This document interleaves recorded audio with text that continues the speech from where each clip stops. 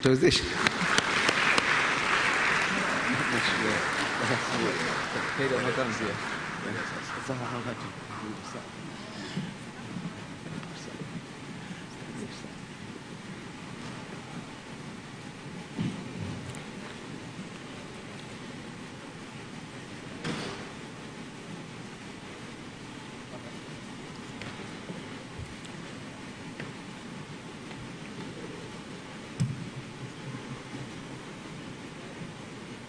Naomba tukae jamani.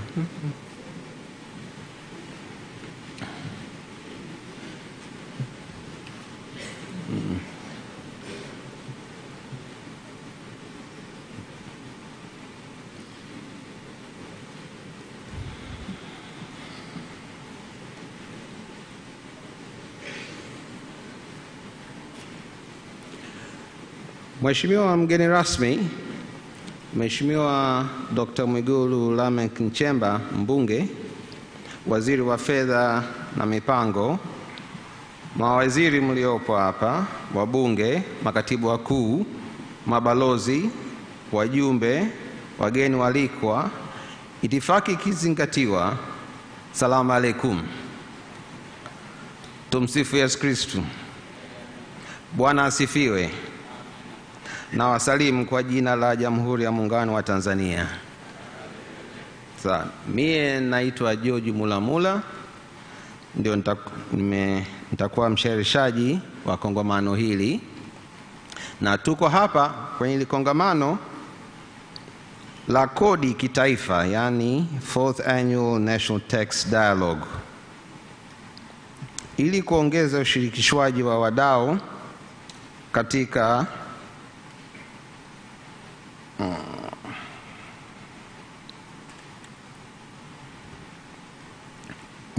muktadha wa masuala ya kodi, na kauli mbiu inasema maboresho ya sera kwa maendeleo ya watu, yani policy reforms for people's development.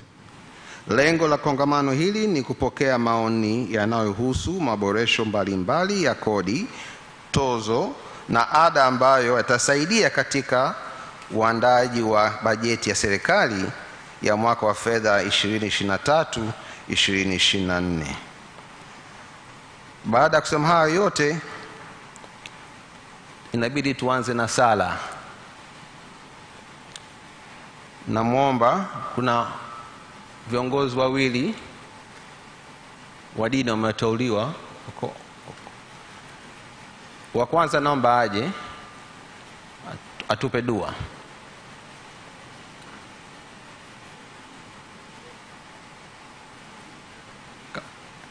Kuna wa Kiislamu na wa Kikristo. Yupo?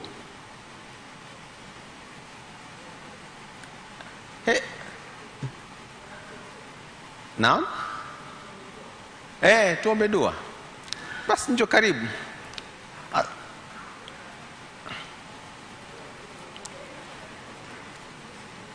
Sababu tunahitaji baraka za mwenyewe, za Mwenyezi Mungu kwa ajili ya hii.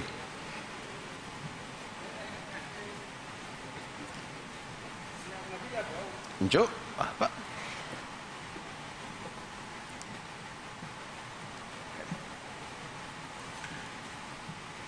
Bismillahirrahmanirrahim.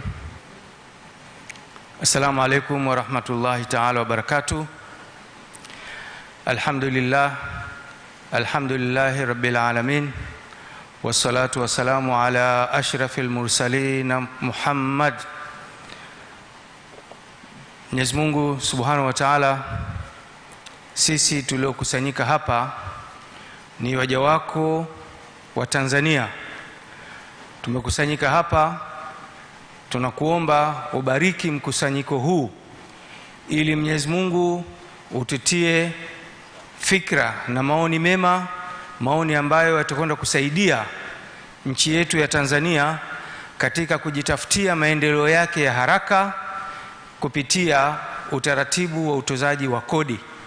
Basi Mwenyezi Mungu, weka mikono yako, weka masikio yako ili mkutano huu ufikie na mafanikio yale ambayo serikali yetu inaongozwa na rais wetu Mama Samia Suluhu Hassan iweze ikafikia malengo yake.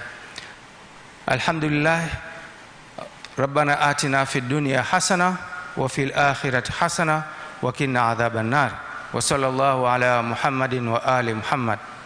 Asanteni sana. Nakushukuru sana. Anafuata wa Kikristo. Karibu sana.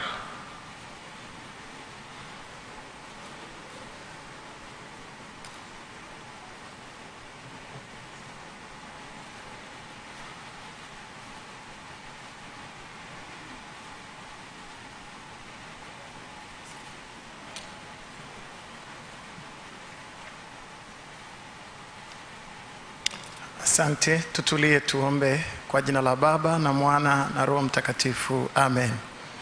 Mungu mtakatifu, asante kwa ajili ya sana majira na wakati huu.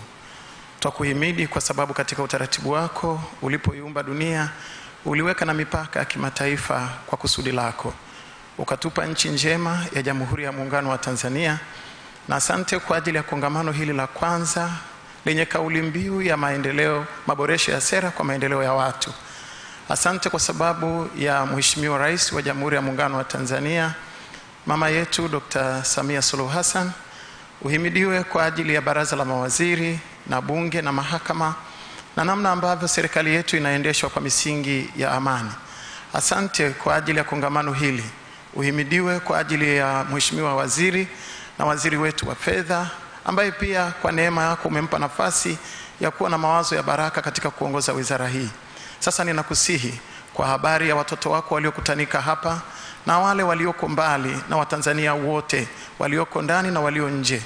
Mungu wa rehema, utujalie hekima na busara na maarifa na ufahamu na utulivu katika kuzungumza mawazo chanya yatakayoleta impact na kuleta uwezo mkubwa katikati ya watu na kuleta maendeleo katikati ya jamii ya Kitanzania. Utubariki sasa na nguvu yako ikae pamoja nasi na uweza wako utufunike.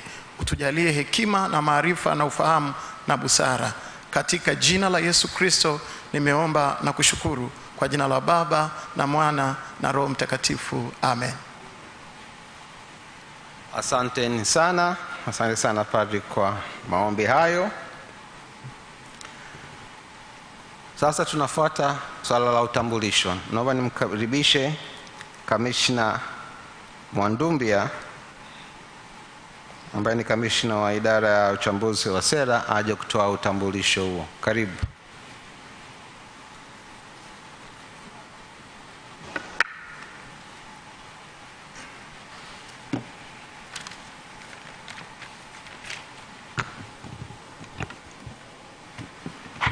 Mheshimiwa Waziri wa Fedha wa Jamhuri ya Muungano wa Tanzania, Dr. Mwigulu Lameck Nchemba, Mheshimiwa Waziri wa Ofisi ya Rais, Waziri wa Nchi Ofisi ya Rais, Fedha na Mipango Zanzibar, Dr. Saada Mkuya, naomba nipate nafasi, itifaki ikiwa imezingatiwa, nitoe utambulisho wa wale ambao wamekaa nasi siku hapa ya leo katika kuliendea jambo hili. Mheshimiwa mgeni rasmi pamoja na mwenyekiti mwenza, kwanza kabisa naomba utambue uwepo wa waheshimiwa wageni wetu, mabalozi ambao wameungana pamoja na sisi, lakini pamoja na wakuu wa mashirika ya kimataifa ambao wapo pamoja na sisi mahala hapa. Naomba kwa pamoja, kwa umoja wenu, msimame.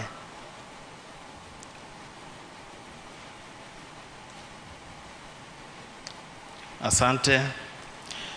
Mheshimiwa Mwenyekiti, katika kundi hili tuna uwakilishi wa balozi mbalimbali ikiwepo ubalozi wa Qatar, lakini pia uwakilishi wa shirika la IMF, lakini pia World Bank, pamoja na taasisi ya biashara kutoka Jumuiya ya Ulaya, lakini pia pamoja na wengine. Karibuni sana pamoja nasi. Mheshimiwa Mwenyekiti, naomba niwatambulishe waheshimiwa wabunge ambao wanatoka kwenye kamati ya budget. Hii ni kamati ambayo tunafanya nao kazi kila siku katika jukumu letu la kuhakikisha kwamba sheria zinakwenda vizuri. Naomba kwa pamoja makamu mwenyekiti pamoja na wajumbe wako msimame.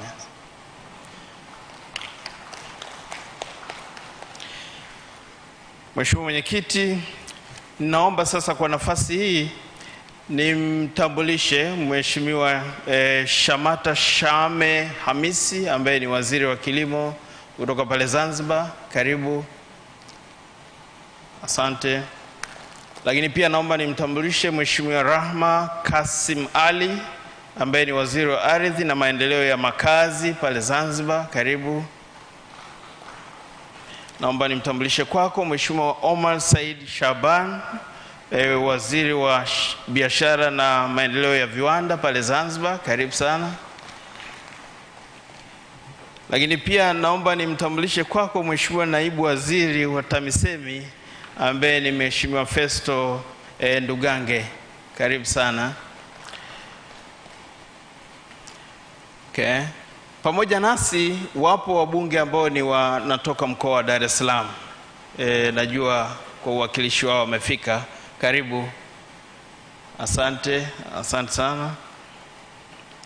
Lakini pia tunao makatibu wakuu, manaibu makatibu wakuu na makatibu tawala. Naomba kwa umoja wao msimame. Asante sana. Lakini pia tuna viongozi mbalimbali wa serikali ambao wako hapa pamoja na sisi. Kwa pamoja naomba msimame. Asante.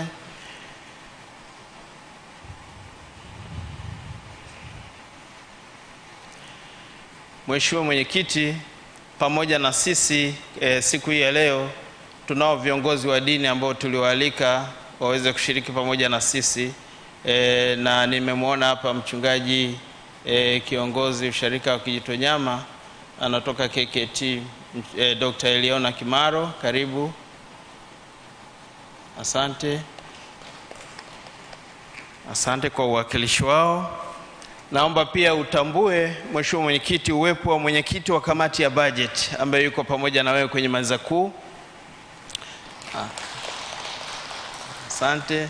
Lakini pia naomba utambue Mheshimiwa Mwenyekiti uwepo wa naibu katibu mkuu Wizara ya Fedha na Mipango ndugu Lawrence Mafuru ambaye siku hii ya leo anamwakilisha katibu mkuu katika hadhara hii.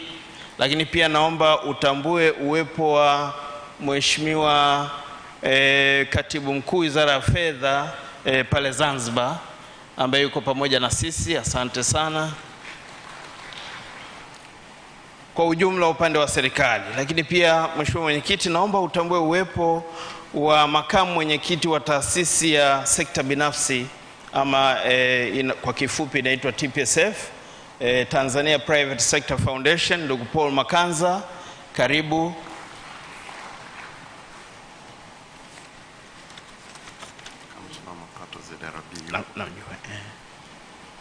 Pamoja na sisi naomba utambue uwepo wa kamishna wa mapato wa ZRB ndugu Yusuf Mwenda. Karibu. Lakini sambamba na huyo akimwakilisha kamishna mkuu wa mamlaka ya mapato Tanzania ndugu Emmanuel Hezron. Karibu, simame uweze kusalimia. Asante. Mheshimiwa Mwenyekiti, katika hadhara hii wapo pia nakumbuka wapo pia wadau wa sekta binafsi ambao wamekuja kwa makundi lakini pia mmoja mmoja, na tutaona hapa kwa nafasi ya kipekee niweze kuwatambulisha kwa makundi yao. Ninaona yupo mwenyekiti wa taasisi ya madini. Karibu. Okay. Lakini pia mwenyekiti wa taasisi inayoongoza wahasibu nchini Tanzania. Karibu. Asante.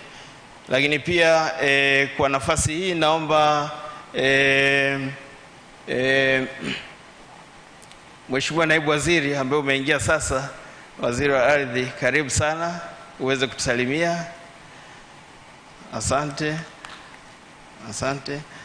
Pamoja nao, Mheshimiwa Mwenyekiti, wapo pia ambao tuliwaalika kipekee kabisa kutusaidia katika kuchagiza mijadala siku hii ya leo.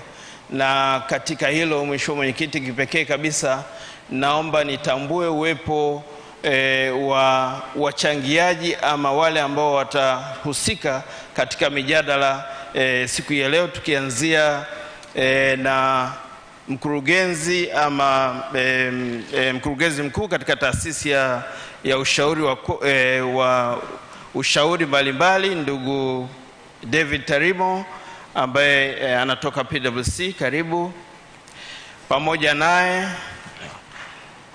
Pamoja naye yupo ndugu Festo Bartholomeo ambaye anatoka taasisi ya Deloitte, ambaye naye pia atahusika katika michango siku ya leo. Lakini pia yupo Donald Nsanyiwa ambaye anatoka taasisi ya ushauri ya EY ama Ernst & Young. Pamoja nao pia, Mheshimiwa Mwenyekiti, naomba utambue uwepo wa mkurugenzi mkuu wa taasisi ama kampuni ya uzalishaji wa bia Tanzania, TBL, anaitwa ndugu Jose Daniel Moran. Asante. Lakini pia naomba utambue uwepo wa ndugu Salim Aziz, anatoka kampuni tanzu ya Baresa. Asante. Lakini pia naomba utambue uwepo wa ndugu Johnson Minja ambaye huyu ni anaiwakilisha taasisi ya Jumuiya ya Wafanyabiashara Tanzania, naye pia atahusika kwenye mijadala siku ya leo. Mheshimiwa Mwenyekiti, naomba pia utambue uwepo wa mkurugenzi mkuu wa kampuni ya Vodacom, ndugu Philip Besmel. Asante. Lakini pia naomba utambue uwepo wa ndugu Sostenes Kewe, huyu ni mkurugenzi wa zamani wa taasisi ya FSDT ambaye pia atahusika katika mjadala siku ya leo. Mheshimiwa Mwenyekiti, kwa heshima na taadhima, sasa nimtambulishe kwako Waziri wa Mifugo, Mheshimiwa Ndaki. Karibu sana. Lakini pia kipekee kabisa nimtambulishe mwenyeji wetu ambaye katika mkutano wetu huu siku ya leo ndio ametuhost, mkuu wa mkoa wa Dar es Salaam, Mheshimiwa Amos Gabriel Makala. Mheshimiwa Mwenyekiti, kwa heshima na taadhima, kushoto kwako, na hii ni nafasi tu ya kipekee ya heshima ambayo naomba nichukue, ni Mheshimiwa Dr. Saada Mkuya. Wewe unapenda kumuita bosi wako, ambaye ni waziri wa nchi ofisi ya Rais, fedha na mipango Zanzibar. Na Mheshimiwa mgeni rasmi, asante sana kwa utambulisho hii.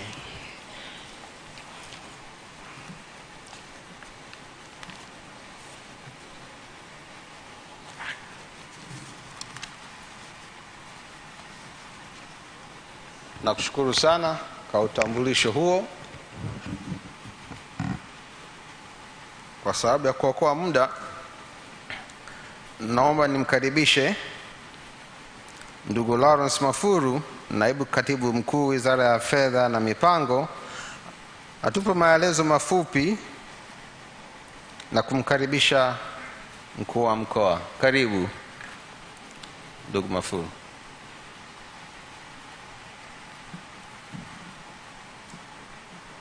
Habari za asubuhi mabibi na mabwana. Heri ya mwaka mpya kwa wale ambao hatujakutana mwaka huu toka uanze. Mheshimiwa Waziri wa Fedha Dr. Mwigulu Lameck Nchemba, Mheshimiwa Waziri wa Nchi Ofisi ya Rais Fedha Zanzibar Dr. Saada Mkuya, Mheshimiwa Mkuu wa Mkoa wa Dar es Salaam, Mheshimiwa Mwenyekiti wa Kamati ya Budget PST Zanzibar, ndugu Makanza, mwenyekiti TPSF, na wasalimu wote kwa jina la Jamhuri ya Muungano wa Tanzania. Ukiwa hapa kwenye podium unaweza ukasahau hata vile ulivyoandaa kuvipanga. Mwandumbia alikuwa na kazi kubwa ya kutambulisha watu, kwa hiyo excitement hapa inaweza ikakusahaulisha wengine. Nafikiri ninayo taarifa kwamba kamati ya kudumu ya bunge ya viwanda, biashara na mazingira pia ipo ndani hapa. Pengine ingekuwa vyema wajumbe wake pia wakasimama ili tuweze kuwatambua. Naam, tunashukuru kwa uwakilishi. Ni muhimu kwamba kamati hii ipo hapa kwa sababu tunachokizungumza hapa asubuhi ya leo ni dialogue ya kodi, lakini kodi ni matokeo ya shughuli za kiuchumi. Na kwa hivyo tulidhani ni muhimu kamati hiyo pia iweze kuwakilishwa hapa. Ndugu mgeni rasmi, waziri wa fedha na mipango, na waalikwa wote, ninayo nafasi hapa ya kuzungumza machache kuhusu shughuli hii. Awali ya yote ningependa kuwashukuru wale wote ambao mmetenga muda wenu asubuhi ya leo ili kuweza kufika hapa kwa ajili ya kushiriki katika kongamano hili. Kwa nini kongamano hili? Kwa nini sasa? Kwa muda mrefu sasa tumekuwa tukipanga mipango yetu kila mwaka tunapoanza mchakato wa budget. Kama sote tunavyofahamu, bajeti ni mpango wa mapato na matumizi ili serikali iweze kuendesha shughuli zake na kutekeleza mipango ya maendeleo. Inahitaji kuwa na mapato ambayo yanatokana na kodi na mapato yasiyokuwa kodi, lakini yote hayo yanatokana na shughuli za kiuchumi ambazo zinaendeshwa nchini. Wizara ya Fedha imekasimiwa jukumu la kusimamia uchumi wa nchi, na katika kukasimiwa jukumu hilo yako malengo ambayo tumekabidhiwa kuyasimamia. Mojawapo au miongoni mwa malengo hayo ni kuhakikisha ukuaji wa uchumi, economic growth. Ndio jukumu la kwanza ambalo Wizara ya Fedha imekabidhiwa kulisimamia. Lakini jukumu la pili ni kusimamia ustahimilivu wa deni la taifa. Jukumu lingine ni kuhakikisha kuna ustahimilivu katika mfumuko wa bei. Jukumu lingine ni kuhakikisha kwamba shughuli za kiuchumi zinaleta ajira, sera zetu zinaleta au zinavutia uwekezaji kutoka nje, na kwa ujumla wake kusimamia mapato na matumizi ya serikali. Lakini sote tunakubaliana na hatubishani tena kwamba yote hayo sasa yanawezekana kwa kushirikisha sekta binafsi. Tunakubaliana kwamba sekta binafsi ndiyo engine ya kuleta yote hayo. Sekta binafsi ndiyo mwajiri mkubwa katika nchi yetu. Sekta binafsi ndiyo mzalishaji mkubwa, na kwa vyovyote vile sekta binafsi ndiyo mchangiaji mkuu wa mapato ya serikali. Imekuwa ni kawaida serikali tunapanga mipango yetu, tunajaribu hapa na pale kushirikisha wadau na hasa wadau wa sekta binafsi katika michakato hii, lakini tunadhani haitoshi. Na ndio sababu mwaka huu tumeamua kwamba pamoja na jitihada zingine ambazo tumekuwa tukizifanya kila wakati kushirikisha wadau katika mchakato huu wa kuanza kutengeneza sera za kodi za mwaka unaofuata wa fedha, pengine tupanue wigo na kuwa na siku maalum ambayo siku hiyo ni kama hii ya leo, ni mara ya kwanza tunafanya, tuweze kupata fursa ya kusikia kutoka kwa wadau. Kwa hivyo hii haitokuwa sisi kuzungumza hapa, mazungumzo yetu yatakuwa mafupi sana. Tutaka kutumia muda huu kwa kiasi kikubwa kuruhusu na kusikiliza mawazo, ushauri, changamoto kutoka kwa wadau wetu wa sekta binafsi ambao sote tunakubaliana kwamba kwa sasa ndio haswa engine ya ukuaji wa uchumi wetu. Kama nilivyosema mwanzo, tunaweza kupanga maoteo ya kodi, lakini kama uchumi wetu haukui, kama sera zetu haziboreshi mazingira ya biashara na mazingira ya ufanyaji wa shughuli za kiuchumi, hatutaweza kuona ukuaji wa mapato hayo. Ndiyo sababu asubuhi ya leo na kwa siku hii ya leo tutatumia masaa tutakayokuwa nayo kuweza kutumia fursa hii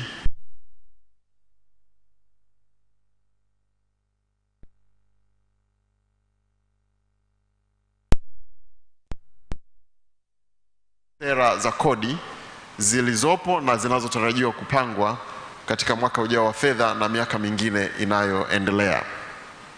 Kwa hivyo hii haitakuwa tukio, badala yake itakuwa ni sehemu ya mchakato, na hata baada ya hapa mawazo haya yatakayopatikana asubuhi ya leo ndio mawazo ambayo yatakuwa inputs kwenye timu yetu ya wataalamu ambayo inaandaa sera za kodi kwa mwaka ujao wa fedha.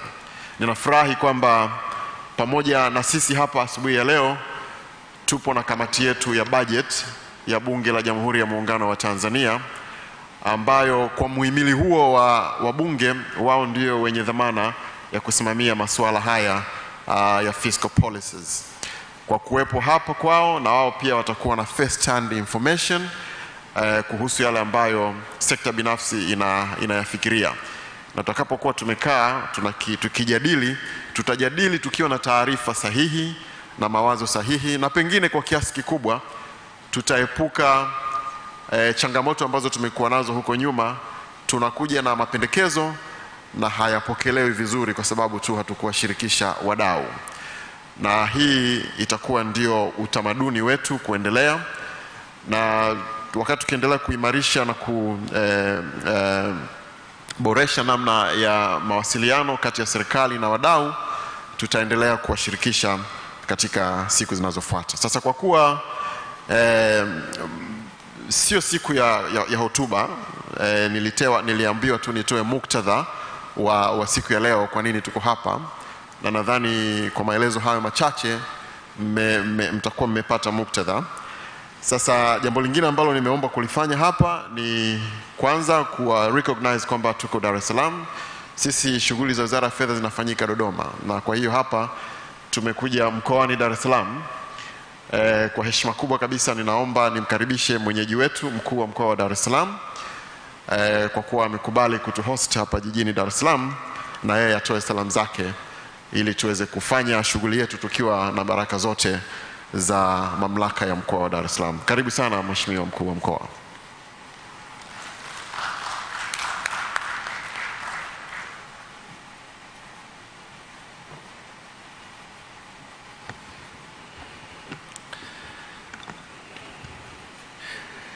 Nikushukuru Naibu Katibu Mkuu, Mheshimiwa mgeni rasmi, Waziri wa Fedha, mawaziri wote mlioko hapa, manaibu waziri, waheshimiwa wabunge wote wa Dar es Salaam na Bunge la Jamhuri ya Muungano wa Tanzania, na kama wapo wawakilishi na wote ambao mmetambulishwa, itoshe kusema itifaki imezingatiwa.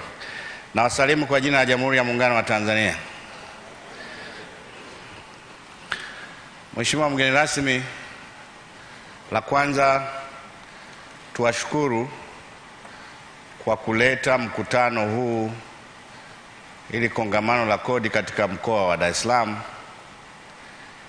Ni kwamba mmeleta katika eneo husika, hamjakosea. Dodoma ni makao makuu, ni kama ilivyo Marekani. Washington ni kule Dodoma, hapa ni New York. Hili ndio jiji la kibiashara.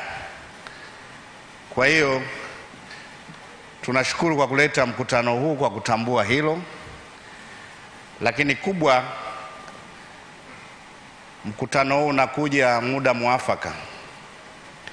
Sisi mkoa wa Dar es Salaam jana tulikuwa na baraza la biashara la mkoa, na baraza hilo limejumuisha taasisi mbalimbali zote zilizotajwa hapa, jumuiya ya wafanyabiashara wote. Tumejadili mambo mengi. Mtendaji mkuu wa baraza yupo pale wa taifa. Mambo yetu tumeyaweka vizuri, yanayohusu kodi, yanayohusu sera. Listi ipo, ni ndefu, siwezi kuyataja hapa. Tuna utaratibu wa kuyawasilisha. Mengine tutampa waziri wa fedha moja kwa moja, mengine ataenda kujadiliwa katika baraza la biashara la taifa, ambao Mheshimiwa Rais ndo mwenyekiti wa kikao hicho. Kubwa ambalo tumeliona jana ni kwamba Dar es Salaam, sio takwimu zangu za TRA, mapato wale tuliwapongeza kwamba wamevunja rekodi ya kukusanya kwa mwezi Disemba trilioni 2.7. Katika hizo 70% yanatokana na walipa kodi wa mkoa wa Dar es Salaam. Pigeni makofi mengi. Kwa hiyo unaweza kuona. Kwa hiyo kikao cha jana tumewashukuru wafanyabiashara, na ahadi yetu serikali itaendelea kuweka mazingira mazuri ya wao kufanya biashara. Kwa hiyo sisi tutawasilisha kwenu ili muweze kuyafanyia kazi. Na naamini, unajua unaposema viwanda viko Pwani, wamiliki wako Dar es Salaam. Ukisema sio kitu gani, wawekezaji sio mkoa gani, wanatoka Dar es Salaam. Kwa hiyo hapa Dar es Salaam kwa kweli, kama yale mapendekezo yatafanywa kazi, basi ni kwamba Dar es Salaam itaendelea kufanya vizuri na Tanzania itaendelea kufanya vizuri. Nawashukuru sana.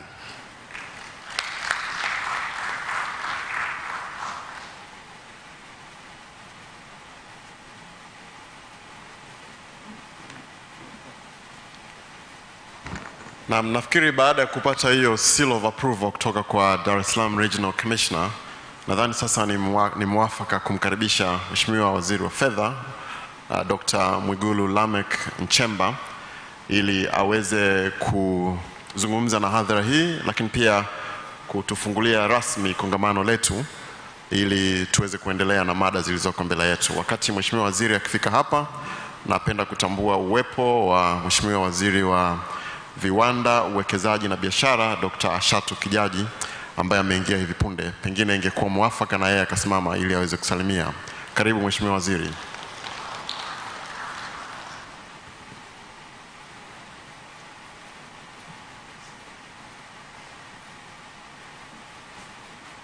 Naomba pia kutambua presence ya Waziri wa Uchumi wa Bluu Zanzibar, tafadhali.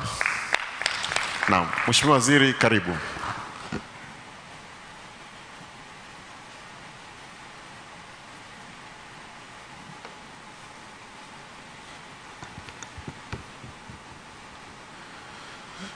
Mheshimiwa mwenyekiti mwenza wa tukio hili la leo, Dr. Saada Mkuya Salum, my boss,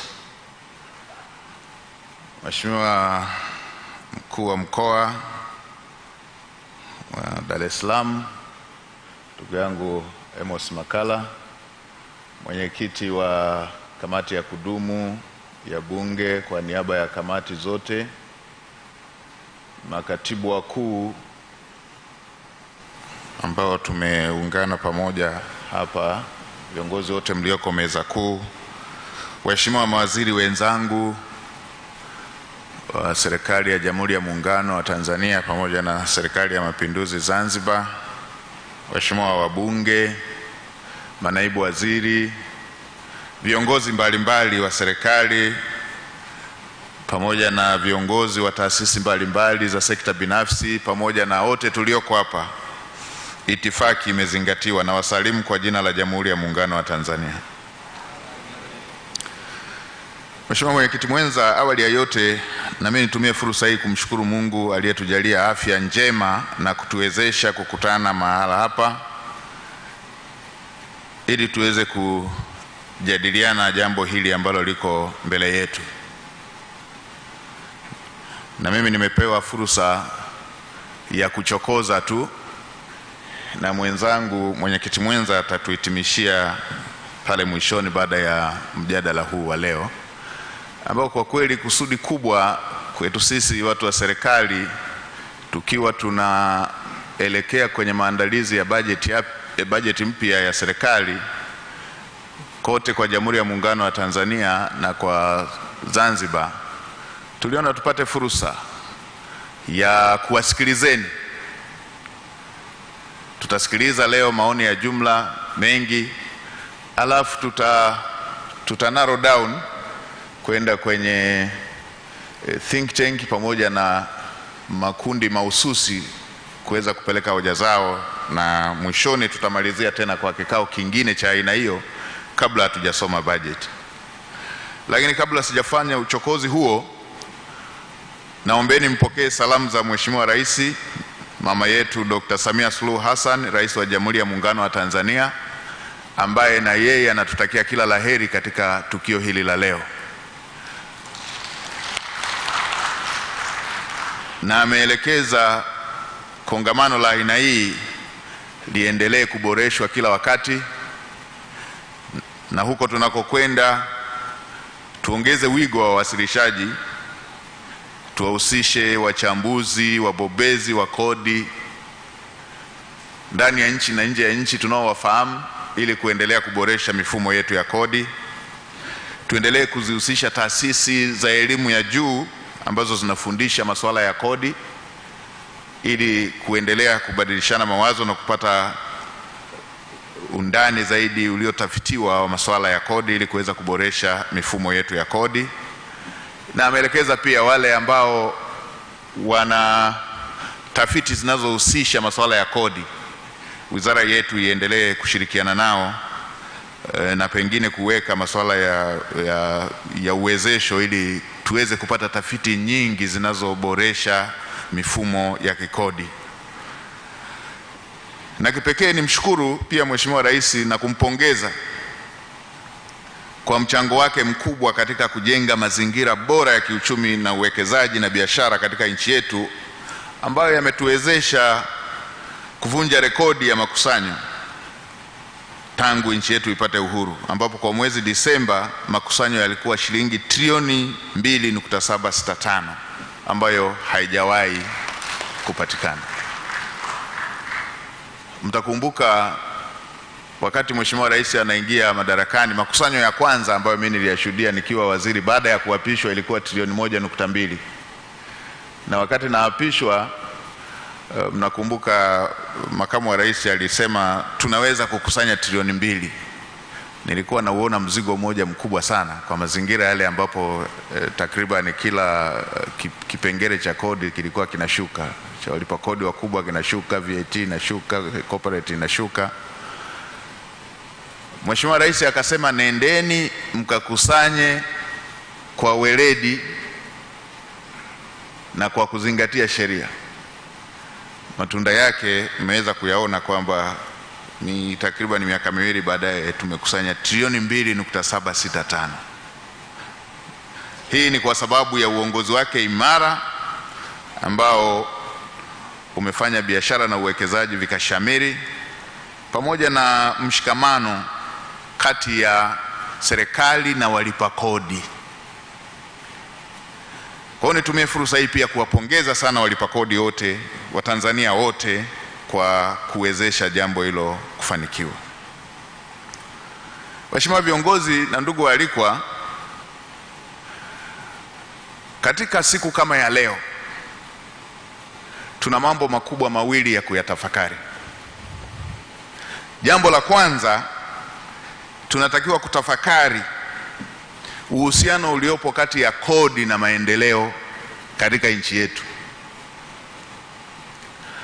Bado kuna kulegalega katika kukubali kwamba kuna uhusiano wa moja kwa moja na ambao hakuna mwingine kati ya kodi na maendeleo ya nchi.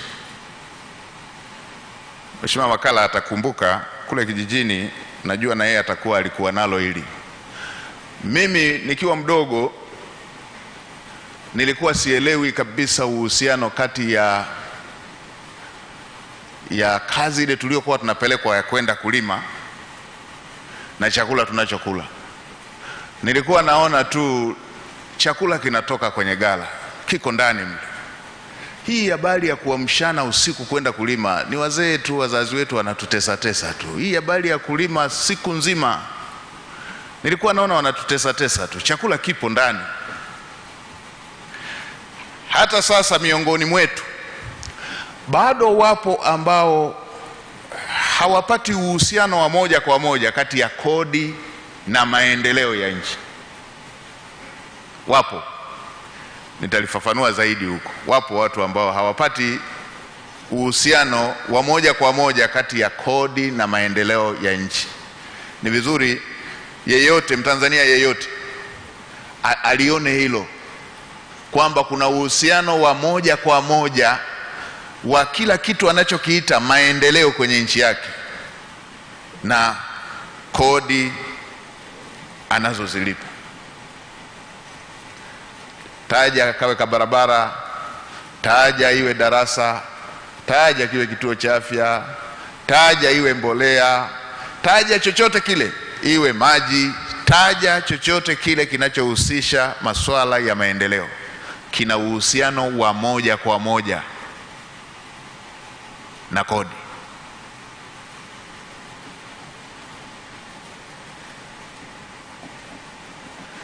Kwa nchi ambazo ziko na hali mbaya, zile ambazo za mwisho kwenye umaskini, ambazo hazina vyanzo vya kodi, ndo unaweza ukazitajia vyanzo vingine kwamba labda wanaweza wakapewa msaada kujenga madarasa. Lakini nchi ambazo zimeshaendelea kama ya kwetu, hata ukikopeshwa, malipo yake yatatokana na wewe kukusanya kodi. Na ili uonekane kwamba unakopesheka, unapimwa kwamba unaweza kukusanya. Kipimo kikubwa cha wewe kukopesheka ni kwamba makusanyo yako unayokusanya yanaweza kurejesha deni. Kwa hiyo tunapotafakari leo hii, ni vyema tukatafakari katika muundo huo, na tumewaita wawekezaji, wafanyabiashara na wananchi, na sisi serikali, kwa sababu ndo parameters zinazohusika. Kwa nini nasema bado kuna wakati tunakuwa na uhusiano, kuhusianisha kidogo kati ya kodi na maendeleo? Ni pale ambapo unaweza ukakuta mfanyabiashara anamuongoza mwananchi, mfanyabiashara anamuongoza mwananchi kwamba ndio unanunua bidhaa hii, nikupe bei isiyo na risiti ya TRA au nikupe ile yenye risiti ya TRA. Mfanyabiashara wa aina hiyo anahisi kodi ile ni ya TRA na anahisi risiti ile ni ya TRA, na kwa sababu kuna utofauti wa bei, kwa lugha nyingine anakuwa amemshawishi mwananchi kutokulipa kodi. Anakuwa amemshawishi, kwa sababu nikienda kununua kitu unaniambia ukilipa bila risiti ya TRA na bei yake ni laki mbili na nusu, ukilipa na risiti bei yake mathalani ni 3.5 na nusu. Mtu yeyote aliyetimamu ukimuelekeza kuchukua kwenye bei iliyo nafuu, ataona umemsaidia achukue ile yenye bei iliyo nafuu, lakini umemuongoza kukwepa kulipa kodi. Na unapomuongoza kukwepa kulipa kodi, umemuongoza kupunguza spidi ya maendeleo kwenye nchi yake, kwa sababu ile kodi ile ndio maendeleo yake. Ile risiti sio ya TRA na wala kodi sio ya TRA, ile kodi ni ya maendeleo yake. Kwa hiyo tunavyotafakari eneo kama hili, tutafasiri katika taswira hiyo kwamba kuna uhusiano wa moja kwa moja, na pakiwa hakuna uhusiano mwingine kati ya kodi na maendeleo yako mwananchi.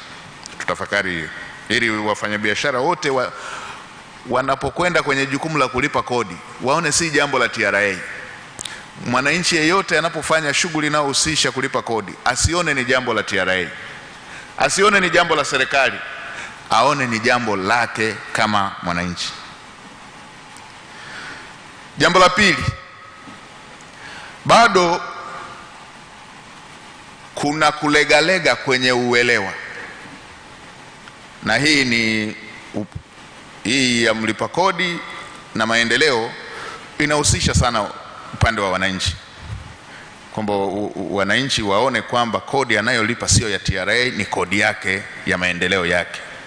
Mwananchi yeyote anapolipa kodi aone kodi anayolipa sio ya serikali, ni ya maendeleo yake. Hicho ni cha kwanza. Tukishafika hapo, kila mtu atalipa kodi iliyo sahihi kama ambavyo Mheshimiwa Rais anavyoelekeza. Atalipa kodi iliyo sahihi, atadai receipt anapofanya manunuzi, na yule anayeuza atatoa receipt anapofanya manunuzi. Hii concept ikieleweka vizuri.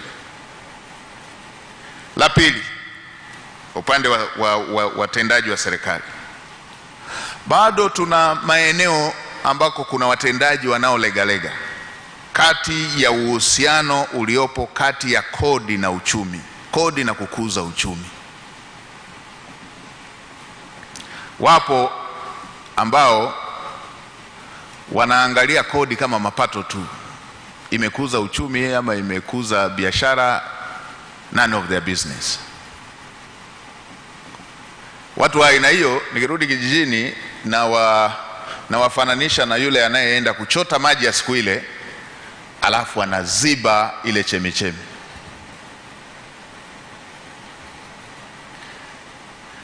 Anachota maji ya siku ile ndio kwa sababu yameyakuta chemichemi ilipokuwa wazi, ila baada ya kumaliza kuchota anakanyaga anaziba ile chemichemi.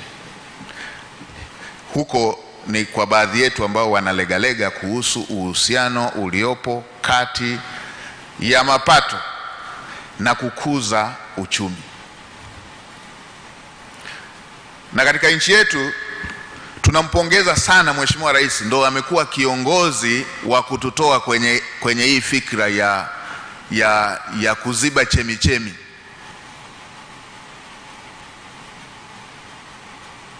Sasa sisi wengine wote tunatakiwa tumuunge mkono, na hii ni kwa watendaji wa serikali pamoja na sisi wenyewe wananchi. Mheshimiwa Rais ameona mbali sana anapotutoa kwenye kuziba chemichemi tunapokusanya mapato. Hili limekuwa kubwa sana kwenye nchi yetu kwa sababu ya historia. Historia tulikotoka, mambo yote yalikuwa yanaweza kufanywa na serikali. Na kwa sababu mambo yote yalikuwa yanaweza kufanywa na serikali, watu walikuwa hawaonioni sana kwamba sekta binafsi ni ya muhimu kwa kiwango gani. Hii ni kwa sababu ilikuwa inatokea wahitimu wakimaliza wote wanaajiriwa na serikali. Wanafunzi wanafundishwa ngazi mbalimbali wakatumikia serikali. Na ndio maana miaka ile ya nyuma walikuwa wanafuatwa wangali vyuoni. Wanafuatwa, wewe tunataka ukafanye kazi huku, wewe unataka ukafanya, wote wanagawanwa wakiwa bado wako vyuoni. Serikali ilikuwa ina uwezo wakati huo wa kufanya kila kitu. Kila kitu. Namba zilikuwa zina balance kabisa. Kama wanafunzi wa vyuo wako 19, ni wachache kuliko wizara zilizopo. Wanaenda tu. Kama wanafunzi wako 50, ni wachache kuliko wilaya zilizopo. Kwa hiyo wakihitimu wanagawanwa tu kwenye wilaya hizo. Wanagawanwa tu.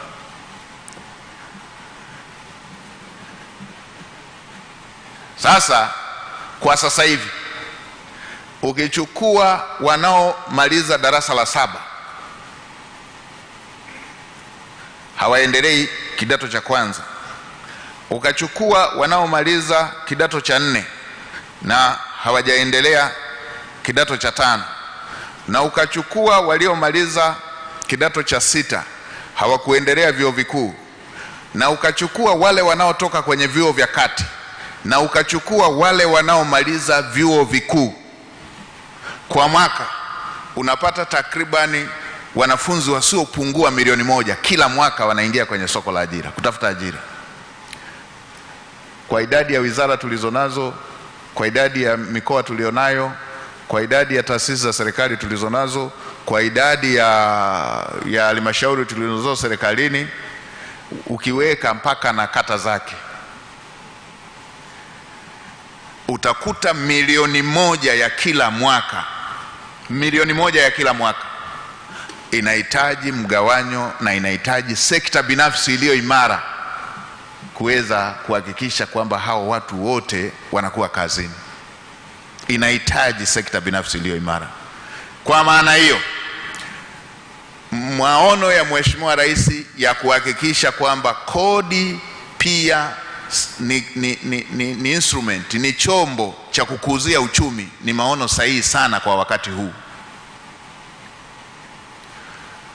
Kwa mtu yeyote anayeanzisha shughuli ya uzalishaji anatakiwa aheshimiwe sana.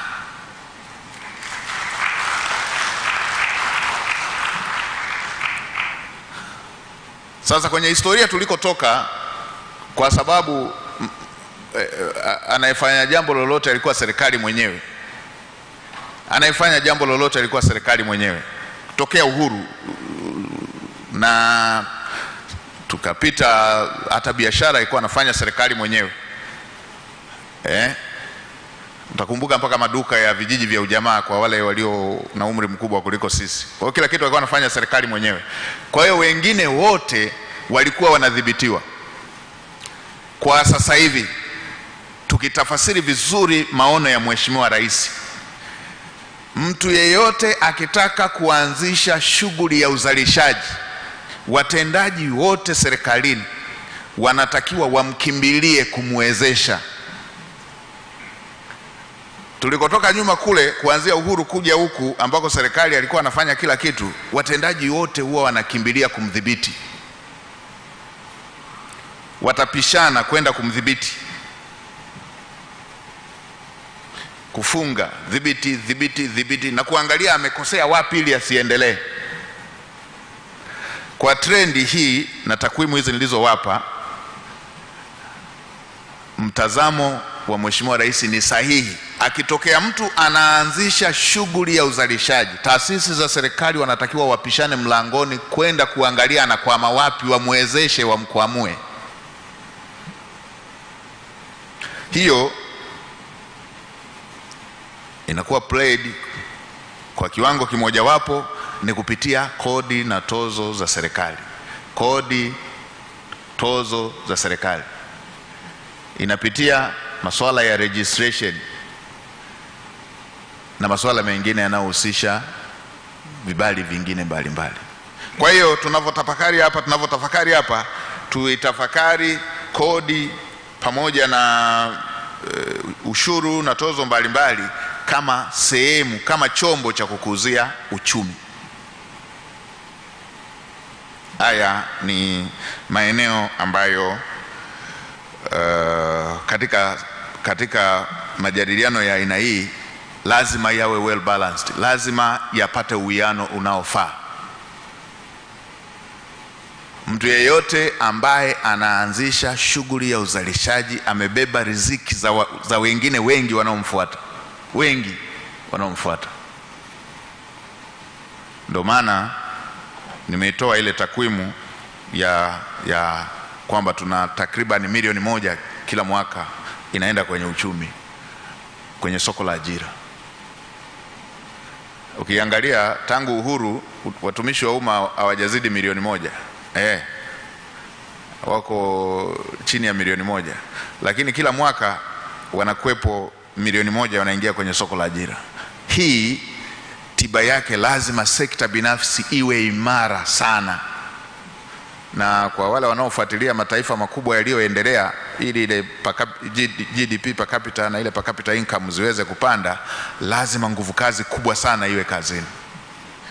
Ndio maana tunasema mtazamo wa Mheshimiwa Rais katika haya mambo mawili ni mtazamo sahihi, na wengine sisi sote tunatakiwa tumuunge mkono. Nimeisemea kwanza ile inayohusisha mwananchi moja anaponunua bidhaa kudai risiti, na nimeitaja hiyo nyingine ya mfanyabiashara anapouza moja kwa moja ione hivyo, na hii ya pili. Ndio maana kwa ajili ya hii milioni 1 ya nguvu kazi inayoingia kwenye soko la ajira, fanyeni tathmini, kila mmoja afanye kautafiti kake, ataiona jinsi equation ilivyobadilika, ataona jinsi uhusiano kazini ulivyobadilika, wa kutafuta kazi ulivyobadilika. Nimesema pale mwanzo kwa wenzetu wenye umri mkubwa kuliko sisi, ilikuwa wangali kazini wanapokea barua tofauti tofauti zinazowaomba wachague wanaenda kufanyia wapi huku na huku. Kwa wakati ule vijana karibu wengi ndo walikuwa wanatunza wazee na ndo walikuwa wanatunza watoto wadogo wale tegemezi. Kwa trend ya sasa, hakuna kijiji kimoja wapo hapa nchini ambacho hakitakuwa na graduate ambaye hajapata ajira. Kila mmoja ajiulize kwenye kijiji alichotoka, atakutana na graduate mmoja hivi, hata wa mwaka jana ama sehemu zingine hata wa muda hivi. Kuwapeleka kazini graduate wote hao, tunahitaji sekta binafsi iliyo imara sana. Ndio maana Mheshimiwa Rais anasisitiza mahusiano ya aina hii tunayoyatengeneza. Watu wote waelewe role ya private sector katika kujenga uchumi na maendeleo ya wananchi. Ndio maana ya dhana hii ya ushirikishwaji, ili kuweza kufanya uwezeshaji kwenye kila wazo la uzalishaji mali linapotokea kwa raia moja moja. Ikiwa anasemea zamani vijana walikuwa wanatunza wazee pamoja na watoto wanao tegemezi, sasa hivi si ajabu kukuta mstaafu ana graduates 3 4 anawatunza. Inatokea mstaafu ndo anatunza graduates. Fanyeni tafiti zenu mtakuta hilo lipo. Tiba yake ni ya kuhakikisha uwekezaji, sekta binafsi, shughuli za uzalishaji zinapanuka kila siku kuweza kuongeza ajira kwa vijana. Kwa hiyo hizi ni hoja mbili ambazo nilisema zina uhusiano wa moja kwa moja katika tafakuri ya leo. Kwa hiyo pamoja na kazi kubwa ambayo imeshafanyika ya kuboresha mazingira, mtaweza kuona kwamba ukienda kwenye takwimu, bado ukichukua uwiano kati ya kodi na pato la taifa bado uko chini, ambao ni takriban 11.7 ukilinganisha na wastani wa 16.5 kwa nchi za jangwa za kusini mwa chini ya jangwa la Sahara. Tuko 11.7 ukilinganisha na 16.5. Hapa pana kazi ya kufanya. Na ukiziangalia takwimu za sensa ya mwaka jana, ambapo tuna takriban ya Watanzania karibu milioni 62, utaweza kuona kwamba walipa kodi ni milioni 3.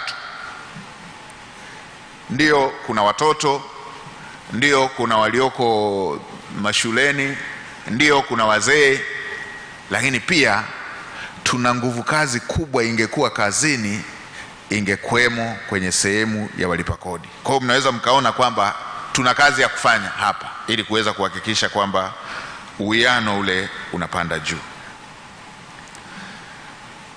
Uwepo wa sekta isiyo rasmi kwa kiwango kikubwa pia na wenyewe unaleta hiyo changamoto ya kiuchumi. Zaidi ya 65% ya biashara hapa nchini zinafanywa kupitia sekta isiyo rasmi. Sasa siku moja nilitembelea pale Kariakoo, nikawasikiliza wafanyabiashara, wakaniambia Mheshimiwa Waziri, moja ya kitu kinachofanya watu watamani kuwa sekta binafsi ni kwamba ukiwa rasmi makadirio yake yale sio realistic. Haya makadirio kuwa sio realistic, kuwa ni realistic, kutokuwa halisia, kwa kiwango kikubwa yanachangiwa na pande hizo zote mbili. Kukiwa na watu wengi sana wanakwepa kulipa kodi, hii inasababisha wale wanaolipa kodi wabebe mzigo mkubwa. Ndivyo ilivyo. Kukiwa na wengi sana wanakwepa, ukiwauliza hivyo watu wanakimbiliaga wakubwa, wakidhani wakubwa ndo wanakwepa sana. Yaani kukwepa ni kwa wote. Wakubwa wanaweza wakakwepa na wadogo wanaweza wakakwepa. Mkubwa anaweza akakwepa kwa njia hizo zinazokwepwa, na mdogo anaweza akakwepa kwa njia hizo zinazokwepwa. Mdogo anakwepaje? Ndo kama hivyo nimesema, anaponunua risiti, anaponunua bidhaa kiutaratibu, anatakiwa adai risiti, apewe risiti. Ile risiti ndo amechangia. Fikiria inapotokea kila watu walionunua katika siku husika, chukulia ni 25 kati ya 100 ndo waliodai risiti, ndo waliopewa risiti. Hivi kila siku ikiwa inakosekana hiyo 75, ni kubwa kwa kiwango gani? Kwa hiyo na lenyewe ni dirisha, linaweza likasababisha wale wanaolipa kiuhalisia kodi wabebe mzigo mkubwa. Kwa ndo maana ya logic ile ya kwanza ambapo nilisema lazima wote tujue kwamba kuna uhusiano kati ya maendeleo na kodi tunazolipa. Na kwa wafanyabiashara wakubwa hivyo. Unapotokea umekwepa, maana yake unasababisha wale waliolipa wabebe mzigo mkubwa. Hili tunahitaji kulirekebisha na linahitaji mawazo ya kizalendo ya kila mmoja ili kuweza kuhakikisha tunaenda kwenye kodi zinazolipika. Tukibeba mzigo huu tukiwa wengi, ni dhahiri tutagawana kidogo kidogo. Tukiubeba tukiwa wengi, ni dhahiri tutagawana kidogo kidogo. Kama ni VAT itatoka kule kwenye 18 iliko, itashuka. Kama wote tunatimiza wajibu wetu, itashuka. Inakuwa juu kwa sababu inasababishwa na wale wanaoacha kubeba mzigo, wanawasababishia wale wanaobeba mzigo wabebe mzigo mkubwa. Kwa hiyo najaribu kuifanya katika lugha iliyo rahisi, kuona namna gani tunaweza tukaelewana katika hili.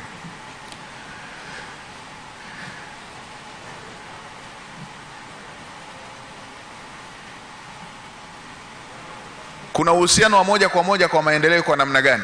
Kwa nini nilikuwa nasema kuna uhusiano wa moja kwa moja kwa maendeleo? Hakuna namna kama makusanyo hayaendelei. Hakuna namna tunaweza tukapata huduma zilizo bora. Hivi population inavyoongezeka, ni lazima makusanyo tuyaongeze kwa uwiano wote ule, lazima tuyaongeze. Tunahitaji kwa ajili ya mambo ya huduma za elimu, afya, ulinzi na usalama, miundombinu, kilimo, pamoja na shughuli zingine hizo. Kwa maana hiyo ili tuweze kutimiza haya, ni lazima kila mtu aone ule ni wajibu wake. Ile concept niliyoisemea mwanzo, ambayo nilikuwa naona kupelekwa kuamshwa saa 10-11, naenda kulima kwanza kwa jembe la ng'ombe, la kukokotwa na ng'ombe, alafu mkirudi saa 4 saa 5 mnashika lile la kupalilia mpaka saa 10 hivi, alafu ile saa 11 kijana inabidi ukalime na kijishamba chako.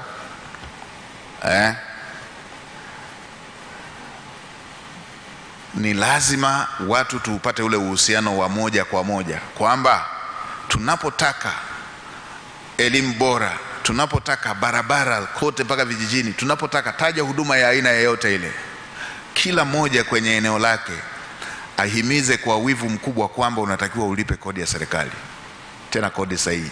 Na wote tukiitikia wito huo, ule mzigo tunaobeba utashuka.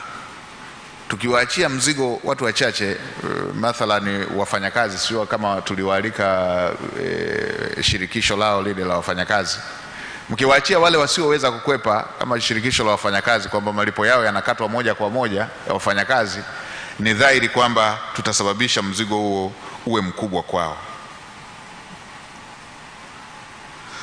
Serikali ya awamu ya 6 inayoongozwa na mama yetu Mheshimiwa Dr. Samia Suluhu Hassan, Rais wa Jamhuri ya Muungano wa Tanzania, imetambua kwa kweli mchango wa sekta binafsi na kukuza uchumi, uwekezaji pamoja na biashara hapa nchini. Nia hiyo njema wote tunatakiwa tuitumie vizuri, na hapo ndipo ambapo tutaweza kupiga hatua. Mmeona nia ilivyo njema ambavyo katika shughuli za uzalishaji, jinsi ambavyo hatua zimechukuliwa katika kuboresha mazingira ya uwekezaji na biashara hapa nchini. Ule mpango wa kuboresha mazingira ya biashara hapa nchini, ile blueprint, imetekelezwa kwa kiwango kikubwa sana, na ninyi mnajua hilo. Baada ya maeneo mbalimbali ya takriban sheria 19 zikiwa zimerekebishwa ili kuweza kuboresha mazingira hayo, tozo mbalimbali zikiwa zimefutwa ili kuweza kutoa unafuu katika utekelezaji wa shughuli za uwekezaji na shughuli za biashara. Yote hayo nia yake ni kukuza uchumi, kuchochea uchumi ili tuweze kutengeneza mazingira ya kukusanya zaidi. Na kwa upande wa Zanzibar, Rais Mwinyi alipoingia tu alitoa maelekezo ambayo VAT ilishuka mpaka 18%, mpaka 15% kutoka 18%. Yote yale yakiwa ni maeneo ya kuchochea uwekezaji, kuvutia uwekezaji, tengeneza mazingira bora ya kufanya biashara na uwekezaji. Na hii imeongeza avenues za uwekezaji pamoja na za biashara, ikiwemo na swala zima la uchumi wa blue. Kwa mnaweza mkaona kwamba sisi wananchi na sisi wasaidizi tulioko serikalini tunawajibika kutafasiri hizo vision, na ndio maana tunatekeleza maelekezo ya kukutana ili kuweza kufanya hizi dialogue, kufanya hii midahalo, tuweze kupata engagement na kupata mawazo mapya ya namna ya kutekeleza hizo dhana za kuweza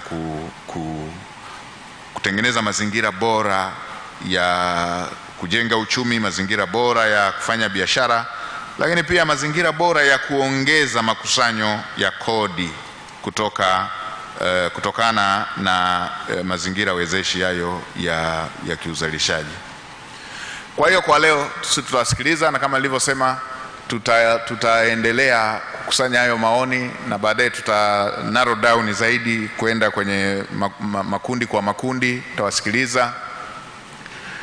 Na tunaenda sambamba na wizara za kisekta. Ndio maana leo mnaona mawaziri wengi na wenyewe wapo, tukifanya kazi nzuri pamoja na wizara zote hizi ambazo zimekuja, ambazo zinaguswa mara nyingi kwenye maeneo haya. Wizara ya viwanda na biashara, nimemwona Daktari Ashatu, na viwanda na biashara pamoja kwa Zanzibar. Tumewaona wa kilimo kwa pande zote, tumewaona wa ardhi kwa pande zote, tumeona mifugo kwa pande zote. Kwa hiyo tuna mengine tutayapata moja kwa moja, kuna mengine yatapitia kwenye hizi wizara za kisekta, lakini mwisho wa siku tutakapokwenda kwenye hiyo think tank, tutakapokuwa tunamalizia, tutayakusanya hayo yote na kuweza kuyafanyia kazi. Mheshimiwa Mwenyekiti mwenza, naamini kwamba utayari wenu katika kutoa maoni kuhusu maboresho ya sera za kikodi na umakini wa serikali katika usimamizi wa kodi ni kigezo tosha kuonesha kuwa pamoja tumeona umuhimu wa sekta binafsi katika kukuza uchumi. Ndio maana tumeona mwitikio huu ambapo watu wamekuja wakiwa tayari kwa ajili ya kushiriki mdahalo huu.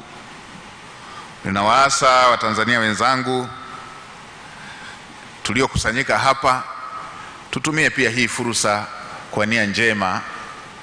Hii ya leo si mahakama. Hii ya leo si mahakama.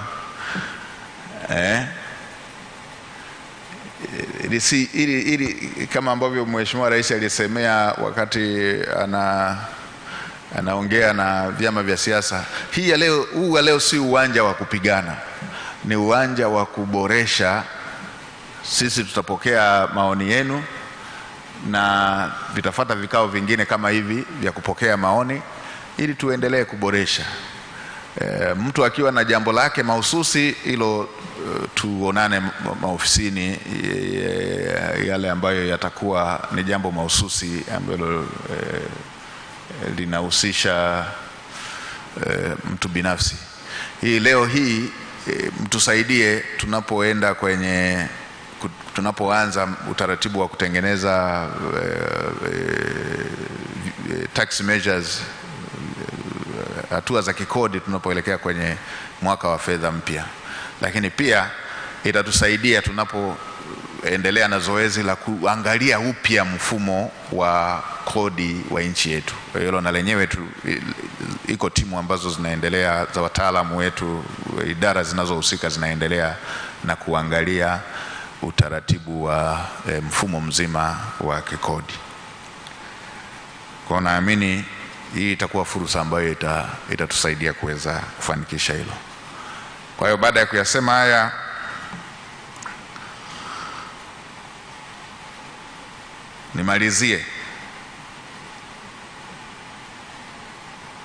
nimalizie kwa kusema kwamba kongamano la aina hili litakuwa endelevu na niwatakie kila laheri.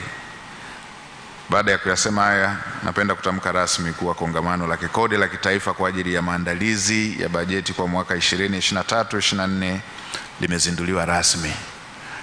Karibuni sana. Na kwa ajili ya muda tutagawana hivi. Mheshimiwa mwenyekiti mwenza yeye atatoa salamu mwishoni na kuwathibitishia kuwa tumepokea hayo ambayo mtakuwa mmeyasema. Na mawaziri wenzangu wote tuliopo pia tutakuwepo hapa kupokea, lakini kama kuna jambo ambalo litajitokeza sana ambalo linahitaji clarification, basi hiyo ndo tunaweza tukasema watu wasiondoke likiwa halijasahihishwa. Basi katika taswira ya aina hiyo, nawashukuruni sana na asanteni sana kwa kusikiliza. Mungu awabariki. Makofi tena jamani kwa Mheshimiwa Waziri.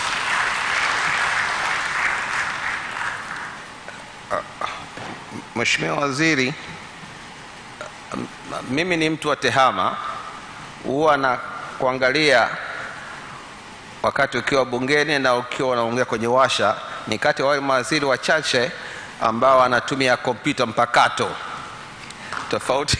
Kwa hiyo ya kwako kubwa kuliko ya kwangu mimi ni ndogo.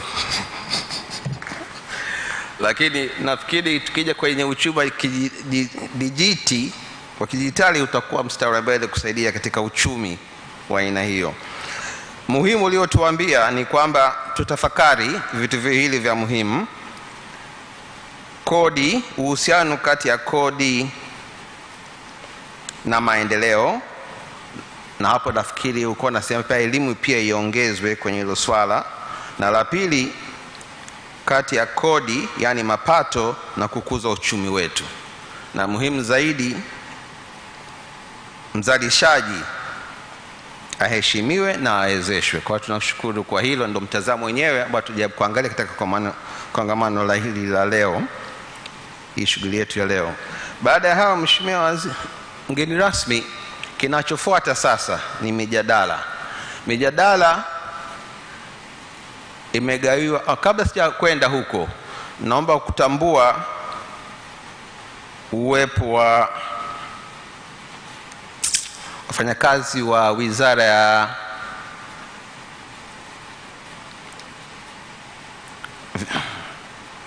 ya Fedha na Mipango, kama wapo wasimame. Nimeambiwa niwatambulishe pia kama wapo, nafikiri mmoja.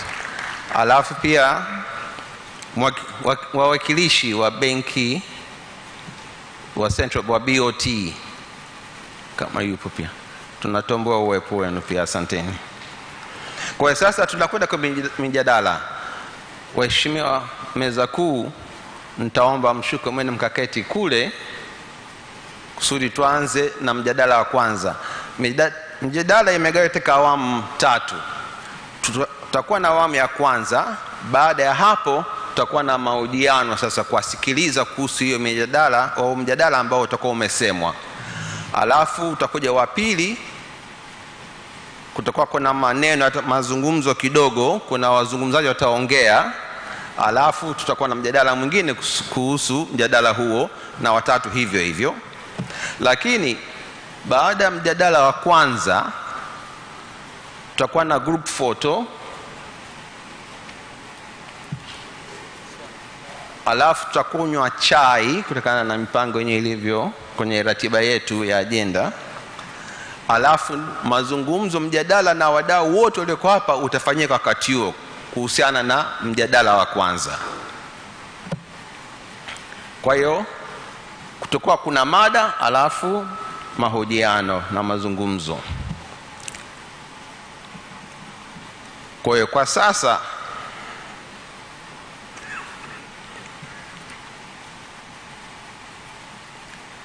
mada ya kwanza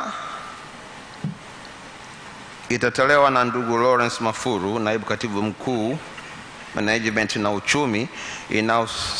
Inahusu hali ya uchumi duniani, fursa na athari zake kwenye sera za uchumi na mapato ya ndani. Baada ya hapo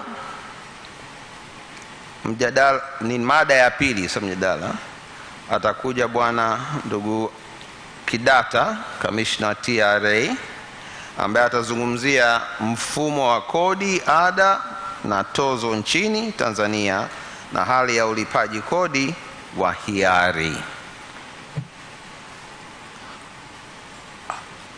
Hao wawili ningeomba waje mbele.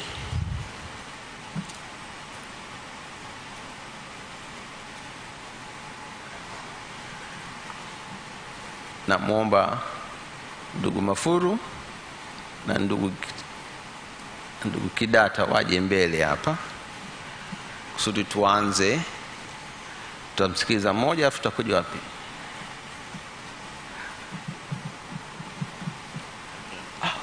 Okay, sawa. Ndugu Kidata au mwakilishi wake ndio. Okay, sawa, karibu.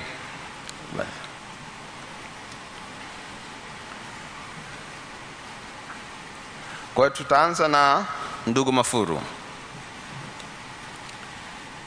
Mada ya kwanza tunaanza nayo.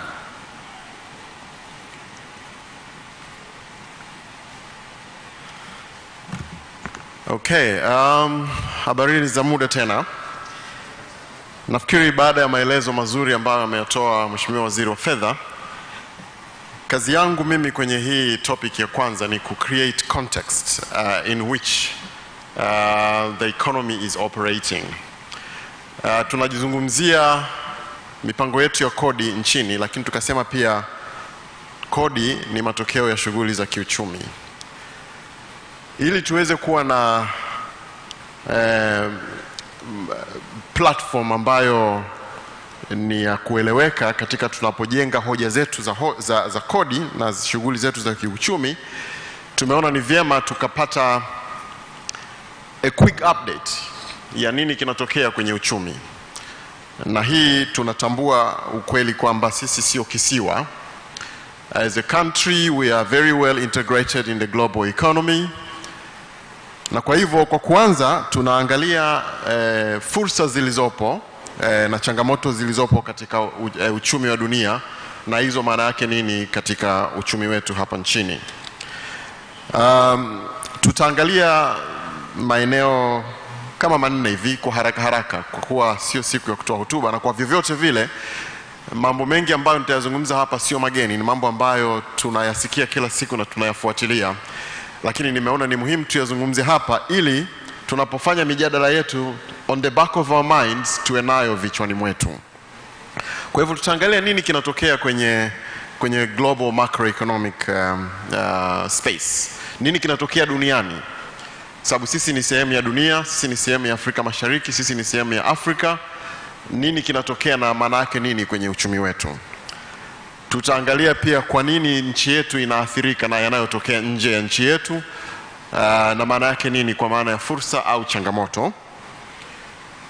Tutaangalia changamoto zipi tunaweza kuzigeuza kuwa opportunities, na ni namna gani sisi kwa pamoja, kwa umoja wetu, kwetu upande wa sera za uchumi, lakini kwenu nyie ambao mko kwenye shughuli haswa za uchumi, mnaweza kuzitumia fursa hizo ili kwa pamoja yale ambayo Mheshimiwa Waziri ameyasema hapa yaweze kufanyika.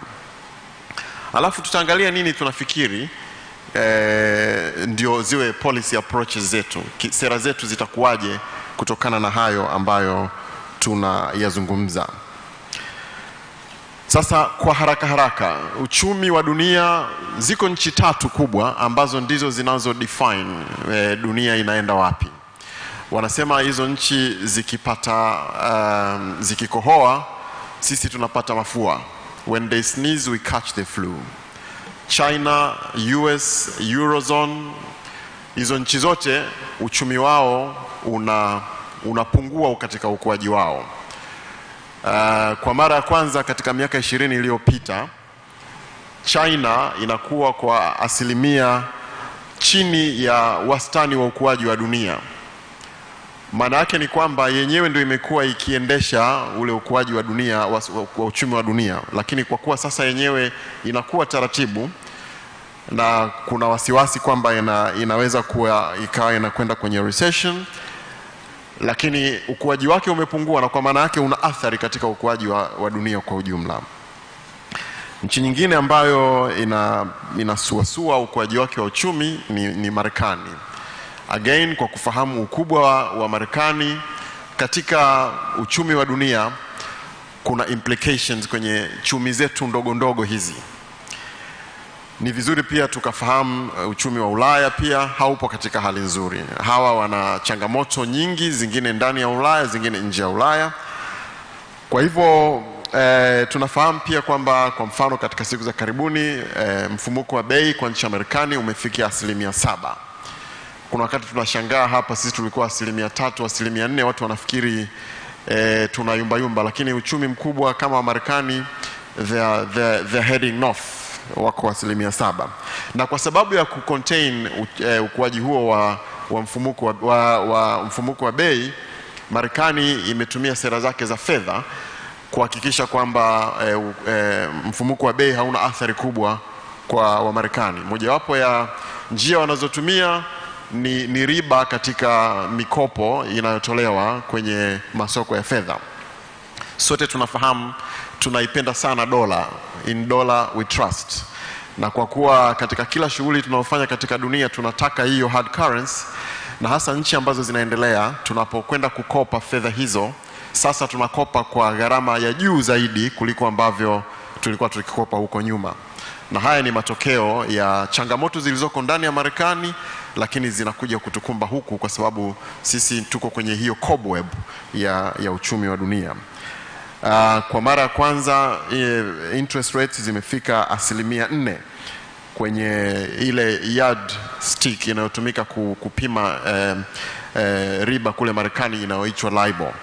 Kwa hivyo LIBOR ya miezi mitatu imefikia 4%. Maana yake ni kwamba kabla hujaanza kufikiriwa kukopeshwa wewe, na Wamarekani wakaweka margin yao, kwa vyovyote vile tutakopa kwa bei ya juu.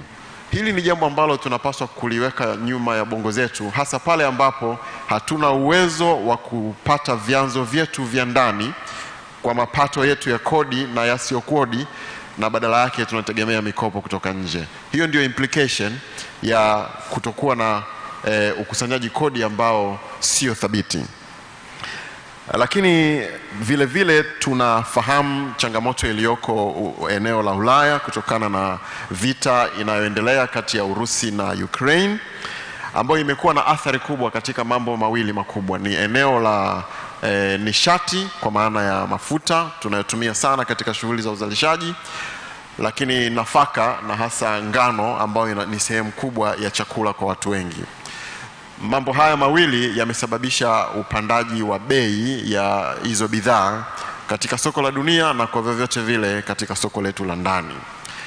Kwa kuwa tunategemea nishati kuzalisha umeme na kufanya shughuli zetu nyingine za uzalishaji, kwa vyovyote vile uchumi wetu utakuwa na athari ambazo sio chanya kutokana na mambo yanayotokea nje ya dunia. Kwa bahati nzuri sana hatutegemei sana kuagiza chakula kutoka nje kwa sasa.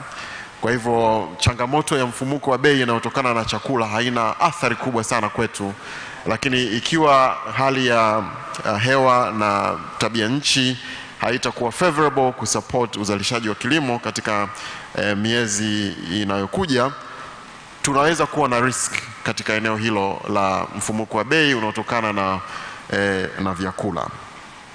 China, the largest economy in the world.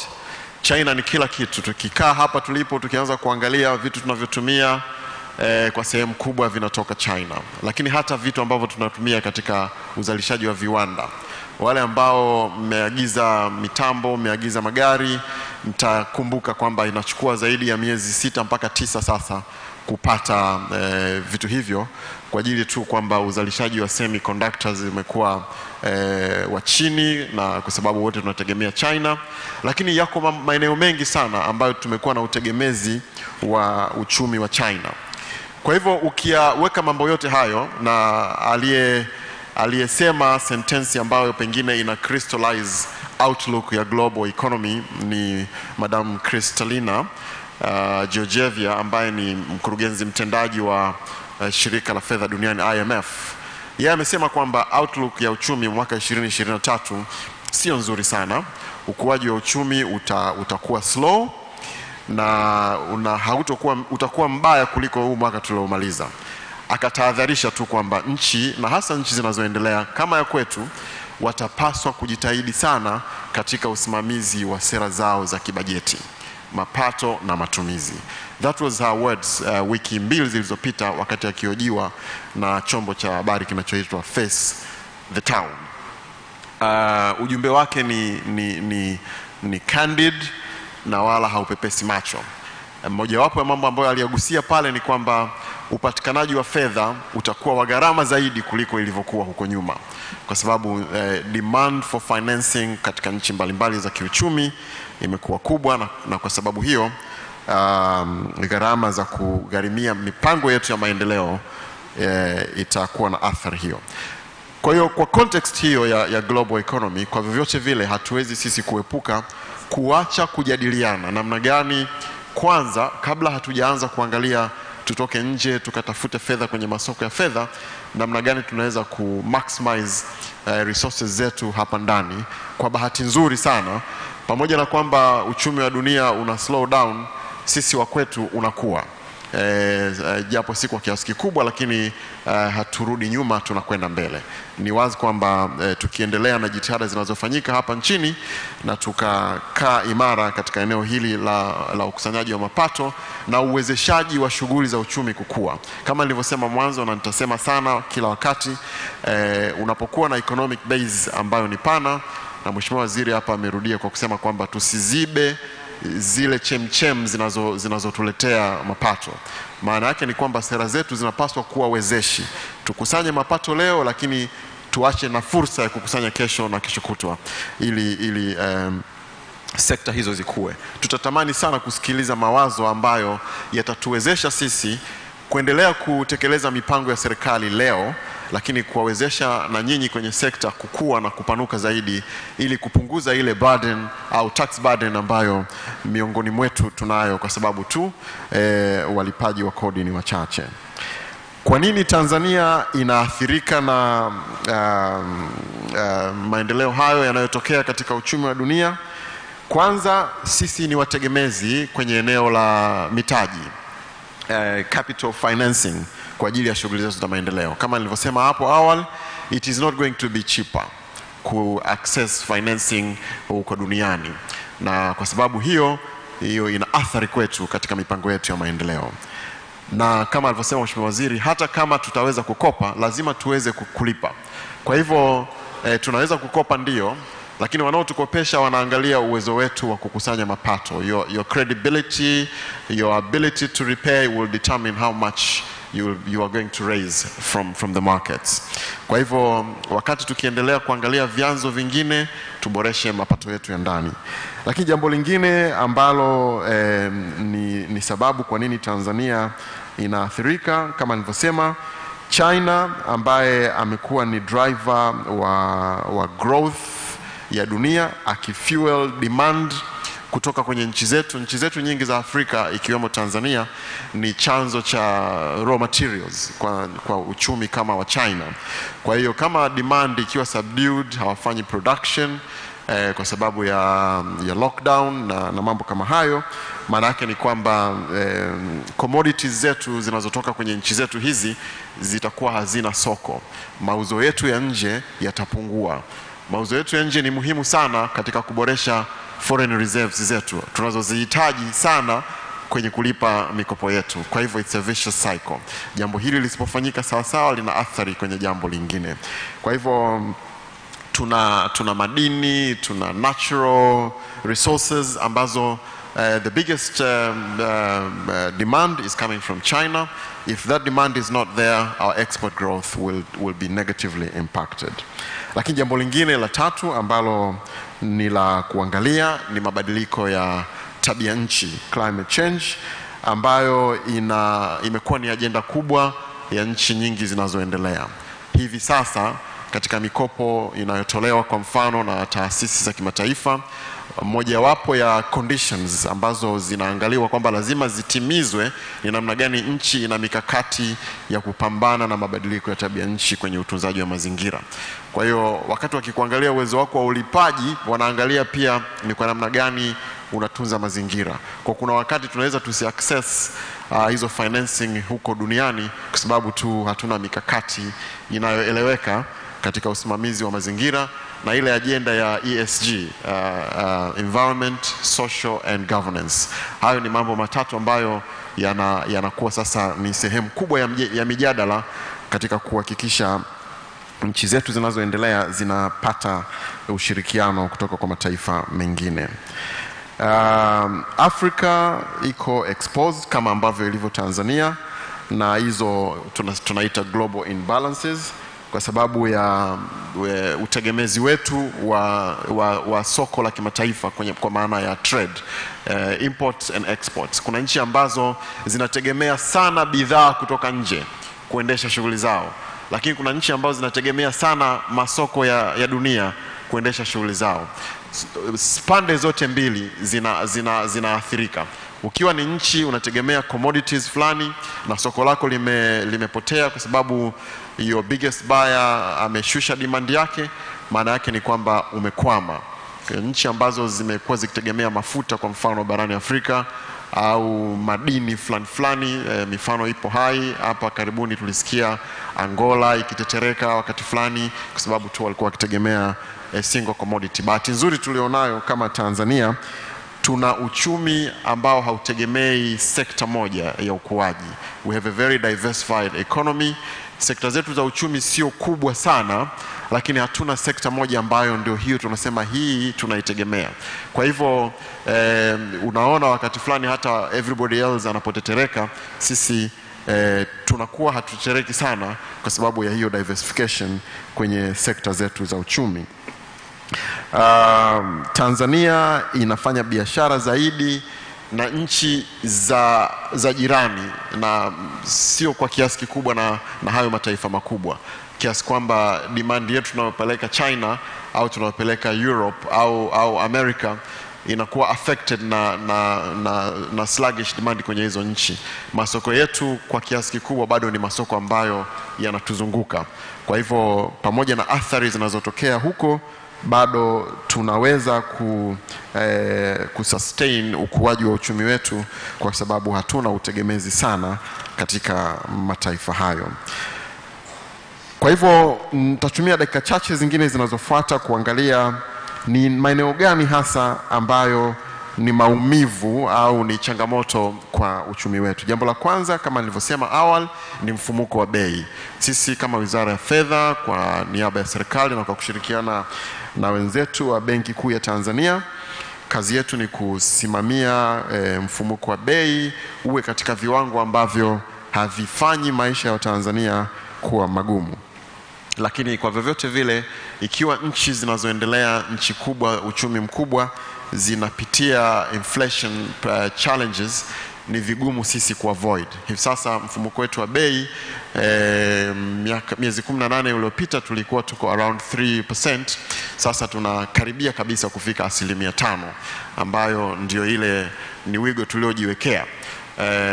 Outlook tunadhani kwamba kwa sababu pressure ya mafuta ambayo ilikuwepo hapo kabla na kwa jitihada zilizofanyika za kutumia ruzuku iliyotolewa na serikali, tumeweza kubakia katika medium term target yetu ya 5%.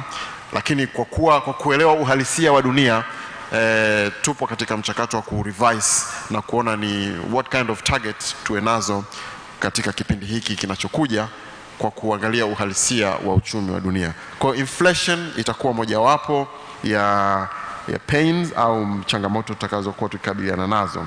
Kwa hivi sasa kwa kushirikiana na Benki Kuu ni lengo letu kuibakiza inflation yetu kuwa within hiyo target ambayo ni single digit, na tunadhani tunaweza kutokana na sera zetu za uchumi. Jambo la pili ni viwango vya kubadilishia fedha, exchange rates. Sisi kama nchi ni net importers, tunanunua zaidi nje kuliko tunavyouza. Ukiwa na situation kama hiyo, uimara wa sarafu yako ya nyumbani unategemea ni kwa kiasi gani unapunguza utegemezi wa bidhaa kutoka nje.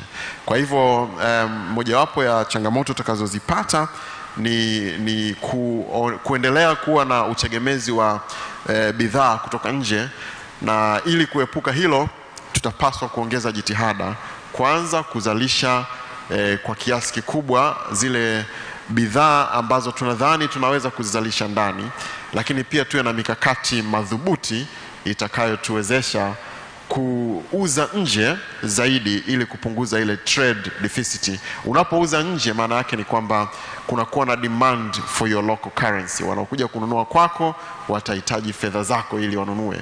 Ikiwa pamba inauzwa Mwanza, inanunuliwa Mwanza, korosho inanunuliwa Mtwara, lazima uwe na shilingi za kumpa mkulima kule Mtwara. Kwa hivyo kutakuwa na demand for local currency which will then counter hiyo pressure tulionayo kwenye foreign exchange. Kwa mambo mawili makubwa yatapaswa kutokea, na this is the right forum.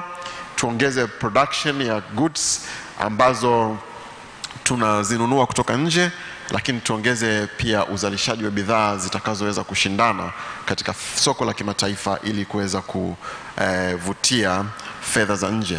Sekta zingine ambazo zinaweza kutusaidia hapo ni sekta za huduma kama vile utalii, usafirishaji na zinazofanana na hizo, ambazo kwa kiasi kikubwa zimekuwa zikichangia sana katika kuleta uthabiti kwenye foreign exchange yetu.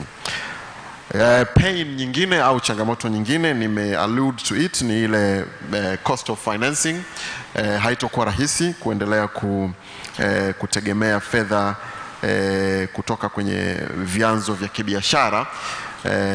Bahati nzuri kwa Tanzania tuna mahusiano mazuri na taasisi za fedha za kimataifa kama IMF, World Bank, AFDB ambazo zimekuwa zikitusaidia kuaccess concessional financing na kupunguza utegemezi wa mikopo ya kibiashara. Lakini pale ambapo tunahitaji kufadhili miradi na hata kwenye sekta binafsi, nafahamu zipo sekta binafsi ambazo zina access foreign financing kutoka nje ya mipaka yetu. Kwa hivyo kwa kuwa gharama za financing zitakuwa kubwa kwao, ina maana bidhaa wanazozalisha pia zitakuwa na bei kubwa ili kuweza kureflect the cost of financing. Kwa hivyo hata wakati tukiangalia kwenye private sector bado it's a concern kwamba cost of financing inayotokana na kuongezeka kwa riba kwenye karibu fedha zote zile kubwa tunazozitumia, whether it is dollar, pound ya Uingereza na hata euro, zote interest rates zimepanda na lengo hasa ni kukabiliana na mfumuko wa bei kwenye hizo nchi zao. Lakini katika kila wingu wanasema kuna silver line. Sasa what are the hot sectors ambazo zinaweza kutusaidia sisi, and what are the silver lines kwetu sisi kama Tanzania? Kwanza tuitumie nature yetu ambayo tumepewa ya kijiografia kwenye eneo letu la maziwa makubwa, na kwa hivyo eneo la transport and logistics linabakia kuwa ni mojawapo ya maeneo ambayo ikiwa nchi yetu na kwa ujumla wetu sisi tulioko hapa ndani tutakuwa na mikakati inayo tekelezeka, basi tutaweza address changamoto zinazotokana na global logistic challenges kwa kutumia nchi yetu kama lango la kuingia katika uchumi wa dunia. Sekta nyingine ambayo bado haija recover sawasawa, lakini ikiwa ita recover sawasawa tutaweza kupata matokeo, na hii ni sekta ya utalii. Kabla ya COVID sekta hii ilikuwa ikichangia $2 bilioni kwa mwaka fedha za kigeni katika uchumi wetu. Katika kipindi hiki cha COVID zimeshuka sana, lakini kufuatia jitihada ambazo tumeziona zikifanyika kutoka kwa raia namba moja kabisa, mkuu wa nchi Mheshimiwa Rais wa Jamhuri ya Muungano wa Tanzania kupitia ile Royal Tour, tumeanza kuona revival. Lakini hiyo revival itategemea sana ni namna gani tunavyoisimamia sekta hiyo ili iweze kupata hiyo advantage inayotokana na uhamasishaji uliofanyika kupitia Royal Tour. Kwa hii ni sekta mojawapo ambayo itatusaidia sisi kucushion changamoto zinazotokana na global imbalances. Tumebarikiwa kuwa na resources kama gas, hivi karibuni nickel, makaa ya mawe, dhahabu. Kipindi chote ambacho kumekuwa na changamoto za COVID, mojawapo ya commodities ambazo zimetusaidia sana katika kuendelea kuwa na reserves ambazo ni imara ni dhahabu, ambayo ilikuwa na bei nzuri katika soko la dunia. Na kilichokuwa kinatokea ni kwamba ongezeko la bei lile kwa namna fulani hivi ilikuwa inatusaidia kupunguza gap ambayo ilitokana na upungufu wa fedha zilizokuwa zinatokana na utalii na sekta zingine za kuleta fedha za kigeni. Ni wazi kwamba tukiongeza jitihada na kuharakisha mipango yetu tulionayo kwenye eneo la gesi, makaa ya mawe na chuma, tutakuwa na nafasi ya kukabiliana na changamoto hizo za global imbalances.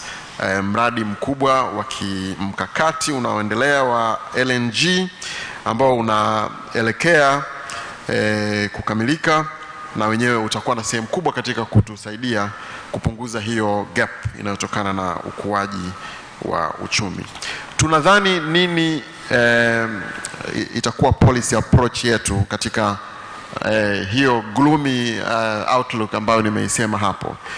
Kwanza, sera zetu za fedha ambazo kwa hakika zimeendelea kuwa madhubuti, na wenzetu wa benki kuu watazungumza leo na kutuonyesha namna ambavyo wamejipanga katika kuhakikisha kwamba tuna sera za fedha ambazo ni sustainable.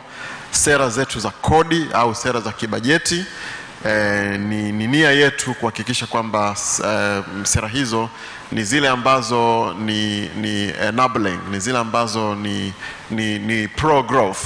Na essence ya kuwa na kikao hiki leo ni kupata inputs kutoka kwenu kwa kile ambacho mnaamini kwamba ndio iwe approach yetu. Tuna hakika kwamba kuna ambayo tutayachukua moja kwa moja na kuyaweka kwenye mikakati yetu, kuna ambayo tutahitaji kuyafanyia utafiti, lakini yote kwa yote tutataka kusikia zaidi policy inputs ambazo mnataka tuzi adopt. Vivyo hivyo upande wa trade and investment, wenyewe pia wenzetu wako busy na policy mbalimbali. Hivi karibuni tumefanya maboresho makubwa kwenye investment policy yetu, na bila shaka ni kupitia ile blueprint ambayo inasimamiwa na Wizara ya Uwekezaji, Viwanda na Biashara. Yako maboresho yanayoendelea ambayo yanazidi kutusaidia kuhakikisha kwamba pamoja na changamoto za growth ambazo zinaikabili dunia, basi sisi tutaendelea kuwa na mafanikio. Kwa hivyo tuta capitalize kuendelea kuhudumia sekta zile ambazo tunadhani zitatuletea ukuaji wa haraka. Tutaangalia upya shughuli zetu za kupromote FDI. Tunahitaji kuwa na uwekezaji mwingi kutoka nje ili kuweza kujibu ile hoja ya kwamba tuweze kuzalisha na kuuza nje. Kwa hivyo tunapokuweza kuvutia mitaji mingi kutoka nje, tutaweza kujibu hoja hiyo. Kwa hivyo mojawapo ya policy approaches zetu itakuwa ni kuangalia upya mikakati yetu ya kuvutia FDI. Tax policies zetu zitakuwa zile ambazo zina support growth, zina support job creation, zina support FDI, zina support foreign exchange earnings. Kwa mawazo yote yale ambayo mtakuwa nayo, ambayo mnadhani kwamba yataweza kutusaidia kuaddress mambo hayo manne, basi yatakaribishwa sana.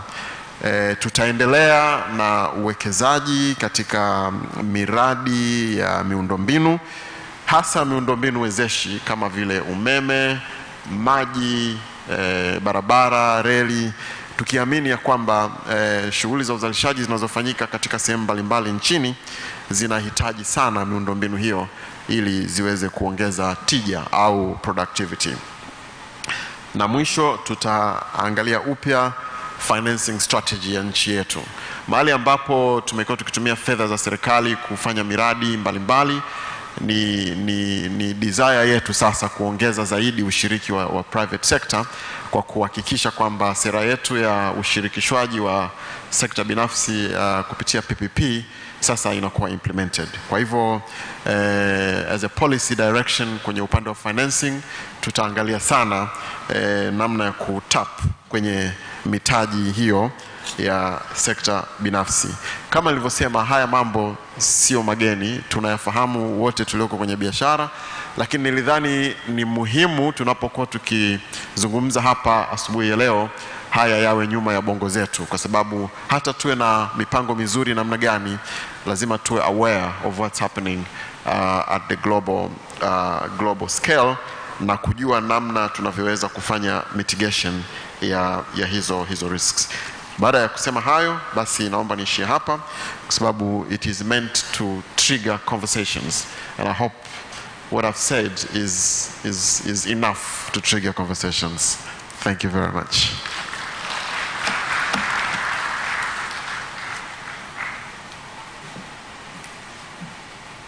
Asante sana ndugu Mafuru. Kabla mada ya pili haijatolewa, naomba tutambue uwepo wa wabunge wa mkoa wa Dar es Salaam. Naomba wasimame.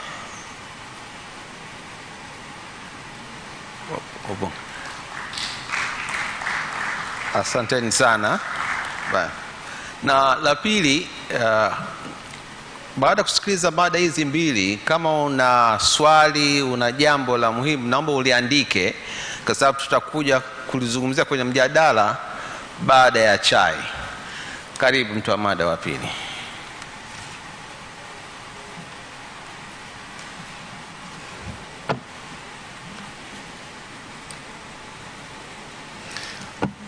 Asante mwenyekiti na wajumbe wote, na wasalimu kwa jina la Jamhuri ya Tanzania. Mimi naitwa Emmanuel Yezoni, naibu mkurugenzi wa tafiti sera mipango kutoka Mamlaka ya Mapato, na mwakilisha kamishna mkuu Bwana Alfayo Kidata. Jukumu lilionao hapa mbele ni kujaribu kushare nanyi mfumo tulionao wa kodi na mapato, ambao najua kama ilivyozungumza muda mrefu sio kwamba ni kitu kigeni, ila tunajaribu kuwekana sawa kwamba katika maeneo ambayo tutahitaji mawazo, ushauri na mapendekezo mazuri kwa ajili ya kuboresha ni mfumo huu ambao nitaendelea kusema. Lakini vile vile nitazungumzia maeneo hali ya ulipaji wa kodi tulionao sasa hivi, fursa na changamoto tulizo nazo. Nafikiri kwa kifupi tu kama tunavyoelewa kwamba Mamlaka ya Mapato ni taasisi ambayo ilikasimiwa na serikali kwa ajili ya kukusanya mapato ya nchi yatokanayo na kodi na yasiyo ya kodi. Katika utendaji huo, TRA kama alivyoeleza vizuri mwenyekiti Mheshimiwa Waziri kwamba ni kweli mara nyingi kumekuwa kuna picha ambao wakati fulani sio sahihi sana kufikiria kwamba kinachofanywa na TRA ni cha TRA au ni kwamba ni mawazo ya TRA. Lakini ukweli ni kwamba kinachofanywa au kutekelezwa na TRA ni utaratibu au sheria zilizopangwa na nchi, ambao TRA ndio mpewa jukumu la kukasimu hayo madaraka na kuimplement kinachotakiwa. Sasa katika ule mfumo wa kodi ambao nimesema nitauzungumzia, nitagusa maeneo yanayohusiana na kodi ya makampuni, kodi ya mapato mtu binafsi, kodi ya mapato kutokana na ajira, kodi ya VAT, ushuru na bidhaa, ushuru wa stempu, zuio, kodi ya majengo, SDL na michezo ya kubahatisha. Hiyo ndio mifumo mikuu ambao tulionao kwenye mfumo wetu wa kodi tulionao sasa hivi. Najua si kitu kigeni sana nikisema kodi ya makampuni kwa watu wengi, kwamba ni kodi ambayo inatozwa kwenye faida. ya asasi kama vile makampuni adhima ya ukomo na makampuni mengine ikiwa pamoja na vilabu, vyama, jumuiya na vikundi vingine vilivyoshirikishi. Makodi yanahusisha faida inayotokana na shughuli za kibiashara, faida inayotokana na uwekezaji, kodi inayotokana na mapato makampuni yenye hasara za muda mrefu miaka 3 mfululizo. Na kiwango ambacho tunataja sasa hivi Tanzania ni 30% kwenye mapato yote makampuni ya wakazi na wasio wakazi, na 25% kwa wale makampuni ambao tumeregister kwenye Dar es Salaam Stock Exchange. Lakini vile vile kodi hii inahusisha kwa makampuni yale ambayo yatapata hasara kwa muda wa miaka 3 mfululizo, ambayo ni 0.5% ya mauzo ya mwaka, isipokuwa kampuni za shughuli za kilimo, afya na elimu. Kuna kodi ya mapato ya mtu binafsi. Kodi hizi kwa sheria za Tanzania zimegawanywa katika makundi mawili. Kuna kodi ambazo wale wafanyabiashara ambao walio chini ya mfumo wa makisio, tunasema presumptive tax, na wale wengine ambao hawana uwezo wa kutunza biashara zao lakini wanatakiwa kutunza hizo kumbukumbu. Tuna viwango tofauti tofauti kwa wale ambao wako chini ya milioni 11 na wale ambao wako chini ya milioni 11 mpaka milioni 100. Kuna viwango tofauti ambao ni 3.5% ya mauzo ghafi, na wale wa chini ni kuanzia shilingi 100,000 mpaka 2,500,000 kutegemeana kiwango cha mtu alichopo. Lakini sheria ya Tanzania inamhitaji kwamba mtu yote aliye na mauzo zaidi ya milioni 11 kwa mwaka anatakiwa kununua na kutumia EFD, ambao ndio msitizo ule umekuwa unakaziwa mara nyingi na mheshimiwa mwenyekiti hapa amejaribu kulisisitiza tena.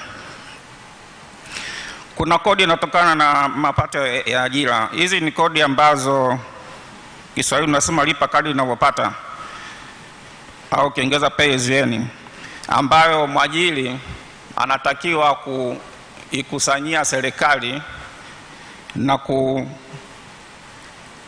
kushikilia kukata kiasi kinachohitajika kutoka kwa mwajiri na kufikisha serikalini kwa niaba ya mhusika mwenyewe. Otherwise ilikuwa natakiwa mhusika, mfanyakazi mwenyewe aweze kusubmit return na kusema kwamba mwaka huu alipata mapato kiasi gani na tuweza kuyafanyia kazi. Sasa kwa sababu ya urahisi tunamtumia mwajiri atusaidie kuwasilisha hilo. Lakini kuna kodi ya ongezeko la thamani. Kodi hii tunachaji kwenye huduma na bidhaa kwa kiwango cha 18%, lakini vivyo tunachaji kwenye huduma zinazouzwa nje, bidhaa na huduma zinazouzwa nje kwa 0%.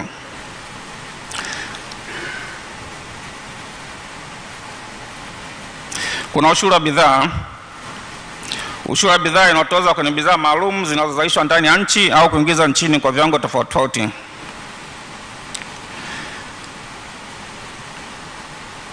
Bidhaa hizi nafikiri tunaweza zifahamu ambazo zimezoeleka zaidi ni kama vile mvinyo, vinywaji vikali, bia, maji ya chupa, juisi ya matunda, DVD, VCD na kama hizo, sigara, tumbaku, bidhaa za petroli na gesi asilia.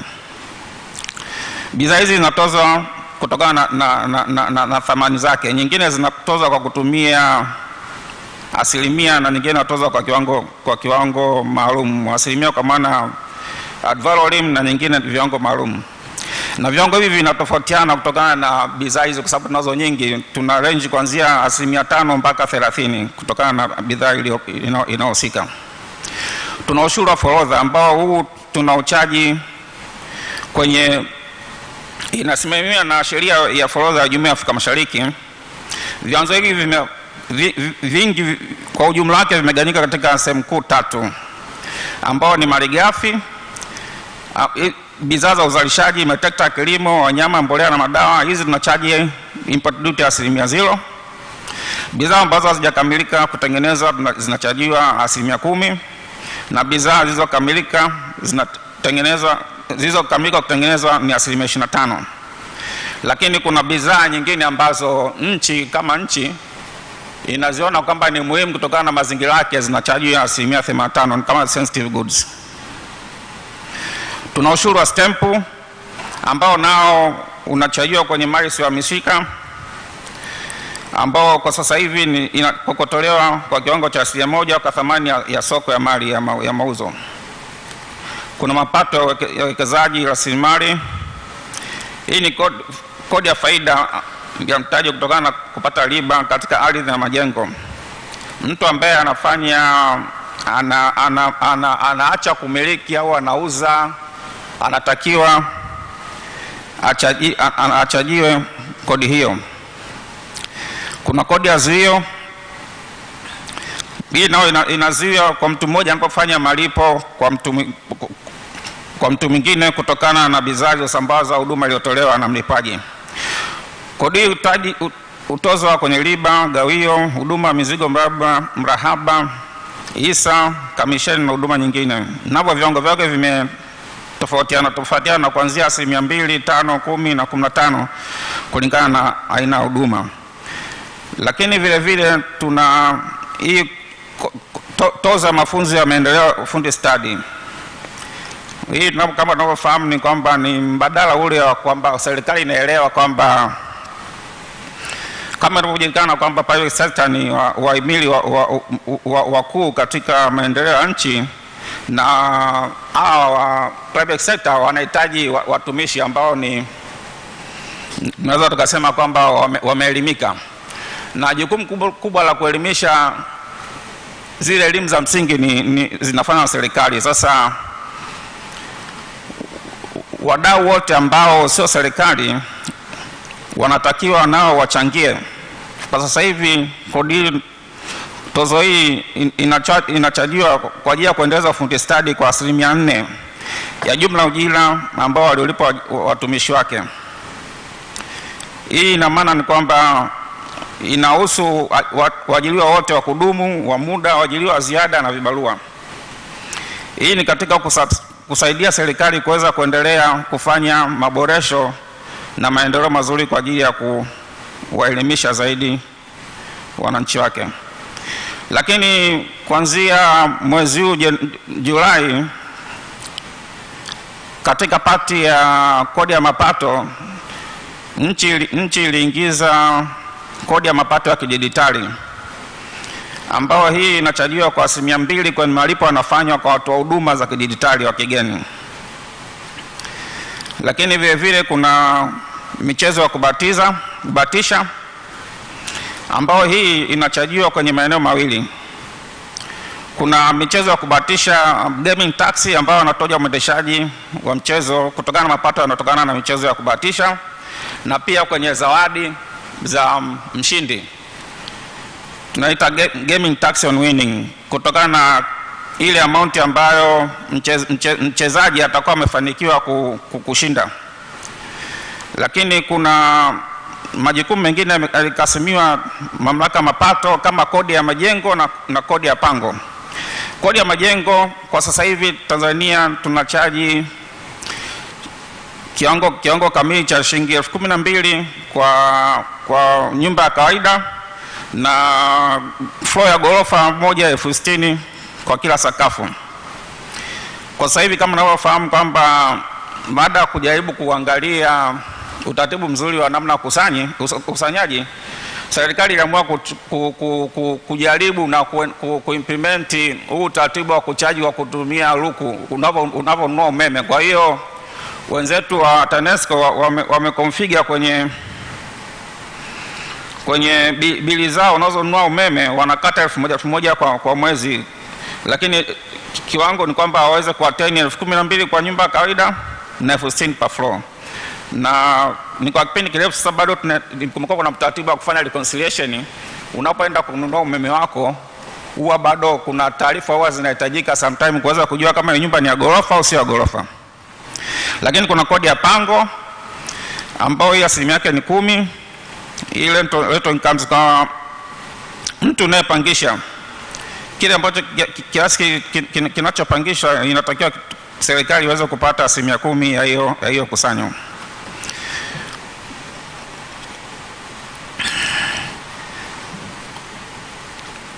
Kwa hiyo hiyo ndio mfumo mzima uliopo, lakini sasa hivi tuko wapi katika ulipaji wa kodi kwa hiari? Kwa kifupi, ulipaji wa hiari unaangaliwa katika maeneo makuu manne: usajili wa biashara, uwasilishaji litani, ulipaji wa kodi, kutoa taarifa sahihi za kodi. Kwa sasa hivi kumekuwa na mwenendo mzuri wa kurejista walipa kodi. Kuanzia toka mwaka 2006 tumekuwa tunaongezeka. Kwa mfano, kuanzia mwaka 2015-16 mpaka tulikuwa na walipa kodi 2 milioni ambao mwaka 21-22 wamefikia milioni 4.4 mpaka Juni. Na kumekuwa kuna mkusanyo mazuri ambayo yamekuwa yanaongezeka. Kuanzia mwaka 2015-16 mamlaka iliweza kukusanya shilingi trilioni 12.5 mpaka kufikia Juni 21-22 mamlaka iliweza kukusanya shilingi trilioni 20.9. Kadhalika, kama alivyoeleza mwenyekiti, katika mwendozo wa kuonesha kwamba kumekuwa tuna uhiari mzuri wa ulipaji kodi, kwa kipindi cha Julai mpaka Desemba, kwa ujumla wake mamlaka imeweza kukusanya shilingi milioni 12.6 ambao ni sawa na ufanisi wa asilimia 100.1 kwa kipindi hichi chote cha miezi 6, ambao hii ikiongezwa na kipindi kama hicho kilichopita ni ukuaji wa asilimia 12.1. Matokeo haya yanaonyesha kumekuwa na uboreshaji yamerahisishwa zaidi kwa kuwepo na uboreshaji wa mifumo ya TRA, ya kielektroniki, uboreshaji wa mazingira ya biashara nchini, uboreshaji wa ulipaji kodi wa hiari, utatuzi wa migogoro ya kodi nje ya mahakama, pamoja na kushughulikia kwa wakati malalamiko ya walipa kodi na kuendelea kutoa elimu kwa walipa kodi. Katika utendaji kazi huo, fursa na changamoto hazikosekani. Fursa zilizopo tunazoziona haraka ni kwamba kumekuwa na ukuaji mzuri wa uchumi, kwa mfano biashara mtandao, mawasiliano, utalii, mahoteli, uchimbaji madini na shughuli za viwandani. Kumekuwa na ushirikiano mzuri kati ya TRA na walipa kodi ambayo inaongeza uhiari wa walipa kodi. Kumekuwa kuongezeka kwa shughuli za uwekezaji wa kutoka nje na ndani ya nchi. Vile vile kuwepo kwa utekelezaji wa miradi mbalimbali ya kimkakati kama SGR na bwawa la Mwalimu Nyerere ni fursa kubwa kwa uchumi baadaye. Kuwepo kwa dhamira ya serikali ya msingi ya kuimarisha na kukuza uchumi na biashara kuanzia ngazi ya chini, kati na juu, vitu vyote vimekuwa vinasaidia TRA katika utendaji kazi. Lakini kati ya hivyo kuna changamoto. Mpaka sasa hivi kumekuwa na, pamoja na mazuri mote ambayo nimeshasema, bado kumekuwa na uhiari mdogo wa kulipa kodi kwa baadhi ya wafanyabiashara. Kati ya wale walipa kodi milioni 4.5 niliyosema, ukiangalia kwa uhalisia, wale watu ambao tunawaita ni active taxpayer, unaweza kukuta ni kama nusu yake. Sawa, mtu ni taxpayer, lakini wengi hawaonekani kwenye kulipa kodi, wanakuwa ni dormant. Lakini kumekuwa na uwepo wa shughuli za kibiashara zisizo rasmi katika uchumi, na hii sana sana ni namna ngumu ya kuweza kushughulikia cash transaction ambazo nyingi ni kama informal, ambako bado tunajua kuna shughuli nyingi sana zinafanyika kule na ni kubwa, lakini bado tunajaribu kuendelea kutafuta urahisi mzuri wa kuweza kushughulikia. Lakini vile vile kumekuwa na mifumo kuendelea kuwepo kwa shughuli za magendo na ukwepaji kodi, ambapo kama unavyofahamu, kwa sababu wengi tuko hapa, especially watu wa Dar es Salaam, tuna tatizo kubwa sana la smuggling ambayo bado inaendelea, lakini na shughuli za magendo ambazo zimekuwa zinasimamia mara kwa mara. Nikiishia hapo niseme tu kwamba mamlaka mapato tunashukuru kwa mashirikiano makubwa ambayo tumekuwa tunapata kwa wadau.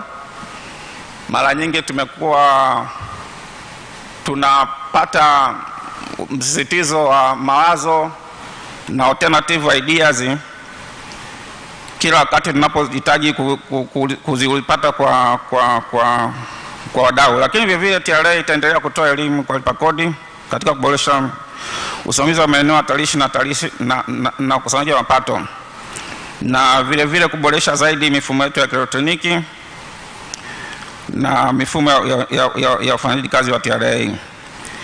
Yote haya yanatarajia kuimarisha tatizo la usimamizi wa kodi, kuimarisha ulipaji wa kodi, kuboresha uzalishaji na taarifa, na hatimaye kuongeza ukusanyaji wa mapato. Baada ya kusema hayo, nashukuru.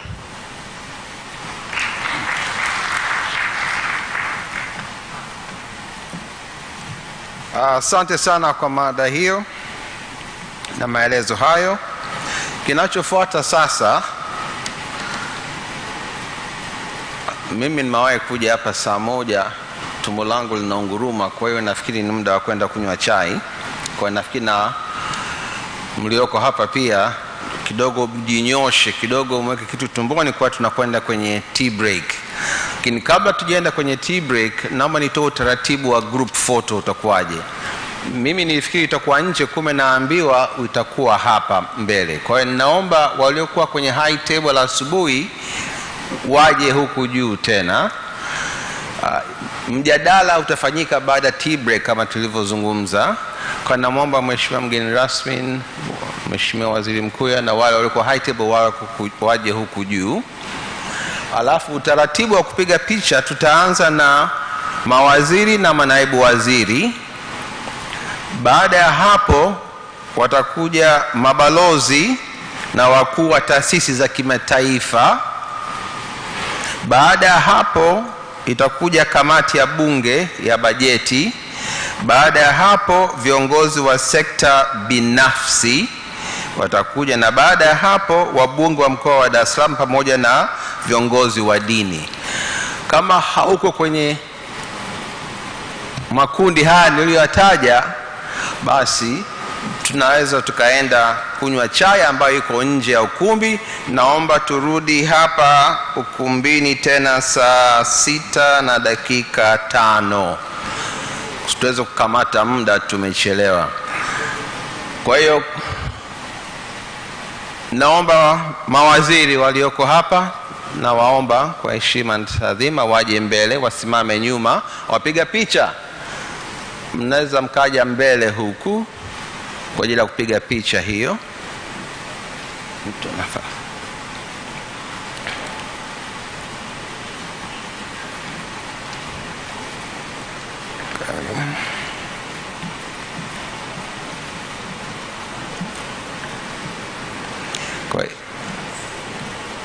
Hiyo ndio picha ya kwanza ya mawaziri na manaibu waziri.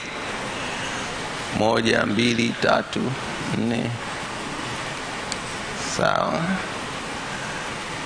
Wapiga picha tayari asanteni. Mheshimiwa waziri, nawashukuru. Mnaweza kupitia huko mpitia huko. Naomba mabalozi, ambassadors and heads of missions, those representing or representatives of the heads of mission and embassies, the diplomatic corps, the delegations, please come forward. Wakati wao wanapiga picha, naomba wajitayarishe. Kamati ya bunge jitayarishe. Thank you. Only 2 more, please.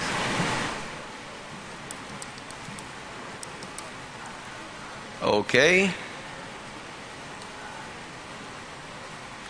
Thank you very much. If you can walk up that side. Kamati ya bunge ya bajeti tunaiomba kwa heshima.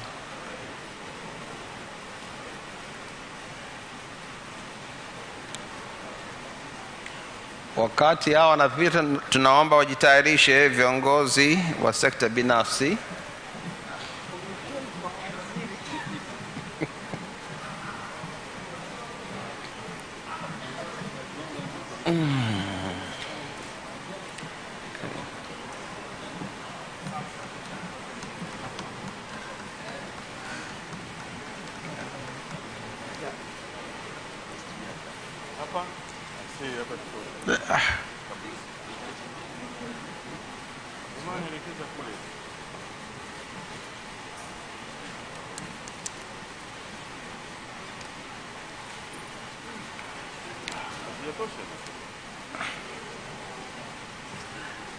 Tayari. Nawashukuru. Viongozi wa sekta binafsi.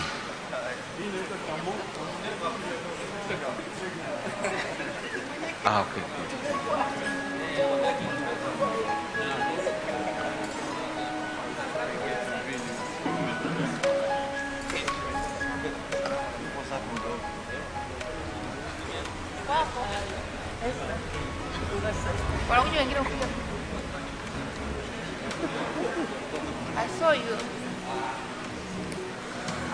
Hawajafika wote, wako wengine wanapanda ngazi.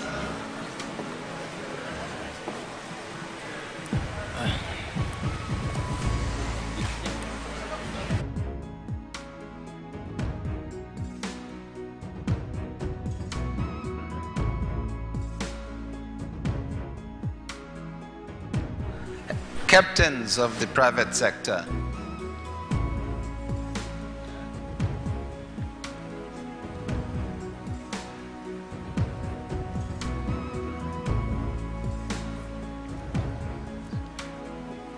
Sogea mbele hapa.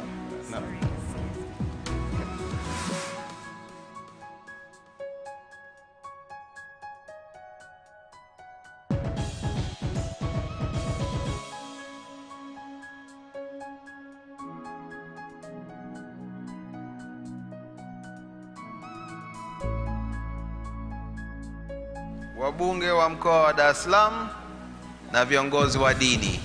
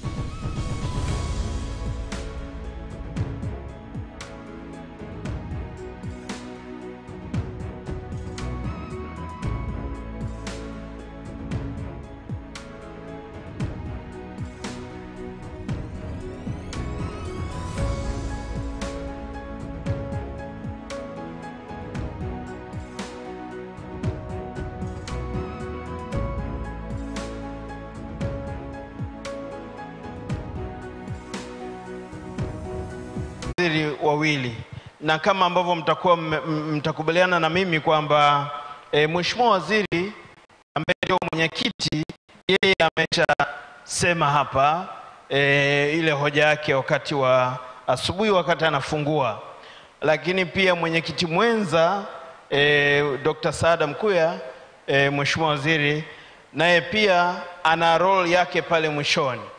Kwa hiyo ambacho tutafanya kwa wakati huu, hawa wenzetu ambao ni wabobezi wamesikiliza hoja ambazo zimetolewa wakati wa asubuhi, ile ambayo alitoa naibu katibu mkuu, lakini pia mtazamo wa yale ambayo aliyasema mwenyekiti wakati anafungua mkutano wetu huu, lakini pia lile wasilisho alilolifanya ndugu Emmanuel Hezron kwa niaba ya kamishna mkuu wa mamlaka ya mapato Tanzania, ambacho tutawaomba kwa dakika chache, na nitatoa dakika zisizozidi 10 waweze kusema mtazamo wao juu ya presentation zile.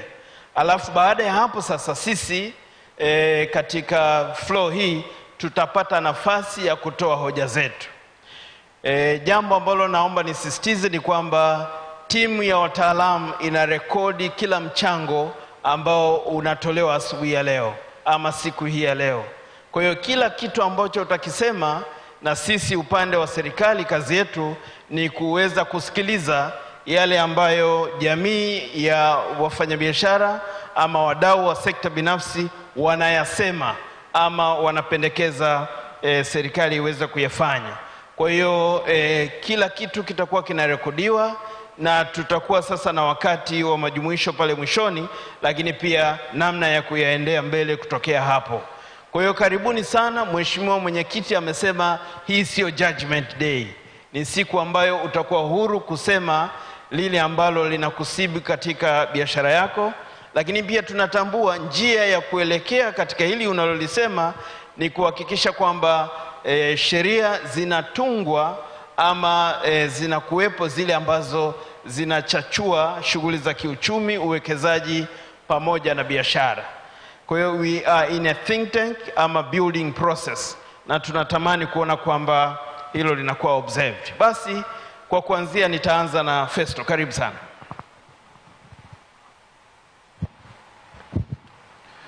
Asante sana. Kama nilivyotambulishwa kwa majina, naitwa Festo Bartholomeo, ni tax partner Deloitte Consulting, na sisi kama sehemu ya sekta binafsi tunashirikiana kwa karibu sana na sekta binafsi kwa maana ya wafanyabiashara, lakini pia tunashirikiana kwa karibu sana na serikali kwa kupitia mamlaka zake, TRA, Wizara ya Fedha, na hivyo sisi tunakuwa ni sehemu ya wadau muhimu katika kusukuma gurudumu la maendeleo la taifa letu. So I'm going to touch on one or two things from the presentations, na nikianza na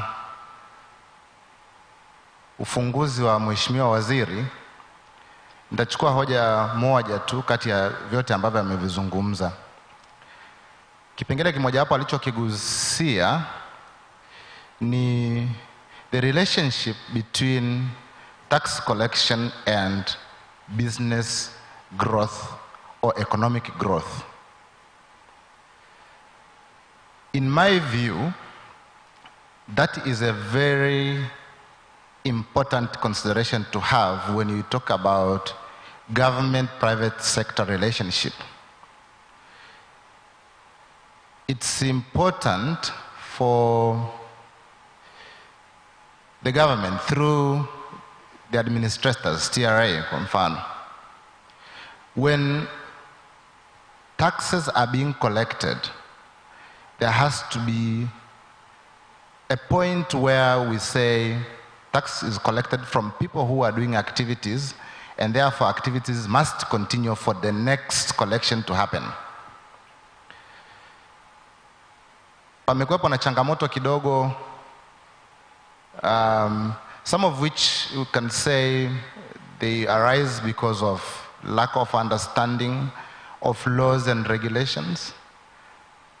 Lakini nyingine zinatokana na lack of clarity of the rules and regulations themselves. In order for the government to collect and to collect on time, there has to be clarity in what we put in the regulations, in what we put in the tax policies. If, for example, I pick one topic which arises from one of the provisions in the Income Tax Act, and which is very instrumental in driving investment, Section 56, for example. Section 56 intention is to try and tax any gains arising from changes arising outside Tanzania. Now, the way our regulations and laws have been formulated, there's unclear interpretation from both sides. And I will say they arise because one can say, and perhaps that's what we face commonly, these changes can also apply when there are direct changes where taxpayer is already in the country. And in this case, we say, if that happens, then you may end up taxing the same transaction twice. And this then discourages, when people are thinking about investment today, they also think about exit, because that's how the business environment works worldwide. You can't invest without a mindset of exit. Either exiting partially or exiting permanently. So that clarity is required to ensure we promote investment. Now, the second aspect of this provision is sometimes it touches things which it's supposed not to touch. Or perhaps there are some areas where we say there has to be some considerations when it comes to specific sectors. When you talk about extractive sector, most of the investment in the extractive sector, mining and oil and gas, people come here, take risk, do exploration, and therefore continuously they incur costs. They don't generate revenues during exploration. When something is discovered, then majority of them, they wouldn't have capital to invest, to monetize the resource. So they have to share the investment with someone else. Now, the person coming is essentially putting investment, is not giving any gain or causing any gain to arise from the transaction. Now, in order for the government to stimulate growth in that sector, then that has to be checked. And it has to be checked now. Kwa hicho ndio kipengele ambacho nimeona ni muhimu kukizungumzia kwenye tunapozungumzia the relationship between tax collection and growth of business environment. Otherwise, we apply certain provisions and then we deter investment, which is not the intention of the government. So that is one. Now, I am going to touch on the presentation by the Deputy Commissioner, Deputy Permanent Secretary, sorry.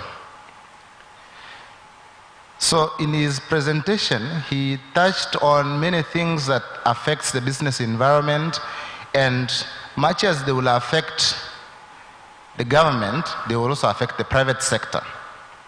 So, for example, when you talk about the cost of financing, majority of investments in the country, they are financed partially by equity, where some people will have the cash, and then part of it is significantly financed by borrowings or debt. So when you say cost of borrowing will be a challenge for government projects, for example, financing government, then likewise the same will be for the private sector. So as we look at the investment policies and tax policies, that cannot be ignored, because we are operating in an environment where if something changes and affects the way the government operates, then it has to also be looked at very carefully when it comes to the private sector. That's very key. Now, my last takeaway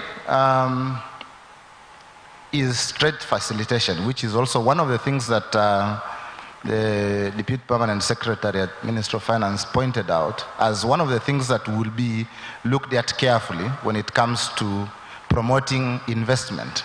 And when we look at the way out of all these challenges, FDI is one of the key areas to pay attention. So the first point I made together with trade facilitation is key, and my ask or my request or my personal view is that there are trade facilitation units within government, TIC sections within TRA. They have to be very, very effective. We deal with private sector. We hear what comes from interactions with the trade facilitation units. So, some work needs to be done. One, to make sure there are dedicated desks to listen to everyone. And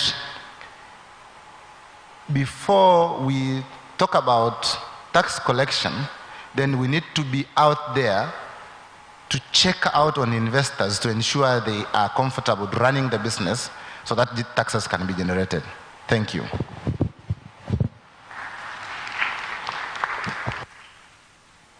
Asante sana Festo kwa mchango wako. Festo amezungumzia kwa kifupi kabisa changamoto ambayo ipo kwenye connection baina ya kodi na maendeleo ama economic growth, na ametaja specifically kipengele cha 56 cha kodi cha sheria ya mapato ya mwaka 2004 ambayo anaiona kwamba ni changamoto katika kufikia hiyo connection. Lakini pia amezungumzia swala la kuongezeka kwa gharama za kupata mikopo mbalimbali kutoka ndani na nje, kama ambavyo wasilisho la Mheshimiwa Naibu Katibu Mkuu alisema. Kwa hiyo akasema riski hiyo pia itakuwepo upande wa sekta binafsi, na serikali inapotunga sheria ifikirie eneo hilo. Lakini pia amezungumzia swala la trade facilitation, kwamba taasisi ambazo zinahusika na kufacilitate biashara ziweze kukua, basi zifahamu wajibu huo, lakini pia serikali iangalie namna ambavyo kweli trade facilitation itafanyika kwa ajili ya ukuaji wa uchumi na biashara. Asante sana Festo. Sasa naomba tupate kutoka kwa David. Karibu.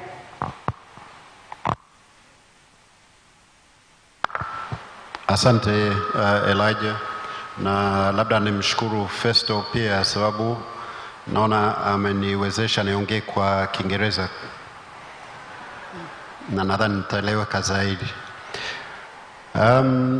Maybe just to recap, I think, on some of the key themes that we heard in those presentations. I think there was the primacy around economic growth, employment against the background of a lot of youth coming onto the market, relationship between tax and development, relationship between tax and economic growth, and I like the analogy about kuziba chemchem. And then Lawrence also said sisisio kisiwa. So just to respond to those, I think I'd like to talk to four themes. One, tax structure. The other is technology. The other around collaboration, and then tax administration. And I think the first thing is on tax structure. Historically, our approach has tended to be to raise taxes all the time to generate revenues. And for those of you who are economists, you'll be familiar with the concept of elasticity of demand. I would turn that around and talk about elasticity of supply of capital. If the returns are going to be lower because of taxes, you may find less investment coming in. And I think we heard about the importance of foreign direct investment. And I say this because when you look across a number of sectors, you will find that if you compare us with other countries, our taxes are at higher levels. So whether it's telecoms, the excise duties, whether it's the extractive sector, our overall royalty rates and so on. Tourism, I think we're very familiar. We are a very expensive destination. So I think we need to, when we're formulating policy, make sure we find a way of having a holistic approach that understands all the costs the investor has to bear. Festo's alluded to challenges with our taxation of transactions, Section 56 being one. And this is very important because if you want to get new investors in, you need a sensible regime around taxation of transactions. And then we heard from the Minister for Finance and as well from TRA that the number of registered taxpayers and then active taxpayers are frighteningly low when you consider the size of the population. And here I think we do have a challenge because if you look at the tax structure, I don't think it's saying to small and medium-sized enterprises, come into the system. Bear in mind, a lot of SMEs, the main costs are people. If you look at what we charge on employment costs, it's much higher than other jurisdictions. Yes, the PAYE is standard, but we have the SDL at 4%. In the rest of SADC, I think it's 0.5%. We have Social Security at 20%, a lot higher than elsewhere in the region. And we'll also have the National Health Insurance coming in. So it's not that these things are bad in themselves, but the rates need to be looked at. So that's sort of tax structure. And I think another point is also around what is a more efficient way to collect taxes. So if you look at the global position, the move has been to move more towards indirect taxes and away from direct. So VAT typically has been an area that people have focused on generating more. And maybe just to talk on SMEs, maybe we should think about raising the VAT threshold a bit higher so some of those smaller companies don't have to go through the compliance processes of VAT. Maybe they could have a lower income tax rate. Maybe they could be exempted from SDL. Collaboration and sharing of information. So I think today's event is really great because I think it's setting a good platform for us moving forward in terms of improving the dialogue. Of course, we've always had dialogue, but we always feel it could be better. And one point I would make is that whilst as taxpayers we have the opportunity to engage with government, too often we don't hear from government what they're planning, or we hear it 2 weeks before implementation. And frankly, on many occasions it's caused a lot of challenges. So I think we need to take that process of collaboration to a higher level so that we both know what we're thinking and what we're planning. And in the context of Sisisio Kisiwa and looking to bring in foreign direct investment, we do have a number of challenges on international tax issues, whether it's treaty interpretation. I don't want to go into a lot of technical matters, but control foreign companies, the change of control, where we are kind of taking a more aggressive view, I'd say, than what you'd see internationally. Technology. That's a huge opportunity if we're looking to bring more people into the net. So I see that as one of the easiest wins. The more we can embed technology within the system, and I think as part of that, making sure that the NIDA is that everybody's registered and this is properly linked with TINs, so that there is clear visibility and transparency on what everybody's doing. That would help immensely in driving up the compliance. And while I'm on the subject of technology and not being an island, I know for a number of the businesses that are part of global groups, they were alarmed by a change that was introduced in 2021 to take place in 2022 and has been deferred to 2023, which relates to having a primary data server in country. Now, that's sending very much the wrong message to the outside community. It's saying we're going to sort of stay in the old ages where you can't adopt cloud technologies, you can't move with today. And quite frankly, for a lot of global organizations, they won't be able to comply. And again, I think it's something where I'm not sure what real consultation there was before, but something to be worked on. Maybe lastly on tax administration. Now, I understand that the TRA are an administrator rather than a policy maker, but if I'm completely honest, in responding to their presentation, I think it would have been helpful if we'd heard from them some of their perspectives on what they think the challenges are that taxpayers face, rather than reciting to us the tax system, which I think we're reasonably familiar with. And maybe I'd highlight a couple of things related to the objection side. I think we have challenges around the process on waivers, on the 1/3 tax payment on objection, and how that works if you want to object, as well as the automatic determination of objection provisions. I think there's also room, we've had great progress in terms of mediation and out-of-court settlements, but again, maybe some more clarity on how that process should work and how we can make the timelines a little less protracted. With that, let me close, because as you know, Elijah, I can talk and talk on tax.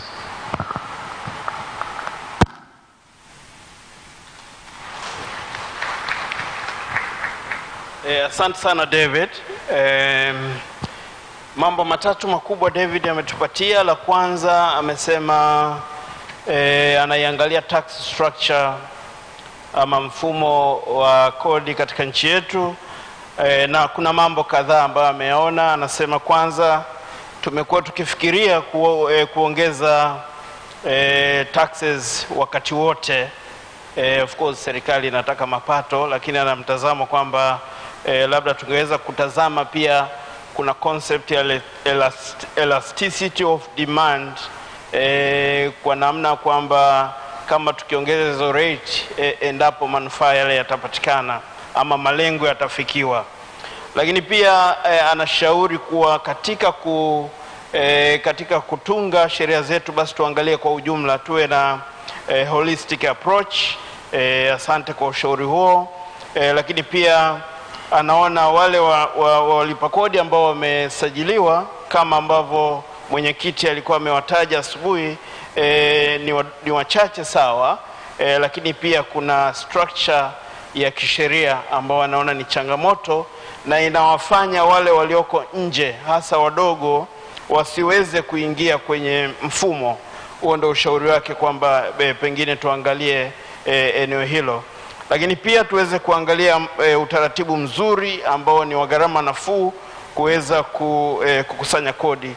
Naye pia anaungana na Festo kuhusu section 56. Jambo lingine ambalo amelisema kuhusu technology na namna ambavyo tunaweza tukatumia technology kuweza kuwahudumia walipa kodi wengi zaidi. Nadhani hilo halina mjadala, ni kweli. Lakini pia anaiona ile wasilisho la TRA lingeweza pia kuaddress namna ambavyo TRA inaona kwa upande wa changamoto ambazo walipa kodi wanapitia, hasa kwenye mapingamizi, yani objections, lakini pia kwenye utatuzi wa migogoro. David anaona hayo ni maeneo ambayo TRA ingeweza kutoa mtazamo wao katika wasilisho lile ambalo wamelitoa. Tunashukuru sana David, na sasa naona ni vema nikampatia nafasi Donald ili uweze kucomment kwa muda mfupi. Asante sana.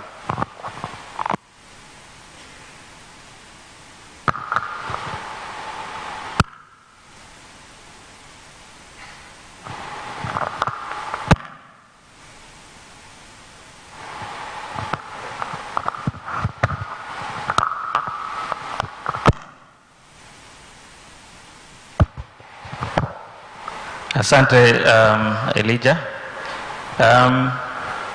Hii ndio changamoto ya kuongea mwisho, unakuta kwamba wenzako wameshakava zile pointi karibu zote.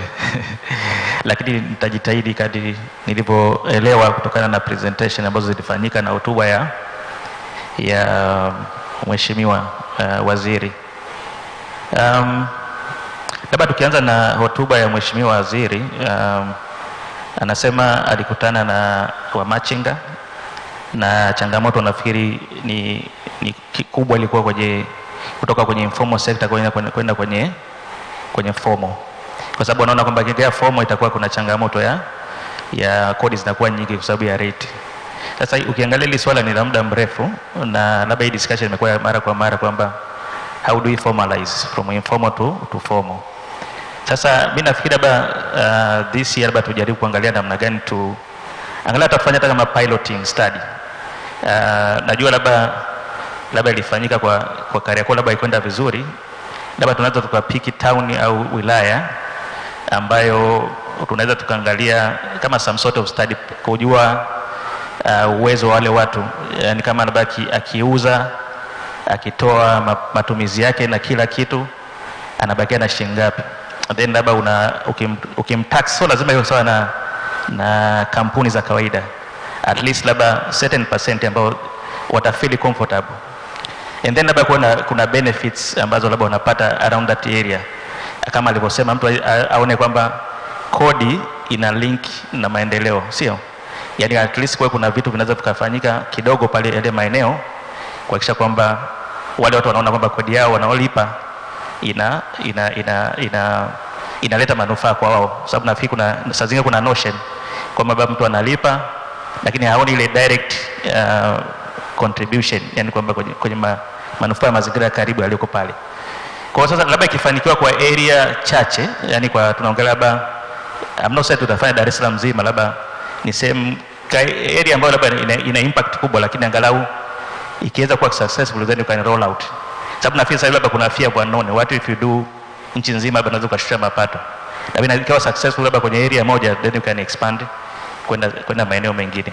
So maybe ni kitu ambacho tunaweza mkakiangalia kwa mwaka huu. Hata hizo tutakuwa tunaongelea kila siku how do we formalize from informal sector kwenda kwenye formal, kwa sababu imekuwa kama ni hadithi ya kila siku.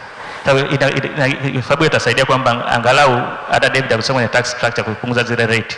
Kama watu wengi watakuwa nalipa sasa, na maana kwamba hata tunaweza kupunguza hata corporate tax rate kutoka labda 30 kwenda kwenye 28.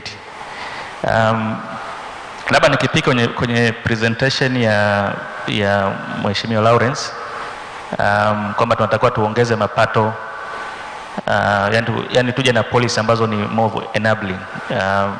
Of course nyingi ambazo from private sector ambazo tunatengeneza bado tunakuwa ni more administration, yani kama yani ambao forces za kwa zina also linked to tunasema kwamba kama alivyosema waziri kwamba kumuondolea huyu mwekezaji anatakiwa alindwe kwa vile vitu ambavyo vinasababisha ashindwe kufanya kazi yake, kama mambo ya administration na sababu viweze kuwa improved, vikae vizuri. Kwa hiyo sasa kama tukifikiria kwenye swala lingine la EFD, kwamba kama niliwahi kufanya presentation ya NMBA ya July last year, nilikuwa nafanya kitu inaitwa comparative analysis. Sasa ukiangalia kama Uganda wao wamesha introduce incentive kwa yule mtu ambaye anatoa EFD receipt. Sasa labda tuangalie tu kwamba sababu hapa kuna issue ya culture kwamba labda kama mtu akipunguziwa hivyo anaona kwamba ana save zaidi, labda inadhana VAT rate ni kubwa. Kwa kama tutaangalia namna gani what happened in Uganda, kama it was successful pale Uganda, then tukajaribu kuadapt tukaleta na hapa kwetu au tukaimprove zaidi, then tunaweza tukafanya ile culture change, mind shift, kwamba kukaa wale wanaotoa receipt labda wanapata certain incentive, then unakuwa na encourage ile culture watu kutoa receipt na kudai receipt. I do understand kwamba elimu inatolewa kuhakikisha kwamba kuna awareness na watu wengi wanadai receipt, hata mwenyewe wanadai receipt nikienda sehemu nyingi. Kwa hiyo kwenye hilo niliona kwenye hizo ni area mbili ambazo zinaweza kaongeza mapato kama tutajaribu kuanza immediate. Na kwenye zile administration na fee nyingi tusha submit NBA, na nafikiri tutafanya tena submission online au kwenye certain platforms. So I don't want to go through all those. Sababu nyingi zimeshakuwa covered kama alivyoongea Festo na David, lakini area ambazo ni more of administration challenges ambazo zinamsaidia sasa yule investors au mwekezaji aweze kufanya mazingira ya kazi vizuri. Labda nikipika kwenye processes, nafikiri imekuwa nafikiri mwaka huu labda kumekuwa na intention ya kuimprove, na kama nilivyomsikia hapa vizuri waziri ni kwamba tumeongeza hizi collaboration, na hata sasa hivi kama tunavyoanza ni part ya collaboration ambayo tunazifanya kuweza kuongeza more engagement. Lakini nafikiri the biggest challenge ni pale mwisho ambapo labda zile changes zikishatoka sasa, na labda sasa ile time ya kuengage mpaka sababu kumbuka zikishatoka ule mswada sasa ndo kama almost unataka kuwa sheria, na pale ndo utakuwa una impact. Labda pale ndo utakuwa kuna engagement nyingi za muda mrefu ili paka wadau waweze kuelewa au kueleweshana ili tuweze kwenda vizuri. Kwa sababu huku ndo tunaweza kutoa mapendekezo mengi na mazuri labda kakataliwa kwa sababu ya sababu mbalimbali, lakini yale ambayo yamekuja mengine ambayo hayakutolewa sasa, how do we make sure kwamba tuna engage wote pamoja na kuwa na muda mzuri ili kuweza kufanya nini, kuweza kwenda vizuri.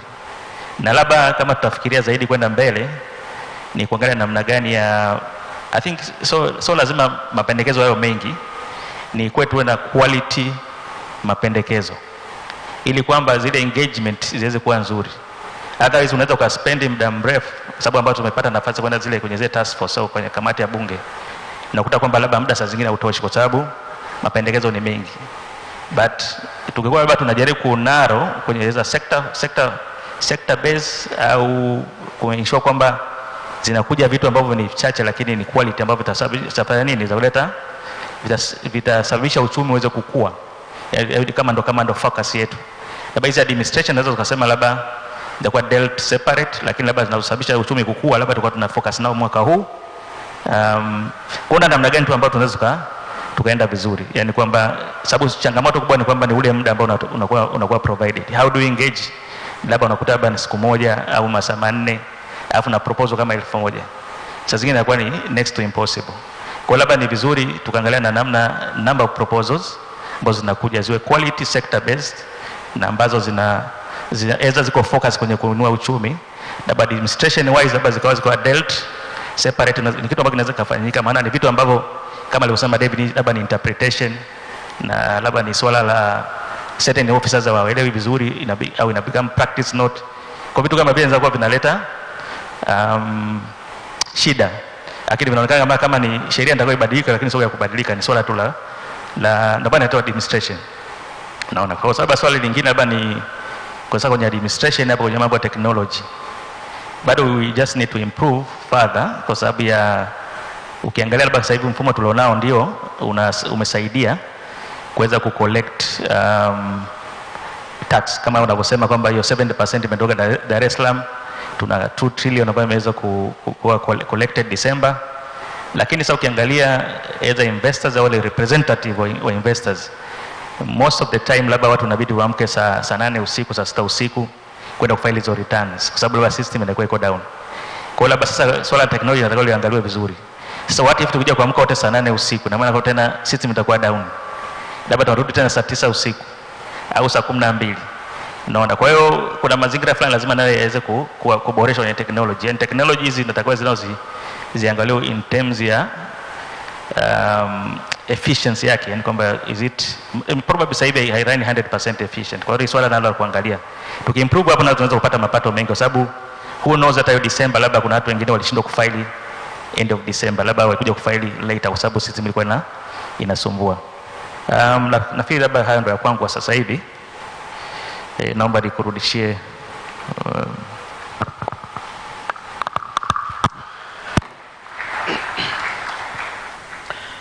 Asante sana David, umesikika loud and clear, na mimi nisingependa nirudie yale ambayo umeyasema. Focus yako kubwa sana imekuwa kwenye administration. Ninaamini kwamba limeeleweka, tumekusikia na tuna take note.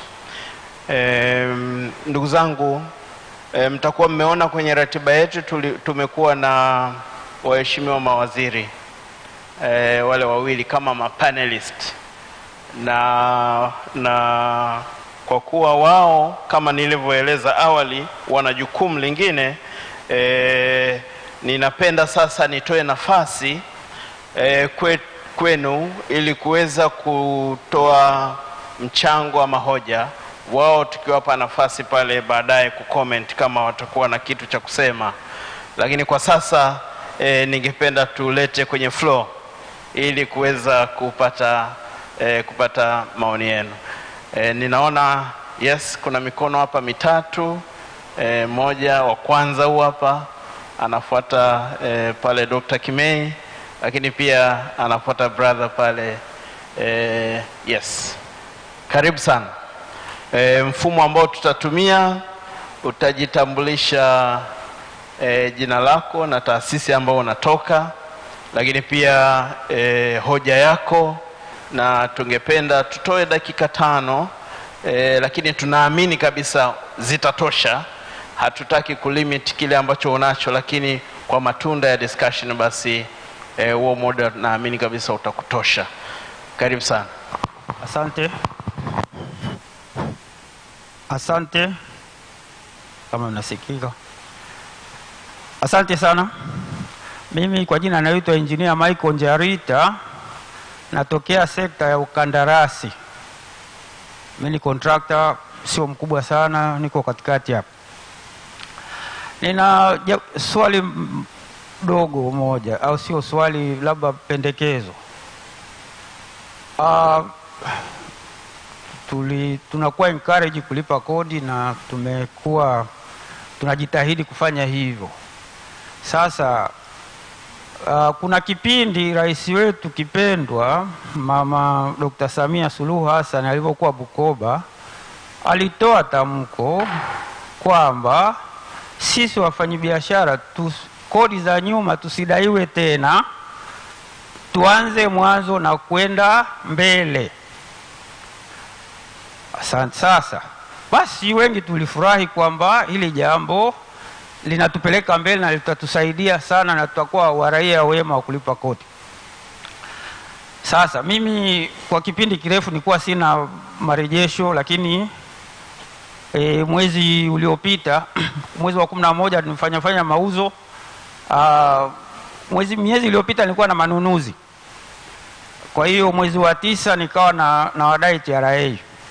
Miezi inayofuata na mimi nilipouza nikatakiwa kulipa kodi kiasi fulani. Kwa hiyo ilipofika nikamwambia jamani, nikafika pale kwenye kituo changu nikamwambia jamani, naomba mnipe control number, hii kodi kiasi hiki hapa natakiwa kulipa, toa ile, hii hapa imebaki, hii natakiwa nilipe. Wakasema bwana, hii return zako hatuzioni hapa, lakini kuna kodi za miaka ya nyuma natakiwa ulipe. Kama jamani, mbona kuna hili tangazo la mama, mbona hamlifuata? Wasema hatujapata mwongozo. Kwa hiyo bwana, tunakupa control number ulipe kodi ya nyuma. Basi na mimi sasa kwa sababu uraia mwema huu naipenda nchi yangu, akasema basi andika. Akanipa control number, nikaenda nikalipa. Lakini hii VAT ambayo nilikuwa nimeipangia kwamba natakiwa kulipa, na maana ni deni, itatakiwa nitafute tena pesa nyingine za huko nyuma nilipe. Kwa hiyo nilikuwa najaribu kuomba kujua kwamba mwongozo ni upi, tufanyeje? Bado tunaendelea kudaiana kule nyuma ambapo mwisho wa siku tafungiana akaunti, au kuna kitu gani kiko hapo? Tunaomba mwongozo wako labda Mheshimiwa Waziri. Asante sana.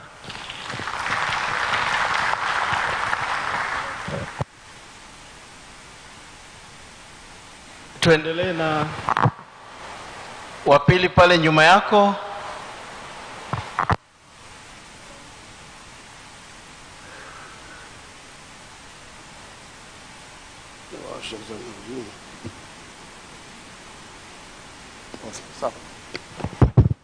Asante sana.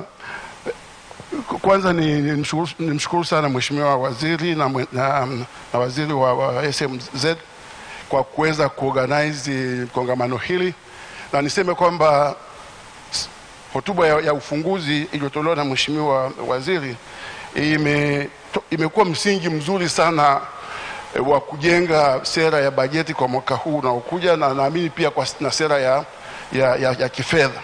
Kwa hiyo ninampongeza sana kwa hotuba ambayo imesheheni vile vitu vitatu ambavyo vimesema vya msingi sana katika kuelewa mambo tunayofanya. Nazungumza sio kama mbunge, nazungumza kama kimei. Kwa hiyo mtu asije akaniseme mimi mbunge. Leo mimi sio mbunge. Hapa tuko wengine ni wataalamu. Niseme hivi.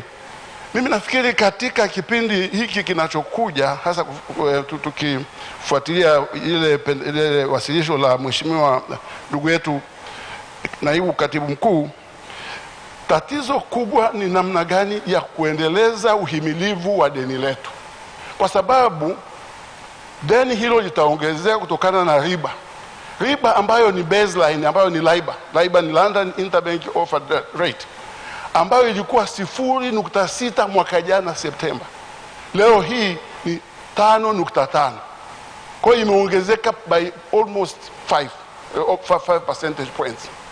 Hiyo ni jambo kubwa, kwa ina maana kwamba ile deni letu litaongezeka automatically kutokana na hiyo jambo na swala zima la hiyo riba kupanda. Na nafikiri hiyo ndio riski kubwa. Na unajua ile ni base, hii LIBOR inakuwa ni base rate, lakini kunakuwa hasa na margin ambayo lazima unaponegotiate debt kutoka nje, unakuwa na margin over LIBOR. Sometimes inaweza kuwa 6%, inaweza kuwa 7%, na nchi nyingi nani margin zake zinakuwa ni kwenye around 7-6%. Kwa hiyo unakuta kwamba riba ya deni la nje inakuwa sasa inaweza kwenda kwenye 10%, ambayo ni kule ambako soko la ndani tunakopesha serikali. Na hilo nasema kwamba tutafanyaje sasa hususan kuhusiana na hilo. Lakini uhimilivu huo wa deni pia unatokana na kunaweza, kwa sababu ya inflation imepanda kwenye area yetu. Inflation inafikia sasa wastani kwenye SADC ni 27-28%. Inflation Zimbabwe ni 284. 284 inflation kule Zimbabwe. Sasa kwa hiyo kuna hii wimbi la inflation ambalo Mungu ametujalia, sijui ni Mungu ametujalia namna gani, ameelezea kidogo kwamba kwa sababu tuko diversified, lakini sidhani kama tunaweza tukaendelea kuwa na mfumuko mdogo sana wa bei wa 5%, na East Africa ni almost 10%. Kwa hiyo mimi naamini kuna hiyo tatizo hilo ambalo pia tunatakiwa tulione kwamba ni riski kubwa. Kwa hiyo fiscal policy mwaka huu itakuwa na kazi kubwa. Lakini cha ziada ni hicho kwamba kuna uwezekano kwa sababu ya inflation kupanda. Of course kwingine nako inapanda kwa sababu relative prices somehow za kwetu habari itakuwa sio mbaya sana, lakini niseme kwamba kama exchange rate depreciation ikitokea ikachanganya na hizi riba kupanda, lazima tuangalie vitu kwa namna nyingine, kwa sababu exchange rate ikidepreciate hata 30%, deni letu 50% ni multilateral ile la nje, na 50% ni commercial plus other export credit na kadhalika. Kwa hiyo ukweli ni kwamba ukili translate into shillings wakati exchange rate imedepreciate, my goodness, ikidepreciate by 30%, ile inapanda by 30%. Kwa hiyo ni namna gani benki kuu, yani monetary policy, itaweza kudefend exchange rate from depreciation? That is a big challenge. Ni challenge kubwa kwa sababu foreign exchange haiongezeki, kwa sababu tunajua kwamba recession iliyo huko aliyomention Mafuru, kakaangu Mafuru, recession iko kule. Kwa hiyo commodity prices zitafall. Commodity prices zikifall, it means kwamba export earnings zitapungua. Kwa hiyo exchange rate, foreign exchange reserves nazo zitaendelea kupungua, haziongezeki. Alafu grants zitapungua pia somehow. That is my hisia, that is my assumption, kwamba kwa sababu kule kuna recession pia watakuwa hawana fedha ya kusema tunawapa watu grants. Kwa hiyo it's a problem. Kwa hiyo again ndio sababu unaandapini hii kwa nini tuwe na kongamano kama hili, kwamba lazima mapato ya ndani yaongezeke kwa namna moja. Hasa yanachukua muda kuongezeka, lakini naamini kwamba lazima yaongezeke, na ndio sababu nampongeza sana mheshimiwa waziri kwa kuweza kuorganize kwamba tutaongezaje pato. Kuongeza pato la tax base, one of the things in hii informality, informality inahitaji simple taxes, low and simplified tax process na assessments. Kama informality inapungua tu pale wanapoona kwamba wana gain out of being formal, wakawa formal wana gain from the legal framework ambayo iko, watapata incentive ya kulipa. Na kwamba kama taxi ziko little bit low na ziko graduated, kwamba kwa mfano mtu anaanza biashara leo, huwezi kumwambia alipe kodi kama mtu ambaye ameshagobea kwenye biashara.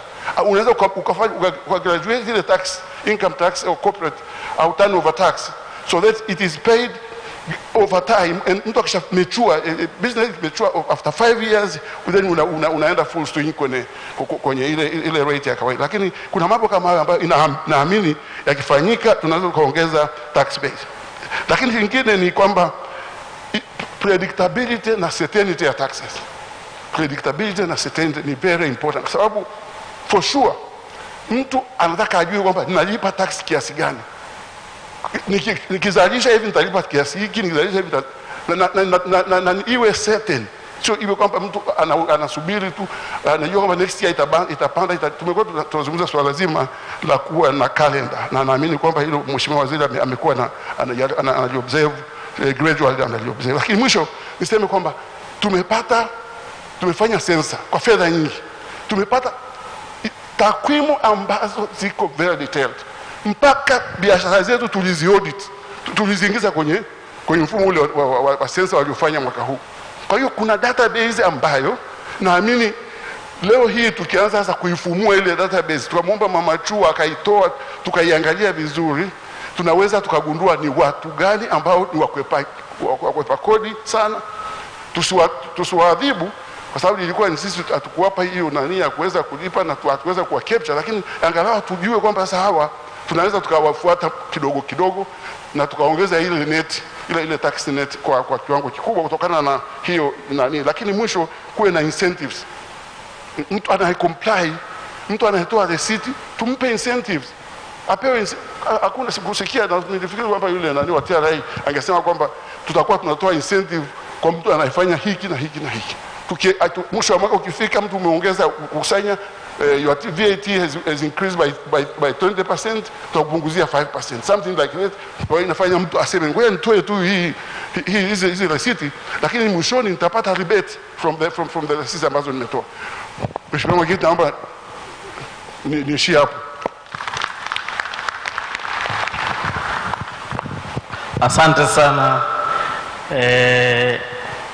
Tunapenda disclaimer yako kwamba umesema unatoa mchango kama David. Asante sana, umetusaidia sana. Yes, nakushukuru Professor Mari, karibu sana. Asante sana. Mimi naitwa Donald Mari, mkurugenzi mtendaji wa Repoa. Na mimi nishukuru wizara pamoja na TRA kwa kuorganize kongamano hili kwa mara ya kwanza, na kama alivyosema mheshimiwa waziri litakuwa endelevu. Mimi nina mambo mawili. La kwanza ninatoa kwenye hotuba ya mheshimiwa waziri wakati alipokuwa anafungua, alizungumzia umuhimu wa kuangalia kodi, sera ya kodi kama tool muhimu ya kupromote economic growth. Sasa hili linahitaji kwa kweli mabadiliko ya kifikra kidogo kwa taasisi zote zinazohusika na kuandaa sera ya kodi, lakini pia kwa taasisi zinazohusika na kukusanya kodi. Na ninaanza kutoa mfano. Mwaka jana tulifanya study ndogo kuangalia vitu vinavyokwaza sekta za uzalishaji hasa za viwanda. Kwa upande wa textile nilitembelea baadhi ya viwanda. Changamoto kubwa iliyokuta ni uhaba wa malighafi. Cotton yarn hakuna, uzalishaji wa cotton ulikuwa umepungua kidogo.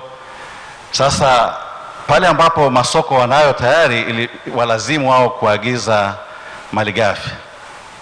Wengine waliagiza kutoka Uganda, wengine waliagiza kutoka nje. Lakini hizi malighafi ziliwekewa kodi asilimia 35. Sasa ukiangalia revenue impact ya hiyo import duty na revenue impact ambayo ingetokana na uzalishaji viwandani pamoja na employment impact ambayo mheshimiwa waziri alizungumza, kwa kweli naona hapo tunahitaji kuwa na trade off kubwa sana. Kiwanda kimoja nilikuta kina wafanyakazi 9,000 wako kwenye shop floor at one time. Sasa kama gharama za uzalishaji zinaongezeka, unakuta kama mwaka jana hali ya umeme haikuwa nzuri, labor productivity nayo kidogo ni low. Sasa ukiongeza na gharama za kodi, inafanya hivi viwanda vyetu vinakuwa uncompetitive, kwa hiyo tunaweza kushindwa kucompete kwenye market. Sasa matokeo yake ni kwamba vijana hawa ambao tunataka tuwaemploy kwenye hizi sekta za viwanda tunashindwa kuemploy simply kwa sababu tax policy haijalign sana na objective ya growth. Objective ya revenue ndio, lakini hizo trade off lazima tuzifikie. Lakini tatizo la pili ambalo tunalikuta kwenye imports, hivi viwanda vinakutana na competition kubwa sana kwa imports ambazo zimeingia bila level playing field. Wengine wamekwepa kodi, wengine wamefanya dumping kwa sababu zinatoka hizi products kwenye nchi ambazo zimesubsidize production kwenye nchi zao. Sasa hapa tax policy inapaswa kutusaidia kuprotect hivi viwanda vya ndani ili tuweze kuhakikisha kwamba tuna protect ajira na tuna promote growth na kuattract FDI. Kwa hiyo naomba kati task force wanapitia hii na kuweza kuangalia mfumo wa kodi hili litazamwe sana. Na la mwisho, kuna hizi ambazo wanaita presumptive taxes au taxes ambazo zinatozwa kabla hujapata faida. Nadhani wazalishaji wengi hizi zinawasumbua. Nimeona jana nilikuwa nasoma gazeti wafanyi biashara kwenye transport sector, logistics sector, ambao naibu katibu mkuu alizungumzia fursa zilizopo kwenye nchi kwa kupromote logistics sector, kwa sababu kijiografia Tanzania tuna advantage kubwa sana. Lakini bado nadhani costs za cooperate kwenye hii sector bado ni kubwa, kwa hiyo tunaweza kushindwa kuwa competitive ukikompare na mataifa ambayo yanatuzunguka ambayo nayo yana invest kwenye logistics sector zake. Kwa hiyo tuangalie namna kwa kutumia teknolojia tunaweza kuassess realistically profits za operators kwenye hizi sector ili walipe baada ya kurealize profit, badala ya kuanza kuweka vikwazo vinavyo demand hizi advanced taxes. Na naomba niishie hapo na kushukuru sana.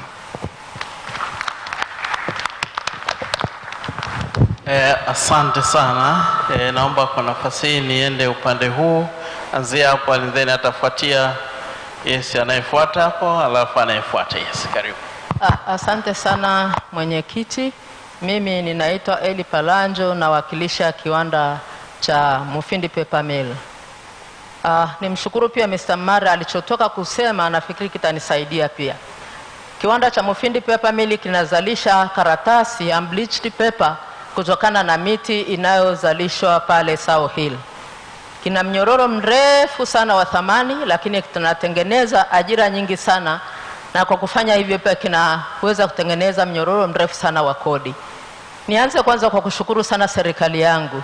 Kiwanda cha Mufindi kinatengeneza bidhaa za HS codes aina 6 na zile 5 zimelindwa hapa nchini.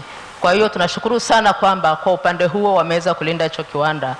Ninachokuja nacho ni ombi kwamba Tanzania iko kwenye Jumuiya ya Afrika Mashariki na wote tunatumia CET, Common External Tariff. Kuna kodi, viwango vya kodi ambavyo vimewekwa pale. Na ninajua bidhaa tunazozalisha sisi, zinazozalishwa na Mufindi, soko lake lote ni la Afrika Mashariki na hasa nchi ya Kenya na Uganda. Lakini nchi hizo sasa zimekuwa zinaomba stay of application, na kwa kufanya hivyo zinazuia bidhaa hizo kuingia kwenye yale masoko kwa sababu wanaingiza bidhaa ambazo ni rahisi. Ombi letu ni kwamba tunaomba Tanzania iendelee kuomba au kulinda viwanda ambavyo vinazalisha bidhaa katika nchi yetu ambazo zinaweza zikaingia kwenye soko la Afrika Mashariki, ili hilo soko tuendelee kulipata kama ambavyo pia hizo nchi za Afrika Mashariki zinatumia soko la Tanzania. Tusiwe soko lao tu, lakini pia na wao soko la bidhaa zetu. Kwa hiyo tunaomba sana hii stay of application kwa bidhaa ambazo tunaweza tukazizalisha na zinaingia kwenye haya masoko, zinatunyima masoko. Lakini pia ni kwamba kuna baadhi pia ya karatasi ambazo zinaruhusiwa kuingia nchini na zinazalishwa na nchi yetu na ziruhusu kwa zinaingizwa bila kulipiwa kodi. Zikiingia hizo pia unakuta kwamba zinanyima viwanda masoko kwa sababu zinaingia tayari zikiwa hazina kodi. Na viwanda kama alivyosema Mari hapa vinalipa kodi nyingi kweli, na gharama za uzalishaji ni kubwa sana. Nikianza kulizieleza hapa nitahitaji dakika 10. Sasa tunachoomba ni kwamba basi inapotokea zimeruhusiwa, tunaomba monitoring iweze kuwepo. kujua kwamba hizi raw materials zilizoruhusiwa zinatumika kama ilivyopangwa. Tunaomba sana tuweze kulinda viwanda vyetu.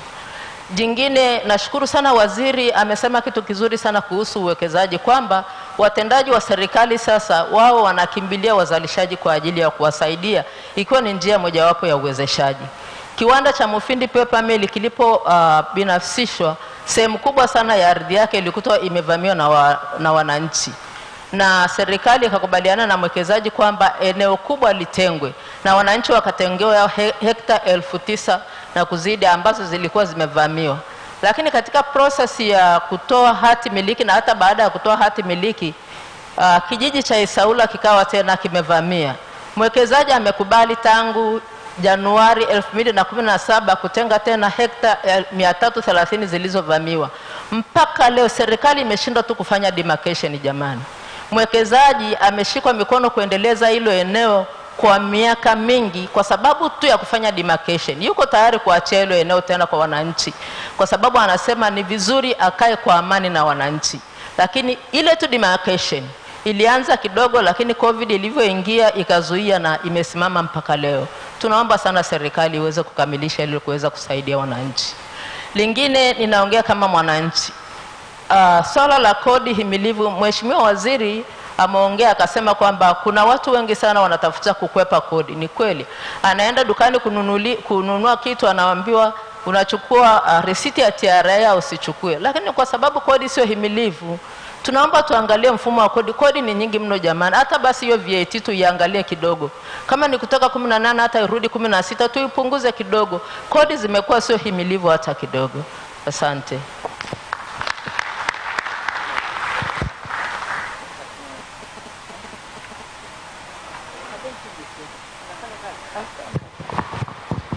Kabla msemaji anayefuata hajaongea, kwa sababu hili ni specific na kuna details hapo, ni muhimu sana wataalamu wetu wakazipata.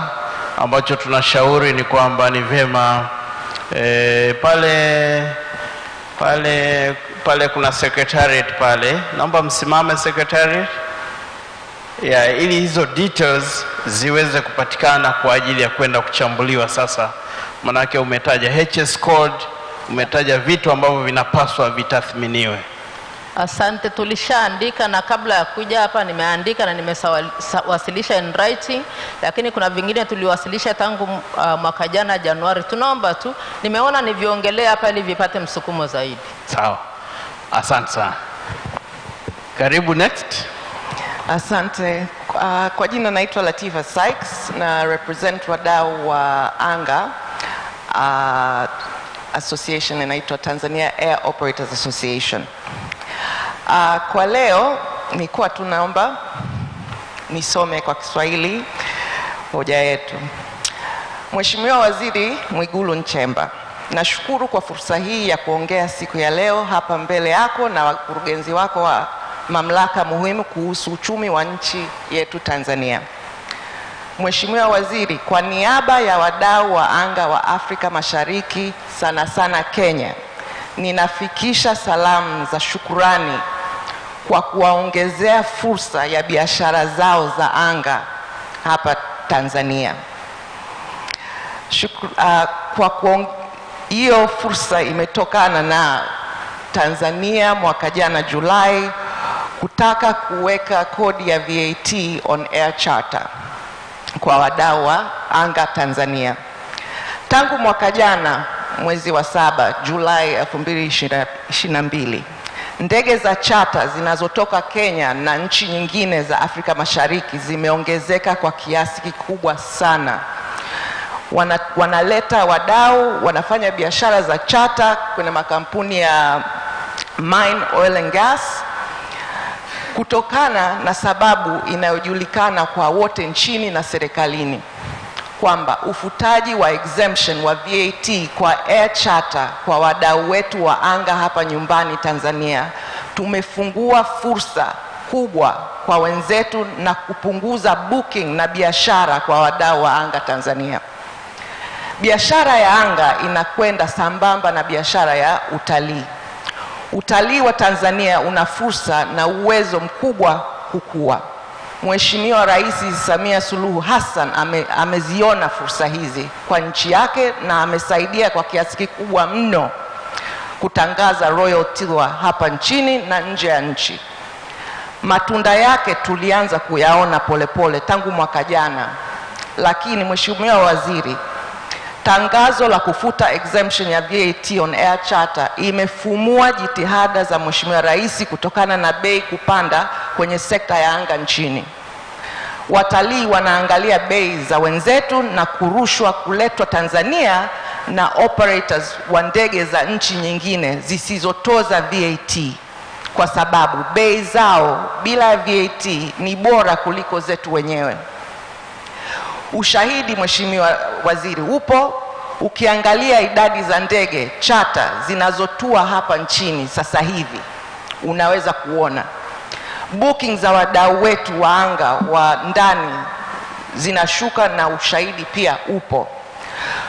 Tulitarajia Mheshimiwa Waziri kwamba kutokana na hoja na maelezo ya wadau hapa nchini Tanzania mwaka jana bungeni na serikalini tangu mwezi wa 7, tulitarajia wizara yako ya fedha ingechunguza kwa makini na ingeona kwamba madhara ya kuondoa exemption of VAT ya air charter inaumiza uchumi wetu na utalii. Serikali iliamua kutoa extension mpaka mwisho wa mwaka 2022 Disemba tarehe 30. Wadau wa anga wakaamini kwamba wizara yako ingefanya uchunguzi na kukiri kwamba kwa kweli tozo hii iondolewe kurudisha biashara ya anga wakati utalii wetu unaanza kuongezeka baada ya matatizo waliopata na janga la uviko. Serikali inasahau kwamba booking za utalii zinaanza miezi 6 mpaka 12 kabla ya safari yao, na peak season ni June mpaka Septemba. Watalii wanajipanga kwa kutafuta bei nafuu ya kupanga na kufanikisha booking zao mbeleni. Tangu mwezi wa 7 mwaka jana, narudia July 2022, kutokana na uhakika kama VAT itafutwa au la, bookings zimeshuka. Inamaanisha kwamba lengo la ongezeko la watalii na tozo za VAT ya air charter serikali iliyotarajia mwaka 2023 kufikisha haitawezekana. Lengo la serikali ni kukuza utalii miaka 2 ijayo 2025 na kupata watalii milioni 5. Sasa hivi tuna milioni 1.2.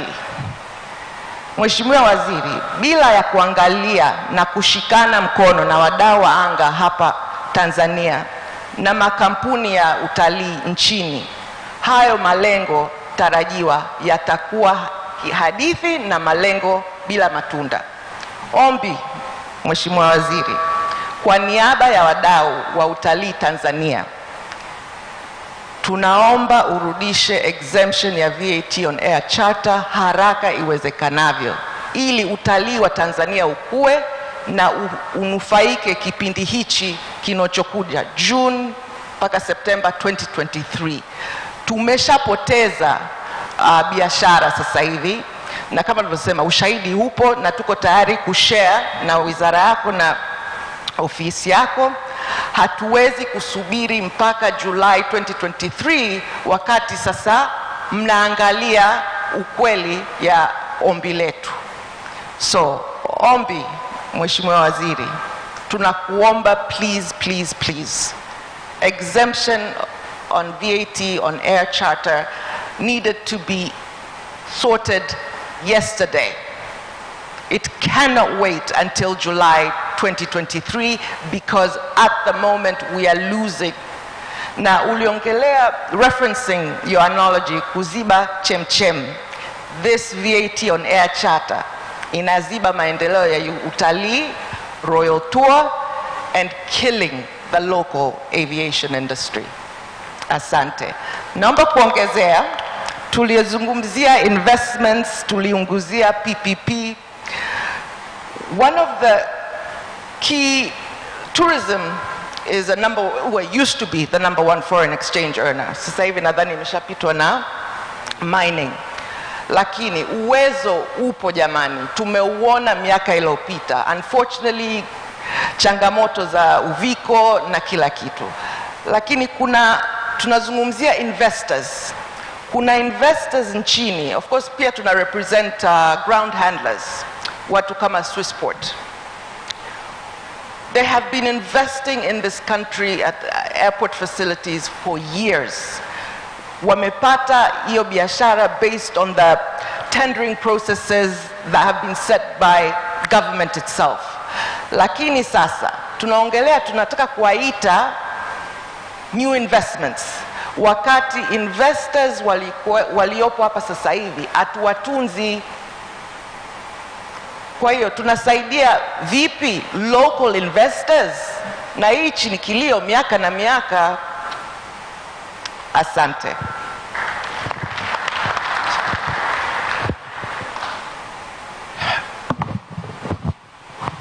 Yes, na kuruhusu the next one, jirani yako kushoto aweze kuendelea. Alinyosha mkono na nilikuwa nimeshamruhusu. Asante. Asante sana mwenyekiti. Mimi kwa jina naitwa Abdul Kadir Luther Mohamed. Ni mdau wa biashara ya usafiri wa anga pamoja na utalii. Na support maneno aliyoongea Ms. Latifa Sykes, ni kweli. Lakini naomba niongezee kidogo kusudi nipanue ujuzi kwa waziri wa fedha pamoja na wasaidizi wake. Samani ndugu mchangiaji, kama una hoja ya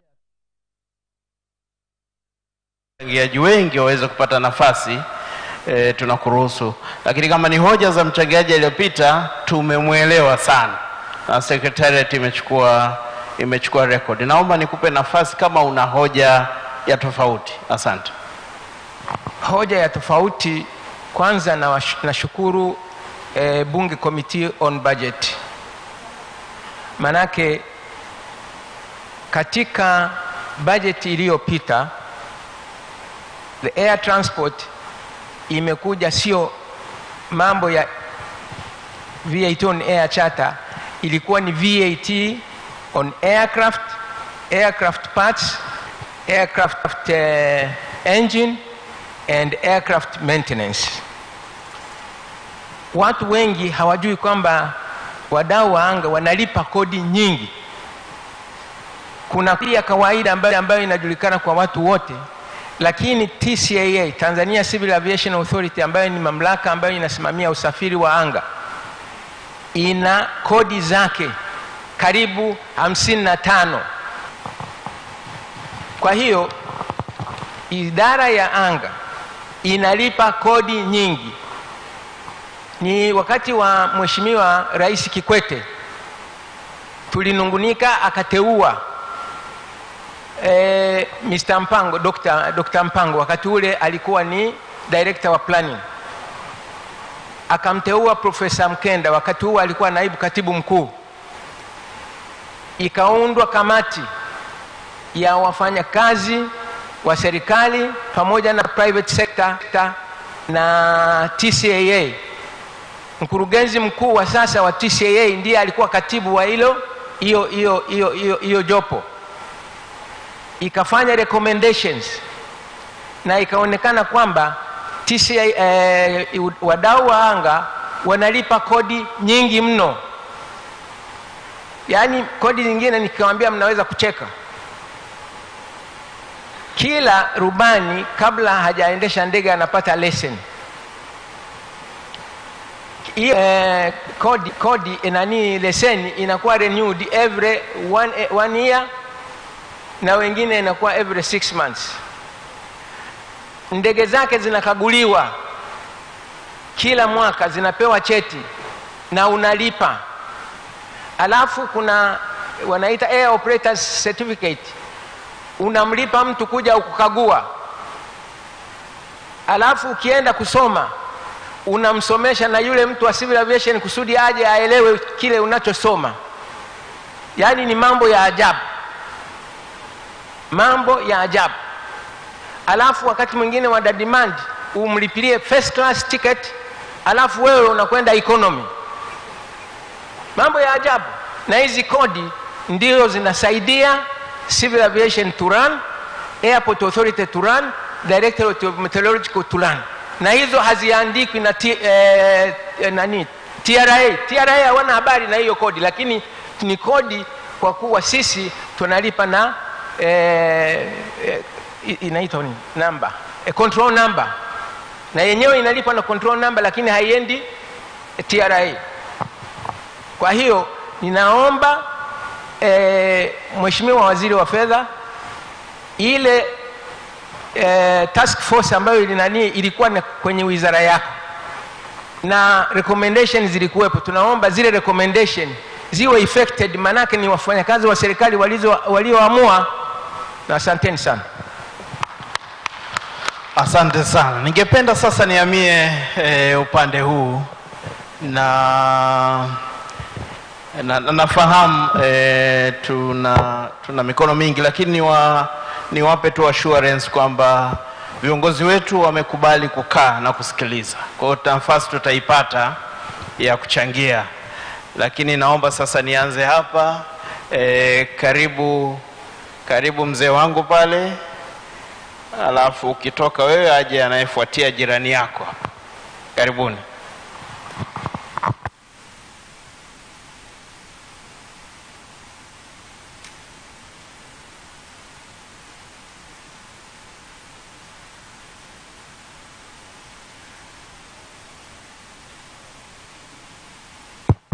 Na shukuru sana kwa kupewa hii fursa. Naomba nami nichangie yaliyojitokeza kwenye mawasilisho yote tangu hotuba ya ufunguzi mpaka michango ambayo imetolewa kwa ujumla. Mimi ni Dr. Camillus Kasala, ni mwakilishi wa katibu mkuu wa Baraza la Maaskofu Katoliki, lakini kuhusiana na mjadala, mimi ni mtafiti mwenza, research fellow wa Tax Justice Africa Network. Tunasimamia masuala ya economic justice in taxation. Kwa hiyo nitachangia kwa mtazamo huo. Nitakuwa na hoja kuu 3 ambazo zinashikamana na mawasilisho yaliyokwisha tolewa. La kwanza kuhusiana na ulipaji wa kodi pamoja na maendeleo. Waziri amesisitiza sana kwamba kuna uhusiano kati ya ulipaji wa kodi na maendeleo, na akasema tatizo liko katika kuielewa hiyo dhana. Mimi ninapenda kujenga hoja kwamba ni zaidi ya kuelewa kwamba kuna uhusiano kati ya kulipa kodi na maendeleo. Kinachohitajika ni wananchi walipa kodi kuwa na mamlaka yao katika usimamizi wa maendeleo yao. Kama watapewa mamlaka ya kusimamia maendeleo yao, wao wataweza kuelewa kwa nini wanapaswa kulipa kodi. Ikiwa serikali itaendelea na utaratibu wa kuchukua kodi, ushuru, ada mpaka ngazi ya chini na kuzipeleka juu, halafu baadaye ndio ifikiri kuzigawa mpaka ikafika chini, walioko chini hawataona moja kwa moja kodi inawasaidiaje. Njia mojawapo ni kuziongezea nguvu serikali za mitaa na halmashauri na madiwani wasimamie ukusanyaji wa kodi, ni wazi kwa kushirikiana na maelekezo na TRA, ili mapato yanayopatikana waweze kuwa na mamlaka ya kupanga maendeleo ya watu wanaowakilisha. Kama serikali na mtazamo kwamba katika jimbo fulani au mkoa fulani au wilaya fulani kuna madiwani au serikali za mitaa ambao wanatoka chama cha upinzani, halafu serikali inasema kwamba huko hatutapeleka fedha za maendeleo, tusitarajie kwamba wananchi walioko huko watashirikiana katika kutoa kodi. Hiyo ni wazi kabisa.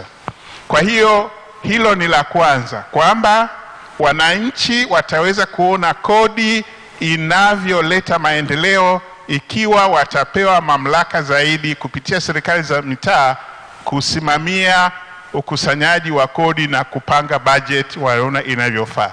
Hilo ni la kwanza. La pili, nadhani hapa kuna haja vile vile ya kuliangalia hili swala kwa upana wake.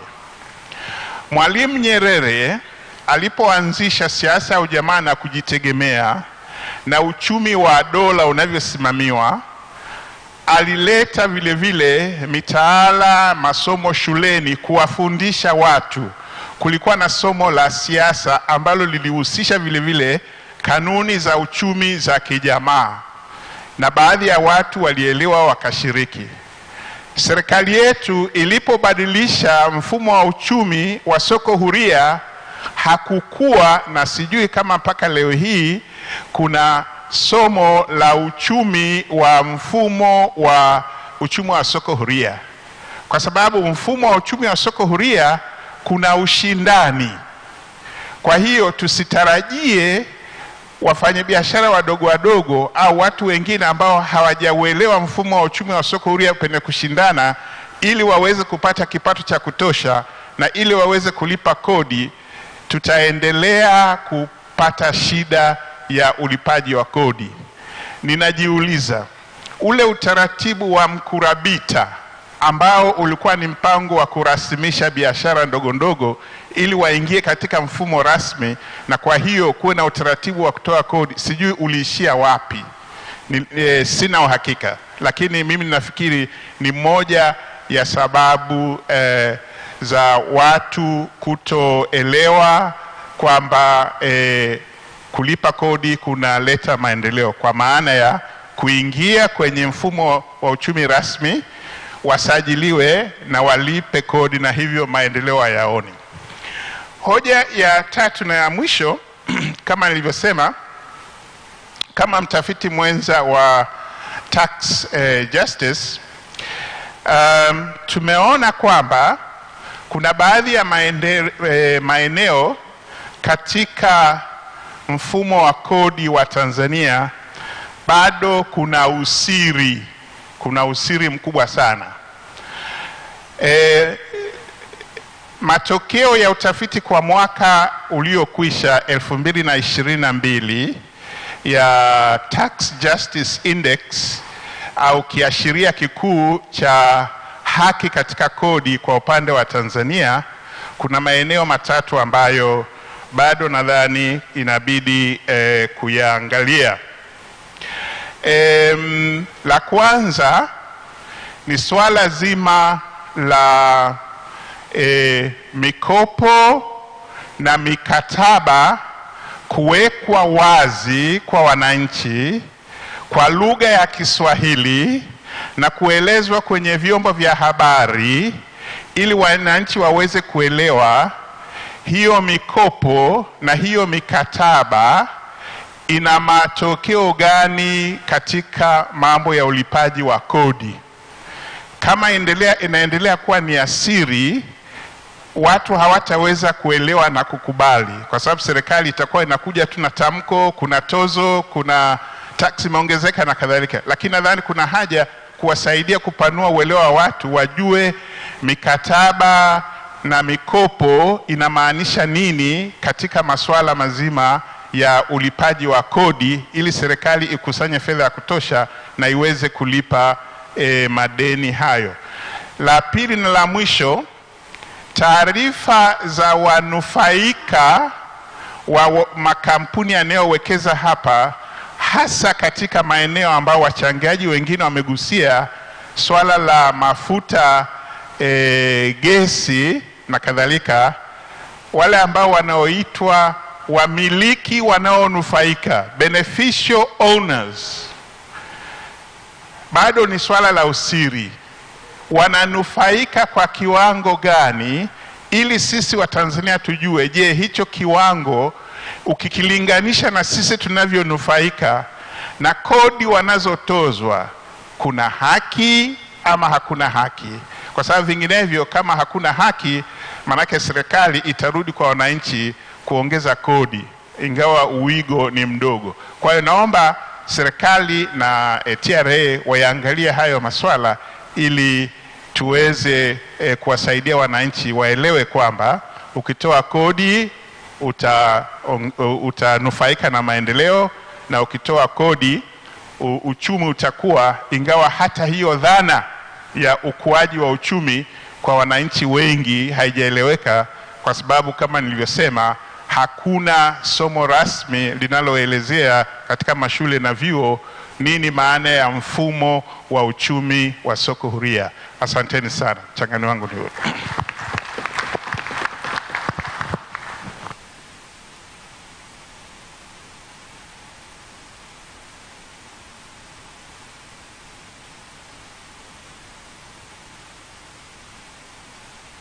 Asante sana kwa mchangiaji wetu, mzee wetu, Mheshimiwa Waziri wa Jamhuri ya Muungano wa Tanzania, Wizara ya Fedha na Mipango, Mheshimiwa Dr. Mwigulu, lakini pia Mheshimiwa Waziri wa Fedha Zanzibar, Mheshimiwa Dr. Saada, ambaye pia ni makamu mwenyekiti wa kongamano hili, lakini wizara yote ya fedha, na Mheshimiwa Naibu Waziri ambaye pia ametoa speech. Nitumie fursa hii kwanza kuwapongeza. Jina langu naitwa Mchungaji Eliona Kimaro. Ni mchungaji wa kanisa la Kiinjili la Kiluteri Tanzania. Lakini hapa nimealikwa kama mwalikwa binafsi. Siwakilishi kanisa wala sisemi kwa niaba ya kanisa. Niko hapa kama Mtanzania na mdau wa uchumi. Wapendwa, kwanza kabisa nikupongeze sana Mheshimiwa Waziri kwa kazi kubwa ya kuongoza wizara, tena mawaziri wote wawili Zanzibar na Bara, kwa kuongoza wizara hizi ambazo ni nyeti sana tunapojadili juu ya masuala ya uchumi, fedha na mipango. Lakini pia kongamano la kwanza tangu nafikiri kuwepo kwa nchi hii, kuandaliwa kongamano kubwa, na hasa kichwa cha kongamano ambacho kinazungumzia juu ya maboresho ya sera kwa maendeleo ya watu. Maboresho ya sera kwa maendeleo ya watu. Policy reforms for the people's development. Mheshimiwa Waziri, katika hotuba yako umeongea mambo mengi ya msingi, lakini mimi binafsi nitumie fursa hii kwanza kukupongeza wewe Mheshimiwa Waziri Dr. Mwigulu kama waziri mwenye dhamana katika wizara, lakini pia salamu nyingi za pongezi kwa Mheshimiwa Rais wa Jamhuri ya Muungano wa Tanzania kwa tamko la serikali ambalo umetoa hapa juu ya kuheshimu watu ambao wanaweza kujisaidia wao wenyewe kama wafanyabiashara na wawekezaji, lakini pia wanaoweza kuwasaidia wengine wakaajiri. Yaani tunapozungumza juu ya sekta binafsi. Na binafsi umesema juu ya kuheshimu, hoja ya msingi ni kuheshimu sekta binafsi. Wapendwa mabibi na mabwana, sekta binafsi ndiyo msingi na tumaini la ulimwengu mzima, dunia nzima. Hata serikali zilizoendelea kama China, serikali zilizoendelea au mataifa yaliyoendelea kama China, kama Marekani, maendeleo yao hayaletwi na kitu kingine zaidi ya maendeleo ya watu binafsi. Watu wakiendelea ndio wanaweza wakaendeleza nchi, kwa sababu nchi yenyewe au serikali yenyewe inaweza kuendesha mambo yake kwa sababu ya kodi. Lakini watu binafsi wenye uwezo wa kuzalisha ni watu ambao wanapaswa na walipaswa kuheshimiwa sana, tangu si tu kwamba kwa sababu ya kauli ya serikali leo, lakini pia kuona na kuiga hata kwa wengine. Kwa nini mataifa duniani yanaendelea? Yanaendelea kwa sababu ya watu wa raia wa kawaida wanapopewa nafasi ya kuweza kuzalisha na kuondolewa msongo wa mawazo wa kiuchumi na fedha. Huyu mtu ambaye leo tunazungumza kama ni mtu ambaye anawekeza kwenye sekta binafsi, kwanza kabisa ajulikane kwamba anajiajiri yeye mwenyewe, anaondoa mzigo wa yeye mwenyewe kuwa mzigo kwa serikali, anajiajiri peke yake, lakini anaajiri wengine, amebeba riziki za watu wengi. Tumezungumza juu ya wakurugenzi wa viwanda hapa, wamebeba riziki za watu wengi, si tu wale wafanyakazi walioko pale, lakini pia nyuma ya wale tegemezi kwenye familia. Mheshimiwa Waziri, umezungumza kwenye hotuba yako na nikupongeze kwa kuelewa. Nafikiri ni kwa sababu wewe ni mtoto wa mkulima. Umeelewa kwamba kuna watu waliostaafu ambao wanawalelea watu wenye degree nyumbani, kwa sababu wamesomesha watoto, wamemaliza watoto 4 5, wana degree, lakini wako nyumbani, hakuna ajira. Kwa hiyo kimsingi sekta binafsi ni sekta ambayo tu si kwamba inaweza kuajiri watu peke yao, lakini imebeba riziki za watu kama ambavyo umezungumza. Lakini pia wanalipa kodi ya serikali, sekta binafsi nalipa kodi ya serikali. Na hapa hoja yangu ya kimsingi mimi napozungumza hapa, ningeomba kwa hotuba ya rais ambayo pia ni tamko la serikali, kwanza kabisa kuomba wale ambao ni watendaji wa serikali, wakuu wa wilaya, wakuu wa mikoa, watu wa idara mbalimbali kwenye serikali, wafahamu kwamba hawa wawekezaji au wafanyabiashara au watu wa sekta binafsi wanahitaji kutiwa moyo. Wanahitaji kutiwa moyo na wanahitaji kusaidiwa. Sisi tumeona kwenye mazingira ya kawaida, ukiingia kwenye banda la kuku wa mayai na ukaingia pengine sio yule mtu ambaye unawahudumia mara, au ukaingia mle ndani na wakati ambao labda ni wakati wao wa kutaga, ukaweka tu kishindo hivi, ukaingia ndani ya banda la kuku, wale kuku wanasema wamepata stress, hawatagi, hawazalishi, kwa sababu umeingia na vitisho kwenye banda la kuku. Kwa hiyo kuna discipline hata ya kuingia kwenye banda la kuku wa mayai, yani kuna adabu yake ya kuingia kwenye banda. Sasa mimi nazungumza masuala ya uchumi kwa lugha rahisi na ndogo kabisa, ili mradi tu kwamba hawa watu wanapata misukosuko mwingine.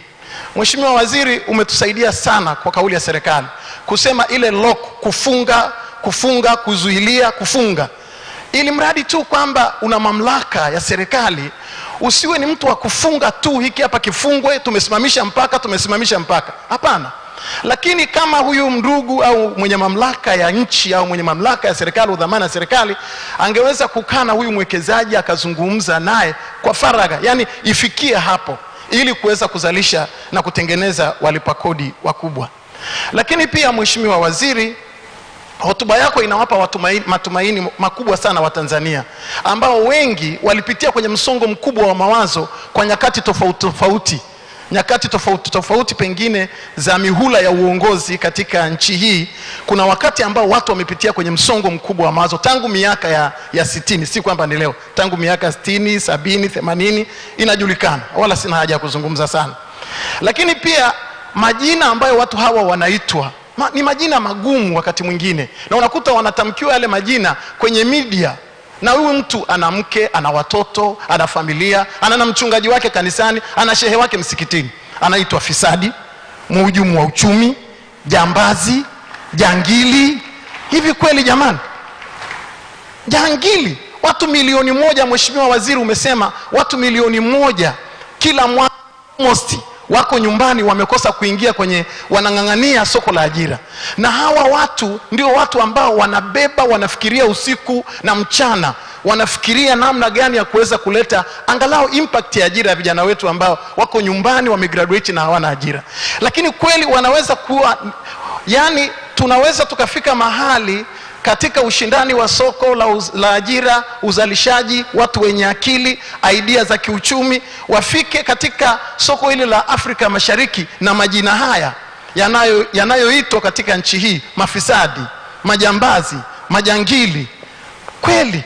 Kwa hiyo ningeomba sana tunapozungumza kwamba watu wanaoanzisha mitaji, wanaoanzisha biashara na wawekezaji waheshimiwe, ni pamoja na kuwaomba wale wenye mamlaka, lakini pengine familia ya Kitanzania na familia ya nyumbani, hata kule nyumbani anakotokea mtu. Jamani, kila mmoja hapa na familia yake, lakini mnajua kabisa katika kila familia kuna mtu mmoja ambaye anabeba burden kubwa huko nyumbani, analipa bili za hospitali, anasaidia wale wazee walioko kule nyumbani, mtu akifa kwenye familia ndiye anambeba mzigo wa kusomesha watoto wa marehemu.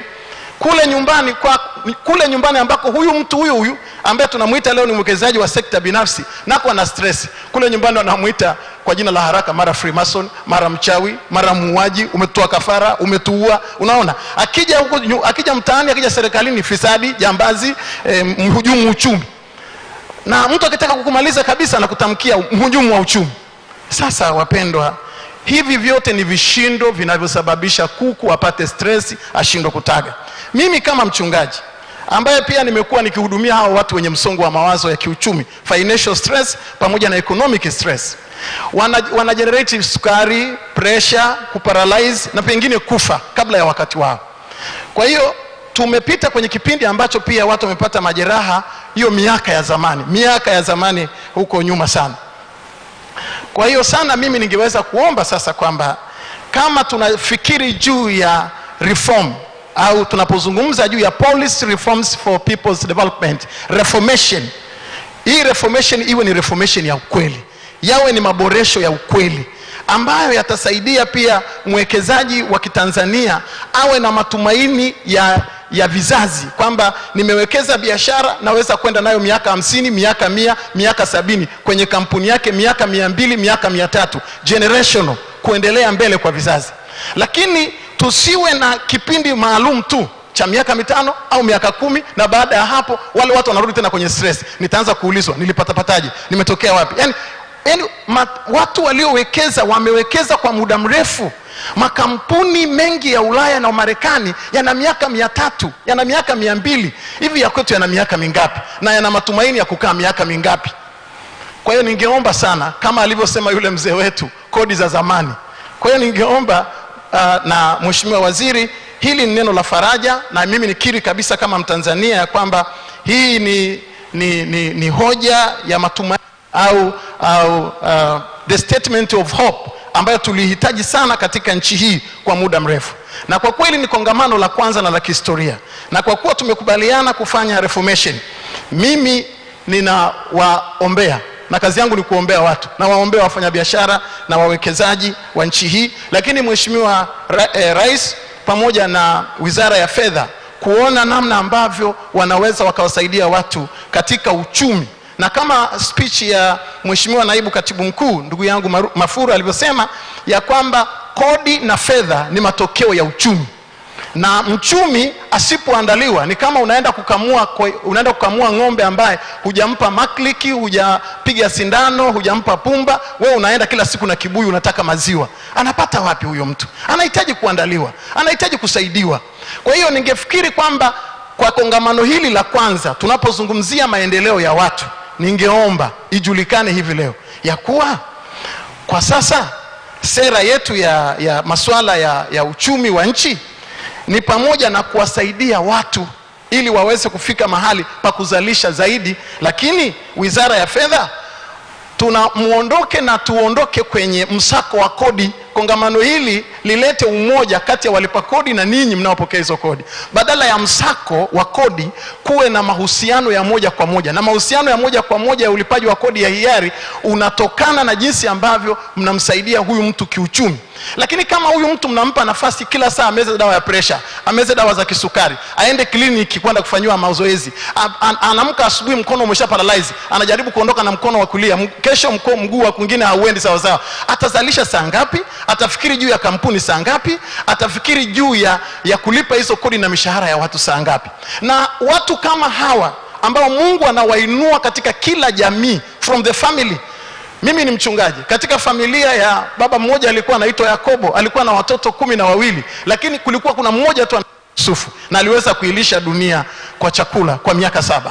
Lakini Ninapozungumza kwenye familia ya kwako, wewe uko peke yako, pengine au mko wawili ambao mnaangalia ile familia kule nyumbani. Na tunapozungumza juu ya Watanzania, ni Watanzania wachache ambao Mungu anawainua ili waweze kuwasaidia na kuajiri watu wengine. Na wako hapa hawa watu. Na Mungu amewapa hawa watu elimu na uwezo wa kuzaliwa, ni kama kipawa ambacho wamezaliwa nacho. Kwa hiyo ningeomba sana kwa tamko la serikali, kwa kauli ya serikali, hawa watu waheshimiwe na wasaidiwe kuendelea mbele. Mheshimiwa Waziri, ninakupongeza.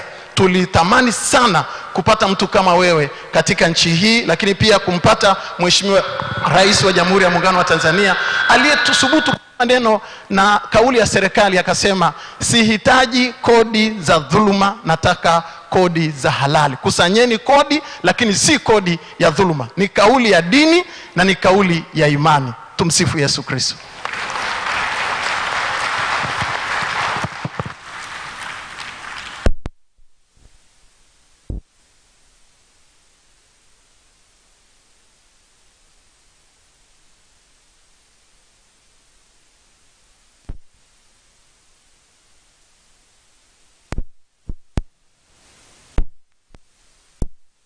Toa pia mchango wake. Ninacho kiomba ndugu zangu, sasa tumetumia zaidi ya lisali moja kupata maoni haya, na baada ya wachangiaji watatu, kwa kuwa tutakuwa tena na wakati mwingine wa uchangiaji, tuingie kwenye zile mada zinazofuatia baada ya kama inavyoonekana kwenye timetable. Alafu tutaweza kupata nafasi ya kuchangia tena ili tuweze kuenda sambamba na muda ambavyo unaturuhusu. Karibu mchangiaji. Asante. Asante sana. Kwa majina naitwa Yusuf, natokea katika sekta ya uagizaji wa magari. Kwanza nishukuru serikali na Mheshimiwa Waziri kwa nia njema kabisa ya kuhakikisha kwamba nchi tunakusanya kodi. Lakini kutokana na hotuba ya Mheshimiwa Waziri, mimi kuna vitu vimenitafakarisha sana. Na zaidi nafikiri kama nchi tupo kwenye mkwamo mzito sana. Hapa mjadala wetu mkubwa tupo tunajadili juu ya namna ya kukusanya kodi na kuongeza wigo wa kodi ili nchi ipate mapato na tuweze kujiendesha. Lakini kwa bahati mbaya sana tunajadili namna ya kupata maziwa, lakini hatujadili namna ya kumlisha ng'ombe, na tunatupa namna ya kumpa maji. Mkwamo wetu mkubwa upo kwenye elimu inayotolewa katika nchi yetu. Badala ya elimu tumekuwa na kivuli cha elimu. Katika hotuba ya waziri anakiri kabisa tunatoa wahitimu karibuni 1,000,000, lakini unakuta mstaafu mmoja anatunza graduate 4. Maana yake ni nini? Kama anawatunza kupitia pensheni, au graduate 4 baada ya miaka 20 watawatunza wakwao kupitia nini? Bado kama nchi tunakosa majibu. Jambo la msingi, mimi ningependa kuishauri Wizara ya Fedha ikashirikiane na Wizara ya Elimu. Hebu tutoke kwenye elimu ya kuwasomesha watu makaratasi na kusoma magazeti. Unapowaza kukusanya kodi, ni lazima uwaze ni kwa namna gani watu wako wanaenda kuingia moja kwa moja kwenye uzalishaji wa bidhaa na huduma. Tukatoe elimu zinazowawezesha watu ni kwa jinsi gani wakachakate gesi yao Mtwara, ni kwa jinsi gani wakafuge ng'ombe wao Shinyanga, ni kwa jinsi gani wakalime korosho Mtwara, ni kwa jinsi gani wakavue samaki Bukoba. Lakini kama tunatoa elimu za kusoma magazeti, za kufungua magrupu ya WhatsApp, tukawaza kukusanya, hakuna taifa lolote duniani liloendelea kwa namna hiyo. China wamewekeza sana kwenye elimu ya ufundi, elimu ya teknolojia na ugunduzi. Sisi Tanzania, mtu akigundua namna ya kutengeneza baruti au bunduki, badala ya kumsaidia tunaenda kumfunga na kumshtaki. Kwa hiyo ni lazima tuwekeze. DIT imebaki pale kama sehemu ya kuwekea kwenye hotuba na sehemu ya kujinadi, lakini kwenye uhalisia bado impact yake ni ndogo sana kwenye uchumi wa nchi hii. Kwa hiyo Wizara ya Fedha kashirikianeni na Wizara ya Elimu, ikatengenezwe mitaala iliyo bora inayokwenda kuwawezesha Watanzania kuingia kwenye mfumo wa uzalishaji wa mali pamoja na huduma, mfumo wa moja kwa moja. Kinyume na hapo tutawaza kukusanya, lakini tunapowaza kukusanya kusiwe hakupo. Yani tunafanya vitu kwenye imaginations, tunawaza. Tuna mfumo wa elimu wa kuandaa madalali na machinga. Ndio maana unasikia case study inakuambia tukafanye case study kwa machinga walioko Kinondoni, kwa machinga walioko Bariadi. Hakuna case study kwamba hebu tukaangalie wale wanaochakata chuma. Hakuna case study hebu tukaangalie vijana wa IT ambao wamehitimu sasa, tuangalie wanafikia wapi katika kudevelop nini na kufanya nini. Case study huko hazipo. Kwa sababu gani? Elimu yetu imejiwekeza kuandaa machinga na madalali. Tunategemea toothpick zitoke China na Uturuki. Sasa ni machinga gani na kishoka gani wa kuingia bandarini? Ndio elimu yetu. Tunategemea ni machinga gani ataenda kuziuza? Ndio elimu yetu na ndio mfumo wetu. Kwa hiyo mimi naishauri serikali tusipoteze muda. Hebu tuangalie mataifa yaliyoendelea yanafanya nini. Haya mambo yametuzubaisha hata kwenye utalii. Angalia impact ya Royal Tour. Mimi si bezi, naongea realistic. Leo Visit Rwanda inajulikana kote duniani. Kwa sababu gani? Wenzetu wamechagua kuwekeza vizuri. Leo wafuatiliaji wa mpira ni wangapi? PSG, Arsenal, Visit Rwanda. Dunia nzima mabilioni ya watu yanaangalia. Leo ka Rwanda kakiwa na sokwe kama 100, watu wamejazana kule. Tanzania sisi tunawaza watalii milioni 2. Morocco isiyo na kitu ina watalii mpaka milioni 10. Kwa hiyo mimi nadhani tuna mkwamo mahala, na zaidi katika mfumo wetu wa elimu. Leo kodi imebaki katika mlengo mmoja. Masuala ya kodi yanabaki kwa wale wajuzi tu, maana yake TRA wakusanya kodi, ila si kwa mlipa kodi. Elimu huko haipo. Elimu ya kodi inatolewa katika ngazi za juu za vyuo vikuu, lakini walipa kodi wetu au machinga mnaowasema elimu zao mnazijua. Elimu ya form 4, elimu ya darasa la 7, lakini machinga hao elimu hizo hawana na hajui chochote. Sasa unategemea nini? Elimu ya kodi, elimu ya uchumi, elimu ya fedha, elimu ya uchakataji, uzalishaji mali vipelekwe kuanzia ngazi ya chini. Tupunguze ujenzi hata wa shule za kata, tukajenge vyuo vya ufundi, vyuo vya kusaidia nchi. Tuache kusomesha watu elimu zile ambazo haziji kusaidia, na baada yake tunatafuta solution ya kukusanya kodi. Hatutaweza, tutaendelea kukwama. Mimi yangu ndo hayo.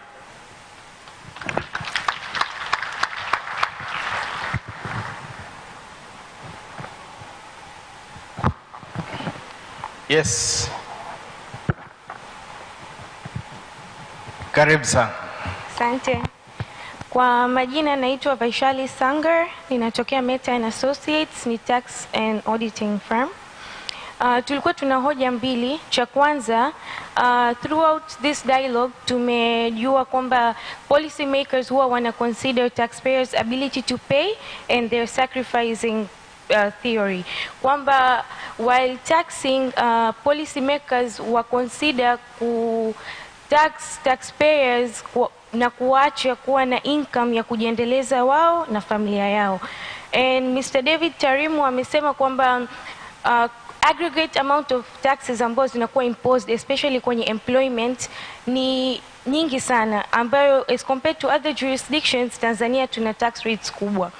Kwa hiyo tulikuwa tunaomba while making policies this time around, tax policy maker either wa consider to reduce number of taxes that are imposed on employment, or wajaribu to revise the minimum amount of 270,000 shillings ambayo yuko kwenye tax bracket, because due to inflation and emergency ya COVID-19 imefanya ongezeko la bei ya kila kitu, and I'm sure 270,000 is not enough to sustain an individual together with their family members.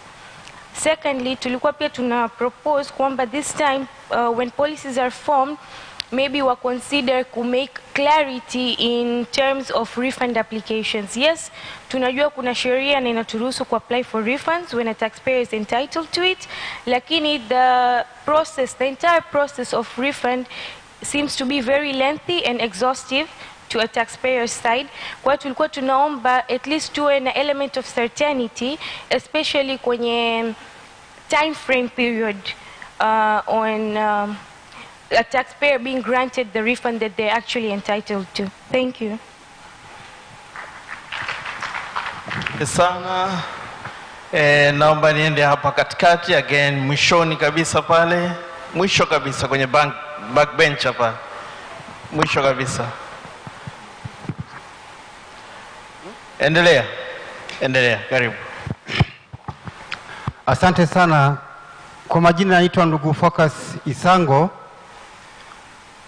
ni mwakilishi kutoka jumuiya mojawapo za wasafirishaji hapa Tanzania ijulikanayo kwa jina la Transporters Association of Tanzania, yani TAT.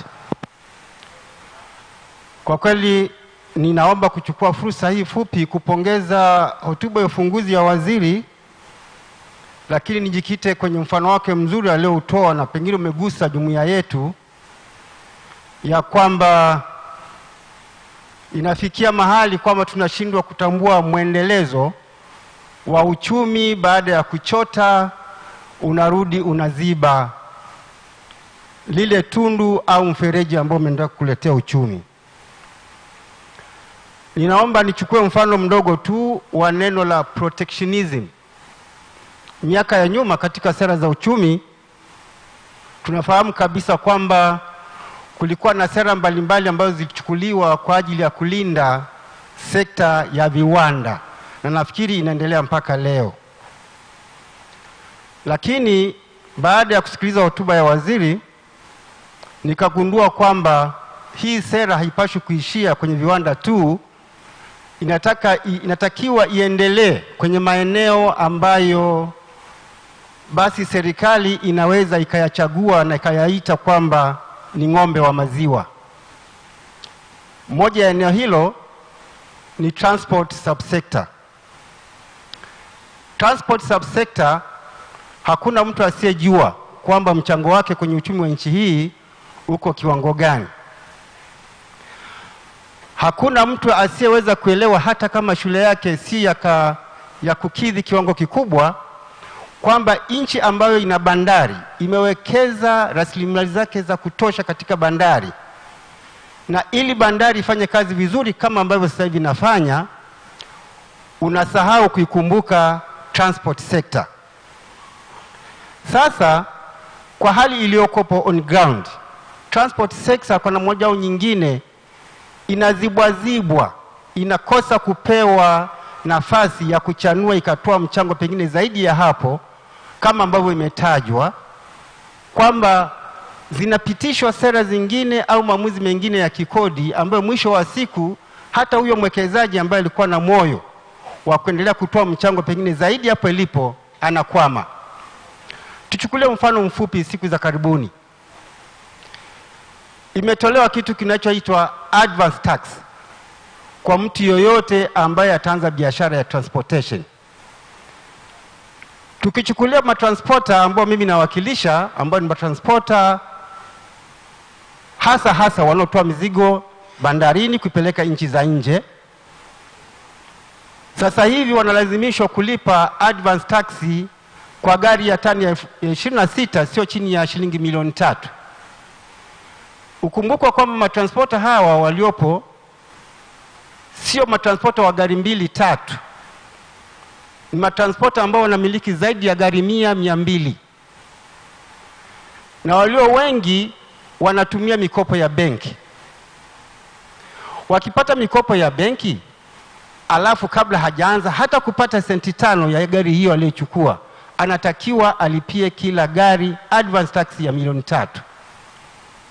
Hapo tunafanya nini kama sio kuziba mfereji wa uchumi? Zipo kero za kutosha, ndugu mwenyekiti, ambazo matransporter pamoja na moyo mkubwa wa kuendelea kunyanyua uchumi wa nchi hii na hasa uchumi wa bandari ambao kwa sasa hivi pia tusifumbie macho kwamba inafanya kazi kubwa sana bandari kwa ajili ya kusustain uchumi wa nchi, lakini bado matransporter watatakiwa kuwa ni wadau ambao wanatakiwa tizamwe kwa kiwango kikubwa kwa macho mawili. Haiwezekani transporter ana reinvest kwenye fleet yake. Alikuwa na gari 50, anataka kuongeza gari zingine 50. Lakini kwa mahesabu yake ya mwaka anaambiwa hapana, hiyo sio capitalization ya mtaji wako, bali ni gari ambayo unatakiwa jitegemee na ikokotolewe tofauti. Walikuwa wanahisi kwamba hiyo vile vile ni kuwafunga breki. Ni vizuri basi angalau iambiwe mtaji wako sasa umeongezeka kwa kuongeza hii gari. Kwa hiyo ndugu mwenyekiti, sisi tuliona kwamba hili changamoto kwa kweli limekuwa na impact kubwa, is very vibrant, lime-echo sehemu mbalimbali nchini na sehemu nje za nchi pia, lakini bado transport sector haitaridhika kama hakutakuwa na kongamano kama hili. Lakini kwa hiyo sekta peke yake, na sisemi tu peke yake transport inspector peke yake, hapana, pengine hata zingine ambazo zinaonekana kama ni ng'ombe wa maziwa wa nchi zifanyiwe kongamano kama hili. Tutaandika andiko letu, tutaliwasilisha hoja zetu hizi mbili pamoja na zingine zilizopo, ili tukae pamoja tuangalie namna gani bajeti yetu itakaoanza, huyu ng'ombe wa maziwa anawekwa sawa namna gani atoe mchango wake. Asante sana. Asante sana. Naomba nihamie upande huu hapa wa mwisho kabisa. Again backbencher. Karibu.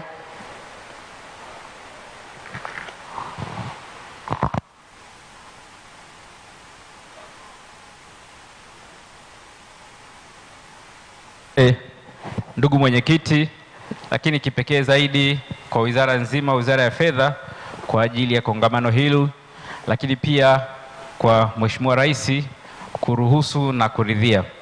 Sisi kama wafanyabiashara tunawapongeza kwa sababu mmetupa fursa ya kutoa yale yaliyo mioyoni mwetu. Mimi ni mwenyekiti wa chama cha wamiliki wa malori Tanzania kinachoitwa TATOA.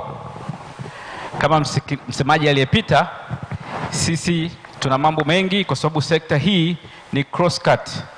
Ili sisi wote tuweze kunywa maji haya, tuweze kupata dawa, tuweze kupata nguo tunazovaa, lazima usafirishaji utokee katikati yetu. Lakini tunaenda mbali zaidi kwamba bandari yetu ya Dar es Salaam inategemea sekta hii ya usafirishaji, kwamba lazima tutoe mizigo kupeleka kwa wenzetu wenye landlocked countries, na sisi tulete kopa hii au tulete bidhaa zingine ziweze kupitia bandari yetu ya Dar es Salaam na kufanya moja ya bandari mahiri na bandari zenye ufanisi wa mizigo ya kwenda na kurudi.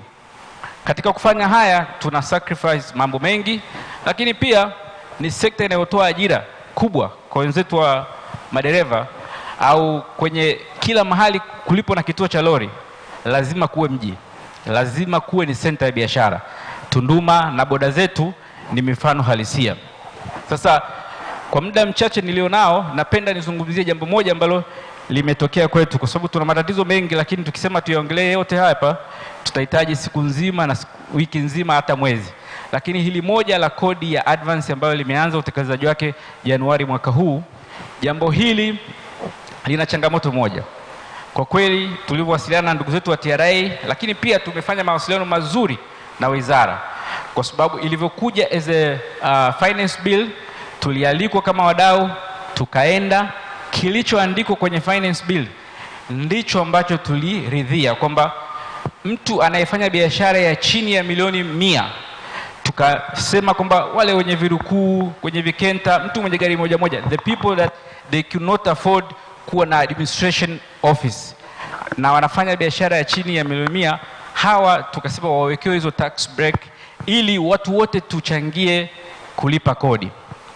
Kwa wanaofanya biashara na wana maofisi wanalipa income tax, wanalipa corporate tax na kila kitu, tukasema hili haliwezekani, lazima wawasilishe vitabu. Lakini kilichokuja kwenye Finance Act ni tofauti na mazungumzo yaliyokuwepo kwenye Finance Bill, na hicho ndio kilio chetu, kwamba leo sasa kila mfanyabiashara awe wa basi awe wa lori, kutokana na tonnage ya gari analazimishwa atoe milioni 2.7 in advance. Maana yake nini? Kama una gari 100 ni milioni 300, kama una gari 200 ni takriban milioni 600. Utoe in advance, unalipa faida kabla hujaiona faida. Kwenye sekta yetu ya usafirishaji kuna mambo mengi. Lori linaweza likatoka hapa leo likafika Dodoma likapotea likaisha, likaenda Kongo kwa mwaka ukapata trip 2 au 1. Hasa kuja baadaye kusema tunaanza kurudishiana au wapi uonyeshe utoe shahidi gari alikufanya kazi lilifanya kazi, jambo hili tunajua tuna matatizo kwenye VAT returns. Sasa itakuwa hii ya, kwa hiyo tukasema si sawa. Wale ambao wanaweza kutengeneza mahesabu yao, na ndivyo ambavyo tulikubaliana na TRA, hawa wanaweza kufanya mahesabu yao, wapeleke waonyeshe faida zao, wachajiwe kodi baada ya faida. Kwa hiyo kwa sasa, ili tusivuruge bandari yetu, kwa sababu hichi kinachotokea sasa hivi kitawanyima wasafirishaji wengi au matransporta wengi leseni za kufanya biashara mwaka huu.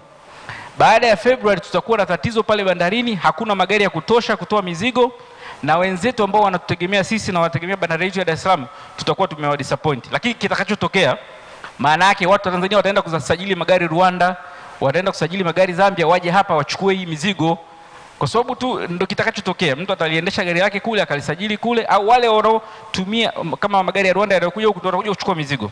Kwa hiyo mimi nilikuwa nasema hili tuliangalie kwa uharaka, kwa sababu litaumiza sekta yetu, lakini zaidi ya yote litaumiza bandari yetu ya Dar es Salaam ambayo inategemea kwa asilimia karibu 95 usafirishaji wa malori. Tunataka kuchangia pato, lakini tulipe baada ya kurealize faida na kutoa changamoto zingine zote, kwa sababu sekta hii ndio inazalisha au inachangia kupokea forex, kupokea pesa za kigeni karibu ya pili, kwa sababu transporter yote anafanya kazi na makampuni ya nje lazima alipe kwa pesa za kigeni na zipite kwenye benki zetu. Lakini pia ukiangalia ukuaji wa maduka ya spare, maduka ya tairi, ni kwa sababu biashara ya transport inafanya vizuri.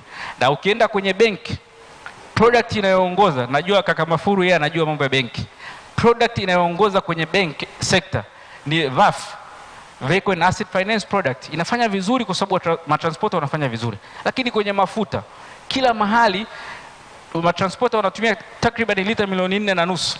Sasa huu ni mchango mkubwa. Kwa hiyo nilimsikia panelist moja akizungumza kwamba indirect taxes, sometimes unaweza usipate kikubwa kwa transporter direct, lakini indirect taxes ni nyingi mno na ni kubwa, na ni lazima tuzithamini. Lakini pia tuthamini mchango wa sekta ya usafirishaji. Nakumbuka wakati wa COVID, sekta iliyosimama ilibakia sekta ya usafirishaji, kwa sababu ilibidi madawa yaende na huduma zingine za kijamii. Kwa hiyo kwa hayo machache, tunaomba ndugu zetu wa Wizara ya Fedha mliangalie jambo hili, ni very sensitive, kwa sababu limeanza kwenye utekelezaji ambao sisi tunaamini kipindi hichi cha leseni by end of February tutakuwa hatuwezi kuingia bandarini na magari yatakuwa yatembei barabarani. Hasa huko siku ambako tunataka kumpeleka mama yetu, sisi tuko tayari kuzungumza na tuko tayari kutoa mwongozo mbadala kwenye jinsi ya kuliboresha hili jambo. Lakini tunaomba kwa sasa stay, ili tuweze kuangalia njia mbadala ya kututoa hapa tulipo, tusiingie kwenye mkomo ambao hauna sababu, na biashara ya bandari imekuwa ya ushindani mkubwa. Kwa hiyo changamoto yote ndogo ina send alarming kwenye port za Mombasa, Durban na bandari zingine ambazo ni washindani wetu wa kila siku. Nakushukuru sana. Tunawashukuru sana kwa michango yenu, na ninawaomba kwa nafasi hii tuipause kwanza hapo, alafu tutarejea tena baadaye. Lakini kabla hatuja, naomba moja tu ya mwisho kaka, tafadhali. Tafadhali. Kwa nafasi ya kipekee ya upendeleo, karibu. Asante sana. Kwa jina naitwa Bwana Ali Deuji, ni mjumbe wa bodi wa Tatoa. Wenzetu wamezungumza kuhusu hizo kodi, lakini nataka niungane na hoja ambayo mchungaji alijenga kwamba lazima wafanyabiashara waheshimiwe na wasikilizwe.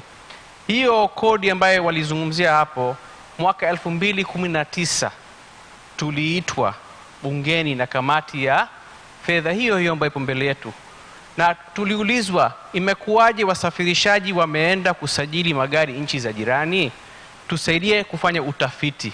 Na baada ya kufanya utafiti hayo kwa nia njema tukaja na hiyo hoja kwamba hizo kodi zibadilishwe, mfumo wa kodi ibadilishwe kwa wasafirishaji wadogo na wakubwa, na tukajaribu kuiga nchi za jirani zetu. Sasa baada ya kuwasilisha haya katika kamati ya bunge ya fedha, tulisema kwamba walipe milioni 1.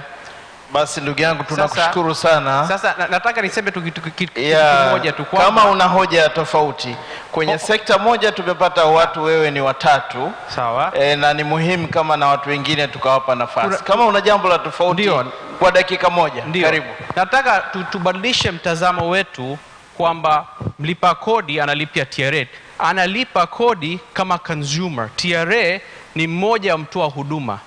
Wakati inakuja kutekeleza kodi, TRA inakuwa inasema tunatekeleza ambayo tumeambiwa. Tunataka tuungane mkono nao ili wakati tunakuja kutunga hizi sheria tunakuja kwa pamoja wizarani. Sio tunaenda sisi sekta binafsi peke yetu na wenzetu wamekaa tu kutekeleza. Ili tutengeneze win-win solution, tujue vipi tutatekeleza hiyo kodi. So hayo ndo tunataka tuchangie kwamba tunataka tuende pamoja na TRA kutunga sera, tubadilisha maoni kwamba sisi wote ni consumer. Yeye ni mtoa huduma na sisi pia ni mtoa huduma. Tusifiche nyuma ya serikali kuu kusema na tumeelekezwa tutekeleze. Hapana, tufanye kazi ya utafiti kwa pamoja na TRA kupanua wigo wa kodi nchini. Hiyo ndo ombi letu, kwa sababu inabadilika, maneno yanabadilika kwenye bill moja act kwenda bill inabadilika, na tukirudi uwanjani tunaambia tumeambiwa kutekeleza tu. Sasa tunaomba maoni na tabia ibadilike kidogo kwa manufaa ya wote. Asanteni. Asante sana, point nzuri kabisa. Sasa kwa dakika moja panelist wetu, you can have some comments. But only for 1 minute. Festo, karibu. Asante sana. Kwanza niungane na wengine wote ambao wamekwisha kuzungumza mpaka muda huu na kushukuru serikali kuona umuhimu wa kuwa na hii dialogue. Some of these things zingeweza kuwa submitted in writing, but when you hear directly from the people, it's easier to digest na ni rahisi pia kujua which action to take. So my last remark will be on something pointed by TRA earlier on around challenges kwenye kodi jumuishi, yani ulipaji wa kodi kwa hiari. Walipoint out kitu kinaitwa cash transactions. Sasa kikubwa ambacho mimi nataka kuweka hapa ni maendeleo ya teknolojia, development of technology. Tunapotaka kukuza uchumi na kuleta maendeleo kwa maana ya ukusanyaji wa kodi, lazima kwanza tutazame pia namna ambavyo tunaweza formalize economy na namna ambavyo sekta zote za economy zinakuwa zinaweza kuinteract. One of the ways ni kuelekea kwenye cashless economy. Now, cashless economy is influenced by many things. One of them is by enabling, or rather working closely with certain elements of the private sector, banking sector na telecom sector. Kuna swala la tozo ambalo sitataka kulizungumzia sana kwa sababu limekuwa tangu limeleta mjadala mrefu, lakini ukweli ni kwamba unapoweka tozo kwenye transactions kuna mambo mawili. La kwanza, unapata fedha sawa, lakini la pili, unaweza indirectly ukadirect watu kwenda kwenye cash economy in a way. Na kwa sasa sisi tuna interact na private sector wakubwa na wadogo, tunaona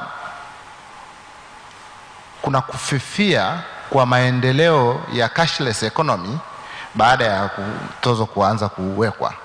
Kwa hiyo kuna sababu, there's a need to look at this. One, to ensure that we move closer to a cashless economy where transactions can be tracked, taxpayers can be tracked, and therefore tunapunguza mzigo kwa walipa kodi wachache. That's the only way we can push ourselves towards an inclusive and a possible way of bringing everyone to the tax net. Thank you. Asante sana David, karibu.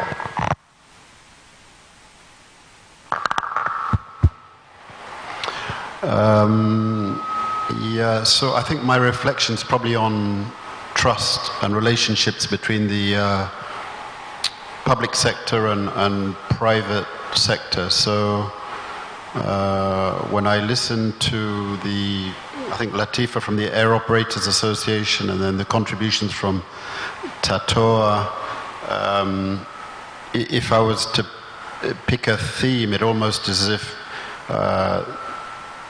people feel as if they haven't been listened to, and then you ask yourself maybe why is that, and I think it goes back to issues of trust, consultation, collaboration, and I was then reflecting on the Honourable Minister's statement in his opening remarks when he talked about challenges around attitude to private sector, that being a product of our history.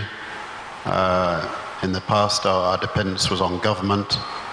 And then the gentleman from Nani Tax Justice Africa Network, Mr. Kasala, also saying maybe there's some need for education sort of on politics and economics and the role of private sector. So I guess the point is just that we need to move further forward in ensuring that when we have a dialogue, it's effective. Of course, government stakeholders need to have some healthy skepticism when certain proposals or comments are made, but it shouldn't be excessive distrust. And I think if we work together, more collaboratively to develop policy, we will be in a better place. Because I think history's shown us that we have many examples. I mean, you're hearing about the air operators, Tato and so on, where changes are made, then they have to be reversed and so on, and you ask yourself, well, was that really necessary? So I think let's build trust, let's collaborate more effectively, and I think we'll end up with a better end result. Thank you.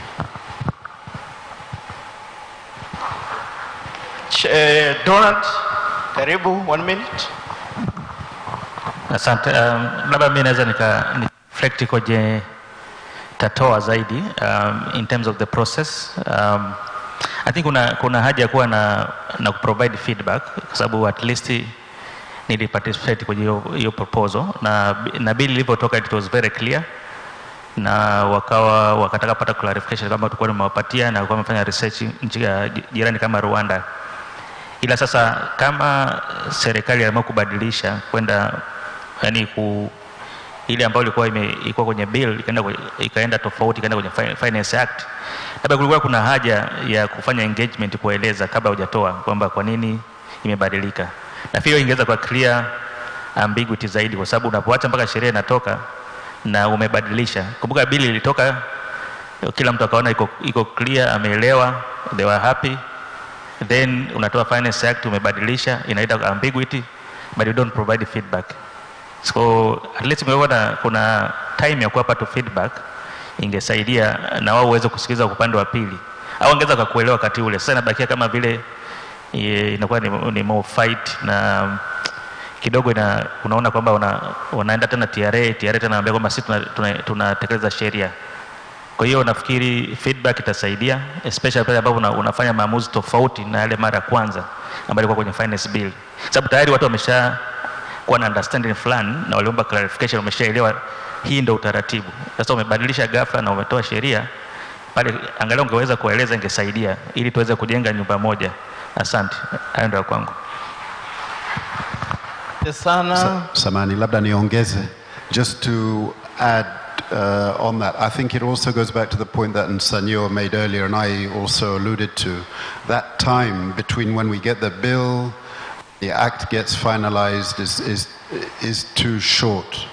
So ideally we'd have draft legislation much earlier, even 2 months before. 2 or 3 months before, and I think that way we would end up in a better place. Okay, thank you very much. Now, kama ambavyo mnaona kwenye timetable yetu, tunao panelists wengine na kwa hiyo nisiwaache kuwapa kazi hawa viongozi wangu. Na kwa nafasi hii basi naomba nimkaribishe mwenyekiti mwenza Dr. Saada Mkuya, Mheshimiwa Waziri wa Nchi, Ofisi ya Rais, Fedha na Uchumi Zanzibar. Kwa dakika moja tu. Hapo.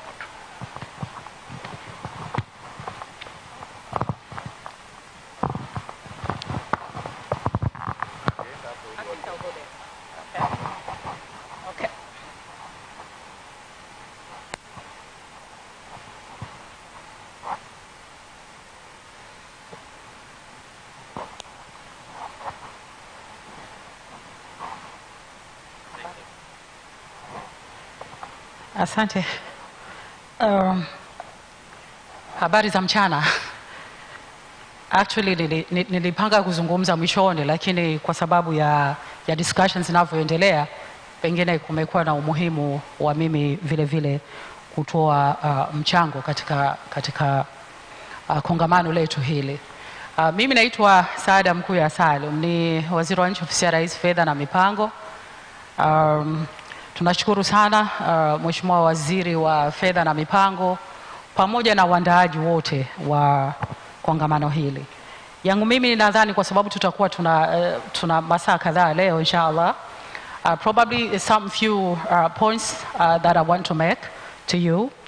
Kwanza Mheshimiwa Waziri, nadhani kwa sababu ni kongamano la kwanza na limekuwa lina faida kubwa sana. Pengine kwa sababu ya utaratibu wa mzunguko wa bajeti, tunakuwa mara nyingi hatupati fursa na wadau wa nje wengi katika kukusanya maoni yao, na most of the time wadau wengi ambao ni walipa kodi basically wanapitisha maoni yao katika sekta zinazowahusu moja kwa moja, na baadaye tunakuwa tunakaa katika vikao sisi kama serikali na wadau wengine wachache. Sasa pengine kuna umuhimu wa forum kama hii kufanywa ikawa ni forum katika mzunguko wa bajeti wa kila mwaka. Yani tukawa tunapata muda wa kuzungumza na watu wengi zaidi, na hili isiwe tu labda kwa sababu leo Mheshimiwa Mwigulu yupo, mwingine yupo, no, iwe katika mfumo wetu. Na kwa sababu tunayo sheria ya bajeti, na sheria ya bajeti imeainisha zile forums ambazo zinakusanya maoni, nadhani muhimu tutakapokwenda labda mwakani tuwe kwamba hii iwe ni sehemu ya mzunguko wa bajeti. Tunaweza tukaboresha mzunguko mwingine ama tukaboresha architecture ya forum kama hii na structure yake, lakini nimeona kuna umuhimu mkubwa sana wa kukaa pamoja na wenzetu katika forums kama hizi tuweze kuzungumza masuala ya sera za kodi na kodi zenyewe. Lakini la pili nadhani ilikuwa ni overlook, kwa sababu wafanyakazi sisi huwa hatuna sehemu ya kulalamika. Mheshimiwa Waziri, nadhani kuna umuhimu vile vile ya kupata wadau wa wafanyakazi. Sisi kwenye Income Tax Act kisha kuwekwa safari 9% tumepunguza, tumekwenda 8% au 11%. Hatuna nafasi ya kufanya negotiation kwenye hili.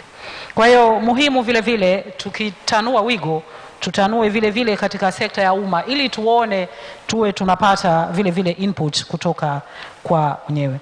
Lakini jambo jingine ambalo ni muhimu sana ni kuhusiana na, sijapata kusikia sehemu ambapo angalau wadau tunaweza kusema kwamba maeneo haya angalau serikali ikusanye kodi. Hilo sijapata kulisikia kutoka sisi huko hata kule. Ni mengi yalikuwa yameelezwa ni kuhusiana na kupunguza kodi ama kuondosha kodi. Pengine forum hii vile vile tungetumia, kuna maeneo sisi kama serikali hatujayaona, lakini inawezekana tukapata busara zenu na mawazo yenu, wapi hasa tuende, sehemu ambapo mwisho wa siku serikali lazima iwe inakusanya kodi kwa ajili ya kuleta maendeleo. tunazungumzia masuala ya elimu. Kuna mdau mmoja amezungumza vizuri sana kuhusiana na masuala ya elimu. Vipi kodi yetu na relate na elimu yetu? Nadhani ni jambo la msingi, lakini serikali vile vile inahitaji investment katika elimu. Where are we going to get financing kwa ajili ya investment katika elimu? Ni maeneo hayo ya kodi. Kwa hivyo haya mambo yanategemeana sana. Vipi tunaweza tukaweka mazingira, lakini vile vile tuweke mkazo katika kukusanya kodi. Na si sahihi sana kusema kwamba serikali most of the time inatafuta ku raise kodi. Hapana. Serikali most of the time inaweka mazingira mazuri kwa ajili ya kukusanya kodi. Na inapotokea kwa mfano, mara nyingine tunaangalia eneo jipya, maana tunatanua, tuna widen tax base. Inapotokea eneo jipya ambalo tunakusanya kodi, mara nyingi umma unakuwa unapiga kelele. Ni eneo jipya ambalo tutaweza kukusanya kodi ili tuweze kuwekeza katika shughuli za maendeleo ambazo in return zitaweza kusaidia hata wazalishaji wenyewe. Kwa hiyo naomba kwenye hilo vile vile muwe mnatusaidia. Eneo zuri ambalo limezungumzwa, na nawapongeza sana wenzangu kwamba TRA tuwe taasisi vile vile ambayo itakuwa inatoa elimu, kwa sababu finance bill ikisha kupita sasa TRA ndio watekelezaji. Na kweli inapotokea mkanganyiko TRA kweli ni sentence moja tu, sisi tunatekeleza sheria. No, it's not right. Nadhani most important, sisi kama serikali kupitia TRA tuwe vile vile tunatoa elimu kwa sababu tuna vitengo vya research pale. Na mpaka wakati unapofikia finance bill, manake tumeshaka hata na TRA wenyewe tunafahamu, na tunapopeleka finance bill TRA wanakuwa ni sehemu ya serikali na tunaelewana vizuri. Sasa endapo tunapokuwa tunakusanya kodi, kuna eneo ambalo halijafahamika specific katika finance bill, basi wenzetu wa TRA tusisukumie tu serikalini huko, kwa maana serikali kuu, lakini TRA iwe sehemu ya kufahamisha umma kuhusiana na masuala mbalimbali ambayo yamezingatiwa katika finance bill, katika kodi specific. Lakini la umuhimu la mwisho kabisa ambalo nilikuwa nataka kuleleza, tuna kamati yetu ya budget. Mwanzoni zamani, of course mimi nimekuwa waziri wa fedha, zamani inakuwa tunapopata muda sasa mnakuwa ni maadui baina ya kamati ya budget, kwa sababu kamati ya budget inakuwa ni pro taxpayers na serikali unakuwa unasimama mwenyewe. Lakini Mheshimiwa Waziri, nikupongeze sana, tumekuwa pamoja bega kwa bega na kamati yetu ya budget, na inakuwa ni sehemu ya wadau pamoja na serikali. Yani unakuwa kamati yetu ya bajeti iko katikati, imekuwa ikiwa na msaada mkubwa sana. Mimi several times kweli tumeshakaa na Mheshimiwa Waziri na nimeona anapata support kubwa ya kamati yetu ya bajeti. Naomba tuendelee kushirikiana kwa pamoja ili sasa tuweze kulisukuma hili gurudumu letu tunalokwenda pamoja. Sote tunajenga nyumba moja, na sote tuone kila mmoja upande wa mwenzie umekaje. Lakini sisi kama serikali, of course, tunahitaji more engagement na taxpayers, tunahitaji more engagement na wadau wote mbalimbali kwa nafasi ili tuone kwamba kwa pamoja basi hili gurudumu tunalisukuma sote kwa pamoja. Nakushukuru sana Mheshimiwa Waziri pamoja na mwenyekiti, na mimi angalau nimepata put out my view on that. Thank you so much.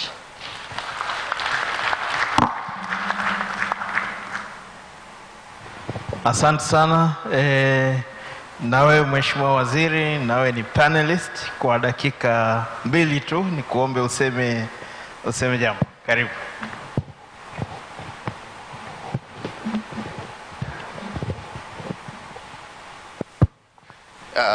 Asante sana Mheshimiwa mwenyekiti wa panel. Niseme tu mambo mawili. La kwanza, tumepokea maoni yenu yote, tulikuwa tuna take note, mimi pamoja na wenzangu wote tumepokea. Na kwa wale, nilikuwa naona mwenyekiti ukisema mikono ni mingi, kwa wale ambao pengine walikuwa na jambo la tofauti, na pengine wale waliosema hawajaliweka kama ambavyo ungetaka uliweke, kwa kweli tunakuomba uridhie uliandike tu. Tuna ofisi hapa Dodoma, ofisi Zanzibar, tuna ofisi hapa Dar es Salaam. Unaweza ukapitisha ukaweka za ofisi yetu ama ya mwenyekiti wa kamati ya bunge, ama Zanzibar ama Dodoma, ili tuweze kupata kile ambacho ungetamani, kama waliochangia hawakukisema au hawakukiweka kwa kadri ambavyo ungetaka kiwe. Lakini kwa haya yaliyosemwa tumeyapokea, na mtaona tutakapoanza vile vikao vya taasisi kwa taasisi, ile engagement tuliyosema, mtaona kwamba tutaazimia na mwisho wa siku mtaona mapendekezo yale kwenye sheria ya fedha. Sema mawili. La pili, niweke ufafanuzi kwenye mambo mawili tu. Jambo moja, kuna mdau mmoja alisema serikali iache kuwabagua wananchi kwa misingi ya vyama, kwamba labda hapa kama diwani yuko wa chama kingine anasema basi hapa hatupeleki maendeleo. Niseme mimi nimepata fursa ya kuwa serikalini. Serikali haijawahi kufanya hivyo, kwamba iwabague wananchi kwa sababu ya diwani. Haiwi hivyo, kwa sababu kwanza kwenye uchaguzi wananchi wale wanaweza wakawa hawakuchagua diwani wa chama fulani, lakini wakawa wamechagua kiongozi mkuu. Inatokeaga hivyo. Kwa hiyo haijawahi kutokea ikawabagua, isipokuwa kwa sababu sisi sasa ndo mabalozi, tukielewa vizuri tutaweza kuwaelezea na wengine. Isipokuwa wewe inatokeaje, inaweza ikatokea mazingira gani? Inawezekana ikatokea sera, na iliwahi kutokea siku za nyuma sera ya aina hiyo, either development partner au serikali yenyewe ikaweka utaratibu kwamba jengeni boma la kituo cha afya, serikali itafunika, ama jengeni boma la darasa, serikali itafunika. Sera ya aina hiyo imewahi kutokea, ni sehemu ya D by D na yenyewe. Sasa anaweza akatokea diwani mmoja akidhani ataonekana ni mtetezi kwa waliomchagua, akasema hapa kwangu hamna kujenga hilo boma, alafu na wananchi wanaheshimu kiongozi wao wakaamua kwenye eneo lao hilo kutokujenga hilo boma. Sasa ikitokea maboma kata zingine yamekamilika, serikali itaenda kufunika. Haiwezi kupeleka mabati eneo ambalo boma halikujengwa. Inaweza ikatokea ya aina hiyo. Na hata kwa DPs unaweza wakatokea wengine wanatoaga charity la aina hiyo, kwamba jengeni hostel, sisi tutatoa chakula. Eneo lile msipojenga hostel hawapeleki chakula, wanafunzi watakuwa wako majumbani kwao. So ni nzuri kama alivyosema Mheshimiwa Rais juzi, ni nzuri sana kwenye masuala ya maendeleo kama nchi tukawa na lugha moja. Yale hasa yanayohusu maendeleo ni nzuri sana kama nchi tukawa na lugha moja, na ni nzuri tukawapata huo uelewa wa aina hiyo pia. Niliona nilifafanue hilo. La pili ambalo niliona nilifafanue, nilisemea ile ya mtu yeyote anayeanzisha shughuli ya uzalishaji anapaswa aheshimiwe, na actually serikali pamoja na yeyote yule awaye amkimbilie kumwezesha, sio kumdhibiti, sio kumkwamisha. Na Baba Askofu mchungaji wetu amelichangia vizuri sana. Hii ndio dira Mheshimiwa Rais anayoenda nayo ya kuwezesha. Mnaweza mkaona katika mazingira mengi sana ametoa maelekezo ya aina hii. Sasa ningeomba nitofautiane na ndugu yetu moja aliyekuwa anasema amesema shida kwenye nchi yetu ni elimu. Elimu tulionayo inazalisha wamachinga na inazalisha madalali. Sasa mimi niseme tatizo linaanzia kwenye kauli ya aina hii. Nisikilize vizuri. Kwa nini nasema tatizo linaanzia kwenye hii understanding? Mimi ningetamani hii understanding ndo tutoke kwenye hiyo understanding. Kwa nini nasema hivi? Mheshimiwa Mwenyekiti mwenza, historia ya nchi yetu ilivyo, tangu tulivyopata uhuru hatukuwa na wataalamu Nchi yetu haikuwa na wataalamu. Ilikuwa na mainjinia wawili, si daktari mmoja, si wataalamu wa sheria mmoja, si wataalamu wapi mmoja, si walimu wangapi. Ndio maana ilikujaga mpaka walimu waupe. Hatukuwa na wataalamu. Kazi kubwa ambayo elimu yetu ilifanya ilikuwa ya kuzalisha wataalamu wa serikali. Hatukuzalisha wa machinga. Tulifanya kazi ya kuzalisha wataalamu wa serikali, kwa sababu ndio waliokuwa wanahitajika, hawakuwepo serikalini. Hata walipojaa, hatukuacha kazi ya kuzalisha wataalamu wa serikali. Ndio maana mentality kwa Watanzania wote ikabaki ile ile.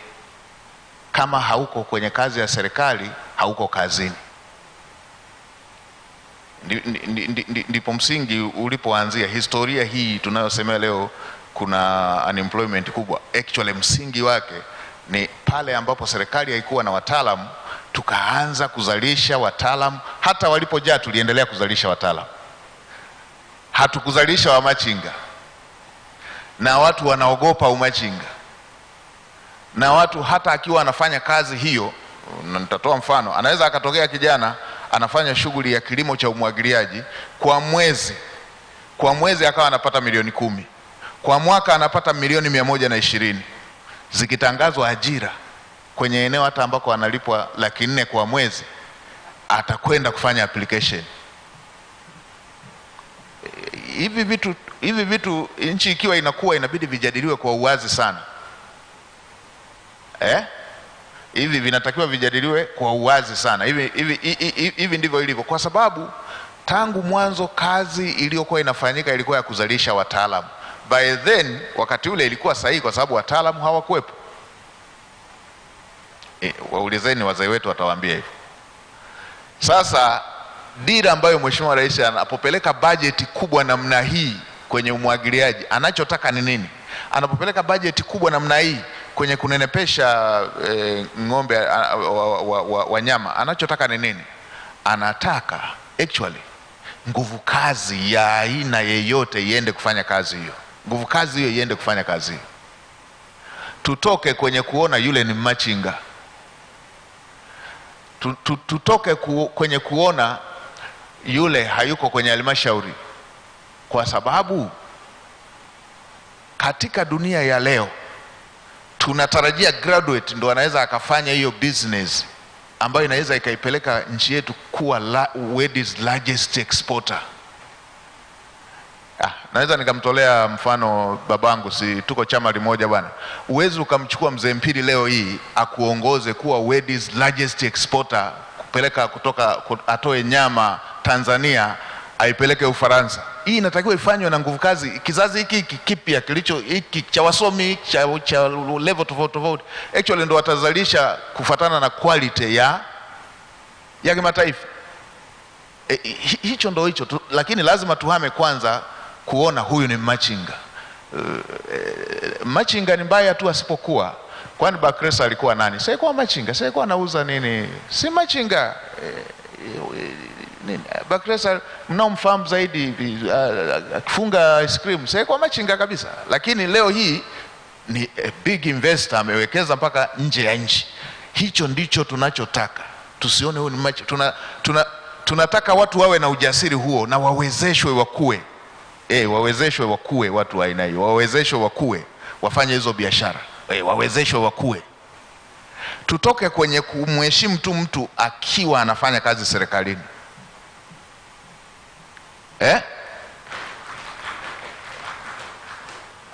Mataifa yaliyoendelea ambayo yana GDP kubwa, vijana mkipeleka posa mnachumbia, akapeleka mtoto wa mkulima, mtoto anayefuga, afa akapeleka na mtoto wa mtumishi wa umma. Actually mtoto wa mtumishi wa umma anakuwa regarded ni maskini kuliko yule aliyeko kwenye sekta binafsi.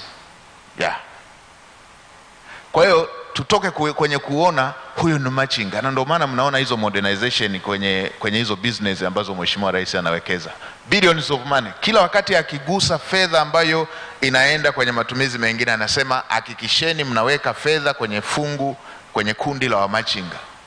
Ndio maana mmeona last budget almost 45 billion alisema hizi ziende kwenye wamachinga. Zitaweka maeneo ya biashara, lakini pia na mitaji na hao watu formalization ikishafanyika wakafahamika, wapate access ya fedha. Hawa watu mnaoita wamachinga wengine wana first class kwenye masomo yao. Actually hata baadhi ya walioko serikalini walikuwa wanaangalizia kwenye mmoja ambaye ni ameamua kujiajiri.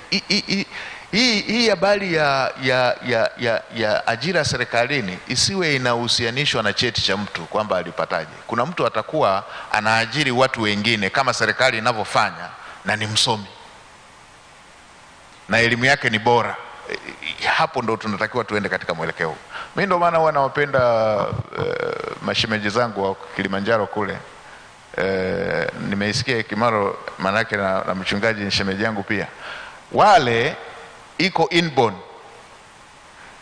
Ndugu mwenyekiti, pale Kilimanjaro ukiwa na mdogo wako, ukichukua salary advance yako leo hii miezi 6 mbele, ukaanzisha kibanda, ukamkabidhi mdogo wako, baada ya miezi 6, mwaka, miaka 2 atakurudishia duka lako, alafu opposite na yeye atakuwa na duka na yeye ameshakuwa bosi.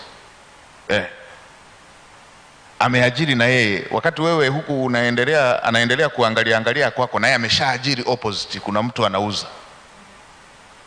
Lakini baadhi yetu kuna maeneo yetu kidogo ni tofauti. Kija kwetu huko Dodoma, Simiu, Singida, kwetu huko Irambani, Unyaturuni, Usukumani, na kwa mtani wangu mwenyekiti, ukimpa mdogo wako duka, baada ya mwaka mmoja duka alipo na yeye hana kitu, mnaenda kuamuliwa kwenye vikao vya ukoo. Hiyo ndo ambayo haitakiwi. Haitakiwi hiyo.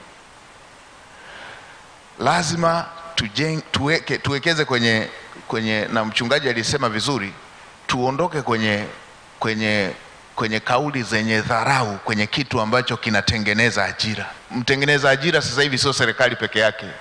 Yaani hili lazima lieleweke hivyo, mtengeneza, na hii si kwa Tanzania tu, kwa nchi zote ambazo wewe fikiria. Kwa mfano population kama ya China hivi, angekuwa anaajiri serikali tu, hao watu wako bilioni, wangeajiriwaje wale? Nenda Marekani hivi, population makubwa kama yale hivi mwajiriwa ingekuwa idara za serikali tu, wale watu wanaajiriwaje? Dunia nzima wako pale. Hiyo ndo dhana, ndo tafasiri hasa ya dhana na dira ya Mheshimiwa Rais. Unapoona anapeleka budget kubwa kwenye sekta za uzalishaji kutengeneza ajira namna hiyo, lakini lazima respect kwenye hizo ajira iwepo, na uwezeshaji kwenye vibali na kwenye kulinda chemichemi. Niliona nikafafanua yako ili kwa sababu niliona iko tofauti kidogo na dhana. Otherwise mengine yote tumeyapokea na itakuwa endelevu kama ambavyo nimesema, na turuhusu ratiba iweze kuendelea kwenye mambo mengine. Asanteni sana. Asante sana mwenyekiti. Panelists tunawashukuru sana kwa kazi nzuri ambayo mmeifanya, lakini pia wachangiaji wote ambao mmetoa hoja zenu. Tunawashukuru sana. Kwa mara nyingine tena naomba tuwapigie makofi panelists kwa kazi hiyo nzuri. Asante sana. Sasa taratibu na waruhusu mrejee mkakae. Ndugu zangu, kama ambavyo mnaona ratiba yetu,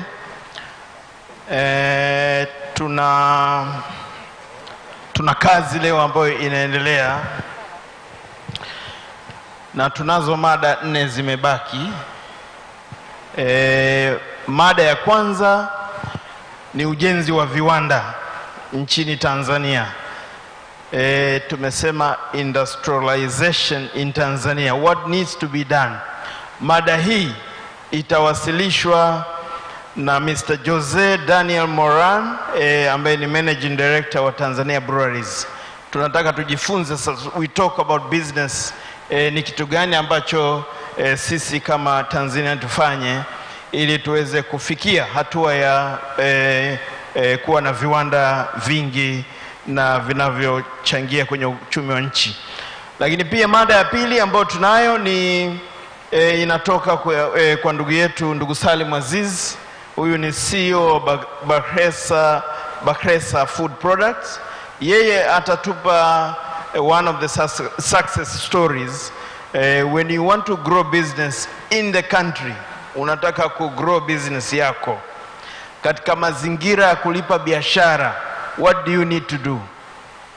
Kwa hiyo atatueleza kidogo. Mheshimiwa mwenyekiti ametaja hapa kwamba huyu alianza chini akaenda mpaka juu, so we will learn from him what we can do to reach there. Lakini pia nyingine inaongelea changamoto za ulipaji kodi wa hiari katika mazingira ya biashara, uwekezaji na uchumi nchini Tanzania. Ile ambayo TRA wali mention kama changamoto ya ulipaji kodi wa hiari, sasa wenzetu wa Jumuiya ya Wafanyabiashara Tanzania na tuko nao kuwasilisha mada yao kwa kifupi kabisa, wakisema changamoto hizo na pengine wakipendekeza nini ambacho kinapaswa kufanyike. Tukumbuke kwamba kundi hili ndilo ambalo linawakilisha wafanyabiashara wengi ambao ni wakati na wale wengine wa chini. Kwa hiyo tutapata presentation hii kutoka kwa ndugu yetu Johnson Minja ambaye ni mwenyekiti wa bodi ya wadhamini wa Jumuiya ya Wafanyabiashara Tanzania. Namuona pale ndugu yangu Johnson yupo amejaa tele. Lakini pia tuna mada nyingine ambayo ni ya mwisho ambayo inahusu mchango wa sekta ya fedha katika kukuza uchumi, biashara na uwekezaji wakati huu wa changamoto za uchumi duniani. Kama ambavyo Mheshimiwa Naibu Katibu Mkuu alitaja hapa kwamba changamoto ziko nyingi. Sasa sisi kama nchi tuna sera gani ambazo zinachangia katika ukuaji wa uchumi hapa nchini kwetu? Tunajua umuhimu wa sekta ya fedha, na kwa hiyo tunaona ni vema kabisa tukapata uelewa wa sekta hiyo. Na katika kuiendea mada hii basi yupo governor na timu yake ambao wataiwasilisha hiyo mada. Kwa kuwa muda umekwenda kidogo, naona hapa ni saa 9 kasoro, naomba mniruhusu tuseme kwamba tupate chakula alafu turejee tufanye mada hizi zote, lakini baada ya hapo ndio tuingie kwenye majadiliano. Wanaosema ndio waseme ndio, wanaosema hapana waseme hapana. Asante. Nadhani wanaosema hapana wameshinda, na kwa hiyo naomba basi kwa minajili hiyo tuendelee na kazi. Tunakubaliana ndugu zangu, ili tukitoka tutoke moja kwa moja. Na washukuru sana wale ambao wamesema hapana. Basi kwa nafasi hii wale presenters wangu naomba waje mbele, kuanzia kwa ndugu Jose Moran, Daniel Moran, please come forward. And then tuna bwana Salim Aziz, tafadhali njoo hapa mbele. Lakini pia bwana Johnson Minja, kwa namna ambavyo umejipanga, tafadhali njoo hapa mbele. Na kipekee kabisa ni muite Dr. Lusajo ambaye anamwakilisha governor wa BOT, naye pia asogee hapa mbele. And in that order nitaomba sasa nianze na ndugu Jose Daniel Moran atupitishe kwa dakika 15 habari ya industrialization. Karibu sana. You're welcome.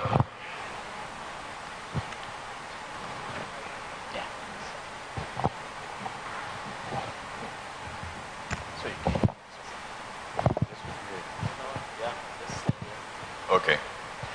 Habari za mchana. Shukuru sana for inviting me here. I apologize because I'm going to be speaking in English. My Swahili is still, after 1 year living in your lovely country, still not good enough to express all the things that I want to say. And I'm going to try to do my best to represent the industry. I was invited to talk about how we can boost industrialization in our country. And I believe, as being the leader of Tanzanian breweries, and Tanzanian breweries is the oldest manufacturer in the country, there's probably a lot that we can share around what needs to be done, but let me start by first saying that yes, there is a lot to be done, but I can say that we are on the right track. So let's keep doing more of what we're doing now, and let me share some views, some ideas, and as I said, I'm going to try to talk not just with my hat of the CEO of TBL, but also trying to talk around different issues, challenges and opportunities that we have across the manufacturing sector, okay? And I see that it's very important to talk around manufacturing because although it's only 10% of our GDP today, is what it represents for the Tanzanian economy, it's a booming sector, it's a sector that needs a lot to develop, and it has an immense multiplier effect around employment. And it's very interesting because I hear a lot of people talking today, and I can recognize them, and I know, and I said, okay, we work with that company. We provide services and products to that company. Because, for example, the breweries, we're not just one company that sells a finished good. Actually, we engage and work with a lot of farmers, we work with a lot of retailers, distributors, transporters, people that are bringing in raw materials for us to produce, and then transporters that are helping us to move our products across the country. So it's quite a broad value chain. If we're talking about what needs to be done to boost industrialization in our country, let's look at what are the best examples around countries that are very good at this. And I can say that there are three key elements. One, those countries develop their infrastructure. So we need to keep doing that. We need to keep developing, building infrastructure, and I believe we're on the right track. But not only physical infrastructure, we need to also focus around digital infrastructure and a lot of technology and embarking in this whole digital journey. Second, somebody was talking about capability building. How we make sure that we are prepared. That we are prepared as a nation, that our people is learning and developing. And probably the third thing that these countries that are very successful around industrialization have is that they have a good tax framework, and probably that is going to be what I want to deep dive today. A tax framework that provides incentives, and also a tax framework that allows easiness to do business. For us to bring more investment and to grow, it needs to be easy to do investment, and sometimes there are challenges created by ourselves with certain policies and process and system that does not allow easiness, and sometimes it's more costly to do business than what it should do. So talking about this, the third point is the one that I'm going to talk today, around the tax framework, how we make it more efficient and effective. There are definitely three key topics. One, we need to have predictability of the tax regime. Investors, there's nothing that investors hate most than uncertainty. But uncertainty is something that is very certain in our life, okay? Markets are volatile. We already listened before what is happening in the global economy. So we need to understand that when there's uncertainty, we need to find ways to make at least the local framework and environment more certain. Less surprises. Trying to have policies that are more mid to long term instead of regulations that can change every year. Because if a business is going to bring money into our country, we need to have an horizon to understand when I'm going to recover this. And then the rules of the game will not change. So that's what something very important for us is we need to have predictability in our tax framework, in our policies, in the laws that we are creating. Second, and a lot of people have talked about this in different ways, we need to allow policies and procedures that support innovation to enhance our competitiveness.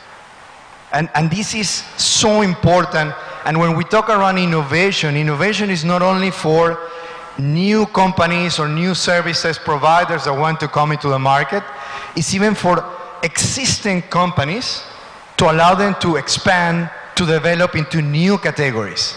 We need to have incentives that cater for, it's not the same as startup, somebody that is on a pilot phase, that when you are in a scale up period or when you are in a maturity level period. So allowing and creating those incentives is so important. And it's a big learning for us as TBL. We are the oldest company in the country, in Tanzania. We are turning 90 years old this 2023.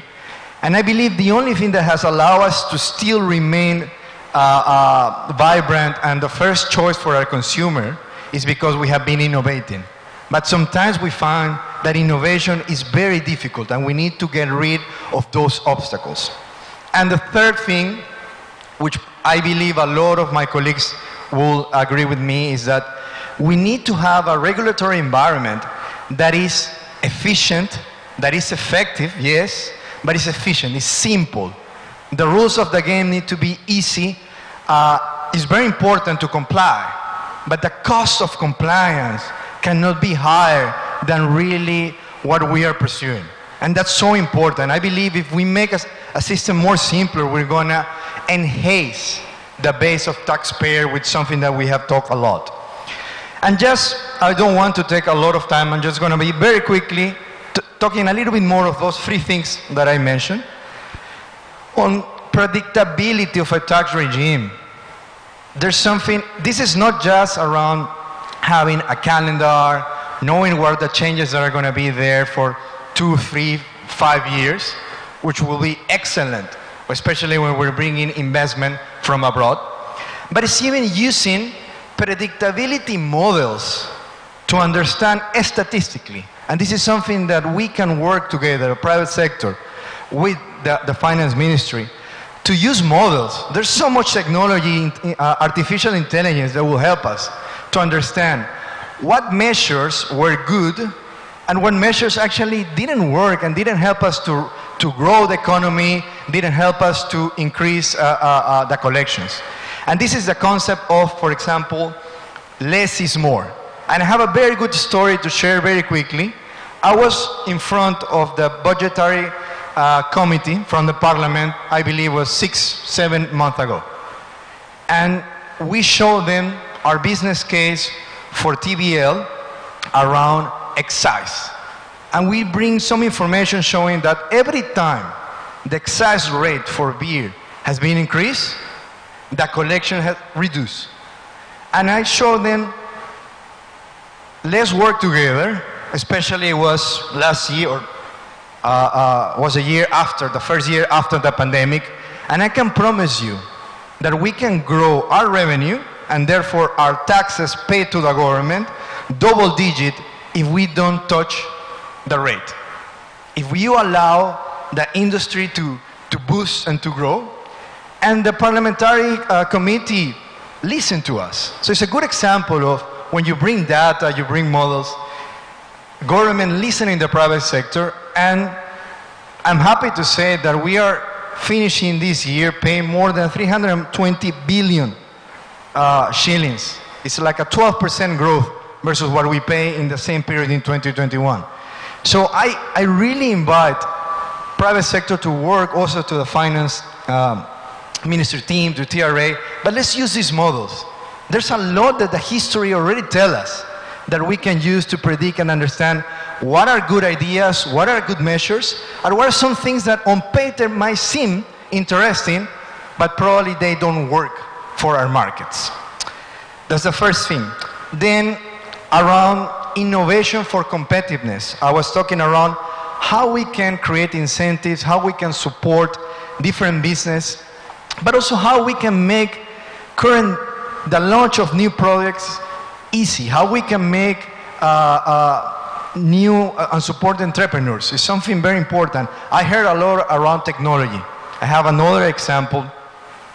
Last year, we partnered with Vodafone to launch a blockchain system especially for our barley farmers, sorghum farmers, and grape farmers.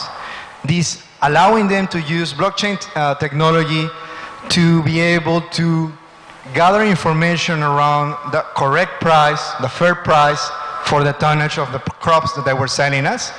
And we saw great improvement in their yields, great improvement around, first of all, getting rid of anybody in the middle of the value chain, making sure the farmers were paying fairly. But we still find out that because of the cost of this type of services, not everybody was on board. So this is one example of, okay, how we create an incentive to allow to bring, for example, the small agro-entrepreneurs, that's the right number for small-scale farmers, to be part of the economy. So this is one idea. I'm happy to sit and share many, many more things around what can be done with blockchain, but also how we can create incentives, especially to accelerate our integration of Tanzania into the digital transformation journey on areas that really need it, and people that perhaps don't have the means to pay for. And finally, my third topic before I close, how we make a regulatory environment that is more simple. How we streamline the process. For example, us as TBL, we have to pay every year more than 210 licenses and permits to different entities, to different regulations to operate. Sometimes it's even contradictory the way things are being charged. Imagine the cost to do business, how difficult it is. And we are a big company that perhaps we afford to have the system and the process to manage this. I cannot imagine how difficult it will be for a mid-size or a small company with all this bureaucracy that I believe can be managed. Today, technology allow us to improve processes and make it linear and efficient. Also, as I was saying, the cost of compliance cannot be higher than compliance itself. And I do agree that we all need to pay taxes. I was very happy to listen to the ministry when we were talking around the importance around broadening the tax payers universe, making sure that there's more people paying, so the burden is not carried only by a few.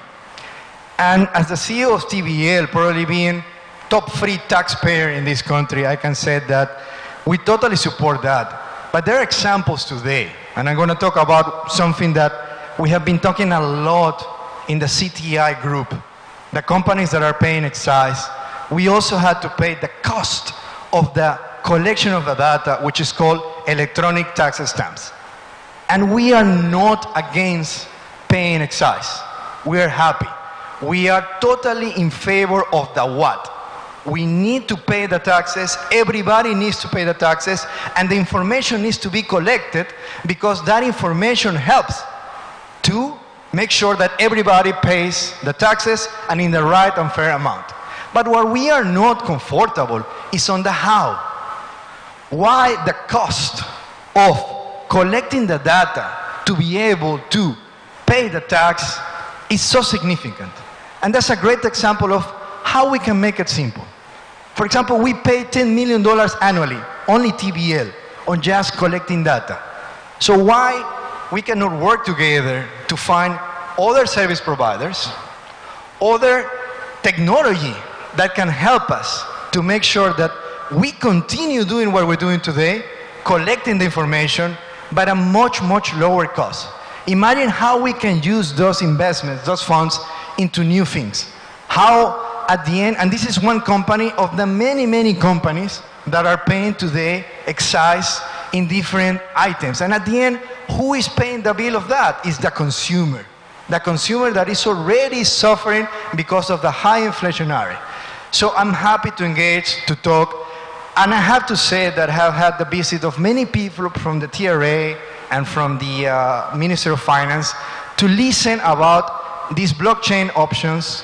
What are other technologies that are outside? So how we can make this system more effective. So I really would like to see how we can take this further because this is something very important for us.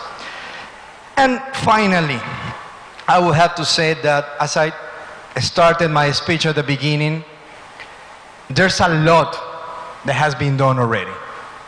But we need to first keep doing the great things that we're doing. It is amazing the perception that people have outside of Tanzania. I can tell you, I'm a foreigner, and I can tell you what my peers from other countries are telling me, how I'm getting asked about this lovely country. So we need to keep doing. We are on the right track, but now what we need to do is working together, collaborating more. So these forums are excellent. Let's keep doing it. It's great to include this part of the cycle. Let's have more sessions probably by industry, because there's a lot of people that talk today, but I know that there's a lot of people that might not get the chance also to talk. But we are on the right track, believe that. But now what we need to do is be faster, okay? Because we compete internally, but also we compete with the neighboring countries. So for us to be in the lead, we need to be faster, and once again, we need to make sure that the cost of doing business is made more simple, more easy, so we can keep growing in the way that I know this country is going to keep growing. Thank you so much for the opportunity. I hope I represented well all my colleagues from the industry, and God bless you all.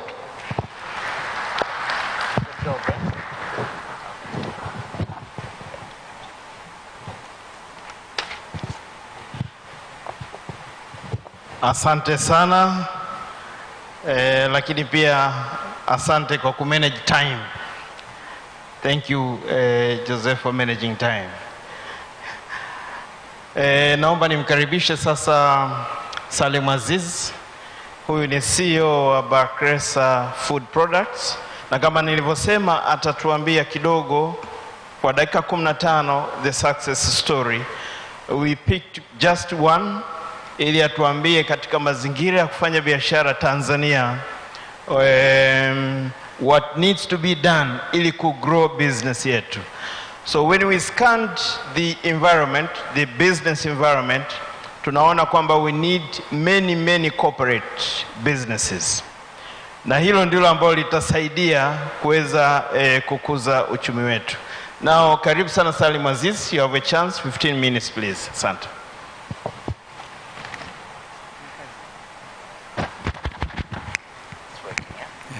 Fine. Asanteni sana. Habari za mchana, Mheshimiwa Mwenyekiti na wageni wote. Kwanza naomba radhi, niliandaa speech yangu kwa Kiingereza. Sasa naona kama nimeandaa chakula na walaji hawapendi chumvi, nikitia sukari naweza nikaiharibu. Kwa hiyo nitajitahidi kadri uwezo kuchangia kwa Kiingereza pamoja na Kiswahili. Jina langu naitwa Salim Aziz, ni afisa mtendaji wa Bakresa Food Products Limited. Ni kampuni ambayo inajihusisha na vinywaji vya baridi, lakini ni kampuni ambayo iko chini ya umbrella ya Bakresa Group of Companies. Kampuni ambayo ilianzishwa na mwenyekiti wetu, mzee wetu Said Salim Bakresa, ambaye Mheshimiwa Waziri ametambua kwamba alitoka katika very humble beginning ya umachinga na kufika katika stage hii ya leo. Kama nilivyosema, ni conglomerate ya kampuni tofauti, diversified into different sectors, na core business yetu ni uzalishaji wa bidhaa, hususan bidhaa za ngano, za vinywaji pamoja na sukari hivi karibuni.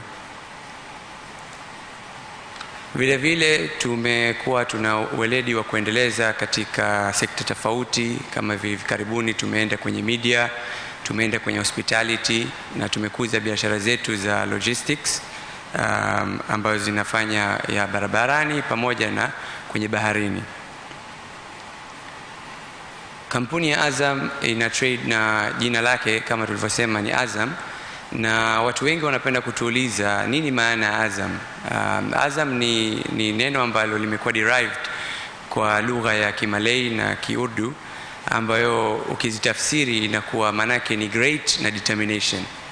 Kwa hiyo siri ya mafanikio yetu ni kutumia haya maneno kuhakikisha tunakuwa katika flagship katika sekta zote ambazo tunaweza kuwekeza. Tumewekeza ndani ya nchi. Core business yetu iko Tanzania, 70% ya biashara yetu ni Tanzania, lakini vile vile tuko katika nchi za majirani kuanzia South Africa, Zimbabwe, Burundi, Malawi, Mozambique mpaka Uganda. Kwa hiyo tumetanua wigo wetu kwa maeneo yote ya nchi za jirani, na kama nilivyosema awali, tulianza kwa humble beginning, na jitihada za mwenyekiti wetu na wafanyakazi wetu na support tuliyopata kwa Tanzania, tumeweza kuendeleza uwekezaji ndani na nje ya nchi.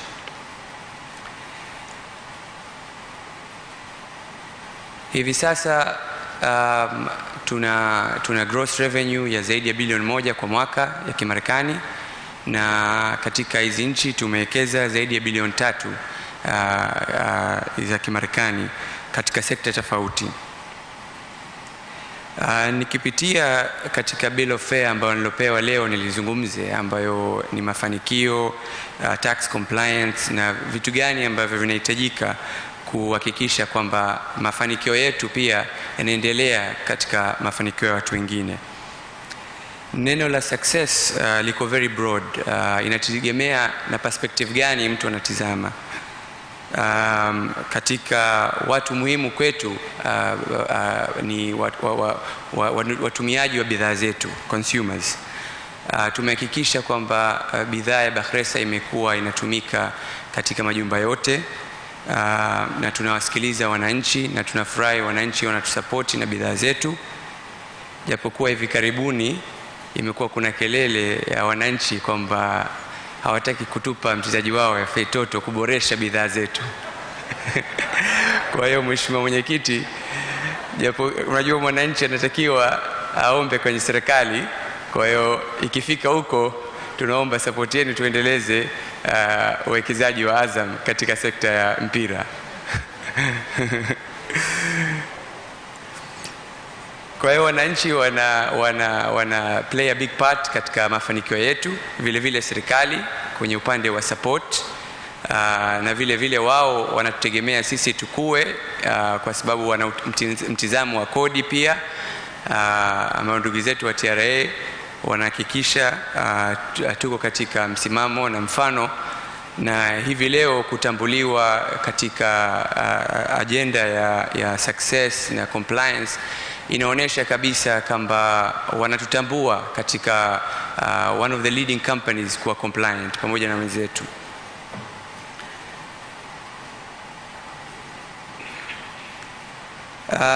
Kwa hiyo kitu gani ambacho kama Bakhresa tunakitizama ni kikubwa, ni common denominator katika stakeholders wetu ni growth. Kama nilivyosema, serikali kwenye upande wa kodi, na sisi tulipotoka na tunapoelekea, tukiwa katika growth kubwa, tunajua kwamba tumepata mafanikio, na tumeweza kufanya hivyo kuhakikisha tuko hard working, tuko persistent. Tuna visions za moonshots ambazo kutizama ku break the norms, sio kitu cha ambacho wenzetu wanafanya na sisi tukaiga, bali kutafuta weledi na kuhakikisha tuna evolve katika biashara zetu, na pia katika biashara ambazo tunaingia mpya ku revolutionize. Kwenye vitabu vingi vya biashara haya maneno sometimes yanaenda pekee kwamba either you evolve or revolutionize, lakini sisi siri yetu ya mafanikio tumeweza kufanya vyote viwili kwa wakati mmoja.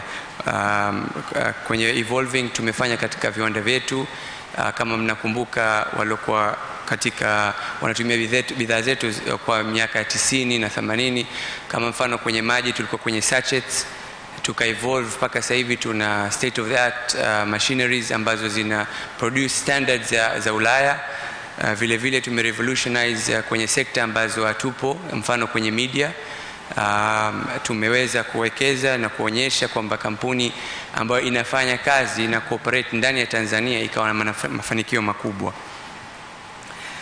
Vile vile tumekuwa tunawekeza sana katika siri moja ya mafanikio yetu ambayo wawekezaji wa kampuni yetu ni wakurugenzi ambayo hawajafanya hata mwaka mmoja tangu kampuni yetu ianze ni kuchukua dividend.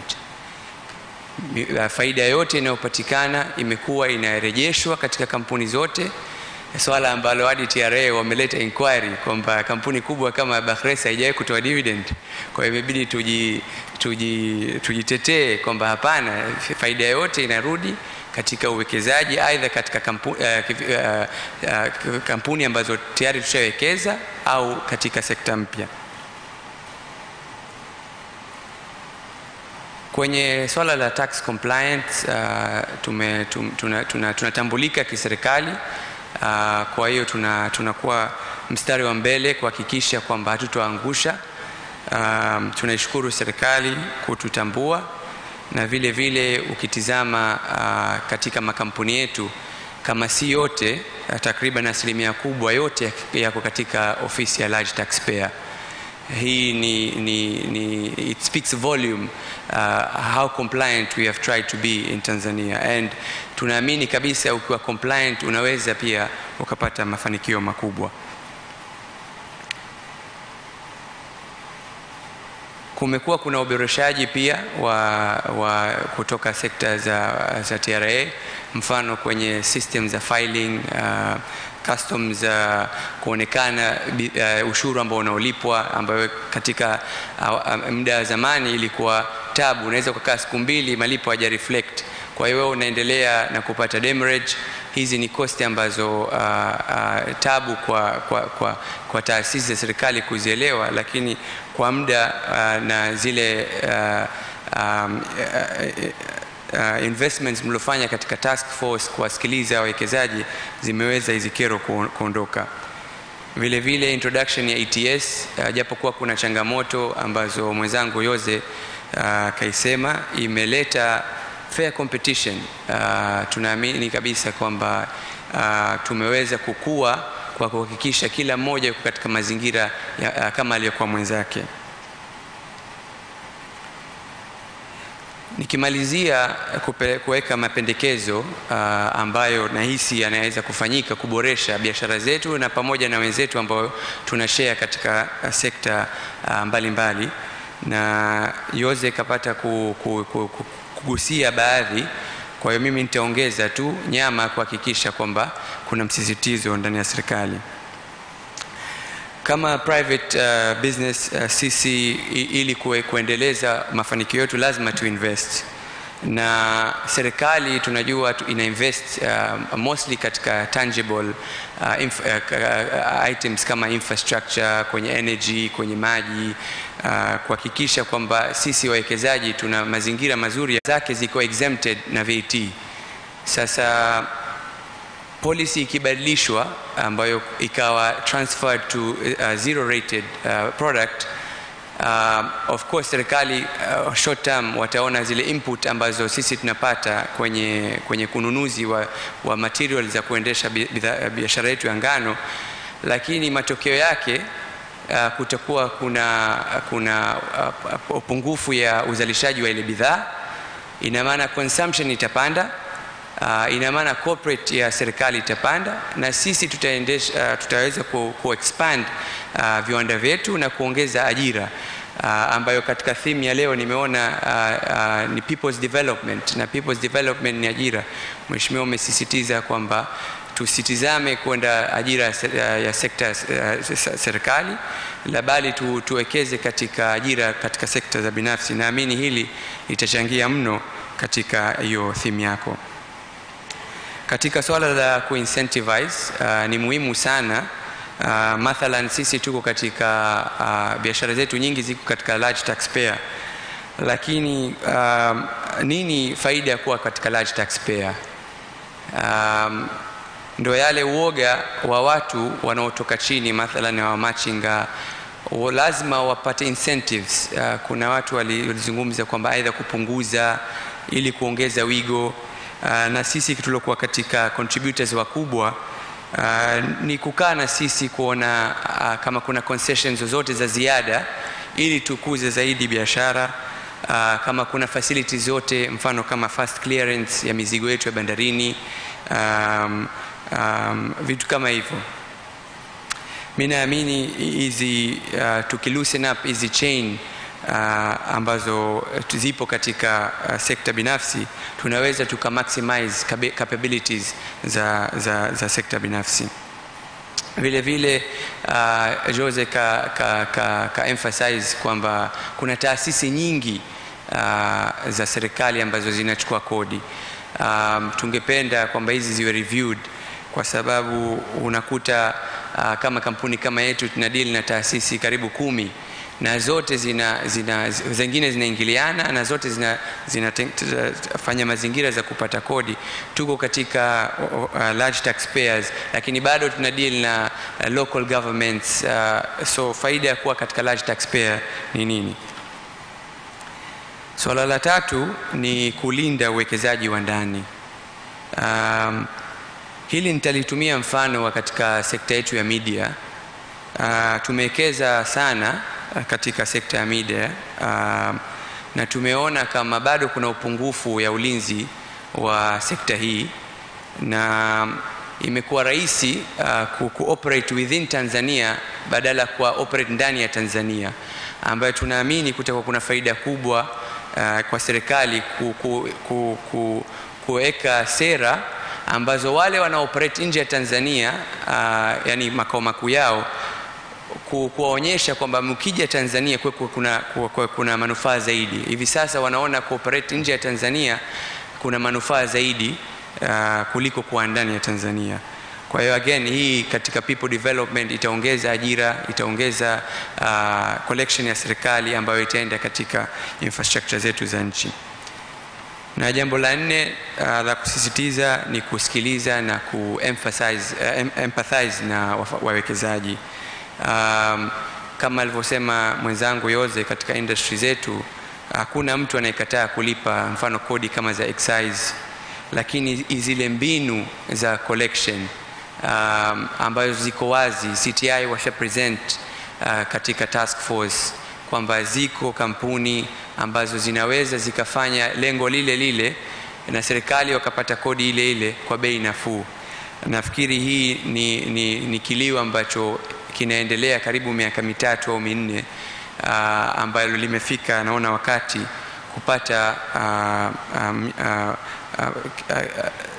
confirmed mwelekeo kwa ajili ya industry yetu. Na la mwisho ni implementation.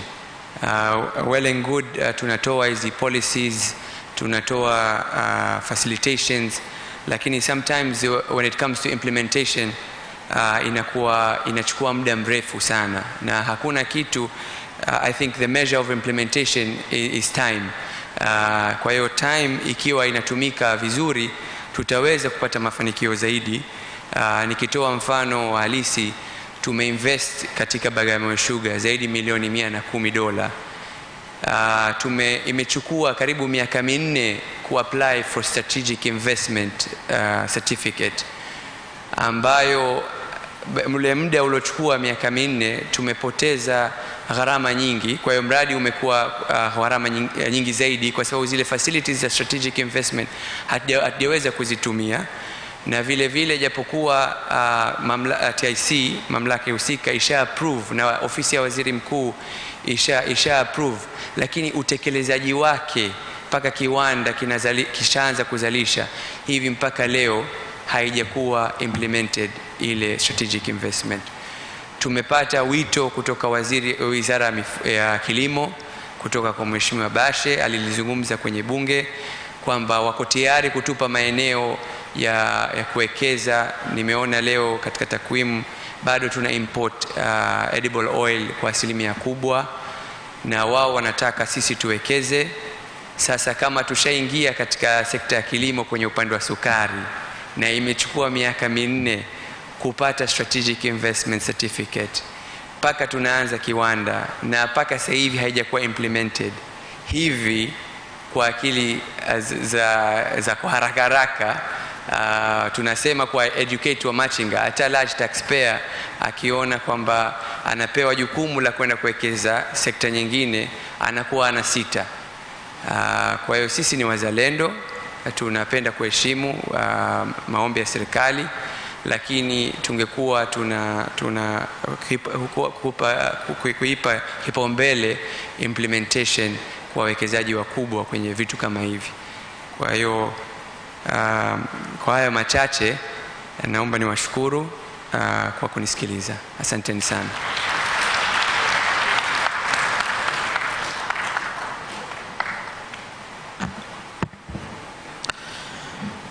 Asante sana Salim. That was a good one. Sasa naomba nimpe nafasi Johnson Minja. Huyu ni mwenyekiti wa bodi ya wadhamini wa taasisi inaitwa Jumuiya ya Wafanyabiashara Tanzania. Amekuwepo hapo kwa muda kidogo na atatupa experience ya namna ambavyo katika swala la ulipaji kodi linakuwa, na kwa hiyo mahususi kabisa mada yake inahusu changamoto za ulipaji kodi wa hiari katika mazingira ya biashara, uwekezaji na uchumi nchini Tanzania. Ukitazama mada hii itakuwa ni reflection ya kile ambacho wenzetu wa TRA walisubmit, na tungependa sana tumsikilize, na viongozi wetu wameridhia kusikiliza siku ya leo ili kusudi tuweze kujua nini ambacho kipo, lakini zaidi sana ni kitu gani serikali iweze kufanya ili kuweza kuboresha mazingira ya biashara, uwekezaji, lakini pia iweze kupata kukusanya kodi zaidi. Ndugu yangu Johnson Minja, karibu sana. Dakika 15.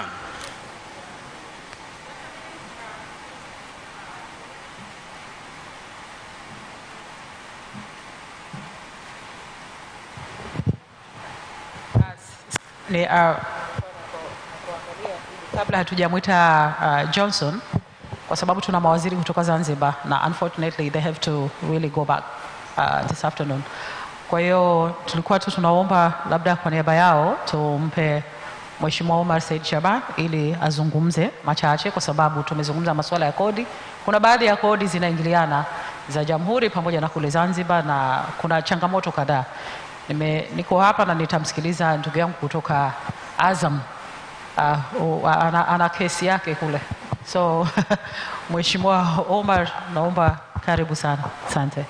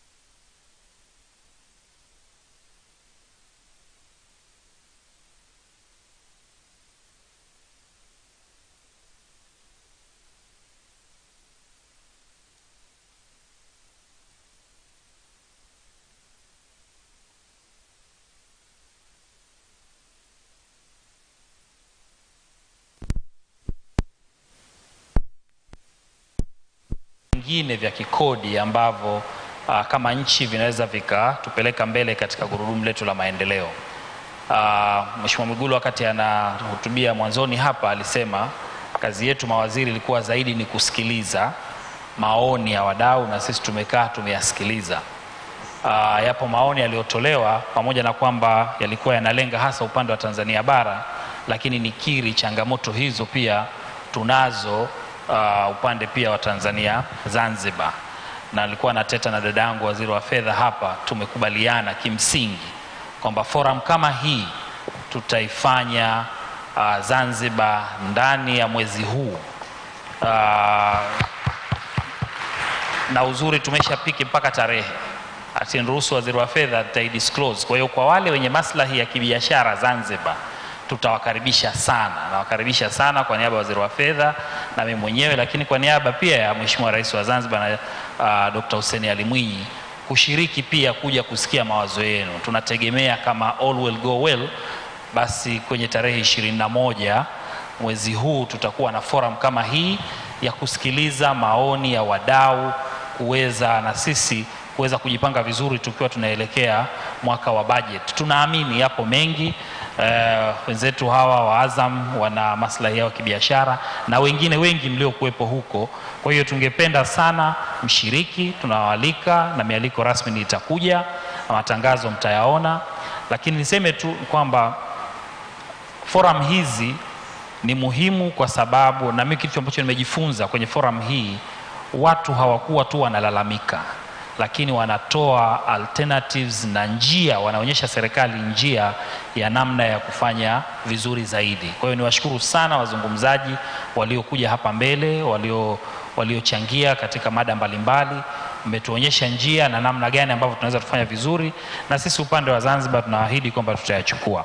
Kwa wale ambao wanatafuta fursa za kufanya biashara Zanzibar, fursa za biashara Zanzibar ziko nyingi, ikiwa za biashara, ikiwa za viwanda, na tumekuwa na mazungumzo mazuri sana ya mamlaka zetu za kodi, namna ya kutengeneza mazingira mazuri zaidi ya watu kulipa kodi, lakini pia ya kufanya biashara. Tunajua kwamba tuko kwenye sekta ya uchumi wa buluu ambayo kuna fursa nyingi. Tunaposema uchumi wa buluu in a context, tunamaanisha sekta 4 kubwa.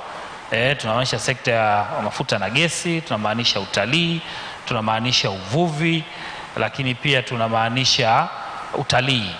Kwa hiyo naomba sana mje Zanzibar, mtumie fursa hizo zilizokuwepo kwa lengo hasa kwanza la kuongeza wigo wenu wa biashara, lakini pia na kusukuma kushirikiana na serikali katika kupeleka mbele maendeleo. Tulitamani sana wengine tuendelee kuwepo kwenye forum hii mpaka dakika ya mwisho, lakini kwa sababu ya ratiba na majukumu mengine, na kama mnavyofahamu kwa Zanzibar sasa hivi tuna maadhimisho ya sherehe za Mapinduzi, inabidi turudi na tuendelee na program nyingine. Na washukuru sana kwa kushiriki, lakini pia kwa kutualika sisi kuja kushiriki forum hii. Asanteni sana na washukuru sana.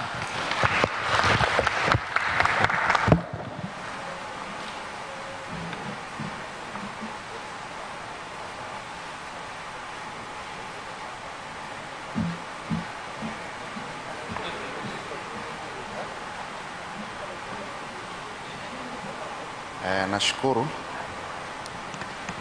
Jamani, habari za alasiri. Asalamu alaikum. Tumsifu Yesu Kristo. Jamhuri ya Muungano wa Tanzania. Asante sana. Mheshimiwa Mwigulu Lameck Madu Nchemba, waziri wa fedha, na Mheshimiwa Saada Mkuya, waziri wetu wa fedha kule Zanzibar, waheshimiwa mawaziri, manaibu waziri, kamati za bunge, hususan kamati ya kudumu ya bunge ya bajeti, waheshimiwa wabunge wa Jamhuri ya Muungano wa Tanzania na wa kule Zanzibar, naibu katibu mkuu Wizara ya Fedha ndugu Lawrence Mafuru, kamishna wa sera wa Wizara ya Fedha ndugu Elijah Mwandumbia, sekretarieti nzima ya Wizara ya Fedha pamoja na Benki Kuu, na pia sekta binafsi, na pia kwa mamlaka ya mapato nchini inayowakilishwa na ndugu Emmanuel Hezron aliyemwakilisha ndugu Alfayo Kidata, lakini pia kamishna wa bodi ya mapato Zanzibar ndugu yangu Yusuf Juma Mwenda, makamu mwenyekiti wa TPSF ndugu Paul Makanza akiwa pia anamwakilisha Angelina Ngalula ambaye alikuwa mwenyekiti wetu wa TPSF, na mwenyekiti wa Jumuiya ya Wafanyabiashara Tanzania ambaye ni bosi wangu ndugu Hamisi Livembe, naomba pale alipo yasimame. Asante.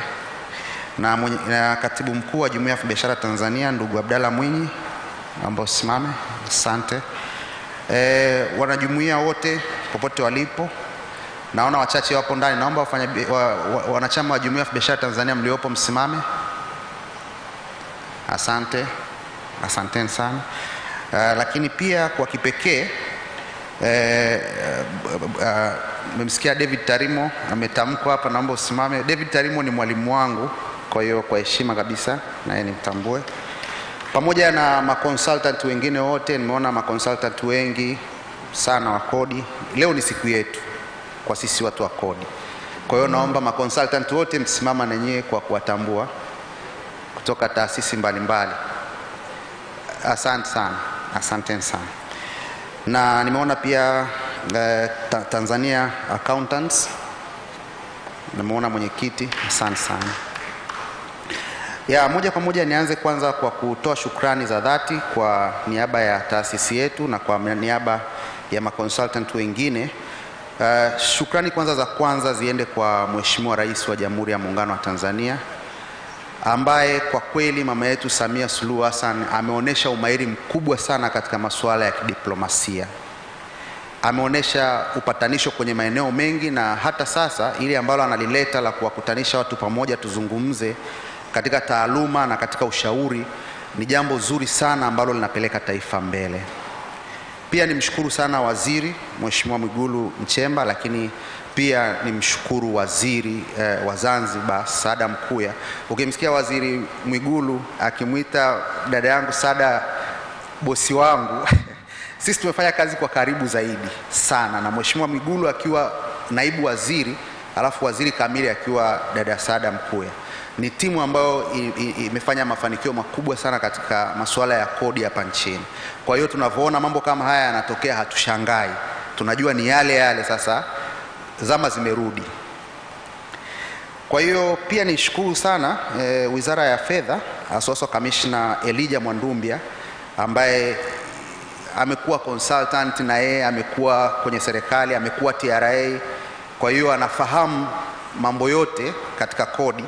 Kwa hiyo amekuwa mtu muhimu sana wa kuinjinia hili jambo ambalo mpaka Zanzibar wamelipenda na wamesema watalifanya.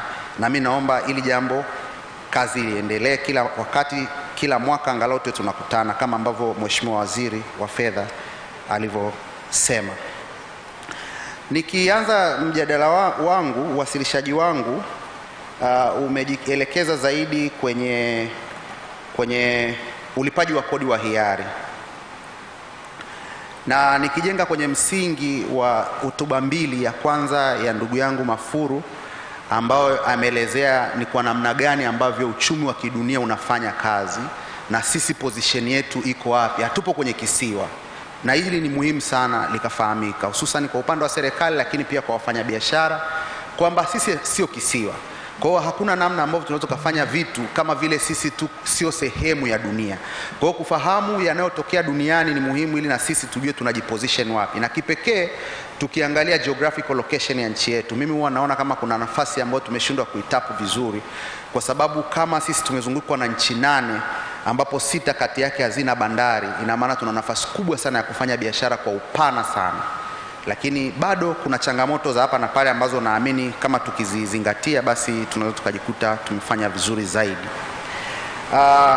Sasa pamoja na speech ya Mheshimiwa Waziri wa Fedha ambao nayo ilikuwa very important, kipekee anavyozungumza kuhusu kulinda chemchem.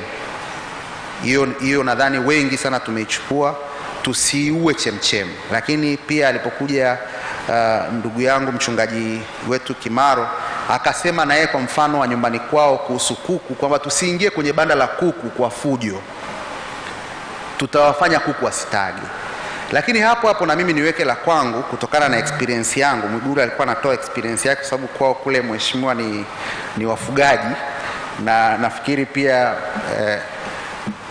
vile mchungaji Kimaro, mimi pia kwetu tunafuga ng'ombe. Kwa hiyo na mimi naomba niseme hivi, ukiona ng'ombe anatoa maziwa, usitamani kwenda kukata lile lichuchu lile ili uyapate yale mengi ambayo yako huko ndani. Yule ng'ombe atakufa, utapata maziwa kabisa. Tuendelee kukamua maziwa kidogo kidogo, tukifurahi na kumlisha ng'ombe na kumpa mashudu ili afurahi na yeye kutoa kwake maziwa. Kwa hiyo moja kati ya jambo ambalo nafikiri ni muhimu sana kulijenga ni hii kulipa kodi kwa furaha, tax with joy, ambayo leo tunaenda kuizungumza kwa namna ya voluntary compliance. Nitaanza kwa kuangazia sheria ya Tanzania Revenue Authority, sheria ambayo imeanzisha mamlaka ya mapato nchini, CAP 399, sehemu ya section 5 subsection 1E ambayo inasema ni to promote voluntary tax compliance to the highest degree possible, ikiwa moja kati ya function ya mamlaka ya mapato nchini. Kwa hiyo niseme jukumu la kulipa kodi kwa hiari au kutoza kodi kwa hiari sio hisani ya afisa, bali ni jambo ambalo limetolewa kwa sheria. Na unapoelewa umuhimu wa sekta binafsi na ukaisupport mpaka ukaona unapata kodi, ni jambo la maendeleo makubwa sana.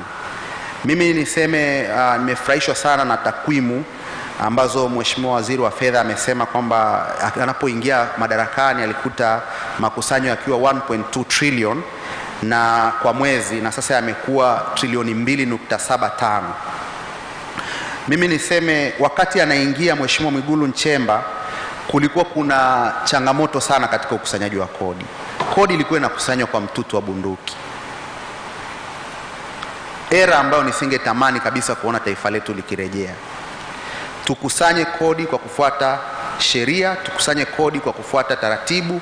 Bunge limewekwa kwa ajili ya kutunga sheria. Kama kuna masuala ya kisheria yakatungwe bungeni, kama kuna masuala ya usimamizi yafanywe na serikali kwa mamlaka ya chombo ambacho kimeteuliwa na kimewekwa kisheria ambacho ni TRA, na majukumu yake yamekuwa stipulated kwenye sheria.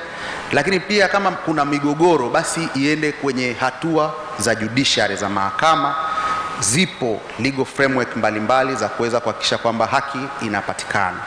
Kwa hiyo mimi naomba nitoe msisitizo kwamba kusema ukweli, ujio wa Mheshimiwa Mwigulu Nchemba katika wizara ile tulipata hopes kubwa sana. Mimi binafsi kulikuwa kuna kesi ambayo ilikuwa inaendelea mahakamani kwenye actually sio mahakamani, Wizara ya Fedha, kwenye ile ilikuwa inaitwa task force. Mheshimiwa Mwigulu sikukupigia, lakini nikikwambia uhalisia wa lile jambo ulikuwa unafurahisha sana. Yaani TRA wameingia kwa mteja, wamechukua computers zote, wamechukua vitabu vyote, alafu not TRA, kile kikosi kazi, alafu wakamtolea assessment kwamba anadaiwa bilioni 14, alafu anamwambia ajitetee, alafu wao ndo wako na kompyuta. Kwa hiyo data ziko kule ndani. Sasa siku ya kwanza unaenda, siku ya pili wanasema mbona amleti hela? Atuleti hela, hatuwezi kujitetea bila wenyewe kutupa hizo nyaraka.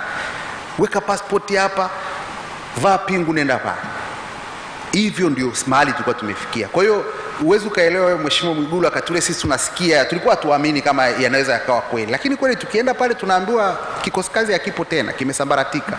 Hongera sana. Naomba tumpigie makofi Mheshimiwa Waziri na Mheshimiwa Rais. That was a very important move for the country. Sasa tukijielekeza katika mamlaka au functions za mamlaka ya mapato, ukisoma kwenye section 5 subsection 1A inasema mambo yafuatayo, na mimi ningependa my discussion ijielekeze kwenye majukumu ya mamlaka ya mapato. Kwa nini nasema hivyo? Kwa sababu ndicho chombo cha usimamizi wa kodi. Yaani hao ndio tunakutana nao on the ground. Na wao kama ambavyo ndugu yangu Emmanuel Hezron amesema, wao wanafanya kazi baada ya kupewa sheria. Nimefurahi kwamba kamati ya bunge iko hapa ya kudumu ya bajeti na kamati nyingine na waheshimiwa wa bunge, na wenyewe wanasema sisi tumepokea sheria zilizotungwa na bunge, kwa kama kuna matatizo wafateni wa bunge wenu. Lakini mimi ninafahamu kwa practice, kwa kweli mapendekezo mengi yanaletwa na TRA na mapendekezo mengi yanakuja kwenye Ministry of Finance kwa idara ya policy. Kwa hiyo kama tunakuwa na engagement kama hizi, zitatusaidia sana kuweza kupata sheria nzuri, ili mamlaka ya mapato inapoenda ku-execute majukumu yake, i-execute majukumu yake katika makubaliano ya pande zote mbili. Yaani hili swala la social contract ni swala ambalo ni doctrine ya zamani, ni philosophy ambayo ilikuwa developed zamani. Yaani mimi huwa nasikitika sana nikiona sisi tunajifunza na makosa ya watu ambao yalishafanyika zamani. Dunia ilishaendelea. Kuna watu huko mwaka 1200 walishatengeneza hizi habari za social contract kwamba lazima kuwe na maridhiano ya pande mbili, ili sovereign inapoenda kuongoza ijulikane kwamba mipaka yake ni ipi. Isipokuwepo hivyo, haki haitatendeka. Kwa hiyo tunavyoona makongamano kama haya ambayo yanasababisha policies zitengenezwe zile nzuri, baadaye ziende zikatengenezwe bungeni sera nzuri. Tena nafurahi sana waheshimiwa wabunge wanapokuwepo hapa wakatengeneze sera nzuri, sheria nzuri, lakini mamlaka ya mapato inapoenda ku-execute, execute kilicho sahihi. Sasa Sasa mimi nijelekeze moja kwa moja katika hii section 5 subsection 1A ambayo inazungumza majukumu ya TRA kama to administer and give effect to the laws of the specified provisions of the laws set out in the first schedule to this act, and for this purpose to assess, collect and account for all revenues to which those laws apply.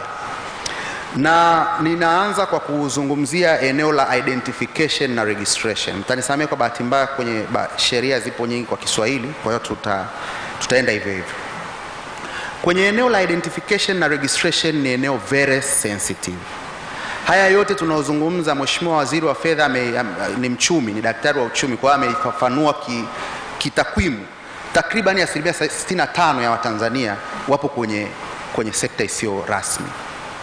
Na mzee mwingine nimemsikia akizungumza, anaulizia mkurabita imeishia wapi. Ule ulikuwa ni mpango wa kurasimisha rasilimali na biashara za wanyonge Tanzania.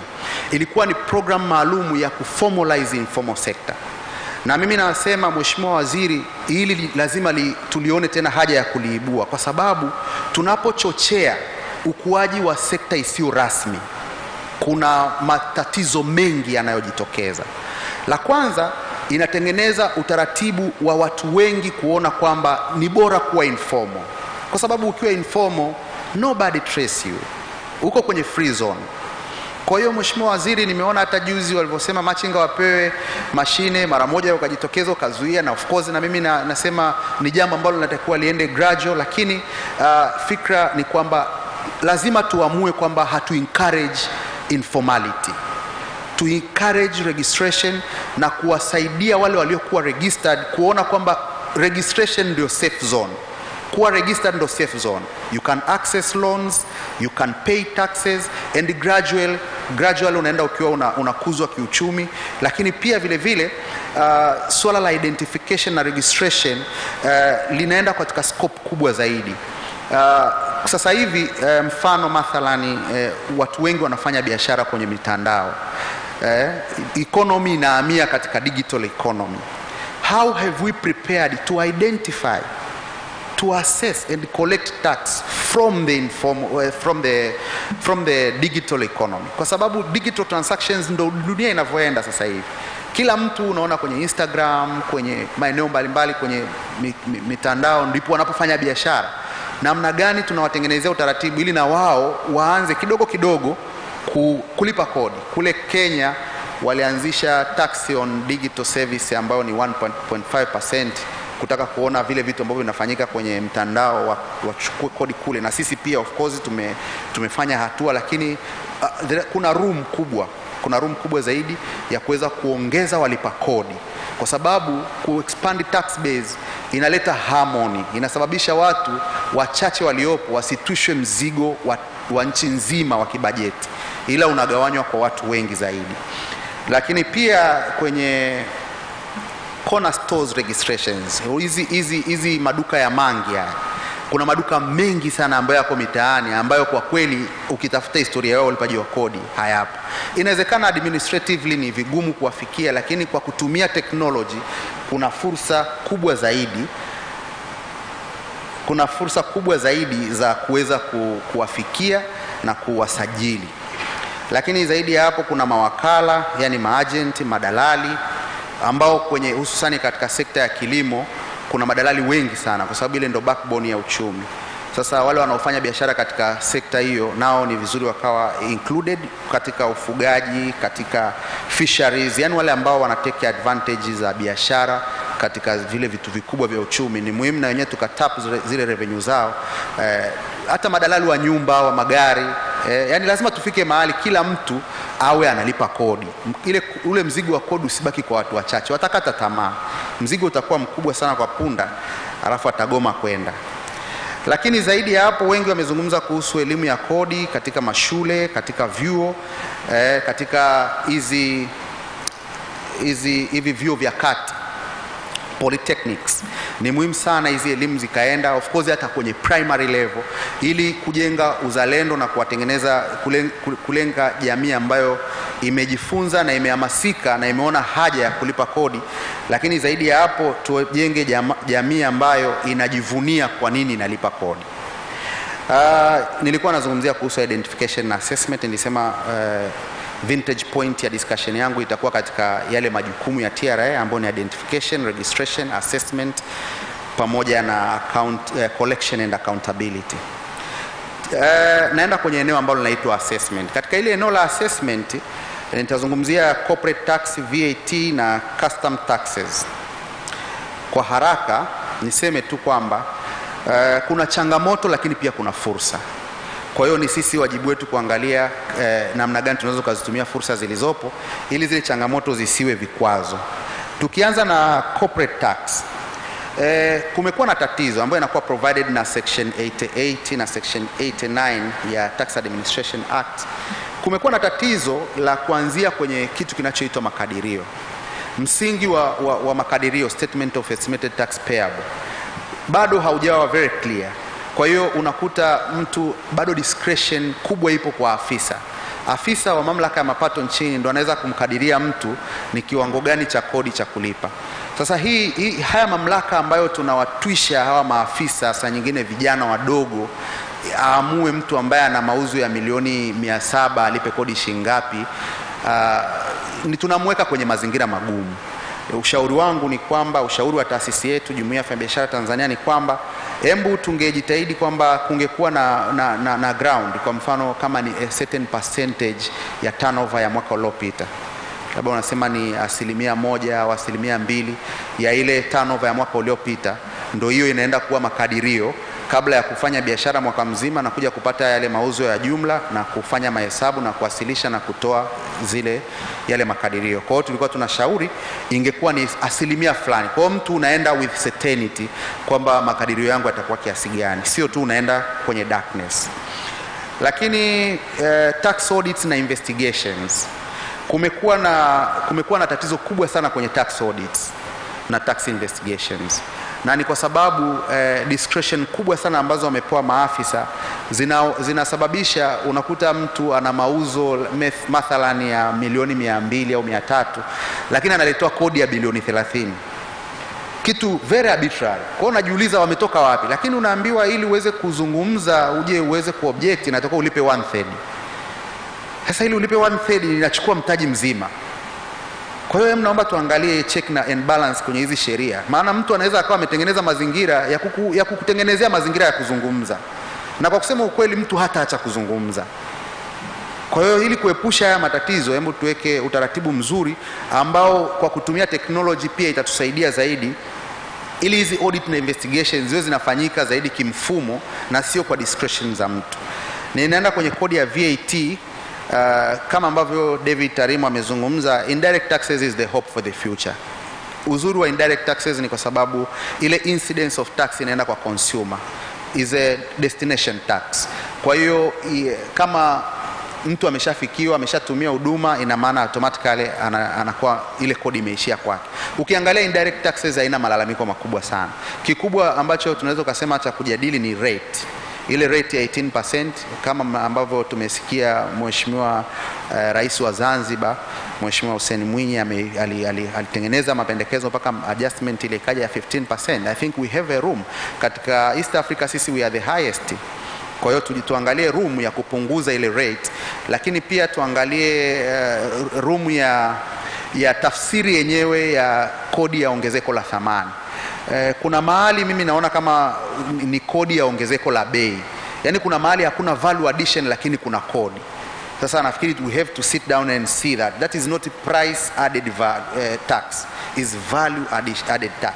Kwa hiyo ile mahali ambapo hakuna value addition ni huu machinga huu.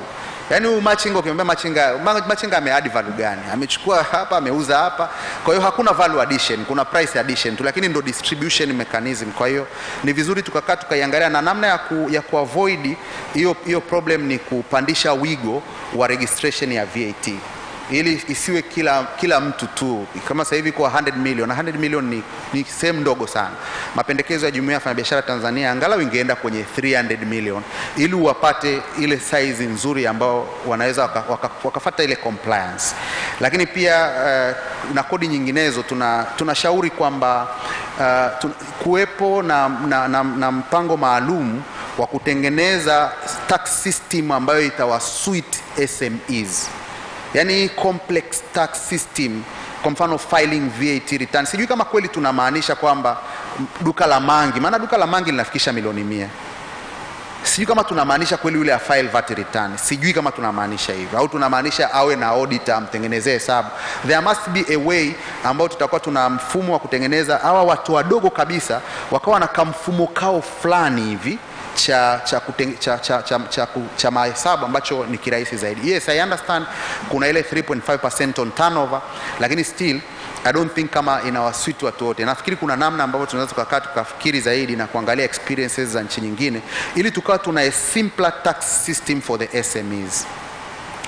Na katika eneo hilo la assessment nimalizie kwenye custom taxes. Of course kwenye kodi za forodha kuna tatizo kubwa sana. Mimi huwa nasema kama tukitaka kufungua macho tukaangalia kwa nini mfanyabiashara hatoi risiti, hususan kwenye hizi biashara za importation. Tuachane na huku dukani kwa mangi ambapo anauza mostly wenyewe wanauza biashara nyingi sana ni hizi zimetoka kwa baresa, zimetoka kwenye viwanda hivi vya ndani, unga, mchele. Lakini kwa hawa kwa mfano kama Kariakoo ambao wanauza bidhaa ambazo zimepita bandarini, bado kuna tatizo kubwa sana kwenye namna ya uthaminishaji wa bidhaa bandarini. Bado power kubwa zipo kwa huyu afisa. This individual, this young person ambaye ametoka shule akapewa nafasi pale ya kufanya uthaminishaji, sidhani kama ni sawa kumpa mamlaka makubwa ya kufanya maamuzi. Mwishowe kontena 2 ambazo zina bidhaa zinazofanana zinakuwa zina tofauti kubwa sana ya kodi kutokana na namna ambavyo mtu kafanya mazungumzo na yule afisa, na inawezekana watu wakafanya biashara nje ya mfumo. Kwa hiyo ushauri wa Jumuiya ya Wafanyabiashara Tanzania, na of course hili tulishaliwasilisha TRA kwa mara nyingi, kwamba watengeneze bei elekezi. Sasa hili huwa linapata shida sana kwa TRA kwa sababu wenzetu wa TRA kwa makusudi huwa wanalipotosha, tunasema kodi elekezi, kitu ambacho si kweli. Bei elekezi ni tofauti na kodi elekezi. Bei elekezi leo ukitaka kuagiza gari utaambiwa bei ya gari ambayo wewe umeiweka invoice yako kwamba umenunua dola 200, hapana, value ya gari ni hii. Kwa hiyo utalipa kodi ukiwa una certainty. Lakini sisi kwa mzigo inayoingia bandarini pale hakuna certainty. Kwa hiyo kwa sababu utakaa na mtu akusaidie na kuna room hiyo, kwa sababu kumbuka hawa wafanyabiashara wanaenda kuuza, wanaenda kuresell. Sio gari ambalo mtu anaenda kulitumia tu, hapana, anaenda for resell. Kwa hiyo lazima atafute means ya kucompete sokoni. Kwa hiyo Mheshimiwa Waziri, kulikuwa na mpango na ufahamu upo kwenye custom wa kutengeneza ile list ya bei elekezi, lakini hawataka wamalize ule mpango, hawataka waumalize kwa sababu wanafaidika na ule mfumo uliopo. Sasa atuhumu, lakini mimi nasema tutengeneze mazingira ambayo yatasaidia wafanyabiashara kuishi kwa amani na kulipa kodi katika utaratibu mzuri. Ule mfumo ule wa bei elekezi uwepo na utaletea serikali mapato makubwa zaidi na kupunguza rushwa. This is very important. Hii ni sehemu nyeti sana na imekuwa tukipigia kelele kwa muda mrefu sana. Mnahangaika na watu, kwa nini hujatoa risiti mtaani, unakamata mizigo. Alafu Mheshimiwa Waziri, mtu ameuza mzigo wa shilingi 10,000 anapewa penalty ya milioni 5. Lazima mazungumzo yatakuja hapo. Sisi tunashauri kwamba ile adhabu pia ingekuwa inaendana na percentage ya kile kilichouzwa, lakini kikubwa kuliko vyote, hatutaki kuentertain sana kuhusu watu waende kwenye adhabu. Kikubwa kuliko vyote ni kwamba tutengeneze mfumo mzuri. Sisi tumefanya research, tumeenda Uganda, tumeenda Kenya wakati wa uongozi wa dada yangu Saada Mkuya. Ndio maana mimi huwa nasema mara nyingi kazi yenu mlioifanya ni kubwa sana kwa kusema ukweli, na ndio maana mimi huwa najitia imani sana nilivyomsikia amekuja tena mama yetu wa kutoka Zanzibar. Wao wamefanya biashara miaka mingi, wana historia ya biashara kule Zanzibar. Kwa hiyo mnatuletea kitu kizuri sana kwamba lazima tutafute namna hawa wafanyabiashara wetu tusiwaite yale majina mabaya ambayo mchungaji Kimaro ameyasema, bali tuwaone ni wenzetu, ni Watanzania, na pia serikali ifurahi ikiona Watanzania wana enjoy. Tusichukie tukiona Mtanzania amejenga nyumba nzuri, anaendesha gari nzuri. Tupende, ianzie hapo. Tuwe na spirit ya kupenda maendeleo ya watu wetu kama ambavyo tunaona regime hii ikiwa inafanya. Na mwisho, karibu na mwisho, nimesikia kuhusu mtu mmoja alitoa ushauri kuhusu decentralization of taxation system, ili kodi zinazokusanywa katika wilaya husika au katika mkoa husika zitumike pale.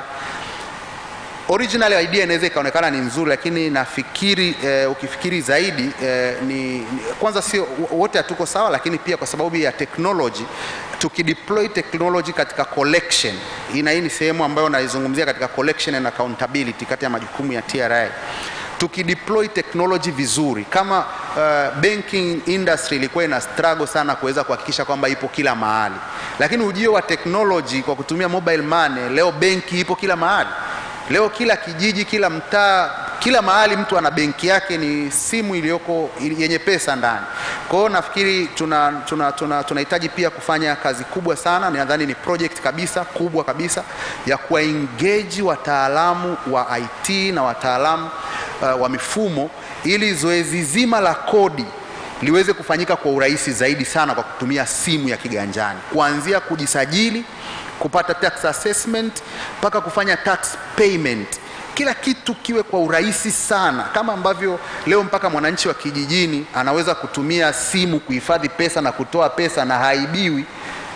Ina maana watu wamesha develop sana katika masuala ya teknolojia. Nimefurahi nilivyosikia mtu mmoja anampongeza kaka yangu Mwigulu kwa kutumia technology. Of course kweli ndio hivyo, unakuwa na waziri wa namna hiyo, waziri wa fedha ambaye anaiembrace technology. Kwa hiyo discussion ya technology inakuwa kweli tunahitaji kwenye mamlaka ya mapato nchini, katika masuala ya kodi tunahitaji sana teknolojia itawale, kuanzia kwenye kusajili, kwenye huko kote. Itasaidia sana. Kwanza itasaidia hata kudeploy watu wengi mtaani, kwa sababu sasa hivi kwa fursa ambazo watu wanaziona katika mamlaka ya mapato nchini, kuna vishoka wengi sana wa TRA. Nafikiri ukiachilia mbali TANESCO kwa vishoka, inawezekana TRA inafuata kwa vishoka. Yaani watu wanajivalisha kwa sababu hawana outfits maalum za kusema huyu ni afisa wa TRA. Kwa hiyo watu wanaingia mtaani, anajua nikimkamata mtu na mzigo, fine ya TRA ni 5 milioni, nikimwambia nipe 200,000 hata kataa. Kwa hiyo sasa, ili kuepusha haya mambo mengi sana, ni vizuri sana kudeploy technology to the highest level na kujifunza kutoka kwenye tax jurisdictions nyingine ambazo zimeshafanya vizuri zaidi, ili kuepusha matatizo ambayo tunayaona. In brief, nafikiri hayo ndio ambayo nilikuwa nimekusudia kuwasilisha, na shukuru sana kwa kunisikiliza. Asalamu alaykum.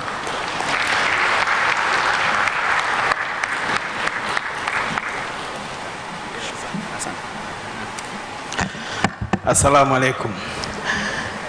Asante sana Johnson Minja. Umetumia muda zaidi ya nilivyokuwa nimepanga, lakini naamini kwamba tumefaidika na wasilisho lako. Mabibi na mabwana, ndugu viongozi, waheshimiwa mawaziri, ninaomba sasa kwa nafasi hii, kwa dakika chache hizi, nimkaribishe Dr. Lusajo. Huyu anatoka Benki Kuu ya Tanzania akimwakilisha governor wa Benki Kuu ya Tanzania. Yeye atatupatia ile mada ya mwisho, wasilisho la mada ya mwisho ambayo inahusu mchango wa sekta ya fedha katika kukuza uchumi katika mazingira ya sasa. Nini ambacho tunacho ambacho kitatusaidia kuweza kuhakikisha kwamba uchumi wetu unakuwa, lakini ukichagizwa na sekta ya fedha. Dr. Lusajo, karibu sana.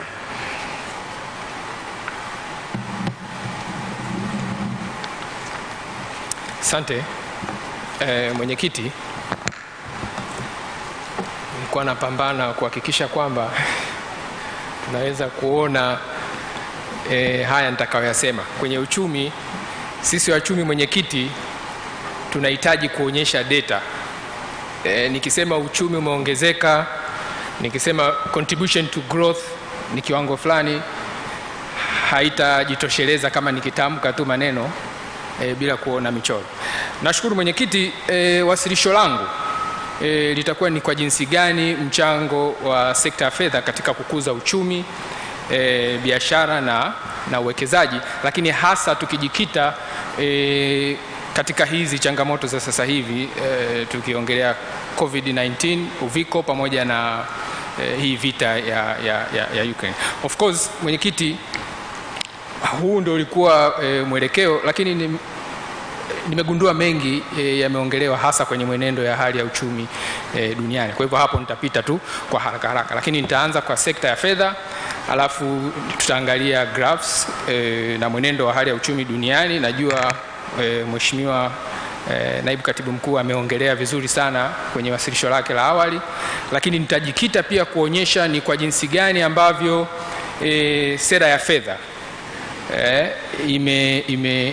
imeweza kuchochea shughuli za uchumi na upatikanaji wa mikopo katika kwenye sekta binafsi. Mwenyekiti, sekta ya fedha naweza nikasema ni sekta wezeshi. Tunapoongelea shughuli za biashara na shughuli za uwekezaji, kwa namna moja au nyingine zinategemea sana upatikanaji wa mitaji kutoka kwenye sekta ya fedha. Kwa hivyo tukitazama landscape ya sekta ya fedha, financial sector, kwa sasa inaonekana hivi. Imeumbwa na commercial banks au benki za biashara, kuna community banks, microfinance bank na hizo nyingine. Lakini kwa ujumla wake, mwenyekiti, sekta ya fedha na hasa kwenye upande wa benki za biashara, sehemu kubwa ya hizi benki za biashara ndio zina command a big chunk of asset composition, more than 90% inashikiliwa na benki za biashara. Lakini katika hizo benki za biashara, mheshimiwa mwenyekiti, benki 5 kubwa ambazo nimezionyesha hapo mwenyekiti, zinachukua zaidi ya 60% ya total commercial bank asset. Kwa hiyo tunaweza tukaona na benki hizo 5 nimeziorodhesha hapo ni kama zinavyoonekana kwa hiyo order. Kwa hivyo mheshimiwa mwenyekiti, umuhimu wa sekta ya fedha haushi hapo tu, lakini pia tunafahamu hii sekta ya fedha ndipo ambavyo pia serikali inapata sehemu ya mitaji, sehemu ya fedha ambayo inatumika kwenye miradi ya maendeleo hapa nchini. Sasa hilo jedwali la juu hapo mwenyekiti, inaonyesha government domestic debt by creditor. Tunaweza kuona kwa kiwango kikubwa cha mikopo anayochukua serikali kwenye domestic market inamilikiwa na commercial banks, ambazo ndio hizo nimesema zina command a big chunk ya total asset ya financial sector. Lakini kwa wastani mwenyekiti, sekta ya fedha katika kipindi cha miaka 10, 2010 mpaka hivi karibuni 2022, sekta ya fedha yenyewe imekuwa kwa asilimia 3.6.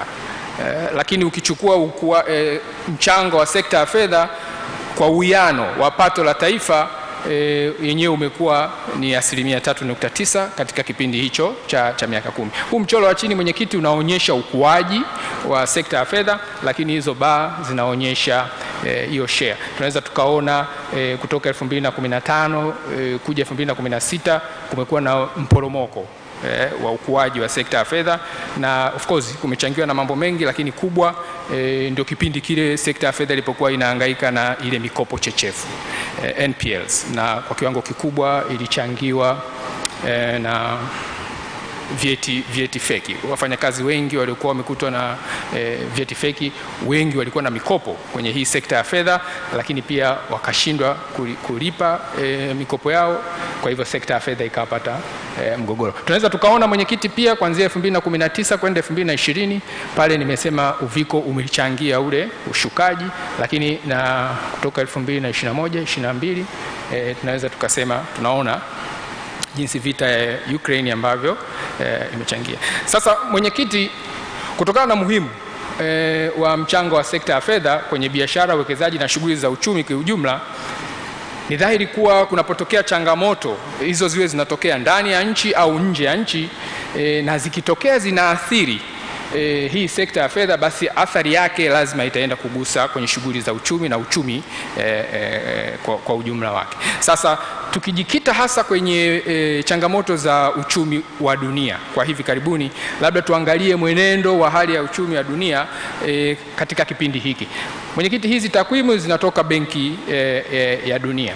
Tunaweza tukaona kama ambavyo Mheshimiwa Naibu Katibu Mkuu alifafanua asubuhi, ukuaji wa uchumi duniani kutokana na lile janga la corona mwaka 2019 kwenda 20, uchumi wa dunia kwa ujumla ulikuwa kwa negative growth, ndio tunaona hiyo baya chini, lakini nchi zilizoendelea ziliathirika zaidi kuliko ukilinganisha na zile nchi ambazo zinaibukia emerging economies. Lakini uwekezaji unaonyesha kwamba kutoka 2019 ile trend ya uwekezaji duniani kwa miaka ya nyuma kabla 2009 ilishuka kwa ghafla 2020, na huo ndio mchango wa COVID. Lakini kuelekea mbele, Benki ya Dunia inatabiri sasa uwekezaji utakuwa unaonekana ni mkubwa katika nchi zilizoendelea, na growth yake katika nchi zinazoibukia uko chini ukilinganisha na growth ya ulimwenguni. Mwenyekiti, mfumuko wa bei sasa, Mheshimiwa Naibu Katibu Mkuu alielezea asubuhi. Huko duniani bei za bidhaa na huduma zimekuwa kubwa sana. Imeongelewa hapa asubuhi, mfumuko wa bei wa Marekani sasa uko kwenye 5% na unakimbilia huko. Na nchi zilizoendelea mfumuko wake wa bei ndio huo unakimbia kwa kasi, lakini nchi zinazoibukia emerging economies and developing countries, developing economies, nchi zinazoibukia na zinazoendelea pia kasi ya ukuaji wa bei za huduma za bidhaa. Lakini more specific, mwenyekiti, bei za nishati huko kwenye soko la dunia hivi sasa zinaonekana kuwa zimekuwa kubwa kiwango kikubwa ukilinganisha na hakuwahi kutokea tangu kipindi cha oil crisis miaka ya 1973. Kwa hivyo mwenyekiti, tukichukua hizo athari za ukuaji wa uchumi na mwenendo wa uchumi duniani, sasa tuulete kwenye hizi nchi zetu Tanzania pamoja na nchi zinazotuzunguka. Tunaweza kuona changamoto za uchumi wa dunia zimepelekea ukuaji wa uchumi wa Tanzania kushuka kwa mwaka 2019 kwenda 20, lakini tumeonekana tunafanya vizuri kidogo ukilinganisha na wastani wa nchi za Afrika Mashariki, lakini pia ukilinganisha na nchi za SADC. Na sababu zimeongelewa hapa mwenyekiti, tumesema kwamba uchumi wetu uko more diversified tofauti na uchumi nyingine, na hiyo imetusaidia uchumi wetu kuteteleka. Kwa upande wa mfumuko wa bei mwenyekiti, ukitulinganisha Tanzania na nchi nyingine hasa hizi za Afrika Mashariki, tunaona ukuaji wa bei za huduma na bidhaa kwa Rwanda, Uganda na Kenya umekuwa kwa kasi zaidi ukilinganisha na mfumuko wetu wa bei kwa hapa Tanzania. Vile vile mwenyekiti, tukija kwenye ukuaji wa uchumi wetu humu ndani, tumegawanyisha hapa kuonyesha mchango wa kila sekta. Kipindi ambapo mporomoko wa uchumi umetokea 2019 kwenda 2020 kwa sababu ya COVID, tunaweza kuona ni sekta ipi ambayo ilichangia kwenye huo uporomokaji wa huo uchumi. Mwaka 2020 mwenyekiti, growth ilikuwa ni 4.8%, lakini tunaweza tukaona malazi. Tunaposema malazi, mle ndani ndio kuna content ya utalii iko humo ndani. Tunaweza kuona yenyewe ili grow negatively, kwa hiyo ilivuta ule ukuaji wa uchumi.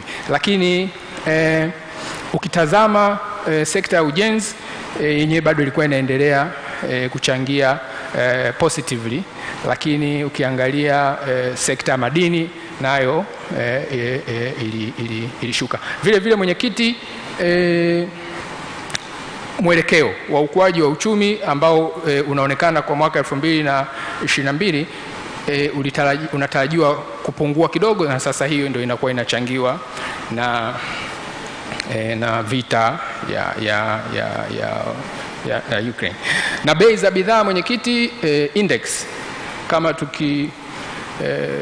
tukianzia Januari 2019 tunaweza tukaona mwenendo wa fahirisi index wa hizi bei za nishati hizi za Tanzania, chakula na bei za msingi ndio tunaita core inflation, lakini ile wastani wa bei ndio headline index yenyewe. Na tunaweza tukaona mwenendo wa bei hasa kwenye kuanzia Januari pale 2022 tunapooanisha na vita vya Urusi vya Ukraine, tunaweza tukaona bei za nishati ambavyo zilikuwa zimepanda zikifuatiwa na bei za chakula.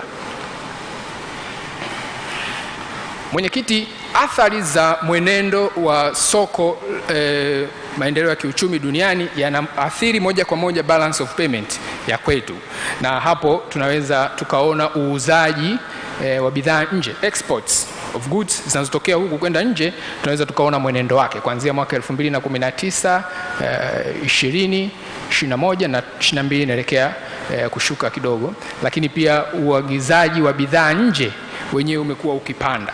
Kwa hiyo definitely the net export ukiondoa import, ile deficit itakuwa ikiendelea kukua, na ndio hapo tunaona huo urari wa biashara ya bidhaa wenyewe umekuwa ukiongezeka. Lakini wakati huo uwekezaji wa moja kwa moja, Mheshimiwa Mwenyekiti, yani foreign direct investment zimekuwa zikielekea hivyo. Kuanzia mwaka 2019 zilishuka na ile tunaoanisha na COVID, lakini 2021 kwenda 22 upunguaji ule tunaoanisha na hiyo changamoto ya vita ya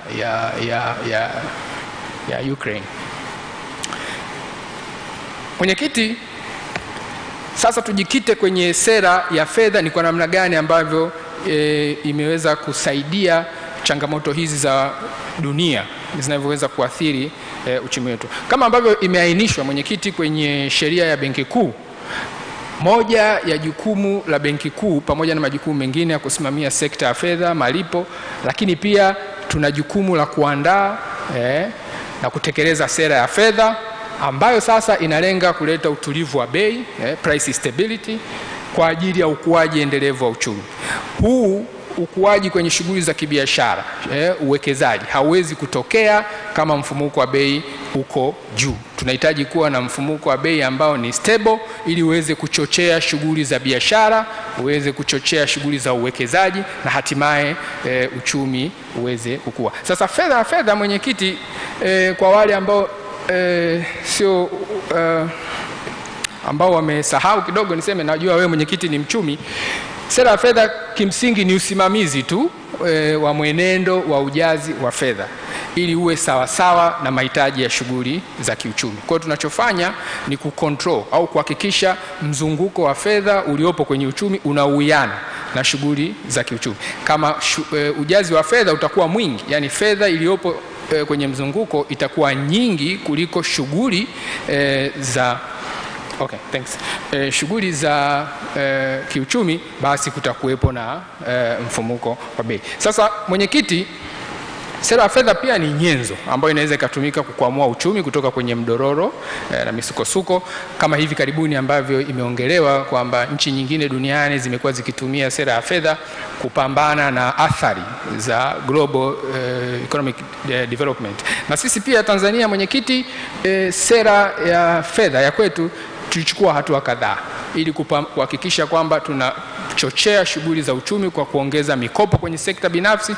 na kujitahidi kupunguza riba za mikopo ili kuhakikisha mitaji inapatikana kwa wafanyabiashara. Na baadhi ya sera tulizochukua, mojawapo ilikuwa Mwenyekiti ni kushusha riba, kushusha SMR kutoka 70% mpaka 5%.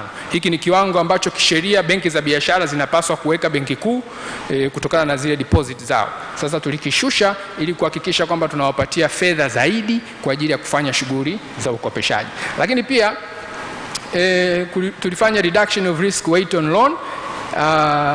Hiyo ni kupunguza kiwango cha mtaji kinachotakiwa kuwekwa na mabenki ili pia kuwaongezea kiwango cha fedha ambacho wanaweza kukopesha. Lakini pia tulipunguza SMR specific kwa benki moja. Hii punguzo la mwanzo lilikuwa kwa benki zote, lakini hii ni specific kwa benki ambayo itatoa mkopo kwenye sekta ya kilimo. Na pale nyuma tuliona ni kwa namna gani ambavyo sekta ya kilimo inachangia kwa ukubwa kwenye ukuaji wa uchumi. Kwa hiyo malengo yalikuwa kuchochea shughuli za kilimo ili tuweze kupata ukuaji wa uchumi. Lakini pia tulilegeza masharti ya usajili wa mawakala wa benki na kuondoa sharti la kuwa na uzoefu wa miezi 18, na sasa hivi wakala wa benki atahitajika kuwa tu na kitambulisho cha taifa. Lakini pia tuliweka ukomo kwenye kiwango cha riba kinachotolewa kwenye mobile money trust accounts ili kuhakikisha kwamba benki zinabaki na fedha ya kutosha kukopesha. Lakini pia tulifungua dirisha maalum kwa mikopo kwa commercial banks. Na commercial banks watakuja benki kuu kukopa kwa 3%, lakini wao wanatakiwa kukopesha sekta binafsi kwenye riba isiyozidi 10%. Sasa matokeo ya awali ya hii sera ambayo tumeitekeleza, Mheshimiwa Mwenyekiti, ni kama unavyoona. Nia yetu ilikuwa ni kuchochea ukuaji wa mikopo kwa sekta binafsi. Sasa tunaweza tukaona mwenendo wa ukuaji wa mikopo kwa sekta binafsi. Lile poromoko tulikuwa tumeliona mwanzoni mwaka 2015-16 ambao tulilioanisha na mikopo chechefu, lakini tukiangalia ule mshuko wa credit to private sector 2019 kwenda 20 ambao ulichangiwa na COVID, lakini sasa matokeo ya hizi sera za fedha ambazo tumezitekeleza, tunaanza kuona sasa, Mheshimiwa Mwenyekiti, growth to private sector ikiwa inapanda. Lakini pia tunaweza tukaona mikopo hiyo inayoenda kwenye sekta binafsi ni sekta ipi ambayo inabeba kwa wingi hiyo mikopo. Tunaweza tukaona kilimo kwa mwaka 2022, angalia kiwango cha kilimo kimechangia positive, lakini mwaka 2021 growth ya credit to agriculture activities ilichangia negative. Lakini kwa wakati huo, Mwenyekiti, wastani wa riba za mikopo sekta binafsi umekuwa ukiteremka. Kwa hivyo haya, Mwenyekiti, ni matokeo ya awali ya hatua za sera ya fedha ambazo tumezichukua kukabiliana na hizi changamoto za kidunia. Lakini kwa wakati huo, Mwenyekiti, mfumuko wa bei bado umebaki ndani ya malengo ya uchumi mpana na thamani ya shilingi imeendelea kuimarika kama ambavyo, Mwenyekiti, tunaona hapo. Sasa kwa nihitimishe tu, Mwenyekiti, pamoja na mafanikio hayo, bado tunaamini kwamba vita inayoendelea Ukraine bado inaendelea kuleta riski, lakini visa vipya vya uviko ambavyo bado tunaendelea kuvisikia huko duniani, nayo ni sehemu mojawapo ambayo inaweza ikaleta, ni sehemu hatarishi, inaweza ikadondosha uchumi. Lakini pia mabadiliko ya tabia nchi kama ambavyo Katibu Mkuu ameongea asubuhi, pia ni kiashiria kimojawapo cha riski. Kwa hivyo, Mwenyekiti, sisi Benki Kuu pamoja na wadau wengine bado tunaendelea kufuatilia kwa karibu mwenendo wa uchumi, na pale patakapohitajika hatua stahiki zitachukuliwa. Mheshimiwa Mwenyekiti, nashukuru sana.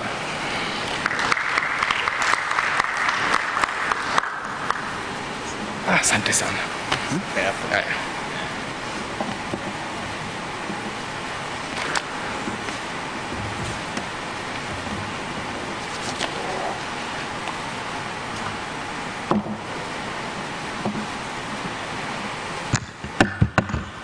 Asante sana Dr. Lusajo, good work, na pia nashukuru kwa kumanage muda. Sasa ndugu zangu, baada ya kuwa tumepata hizi presentations zote 4, na pia nishukuru sana kwa kuendelea kuwa wastahamilivu kwa muda huu wote, ninaomba nitumie nafasi hii kwa mamlaka ambayo nimepewa hapa nilipo sasa hivi. Sio nikitoka nje ya hapa nilipo sasa hivi. Kwenye ratiba yako inaonyesha kwamba tutakuwa na panelists wengine baada ya presentation ile ya mwisho. Sasa kwa nafasi hii, kwanza kabisa ninamuondoa kiongozi wangu, ndio maana nasema natumia mamlaka niliopewa hapa sasa hivi kwenye panelist ya mwisho.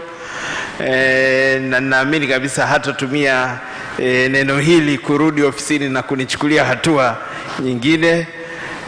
Lakini pia naomba nimwite mkurugenzi mkuu wa Vodacom, Bwana Philip, yeye ajiunge na timu hii kuwa panelist. Halafu sasa baada ya hapo, yeye ndio tutampa nafasi ya kuongea, kisha tutaingia kwenye majadiliano. Ninaamini kabisa hii itatupa uwakilishi mzuri wa mada zote ambazo zimejadiliwa hapa, ili kuweza ku save time. Lakini pia niseme tu kwenye ratiba yako wapo wengine ambao tumeweka. Ninaamini kabisa tunaelewa changamoto ya muda, lakini kwa namna ambavyo tumeendesha tukio hili, we are doing this for the best of ourselves, for the best interest of ourselves. Kwa hiyo kwa nafasi hii basi, mkurugenzi mkuu wa Vodacom Bwana Philip, nikupe nafasi kwa dakika zisizozidi 10 ueleze mchango ama mawazo yako upande wa ile mada ya sekta ya fedha, na ninaamini kwamba baada ya wewe utaitendea haki, lakini pia baada ya wewe tutatoa nafasi kwa floor ili tuweze kupata hoja na mawazo kutoka kwenu. Lakini kabla hajasema, naomba tutambue kwamba kwenye madawati yetu kuna vipeperushi ambavyo vinaonyesha dirisha ambalo tunaweza kulitumia kutoa maoni. Kwa hiyo yamkini tunaweza tukafika mwisho alafu mtu asipate nafasi ya kuongea, lakini ipo nafasi ya kutoa maoni yako kwa njia ya mtandao. Lakini pia tumetoa hiyo address ili kusudi kama unapata nafasi pia unaandika, alafu unatutumia hiyo nakala ngumu, na sisi tutakuwa tayari kuyapokea ili tuende tukayafanyie kazi kama wataalamu. Philip, karibu sana.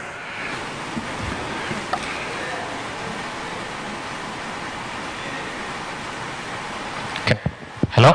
Yeah. Thank you very much, Honorable Minister, and the co-chair. Ladies and gentlemen, I know it's late in the afternoon, and this is what they traditionally call the graveyard shift.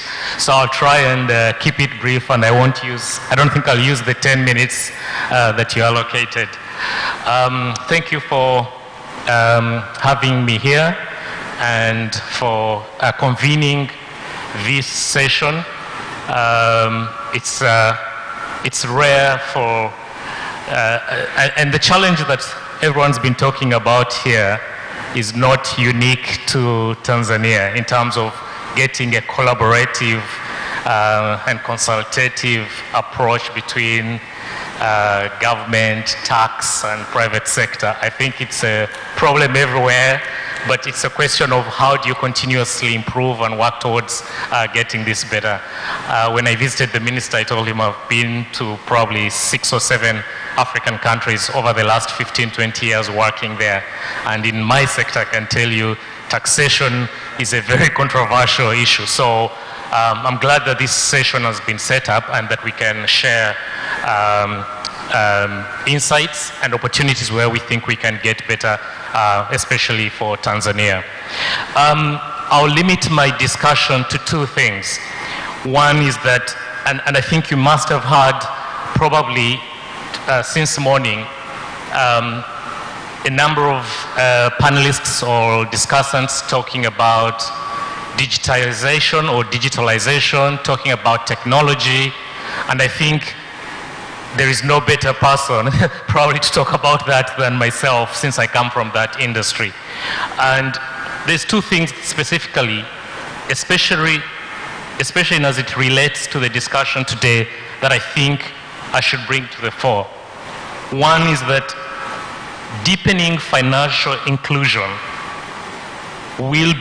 is an opportunity to expand the tax base, because the more people you have participating within the financial sector, the more people have,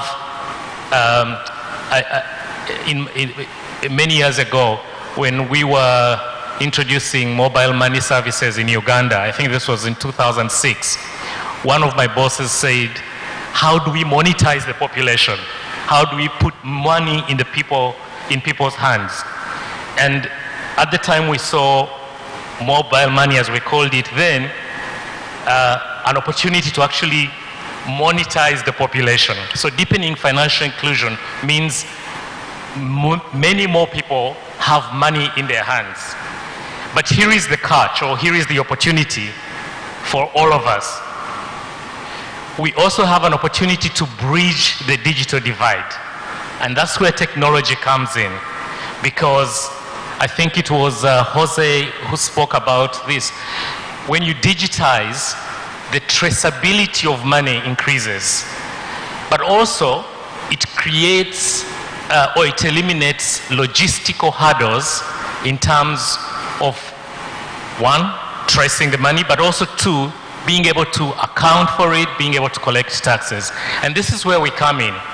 I think with all the work and innovation that we've done around M-Pesa, not just, and I think we've got a lot of experience in many of our other markets as Vodacom, but if you look at the amount, the opportunity that you have once you digitize, now all of a sudden, all the money that was being spent in the economy by cash, you can now see where it's going. But at the same time, if you're going to tax, you're taxing at source, which is ourselves. So it simplifies the whole value chain of tax collection. But then, how do we incentivize, how do we make sure that more and more people come into the digital economy? We've got to make services affordable on both ends. One, how to make the financial services and financial products affordable, whereby, for example, if you look at the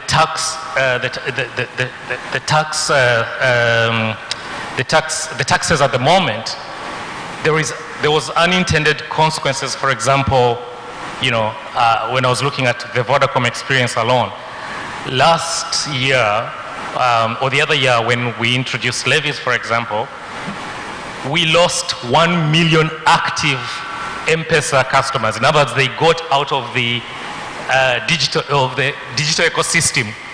They took their money out and they stopped using M-Pesa to transact. Now all of a sudden, 1 million users are no longer visible. So I think finding the sweet spot in terms of taxation, at what point do you disincentivize people from actually participating in the digital economy because it's simply too prohibitive, right? You've got a user who, let's say in a month, spends 20,000 shillings, and the levies and taxes probably come to about 1,800, 1,200 or thereabouts. That's a lot of money for somebody at those levels of spend. So I think finding the right spot in terms of what should the actual tax be is really important so that we can broaden the number of users. Now, I think the other thing is that for Tanzania especially, if you can correct me if I'm wrong, if you look at the latest, the last population, census population, more than 60%, I think, of the population is under 35. Now, I don't know how many of you know, but people that are 20 and below have grown up in a digital world. Facebook has been around for what, 21 years or something? This is somebody who's 21 or let's say 21 to 35. From when they started understanding, they've had a digital tool. They've grown up in a world where digital is part of them. They have access to information. They can do so many things. So I think for Tanzania it's a unique opportunity because you've got a captive market, young people that have grown up in this space of digital, and they're going to be their first use case for financial services is probably going to be on a mobile phone. So I think it's a big opportunity for us to actually expand that tax bracket because these people are going to do financial transactions on their mobile phone the first time. I remember, I think the first time I got a bank account must have been my first year at university because the university used to give us allowances and then they had to be paid in a bank account. Now, I was already 19 at the time. Today, for those of you that have got children, I'm sure by 8, 9, they already have mobile phones. And because they are at school, they are in different places, you have enabled M-Pesa for them. So a 9-year-old is already participating in the financial ecosystem. And that's why it's important that we really expand this whole digital ecosystem. Now, I think in the previous discussion with the Honorable Minister, one of the things I said to them, to do this, to make it, to really expand and make sure more people are participating, we need to simplify the technology and the tools, remove the taxes, or minimize the taxes. So we've got, for example, if you look at the taxes on smartphones, again, I want to go back. Most young people, their first time to use technology is going to be on a mobile phone. Their first time to use financial services is going to be on a mobile phone. So if we can simplify the tax code for phones, it would help a lot to actually bring more people into the digital ecosystem. But what it means also that it broadens the digital economy and the participative economy. Because the thing about the digital economy is that it's got a big feeder system. So you've got many more people participating, developing solutions. So today we are able to, we integrate into TANESCO, we integrate into the water system, we integrate into tax system. So many people are able to participate in that. But we're not doing all these things directly as the industry. We've got other small players that have evolved that are doing these things. So whether it's the transporters, whether it's the health sector, whether it's the agriculture sector, you're going to see other small companies that develop out of this whole system and start to provide services that enable the entire digital ecosystem to participate. So, you know, I think it was Salim who was saying that, you know, sometimes difficult to collect from the last mile. You know, if that whole space is digitized, you know, the guys in Kariokol, the traders that, you know, Jose is selling to, that whole ecosystem can be digitized, but we need to make it affordable and incentivize for them to actually go into that space. I think I just wanted to sort of give a sense of, you know, how big this opportunity is for us. I think as a sector, we've this year or last year, over the last 10 years, we've probably contributed, and when I say sector, this is everybody else, close to, you know, 10.7 trillion in terms of what we have all paid in taxes. So it's a massive opportunity to really use us as a catalyst for expanding the tax base. I mean, when I look at the number of transactions, I mean, and this is a TCRA report, this information is publicly available.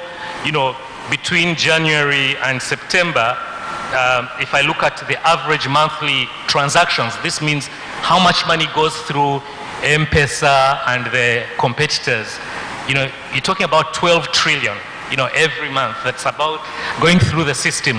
You know, people are paying for electricity, people are paying for bills, people are buying services, people are transferring money. That's money that is really traceable in the whole value chain.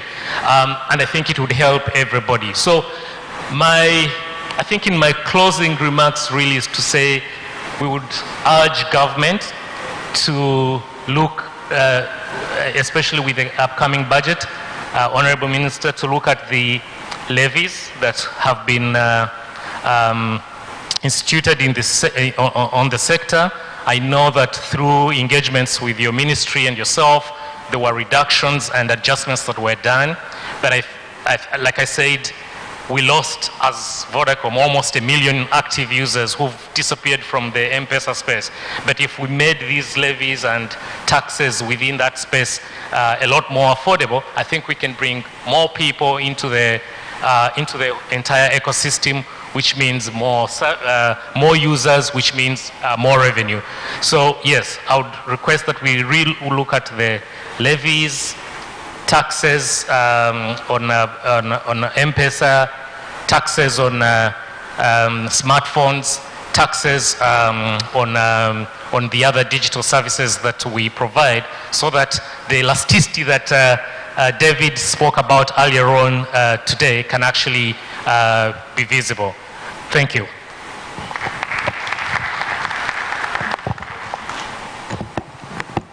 Asante sana Philip.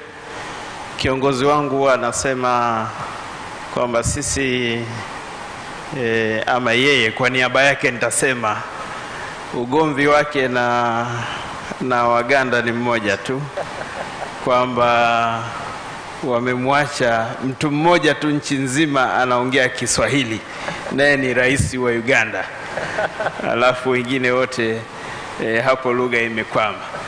Lakini nashukuru tumekuelewa. Asante sana kwa nafasi hiyo. Now before we go into the discussions, mtu mmoja wa muhimu sana kwa umuhimu wake nimpe nafasi, naye ni kiongozi wa Tanzania Private Sector Foundation, na atakapokuwa anaongea atakuwa mmoja wa panelists hapa ili atusaidie kutoka kwenye taasisi hiyo yale ambayo wanayo na ambayo wanaona wanaweza kushirikiana na sisi. Huyu ni Bwana Paul Makanza, my brother. Yeye ni makamu mwenyekiti wa Tanzania Private Sector Foundation. Kwa dakika 10 tu, alafu kiti hiki kitakuhusu, utaenda kukaa. Karibu sana. Asante sana. Kwanza naomba kushukuru wizara, hasa Mheshimiwa Waziri na waziri wetu bara na waziri wetu Zanzibar wa fedha kwa kongamano hili. Sasa kwa bahati mbaya ni kwamba muda unakwenda na wengi hamjala, na ninajua nikianza kuongea sana mnaweza mkanirushia chupa za maji. Kwa hiyo mimi naomba nisiseme mengi, nichukue tu fursa hii kwanza kutoa shukrani kwa wizara, shukrani kwa wadau waliofika hapa leo hii, shukrani kwa waandaji wa kongamano hili na kwa watoa mada wote. Na hii natoa kwa niaba ya shirikisho letu la TPSF, vile vile CTI ambapo mimi pia ni mwenyekiti, na naomba nijikite zaidi katika kuchangia kwenye mada ambayo itakayofuata bila kupoteza muda. Asante sana.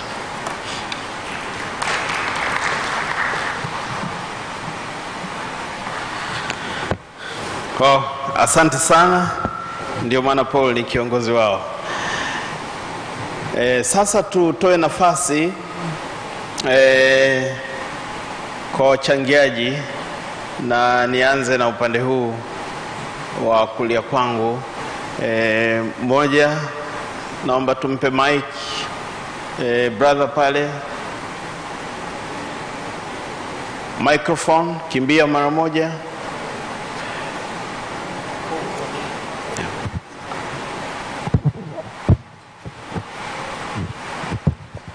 Asante sana moderator. Kwa jina naitwa Sylvester Kazi. Mimi ni export manager wa kampuni ya A to Z Textile Mills Limited. Lakini pia ni makamu wa rais arandogo wa taasisi ya wazalishaji nguo na mavazi, maana yake inaitwa Tegamat. Nipende kutoa shukrani nyingi kwa wachangiaji, lakini wawasilishaji, na hasa speech ya mheshimiwa waziri wetu wa fedha pamoja na waziri mwenza, lakini bosi wake, lakini pia kutoka kwa ndugu Mafuru, naibu katibu. Wakati naibu katibu anachangia alitaja baadhi ya sectors ambazo ni key, lakini nitaka tu na mimi niongeze hapo kwamba unapotaka kuzungumzia sekta ambayo inatoa ajira kubwa, huwezi kuacha kuzungumzia sekta ya nguo na mavazi, ambayo inaanzia kwenye pamba yetu ya Tanzania. Na nikideclare interest kwamba niko kwenye bodi ya pamba, inaajiri zaidi ya watu 500,000. Sasa kwenye upande wa nguo na mavazi, unapokuwa na viwanda, unaweza ukatoa ajira kubwa sana. Nitoe tu mfano mdogo, A to Z peke yake inaajiri zaidi ya watu 8,000. Hicho ni kiwanda kimoja. Tukiwa na viwanda 10, 15, unaweza kuona ni ajira kiasi gani na ni kodi kiasi gani ambayo serikali inaweza ikafanya. Kwa hiyo ni muhimu sana tuangalie namna gani ya kutoka na hii sekta ya nguo ili iweze kutunyanyua. Mheshimiwa Waziri wa Fedha alipokuwa anaongea alisema kwamba pamoja na kwamba vikao hivi vitakuwa endelevu, alisema watafanya pia utafiti wa masuala ya kodi kuangalia nchi nyingine wanafanyaje. Na nitake tu kuchangia kidogo hapo kwamba nchi kama Uganda kwa mfano ni mwenzetu hapa jirani, na tunakaa nao kwenye ile mikutano ya kutengeneza masuala ya kodi, common external tariffs zile kuendana na East African Customs Act.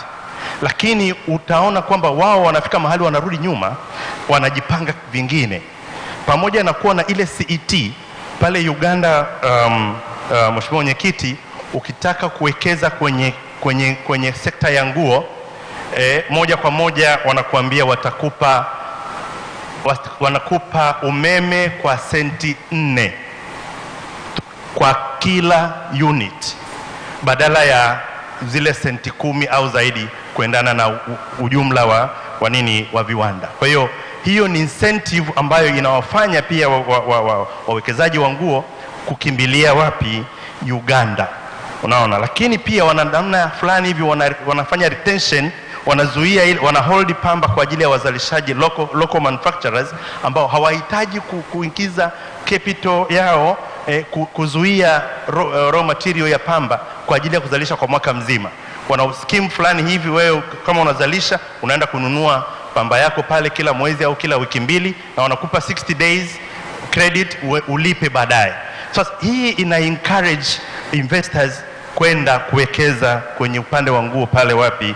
Uganda. Lakini wenzetu hapa Ethiopia ambao kwa miaka 30 iliyopita, Mwenyekiti, waliamua kwamba wao wanataka watoke na viwanda vya nguo, na wakati ule walikuwa na taasisi 2 tu ambazo zinafundisha mambo ya nguo, textile. Walikuwa na viwanda kama 19, lakini waliamua kwamba wanaimba wimbo mmoja, ni textile kuanzia private sector, government, institutions ambazo ni akademia. Miaka 30 baadaye, sasa hivi Ethiopia inaongoza kwa kuwa na viwanda vingi vya nguo Afrika. Umeme wao pale ni cross cutting senti 3 kwa unit. Lakini kwenye hilo ningependa nitagusia tu, India sasa hivi wameanzisha eneo kubwa sana la uwekezaji na wameipa textile priority kubwa sana. Wamewapa eneo la ekari 1900. Sasa incentives ni nyingi sana ambazo ziko kule.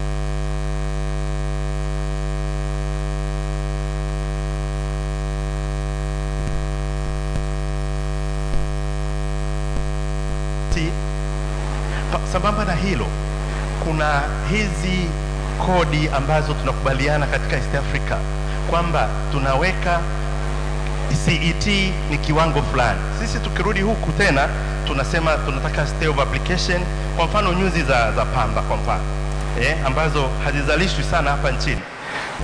East Africa wote wanalipa 10% import duty, alafu tunashare soko moja la East Africa, lakini pia AGOA. Sasa wewe uliye Tanzania unapaswa ulipe 25% import duty, wakati mzalishaji aliye Kenya pale na Uganda analipa 10%. Kule AGOA mtaweza kupambana na biashara?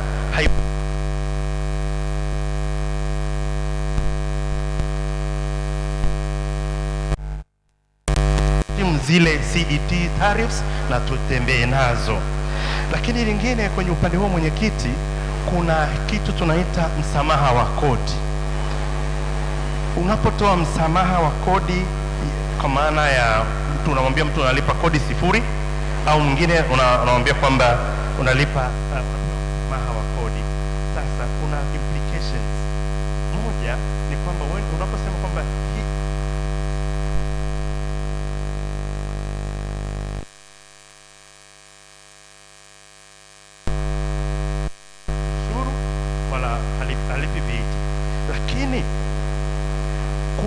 unakuta product hiyo inazalishwa hapa nchini na material ambazo zinaagizwa kutoka nje. Zile material unakuta zinatozwa VAT. Alafu ukija kuizalisha huwezi kutoza kodi ya VAT unapouza. At the end of the day ni kwamba ile VAT ambayo umetumia kwenye inputs inabaki kuwa cost. You cannot compete. Lakini kwa hili naomba nikiri na nitoe pongezi na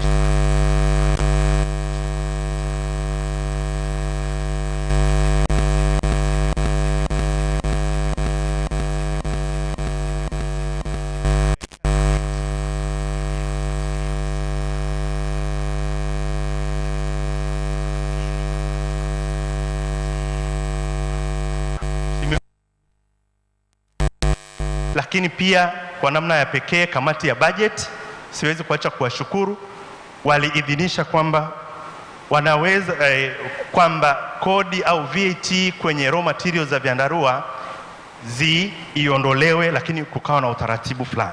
Wala kwa hilo kwa kweli tunamshukuru, na wanasema ukitaka unaposhukuru ni kwamba ni namna ya kuomba tena. Hilo tumelifanyia kazi na tunaendelea na kuchakata na kufanya biashara. Lakini sasa ukiangalia ile bureaucracy iliyopo pale na yenyewe pia ni changamoto. Kwa hiyo tungeomba kama kuna uwezekano basi na yenyewe iende ikawe 0 rate, ili iweze kurahisisha ufanyakazi katika wazalishaji, lakini pia hata katika TRA kama ilivyo kwenye mbolea na mafuta. Kuna bidhaa nyingine za packaging.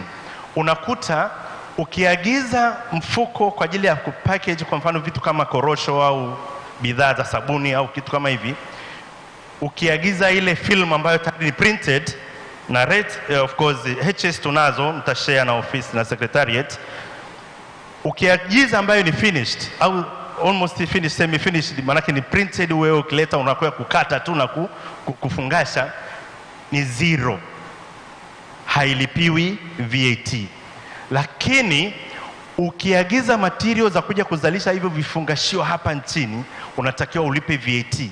Na ukilipa VAT huwezi kuja kuiclaim kwa sababu unauza kwenye soko la ndani. Kwa hiyo sasa vitu kama hivi vinakatisha tamaa kwa mwekezaji ambaye tayari anataka ameanza kuzalisha vifungashio kama hivi au bidhaa kama vyandarua vya kilimo kwa mfano, ambavyo vinatumika sana kwenye greenhouse and all that, ile chandarua ni exempted.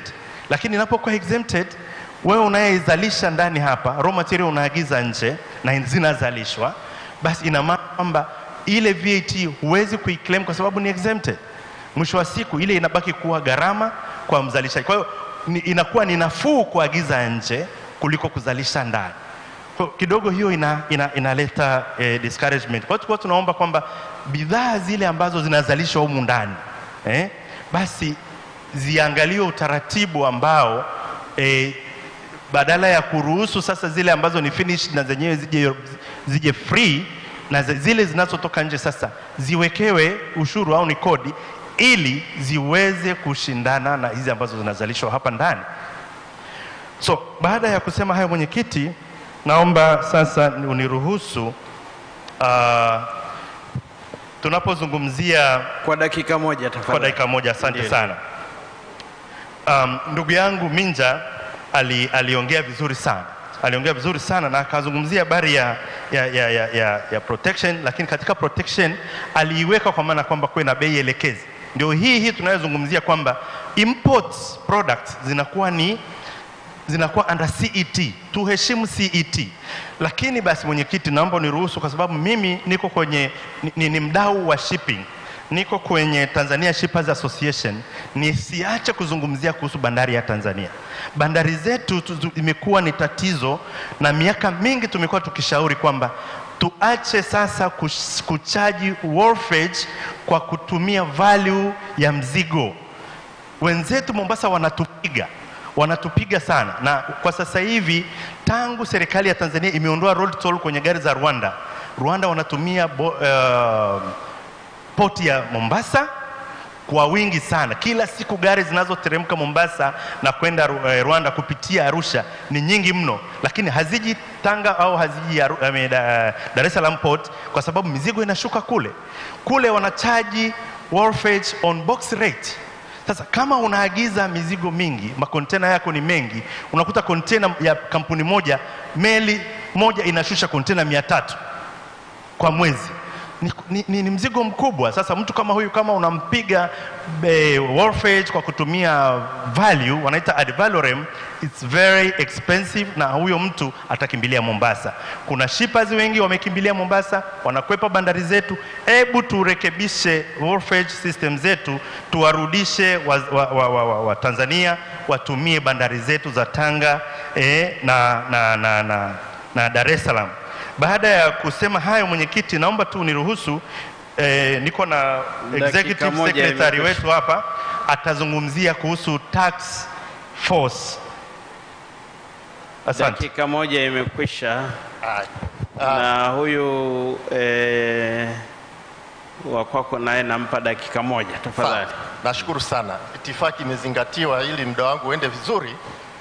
Mwenyekiti, mimi nitazungumzia juu ya forum hii ambayo naamini ni mwendelezo wa task force, na niongeze kwamba forum hii imeboresha zaidi majukumu ya task force, kwa sababu hapa tunatoa matatizo yetu na Mheshimiwa Waziri na timu yake nao wako hapa wameyasikiliza. Task force on tax reforms. Lakini pia niizungumzie task force on tax reforms yenyewe, na hakika watu wengi hawajui historia ya task force. Hii task force ilianza wakati nyuma, siku ikifika budget, wafanyabiashara, watu wa viwanda, watu wanaotoa service wanaingia homa, maana hawajui budget itakuwa na mwelekeo gani.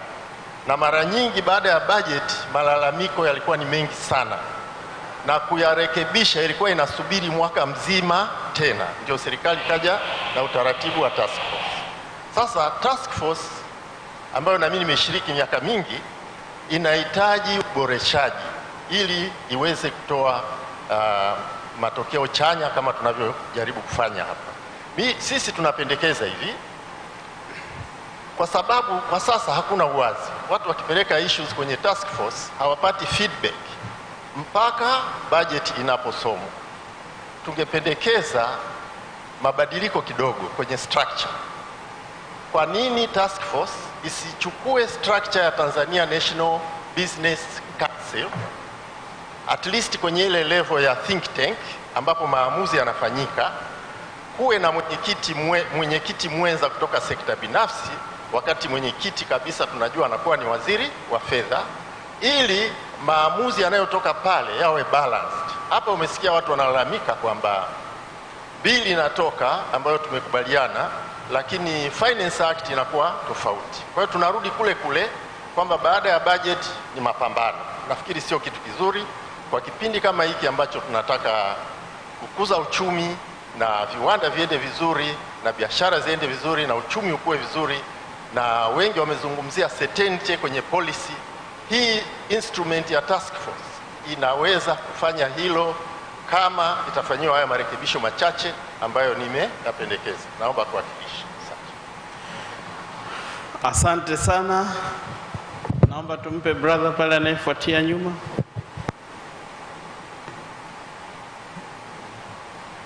Asante mheshimiwa. Mimi naitwa Dr. Bazi Treve, natoka kwenye sekta ya misitu. Itifaki izingatiwe kwa kuokoa muda.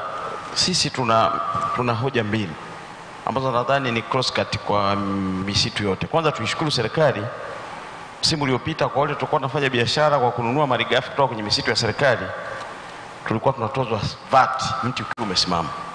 Lakini ni jambo ambalo lilipita kwenye utaratibu wa kimchakato, na nashukuru mwenyekiti mwendeshaji hapo alikuja Iringa tukazungumza, tunashukuru sana hilo mliliondoa. Lakini kuna changamoto moja, baada ya kuondoa hilo, mliondoa hilo lakini pia mkapunguza tozo ya sesi kutoka 3% ikaja 5%, kutoka 5% ikarudi 3%. Changamoto ambayo tunaipata sasa ni coordination kati ya hizi local government, kwamba serikali kuu kwa mfano TRA sasa hivi wanafanya vizuri, tunafanya biashara kwa kuelewana vizuri sana, especially kwenye mazao ya misitu. Changamoto imekuja sasa kwenye halmashauri. Tulifanya ombi la kupunguza kutoka kwenye 5% kwenda kwenye 3%, lakini sasa hivi tumerudi tunalipa 6%. Sababu kile ambacho tuliomba kwenye VAT, kwenye mti ambao umesimama haujafanywa utaratibu, sasa kimerudi kwenye tozo zile zile. Kwa mfano, tunapokuwa tunanunua mti kutoka kwenye misitu ya serikali kwa maana ya TFS, mti uliosimama unatozwa 3%. Ukishaununua mti unaenda unauchakata, ukishamaliza mbao inapopita kwenye geti inatozwa 3%. Kwa hiyo inarudi kwenye 6%. Ombi letu kwenu na ushauri kwamba kuwe na coordination, sababu naamini punguzo lilipokuwa linafanyika ilikuwa ni lengo la kuwawezesha wenye viwanda waweze kuwekeza, lakini na pia huduma iende kwenye reasonable price. Sasa badala ya kupunguza kutoka kwenye 5, ina maana imeongezeka 1 kwenda kwenye 6. Lakini jambo la pili pia, huko kwenye mazao ya misitu tunajua kuna taratibu za kikodi. Tunapata changamoto moja, kwa mfano kundi lote sasa hivi tumeingizwa kwenye VAT. Yaani mtu mwenye turnover ya milioni 100 na yule wa chini wote wameingizwa kwenye kundi moja. Lakini ukiangalia kimsingi kundi kubwa linakuwa liko kwenye wajasiriamali wa kawaida ambao wanatumia hizi mashine za kawaida. Kwa hiyo tunaomba serikali kwenye upande wa mazao ya misitu irudi kwenye utaratibu ule ule, tufuate uvumilivu wa kikodi wa 100%. Lakini mwisho kabisa nitoe ushauri. Sisi kule kwenye sekta ya misitu, waziri wakati anazungumza pale, mwenyekiti mwenza alizungumza kwamba kule kwenye sekta ya misitu kwa mfano kodi kubwa inakusanywa kwa wadau ambao ni rasmi wako kwenye mashamba ya serikali.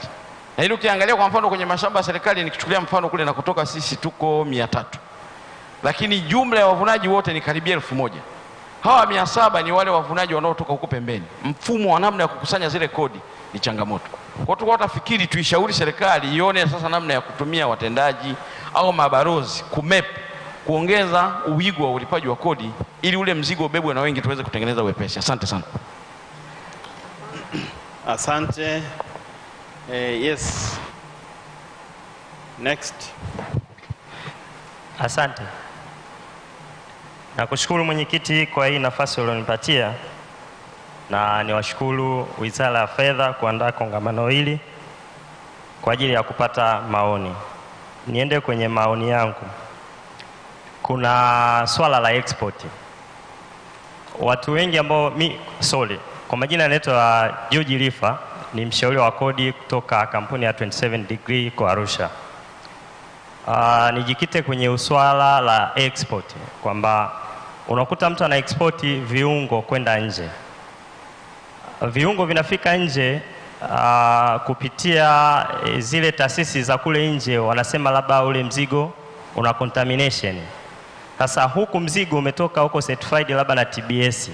Sasa nilikuwa naomba kwamba kwa ajili ya kuangalia mambo mawili, kwamba moja, mlipa kodi apate haki yake, lakini pia kusiwe na ukwepaji kodi kupitia huo mfumo, kwamba inafika labda container kule mtu anaambiwa lina contamination, linakuwa detained na linakuwa destroyed kule. Kwa hiyo nitoe ombi kwamba kuwe na mfumo mzuri ambao utakuwa huyu mtu amepata yani mzigo na contamination, kuna barozi kule, kupatikane a form of communication ambazo kuna namna ambavyo labda kupitia ubalozi watajiridhisha kwamba ule mzigo kweli una contamination au ni sarakasi za kibiashara. Kingine niongelee kuhusiana na wasilisho la TRA. Wametueleza moja ya kodi ambazo wanazisimamia ni gaming tax. Ina faida kwamba nchi inapata mapato, lakini pia kuna athari za watu wengi ambao wanakuwa involved kwenye gaming tax. Sasa bad enough unakuta kuna slots machine ambazo ziko vijijini ndani kule. Tumeongelea kwamba tuna population ya wafanyabiashara walipa kodi milioni 3 takriban. Sasa idadi ya TRA wanaosimamia ukusanyaji wa mapato wanafika huko ndani vijijini, na je wale watu walioko ndani mavijijini kule wana leseni? Kwa hiyo mimi ni shauri tu kwamba TRA washirikiane na maafisa biashara kupitia serikali za vijiji, kata, kuhakikisha basi kama kuna slot machine kule, kwa sababu kila slot machine mimi naona inachangia, inatakiwa ilipie 100,000 kwa mwezi. Kwa hiyo ili kuweza kupata hiyo kodi ambayo tunasema kwamba badala tunakimbizana kweli, ni vyema tutafute wigo, tuongeze wigo wa kodi, lakini zile taarifa ambazo tayari tuko nazo kama hizo tuhakikishe zinasimamiwa vizuri ili kuongeza mapato. Na kwa upande wa elimu kwamba tuna vyombo vya usafiri kama mabasi, tuna ndege, basi waga tunapata briefings za kwenye mabasi. Kuna saa unakuta unasafiri mtu na basi, kuna mtu anatangaza biashara. Moja ya sehemu ambayo tungeweka pia kwamba kwenye usafiri, watu wanavyosafiri, watu pamoja na kuwa entertained na nyimbo za Kitanzania kupromote mziki, tutafute namna ambavyo tutatumia vyombo vyetu vya usafiri viongelee kodi. Kwa itafikia jamii kwa urahisi zaidi. Huko kwenye daladala unatoka nyumbani unaenda kazini, unasikiliza kodi mle ndani. Mtu yuko kwenye ndege, kuna vipeperushi ambavyo vinaongelea kodi. Kwa hiyo mimi na uhakika kwamba kuna namna ambavyo tunaweza tukapeleka elimu ya kodi kwa kundi kubwa zaidi na tukawafikia watu wengi. Na kingine kwenye mfumo wa e-filing. Tukikopa kutoka Kenya, tunajua kwamba mtu anavonunua bidhaa tini yake inatumika pale. Halafu ametumia mfumo wa EFD kuissue risiti zake. Sasa kwenye kufaili VAT return sioni kama kwa nini tusitafute namna ya kuendelea kuinnovate kwamba mtu akiingiza tu tini yake pale, mletee manunuzi yake yote na mauzo yake yote. Pale inakuwa inapunguza hata zile nani, inafika mwisho wa mwaka unaanza kureconcile vitu ambavyo kwamba mtu angeza kavuta tu akapata results za sales na purchases na akarahisisha kutuma hizo return zake kwa muda mfupi zaidi. Asante.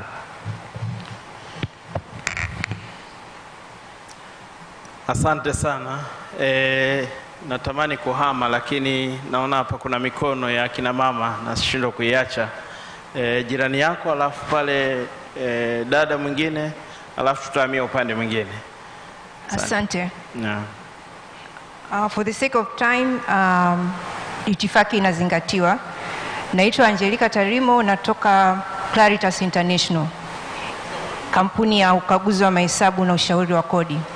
Ningependa kuzungumzia kitu kimoja tu in brief, ambao part of it imeshazungumziwa na wenzangu waliopita, speakers na panelists waliopita, na ni kwenye predictability na certainty of our tax policies. One of the area kwenye certainty of the tax policies ni kusiwe na frequent changes, ambapo pale either a new investor au FDI zinakuja, unakuwa hujui when your return, the payback period of the project, ambayo imeshazungumziwa na waliopita. Kingine ni pale ambapo inahitajika kuwe kuna tax changes kama right now au in June, July, then kuwe kuna time ya ku deliberate that. And kuna proposal iliyotolewa na the previous panelist kwamba bill ikitoka kuwe kuna enough time ya kudiscuss. That is one. Another option is right now when we are coming up with the proposals that we think they should be implemented this year, then those go through. Na tunaonyesha kwamba maybe the following year tutadeliberate on these proposals. Kwa taxpayers wanajua kwamba tuna expect mwakani changes zitakuwa kwenye this aspect, na wanaanza kujiprepare kuweza kudeliberate on those changes. Kwa unakuwa some sort of certainty on what the changes will be in the following year. Another area of certainty in terms of tax policies nilikuwa na propose ni kwenye interpretation ya tax legislation itself.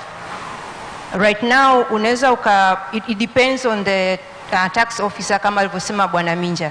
Ukikutana na TRA Ilala anaweza interpret differently the same legislation different na ukikutana na another TRA officer from another TRA office, let's say another TRA office. Kwa hiyo kama kukiwa na kuna issues ambazo ziko very contentious kwenye business zikawa zinapatiwa either ni regulations au practice notes ambazo ziko more clearer than the legislation itself, not the replica of the legislation, that will help.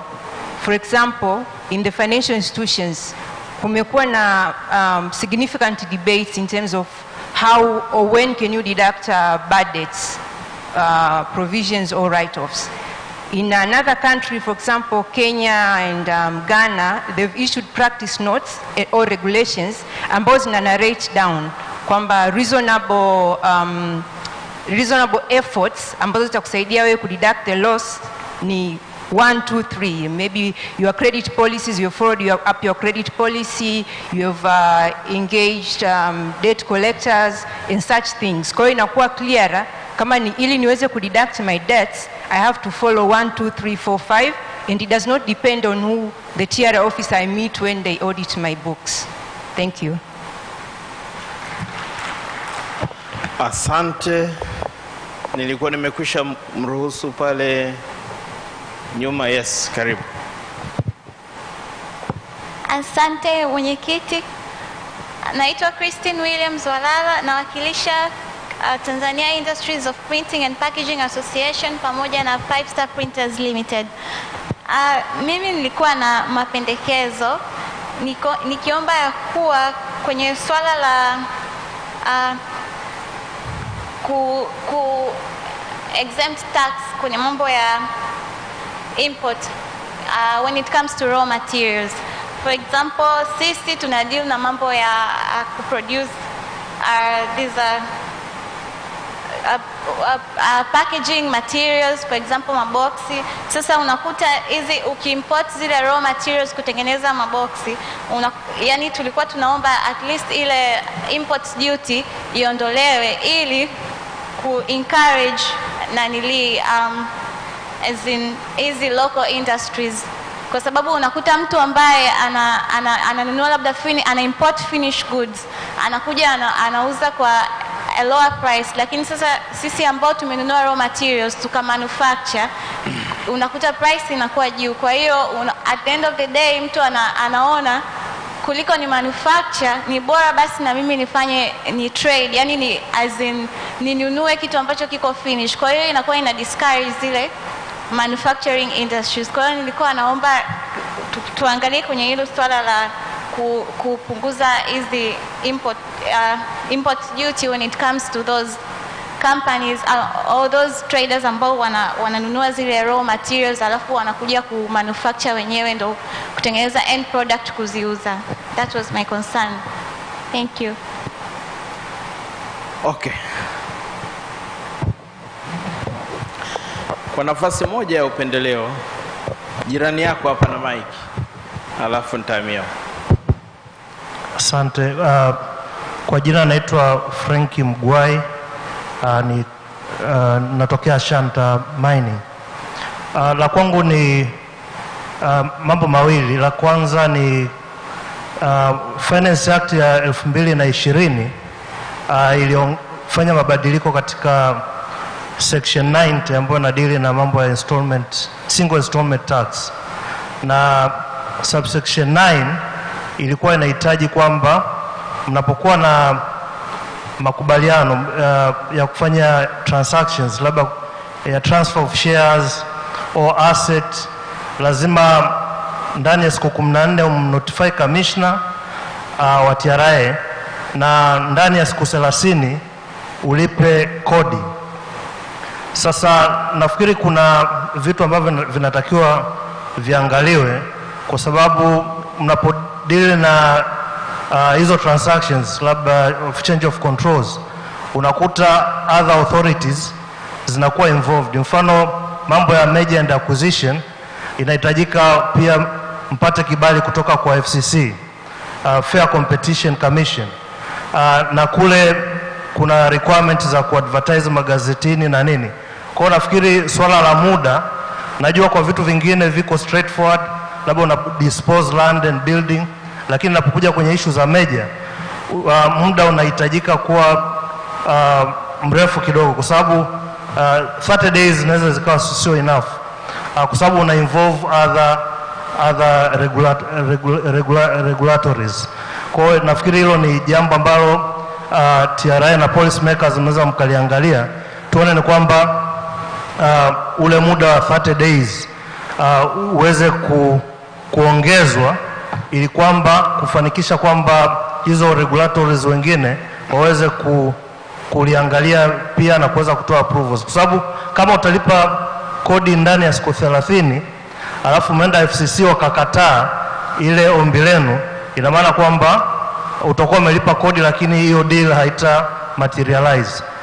Jambo la pili la mwisho lilizungumzwa na ndugu Festo kuhusiana na issue za change of controls under section 56, ambalo nafikiri ni zuri, lilianzia mwaka 2012 na lilikuwa ni kuweza kucap tax avoidance kwa transaction ambazo zinatokea nje ya nchi.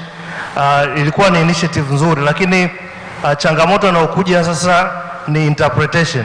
Nafikiri kuwa na clear interpretation, hasa inapo-involve transactions ambazo zinafanyika ndani mwa Tanzania, kwa sababu lengo lilikuwa ni kucap tax avoidance outside the Tanzanian jurisdiction. Lakini kama tayari tuna provision section 90 ambayo inahusiana na hizo direct disposition, lakini pia section 56 unaona kuna risk ya kuweza kuwa na double taxation, hasa makampuni ambayo yatakuwa yanafanya hizo deals au transactions yatakuwa na makampuni tanzo au subsidiaries ambazo ziko ndani mwa Tanzania. Kampuni tanzo itakuwa taxed under hiyo section 56, alafu na hiyo kampuni ambayo inafanya transactions itakuwa taxed under section 90. Kwa hiyo tutasababisha double taxation. Nafikiri policy makers mnaweza mkaichukua hiyo na kuangalia ni jinsi gani tunaweza tuka-avoid hizo double taxation, na kuwa na regulation or practice notes ambazo zitasaidia sasa kujua under section 56 valuation methods gani zitatumika ili kuweza kuhakikisha kwamba kunakuwa hakuna migongano ya tafsiri kati ya administrators na taxpayers, na hii itasaidia kuwa na smooth tax compliance. Asanteni. Thank you very much. Naomba sasa nihamie this side, watu hapa nitamalizia na ninyi kwa heshima na taadhima kabisa. Yeah. Pale brother. Yeah. Habari za jioni. Asante kwa kupata nafasi hii. Kwa majina naitwa Joseph Cleveland Nkata, political analyst, na itifaki imezingatiwa kwa kuokoa muda. Naomba nijielekeze kwenye mapendekezo ambayo ninaamini kabisa kama serikali itafanyia kazi basi tutasogea mbele.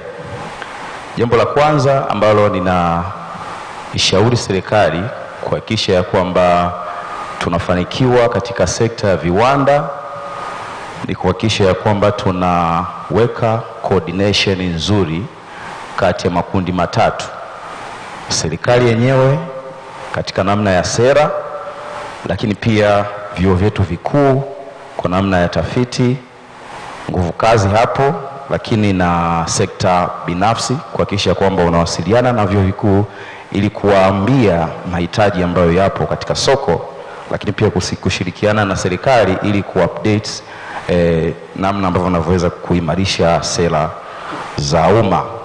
Kwa hiyo hilo ni jambo moja hapo ambalo ninaamini kabisa serikali kilifanyia kazi tutaweza kusogea mbele katika swala zima la viwanda. Lakini jambo lingine ambalo nataka nilizungumzie ni ku-emphasize katika approach ya bottom up.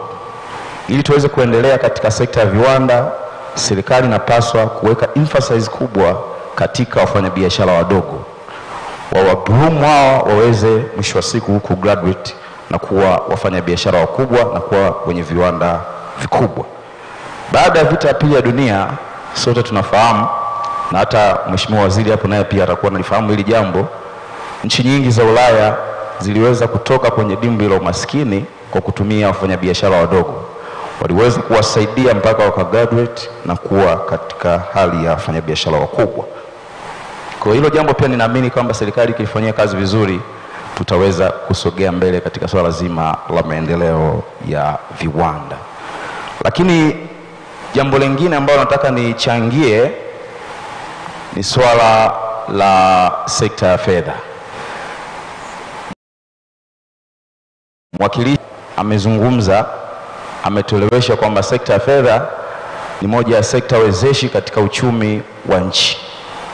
Maana yake ni kwamba sekta ya fedha ikiwa vizuri, basi uchumi wa nchi nao utakuwa vizuri. Na amegusia riski mojawapo ambayo tunayo, ambayo inaweza ikaathiri sekta ya fedha, ambayo ni mabadiliko ya tabia ya nchi. Sasa mimi naomba niunganishe kidogo hii riski ya mabadiliko ya tabia ya nchi na deni letu la taifa katika upande wa nchi za nje.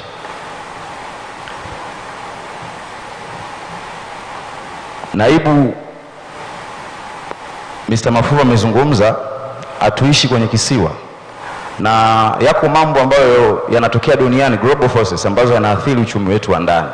Amezungumzia kidogo swala la moja kriteria ambayo wanaiangalia au wenzetu kukopesha taifa lolote ni kwa namna gani ambavyo wanatunza mazingira hayo, hawaathiri mazingira. Lakini to be honest, tukiwa wazi kabisa, wanaongoza kuathiri mazingira ni hao wenzetu. Na hivi karibuni Mheshimiwa Rais amesisitiza kwamba lazima tukubali kuna haja ya kukopa bado. We are compelled kukopa kwa sababu ya shughuli mbalimbali za maendeleo ambazo tunazo kama nchi. Lakini deni la taifa ambalo tunalo, ikiwa Mheshimiwa Rais ametuambia kwamba tuna ulazima wa kukopa, na kwa upande wa pili tunajua kuna mataifa ambayo kwa shughuli za maendeleo ambazo wanazifanya zinapelekea uharibifu wa mazingira. Sasa mimi niombe serikali kupitia waziri wa fedha hapo, hebu wakae na haya mataifa makubwa ambayo yanatukopesha na taasisi za fedha kama World Bank na IMF, na bahati nzuri nimesikia wawakilishi wao wako hapa. Kiukweli tunaweza tukazungumza mambo yote hapa, mipango mizuri ambayo tunayo, lakini kama haya mataifa na hizi taasisi zisipochukua hatua ya kucancel the debt, kufuta hili deni la taifa, tutakuwa tunafanya mark time tu. Kwa sababu fedha ambazo tunaweza tukazipata, tukaboresha mifumo ya kodi, kweli watu wakalipa kodi, lakini kama hali kaendelea hivi, na Mheshimiwa Rais amesisitiza kwamba tuna ulazima wa kuendelea kukopa, fedha hizi zinaweza zikajikuta zinarudi kule kule ambapo wao ndio ambapo wamehusika kuharibu mazingira ambayo tunayo. Hakuna nchi yote ya Afrika ambayo ni kinara katika kuharibu mazingira. China na Marekani wao wanachukua 40% ya uharibifu wa mazingira. Maana yake ni kwamba morally wanawajibika pia kufanya jambo juu ya athari ya mabadiliko ya tabia ya nchi, kwa sababu waathirika wakubwa ni sisi huku Afrika, ikiwemo Tanzania. Kwa hiyo mimi naiomba serikali kupitia waziri wa fedha kaka yangu Dr. Mpango, hebu wajaribu kukaa na haya mataifa makubwa na hizi taasisi za kifedha, zijaribu Mwigulu Nchemba, zijaribu kuzungumza na haya mataifa na hizi taasisi ziweze kutufutia deni ambalo wanatudai. Na wakifanya hivyo watakuwa wanatusaidia sisi, kwa sababu wao ni wadau wa maendeleo. Watakuwa wanatusaidia sisi kama taifa kuweza kusogea mahali ambapo wao wapo. Na sijapata concept nzuri, mwakilishi wa governor wa Benki Kuu alizungumza kwamba asubuhi Mr. Mafuru alisema kwamba moja ya changamoto ambazo sasa hivi tunayo ni interest rate kuwa kubwa kwa mataifa ambayo tunaenda kukopa. Sasa nimemsikia mtaalamu amesema kwamba moja ya jambo ambalo tumelifanya ndani ya nchi ni kupunguza riba kwa wafanyabiashara wa ndani. Sijajua hilo linakaaje. Lakini kikubwa niombe serikali ijaribu kuzungumza kama tunataka haya yote ambayo tumeyazungumza hapa yawe na matunda katika taifa letu sasa na baadaye. Hakuna namna tunaweza tukaona hayo matunda kama deni la taifa wakalifuta kwa sababu za kihutu. Asante sana. Asante sana. Naomba ushuke hapa chini. Yes.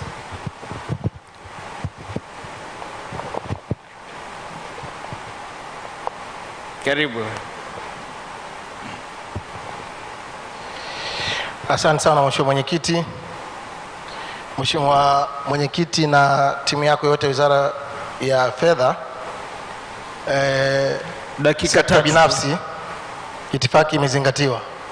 Kwa majina naitwa Abdalla Mwinyi, ni katibu mkuu Jumuiya ya Wafanyabiashara Tanzania. Nina mambo machache sana ya kuwasilisha. Kwanza Mheshimiwa Mwenyekiti au Mheshimiwa Waziri, ni kushukuru na kukupongeza kwa lile ombi letu kama Jumuiya ya Wafanyabiashara Tanzania la kurudisha withholding tax kwa wenye nyumba. Na kushukuru mwezi wa 9 kwenye hotuba yako hilo ulilipitisha. Kwa hiyo nakushukuru sana Mheshimiwa Waziri. Lakini Mheshimiwa Waziri, niseme tu kwamba jambo hilo pamoja na kulipitisha, lakini bado halijafanyiwa mabadiliko. Bado wafanyabiashara wanadaiwa hiyo withholding tax kama ambavyo ilikuwa mwanzo. Kwa hiyo ningeomba kama kuna uwezekano basi jambo hili lifanyiwe mchakato ili lianze kutumika rasmi kama ambavyo ulikuwa umeelekeza. Lakini la pili, nilikuwa nataka nikazie kidogo hapa kwenye hii ya wafanyabiashara kufanyiwa mahesabu miaka 5 nyuma. Japo limezungumzwa, lakini hili jambo pia liliwasilishwa Njombe wakati nimekwenda kwenye mkutano wa Mheshimiwa Waziri wa Viwanda na Biashara, ambaye aliahidi katika majibu yake kwamba atawasiliana na wizara yako ili kwa pamoja muone namna ya kufanya mchakato sasa lije kisheria badala ya kwa kutokana na hali iliyoko hivi sasa. Lakini Mheshimiwa Waziri, naomba niseme kitu kimoja kwamba wakati tunaendelea kwenye mchakato, kipindi hichi kinaweza kikatokea changamoto kubwa sana, hasa kwa maafisa wa mamlaka ya mapato au hasa wasio waaminifu. Kwa sababu inapofanywa hizi hesabu, kwa kawaida wala serikali hainufaiki na hilo jambo. Anapofanywa mtu assessment au kufanywa ukaguzi wa miaka 5 na ikaonekana anadaiwa milioni 200, 300 au 500, kiukweli kwa mazingira haya huwa inatengeneza mazingira ya watu kuzungumza nje ya mfumo, na mwisho wa siku serikali hainufaiki bali wananufaika watu kwenye mifuko yao. Kwa hiyo kwa kuepuka hilo, na wanaweza wakatumia vibaya kipindi hichi cha mpito ambacho mnaenda kwenye mchakato. Wakati mnaenda kwenye mchakato wa kubadilisha hiyo sheria, tunaomba ikiwezekana tuende kwenye utekelezaji wa agizo la Mheshimiwa Rais wakati tukiendelea kusubiri mchakato wa kisheria ukiendelea kufanywa kazi.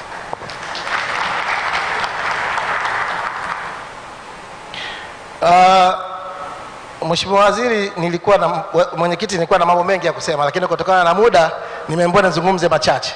Nitaka kusema kitu kimoja kwamba tunatamani wafanyabiashara wa Tanzania, serikali au mamlaka ya mapato isiwe waumini sana wa kutaka kodi kubwa, kwa sababu kodi kubwa mwisho wa siku ndio inasababisha mazungumzo na hatimaye serikali inapoteza. Kwa mfano, hichi kilichozungumzwa na Johnson Minja hapa kuhusu kwamba bei elekezi ni jambo ambalo limeshafanywa utafiti na upo. Labda niseme tu kwamba leo hii ukienda mamlaka ya mapato pale Mapato House, utakutana na godown limejaa mizigo ya wafanyabiashara iliyotokana na kesi mbalimbali, ikiwepo za risiti ndogo ama matatizo ya changamoto za risiti. Mheshimiwa Waziri, ile kwa macho kuitazama ni mizigo, lakini kiuhalisia ile ni mitaji ya wafanyabiashara imebaki pale. Lengo la serikali hatuamini kama ni kukata mitaji ya wafanyabiashara, yani walipa kodi. Maana yake sasa kuna dosari zinazojitokeza na hasa zinasababishwa na forodha pale kwenye usaminishaji na uondoshaji mizigo bandarini. Pale ndio kwenye changamoto kubwa ambayo inasababisha haya yote yanajitokeza, Mheshimiwa Waziri. Kwa hiyo iwapo hatutachukua hatua za maksudi kuhakikisha tunaangalia changamoto za kimfumo za kikodi pale forodha, basi tutaendelea kuimba wimbo wa kusema kwamba ukinunua dai risiti na ukiuza toa risiti. Ili tuondokane na hilo, lazima kuangalia namna ya kurekebisha sheria za kodi pale forodha, ikiwepo kuwa na bei elekezi. Na iwapo bei elekezi itachukua muda mrefu katika mchakato wake, na tunatambua hizi tax rate tunazotumia ni za Afrika Mashariki na wenzetu wanazitumia, lakini hata hivyo tuna minimum na maximum acceptable value. Ikiwezekana basi wakati tunakwenda kufanya huo mchakato kwa kuangalia namna gani tutatumia bei elekezi, basi tutumie kiwango cha chini cha kodi ambacho bado tutakuwa ndani ya sheria. Hii itaepusha mianya ya rushwa na wala kukwepa kodi. Baada ya kusema hayo, Mheshimiwa Waziri, naomba kuwasilisha. Asante sana, nakuja hapa katikati na nitatoa nafasi mbili za mwisho kwa makusudi kabisa. Naomba nianze na mamangu pale, Mama Hawa Gasia, karibu.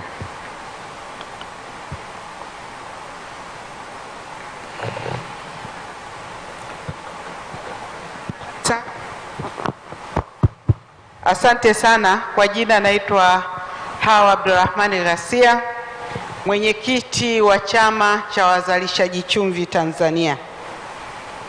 Mheshimiwa Mwenyekiti, wakati wa uwasilishaji wa naibu katibu mkuu ametueleza kwamba mwaka 2023 unaweza ukawa na changamoto kubwa sana kuliko 2022 kutokana na yale yanayojitokeza katika uchumi wa dunia, na pia akatuelezea kwamba moja ya changamoto ambayo tunaweza tukakabiliana nayo ni pamoja na viwango vya kubadilishia fedha, hasa tunapoagiza bidhaa kutoka nje.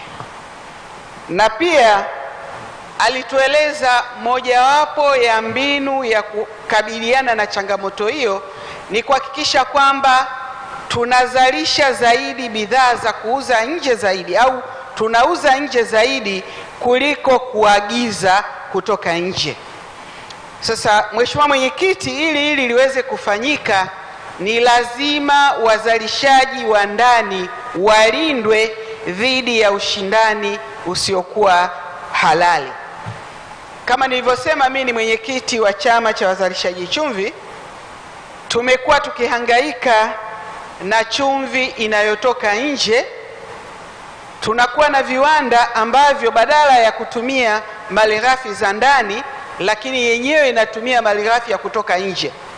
Ndani tuna chumvi, lakini unaenda kununua nje chumvi kwa ajili ya viwanda. Kwa hiyo nilikuwa naomba serikali ilinde wazalishaji wa ndani ili tuweze kuzalisha zaidi kwa kuuza nje.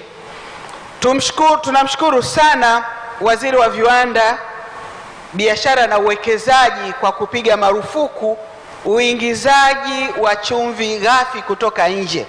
Tuwaombe wale waliopewa mamlaka ya kusimamia hilo basi walisimamie. Swala jingine ambalo nitaka nilizungumze ni swala la kupewa vivutio pale unavyotaka kupeleka bidhaa nje badala ya kuwekewa vikwazo.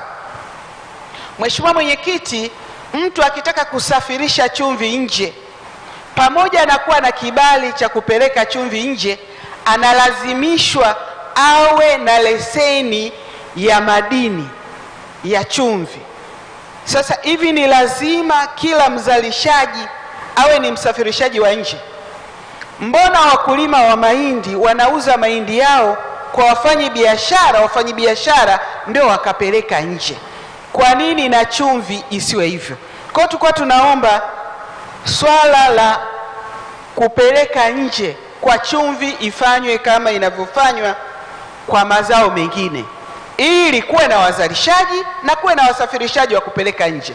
Kama wapo wakulima ambao wanaweza kupeleka bidhaa zao nje, waruhusiwe, lakini kama wapo wafanyabiashara wanaweza kwenda kuwanunua kwa wazalishaji wadogo, nao waruhusiwe. Swala jingine ambalo nilitaka pia kulizungumzia ni swala la tozo katika chumvi. Mwaka 2016 tozo nyingi katika sekta ya chumvi ziliondoshwa, lakini baada ya muda mfupi zile tozo zikaja kubadilishwa majina kutoka produce cess kwenda service levy. Kitu ni kile kile, kimerudi kwa mtu yule yule. Lakini pia kwa wazalishaji wa chumvi wanazo tozo au changamoto kama zifuatavyo. Mfano, tozo ya magari yanayokatiza katika mbuga ya wanyama ya Sadani. Mtu akiondoka na basi hapa anakatiza mbuga ya Mikumi bila kulipishwa tozo yoyote, basi linapita na abiria wanaangalia simba, twiga na yoyote yule ambaye watamuona. Lakini anaenda kuchukua chumvi kwenye shamba la chumvi ambalo lilikuwa ni mali ya serikali, na hilo shamba lilianza hata kabla ya hifadhi. Leo akienda na gari tani 7 anatakiwa alipe 120,000. Tani 10 anatakiwa alipe shilingi 300,000. Zaidi ya tani 10 anatakiwa alipe shilingi 600,000. Wote ni mashahidi, tunafahamu bidhaa ya chumvi ni bidhaa ambayo thamani yake ni ndogo sana. Kodi yoyote inayoingizwa pale inaongeza gharama lakini kwa mzalishaji, na bei iko pale pale. Mheshimiwa Mwenyekiti, nimeipenda sana kauli mbiu ya kongamano hili, inasema maboresho ya sera kwa maendeleo ya watu. Mimi nina imani kabisa zipo sekta ambazo zitailetea serikali kodi, lakini pia italeta ajira na manufaa mengine. Lakini zipo sekta ambazo zinaweza zisilete kodi kwa serikali, lakini zikisimamiwa zinaweza kuongeza ajira kwa kiasi kikubwa sana, na moja sekta hiyo ni sekta ya chumvi.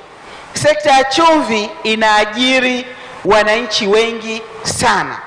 Tulikuwa tunaomba sana sekta ya chumvi iangaliwe kwa upekee.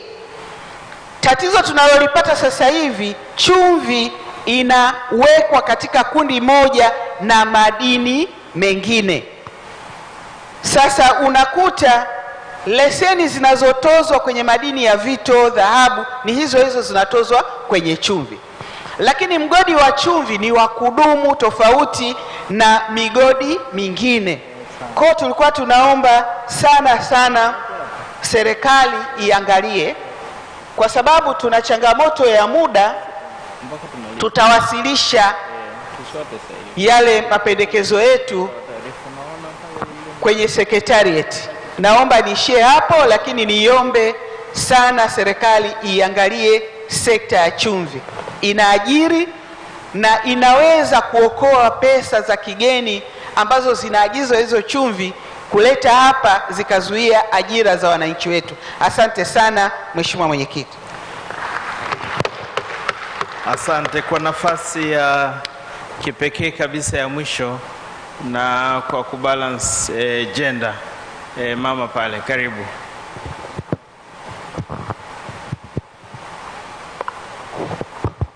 Asante sana.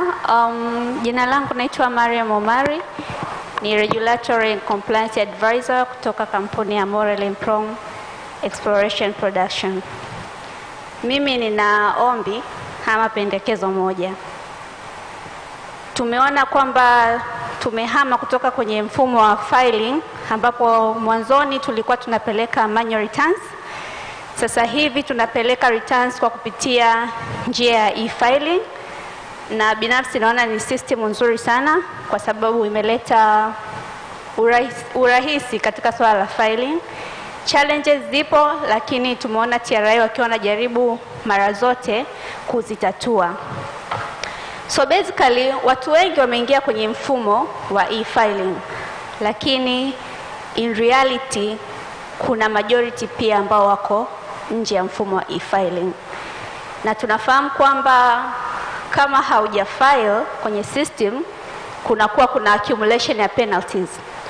Kwa hiyo hao wenzetu ambao walikuwa nje ya mfumo bado hawajaingia kwenye mfumo kwa sababu moja au nyingine, either sababu ni valid ama kulikuwa na kulegalega, lakini mwisho wa siku hawapo kwenye mfumo. Kwa sasa wanaogopa tena kuingia kwenye mfumo kwa sababu ya hizi penalties. So ombi langu mimi ni moja. Mwaka 2018 tulishuhudia system ya tax amnesty ambapo watu wengi ama taxpayers wengi waliweza kulipa kodi kwa hiari baada ya kupata msamaha wa penalties and interest, na ni kitu ambacho tunaweza tukakitumia tena sasa hivi. Kwanza kwa kuwavuta watu ambao wako nje ya mfumo wa e-filing ili waweze kuingia ndani ya mfumo, kwa sababu kuna penalties ndio, lakini hizi returns ambazo hazijafailiwa na hawa wenzetu pia zimebeba kodi.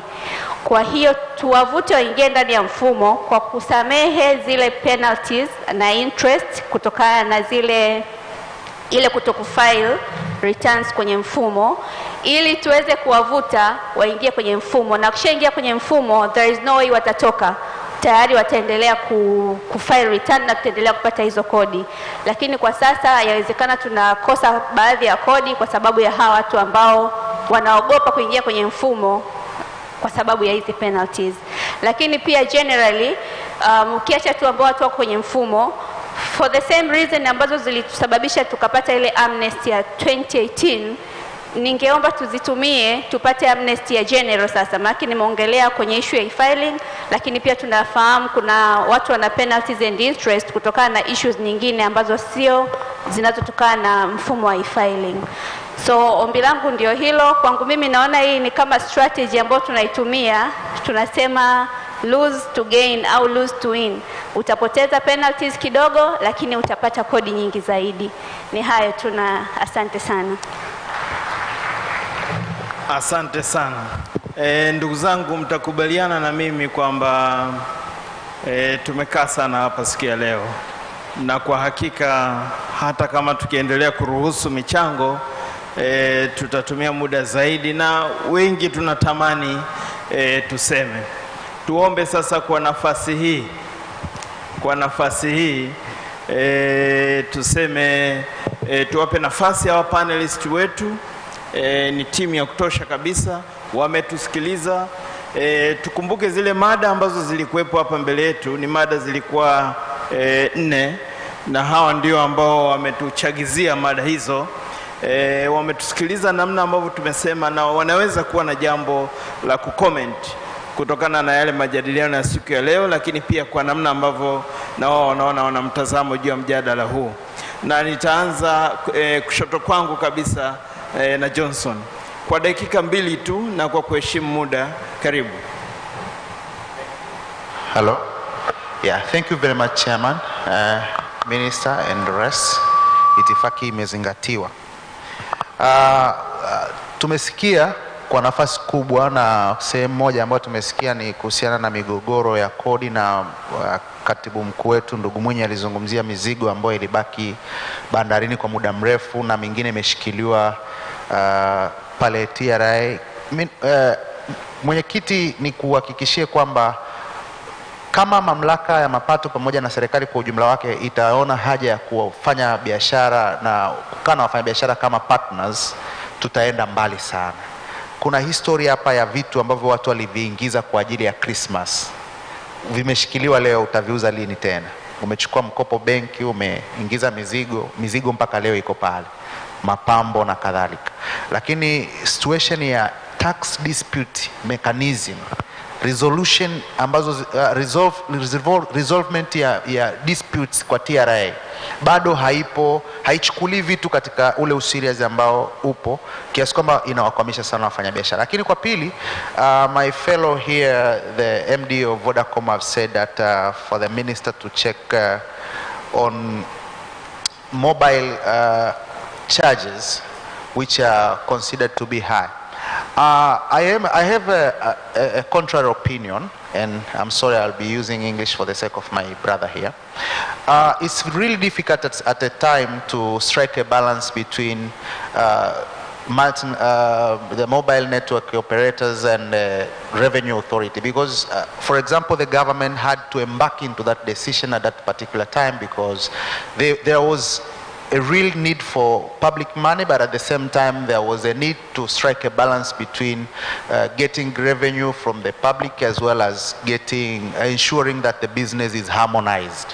And I can say that was an ad hoc procedure at that particular time, and probably it will be checked out. But as we emphasize usage of technology, as we emphasize payment of taxes through MNOs, as we emphasize through unloading a lot of taxpayers into their networks, ultimately they get more revenue from selling of data. Nowadays the mobile operators, they are getting more money from maybe internet or rather than calls compared to the previous where their sources of revenue were much more on the calls or SMS. Now they have a good portion of customers who are using data. But my concern is if we do not tap the revenue from these people who are using MNOs, who are using mobile money, if we do not really emphasize actually it is broadening a tax base, because now you see lots of people have come on board.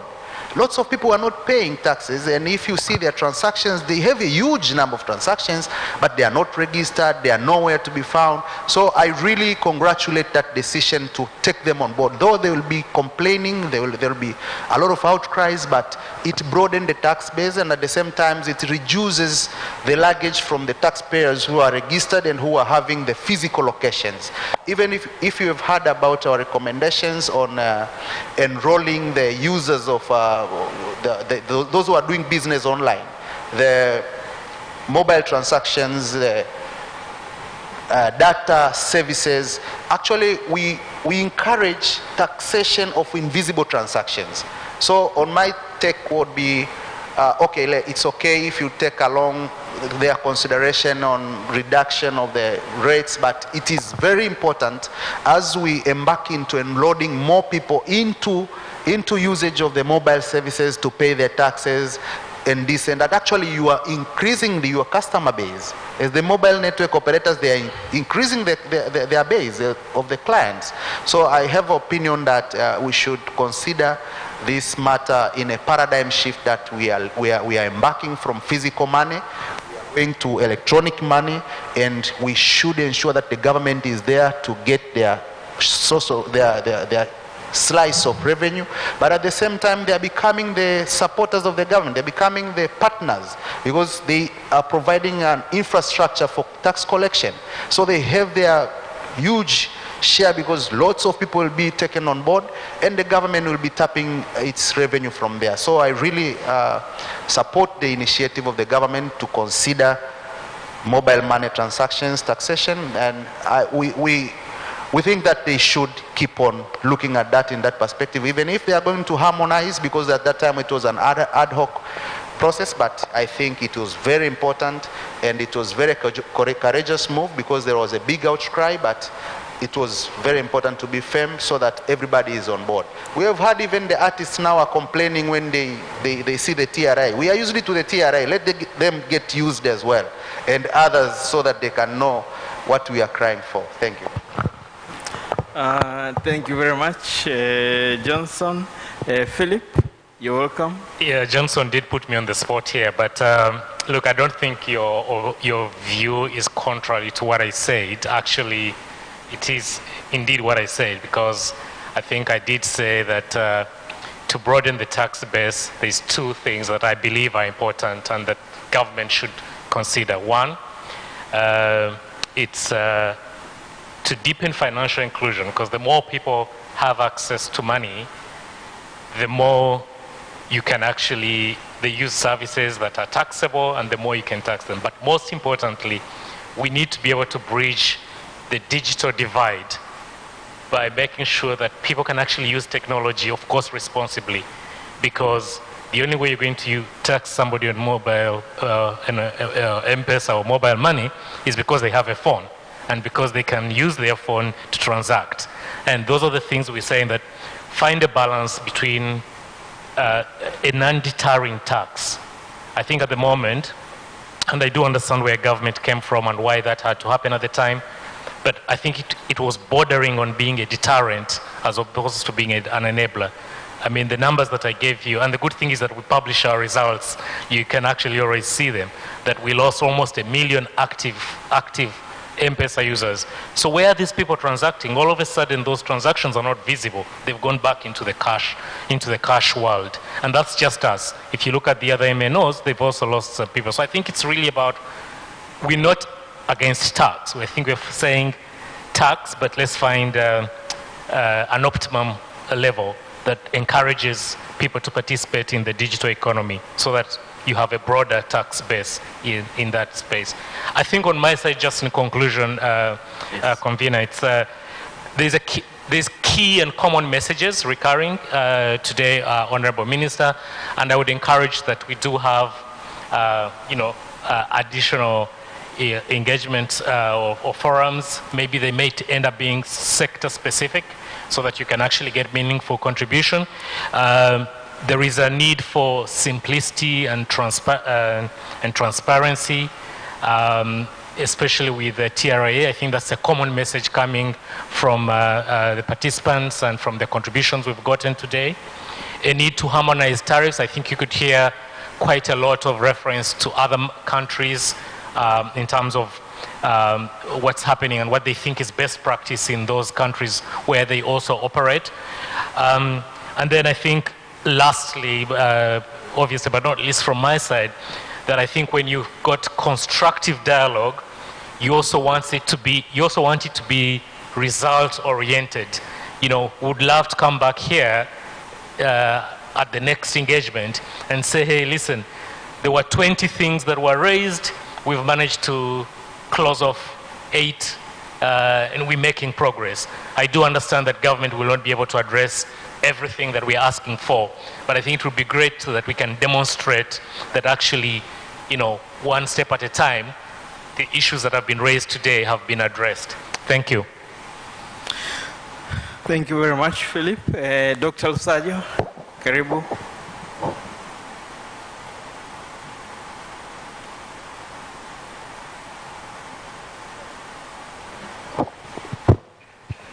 Nashukuru mwenyekiti. Mimi nilitaka tu kumalizia na hasa kuliongelea hili swala la digitalization, nikiliangalia kwenye upande wa sera ya fedha. Na especially Philip ameongelea swala la financial inclusion. Labda tu nikupe taarifa mwenyekiti, mpaka hivi sasa katika kila shilingi 10 ambayo sisi benki kuu tunai-release, ni zaidi ya shilingi 6 inabaki kwenye mifuko ya watu, kwenye magodoro, na haipo kwenye mfumo rasmi wa kibenki. Sasa hii ina athari yake kwenye shughuli nzima za utoaji mikopo kwenye uchumi na vitu kama hivi, kwa sababu hii pesa kama haiko ndani ya mfumo wa kibenki, maana yake ni kwamba benki za biashara zinakosa kuitumia hii pesa kwa ajili ya kuikopesha, kufanya shughuli za ukopeshaji. Kwa hivyo ni muhimu tukaangalia hili swala pia kwa kutazama umuhimu wa sisi kuhama kutoka hapa tulipo kwenda kwenye cashless. In fact, it is cash light economy. We are not saying that we can completely remove cash from the economy, but we at least need to reduce kiwango cha pesa kwenye. Na hii itasaidia hata upatikanaji wa kodi, kwa sababu transaction nyingi kama zitafanyika kwenye mfumo rasmi, basi serikali tutakuwa na uwezo wa kufuatilia zile transactions na kodi itaweza kupatikana. Sasa nini kifanyike mwenyekiti? Ni mengi, kwa sababu hili ni swala mtambuka, lakini pia kwenye upande wa infrastructure lazima tuangalie uimarishaji wa huduma ya internet, mtandao.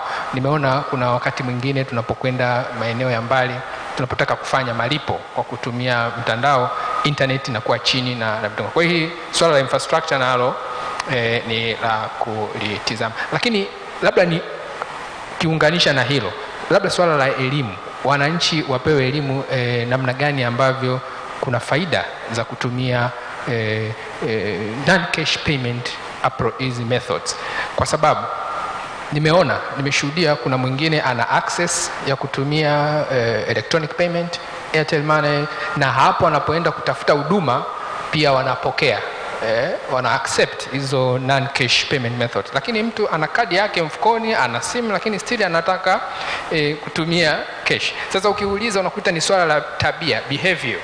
Mwingine anashindwa tu kujielewa kwamba kwa nini naamua kupendelea kutumia cash ingawa nina infrastructure zote, nina simu, nina card, na hapo ninapotaka huduma ninaweza nikalipia kwa kutumia non-cash payment method. Mimi ningeishia hapo mwenyekiti kwa maadili ya muda. Nashukuru sana. Asante sana Dr. Lusajo. Salem, karibu sana. Naam, asante sana. Kwa vile kakaangu Mr. Paul hakupata muda wa kutosha, na najua akili yake ina mchango mkubwa na thamani kubwa. Kwa hiyo mimi naomba muda wangu nimchangie. Ni nani? Paul. Okay, sawa. Asante sana mwenzangu Aziz. Nashukuru pia mwenyekiti. Sasa mengi yameongelewa, na ukisikiliza mengi ni kwamba sekta binafsi inaomba vitu viwili. Kwanza, sekta binafsi inaomba serikali, tunaomba mazingira mazuri ya kufanya biashara. Mazingira mazuri ya kufanya biashara ili biashara zetu zikue, ambazo zipo na biashara mpya ambazo zitaibuka hapo baadaye. La pili, sekta binafsi inaomba fursa ya masoko ya ndani, ya kanda na ya nje. Sasa mwenzangu Hosea hapa ameongelea vizuri mambo mengi ambayo yanahusu haya mambo mawili. Amegusia kuhusu mambo ya hard infrastructure, kwa maana ardhi na infrastructure yenyewe ya barabara, reli na kadhalika. Lakini nilikuwa naomba nigusie kidogo kwenye issue ya ardhi na ukuzaji wa viwanda. Sikumbuki nani aliongea vizuri sana, akasema kwamba tukitaka kukuza viwanda lazima tuanze chini huku, kwa hawa wenzetu wadogo SMEs. Sasa kwa bahati mbaya ili swala la SMEs hasa mambo ya industrial parks hatujayapa kipaumbele yanayostahili, na nitasema kwa nini. Kwa mfano ukienda maeneo mengi ya Dar es Salaam, kwa mfano ukienda huku Kawe, kuna maeneo ambapo wanatengeneza vitanda. Ile sehemu kusema kweli ukiitazama kwa umakini ni industrial park, lakini inakosa facilities, ya? Na haya mambo ya industrial park yakizingatiwa na kupewa umuhimu na ustahili, inaweza kabisa kutatua hii issue ya informality. Tumeambiwa kwamba 65% ya wafanyabiashara wengi, biashara nyingi ni informal. Kwa hiyo idea ni kwamba tunakuwa na hizi infrastructure. Tunaweza tukaanza na pilot, alafu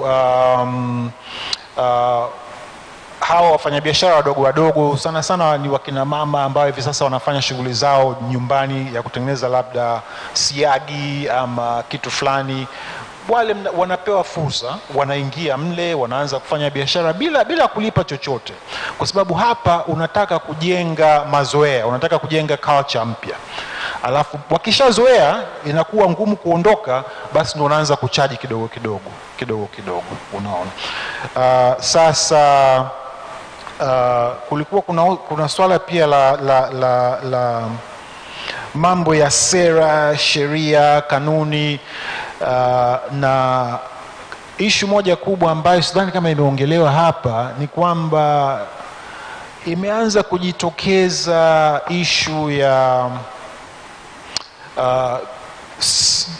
unakuta kodi imepitishwa hapa, ni kodi ya kitaifa ya Tanzania mzima, lakini sasa ukienda Zanzibar unakuta pia wanaanza kuintroduce kodi nyingine ambazo kusema kweli kwanza inakuwa ni kushtukiza, kwa sababu kodi nyingi tunajua kwamba zinapitia katika bunge letu hapa, ya. Alafu pili, unakuta bidhaa ile tunaweza kuwa tunalalamika kwamba kodi ni nyingi hapa Tanzania, lakini sasa ukipeleka Zanzibar nazo pia kuna extra kodi nyingine zinajitokeza. Kwa hiyo tunaomba serikali iwe inatazama na kuhakikisha kwamba kuna uwiano mzuri ama harmonization kati ya kodi za bara hapa na Zanzibar. Na kitu kimoja kizuri ambayo ameongelea nani mwenzangu Jose, na nisingependa kukiachia, ni issue ya sasa kwenye sheria za kodi, proportionality kama wanavyosema wazungu, kwamba Ukichukua mfano wa ETS, electronic tax stamps, ukitazama kwenye bidhaa nyingine, kwa mfano tuseme soda, unakuta kwamba pesa anayolipwa supplier wa hizi ETS ni kubwa kushinda ile kodi ambayo ya PAYE kwa mfano. Yeah? Kwa hiyo ni vyema tusiruhusu hizi, for lack of a better word, leakages. Ni afadhali ile pesa irudi kwetu ambayo tunaweza tukaitumia tena katika social services, kujenga mabarabara and so on. Sasa tumeongelea issue ya compliance, na compliance, voluntary compliance. Kuna drivers mbili. Kwanza ni hiyo informality tumeongelea, ya pili ni kuhusu compliance costs. Na hapa nilikuwa naongea na mwenzangu Haraki-san, CEO wa TCC, tulikuwa tunabadilishana mawazo na akanipa wazo moja zuri sana. Na kwa bahati mbaya hakunyosha mkono wake kuongea, nikaona lazima niongee. Akasema unajua, kwa mfano tumekuwa tunaongelea sana kuhusu ukienda dukani kwa mfano to incentivize wale wauzaji wao wanatupa risiti, yeah? Lakini sasa kuna njia nyingine, kwamba mnunuzi, how do we incentivize mnunuzi yule aombe risiti kila muda. Likaja wazo kwamba unajua hivi sasa imeibuka hii culture ya kamari, sasa kwa vijana. Sasa kwa nini kwa mfano kwenye zile risiti za nani za TRA, yeah,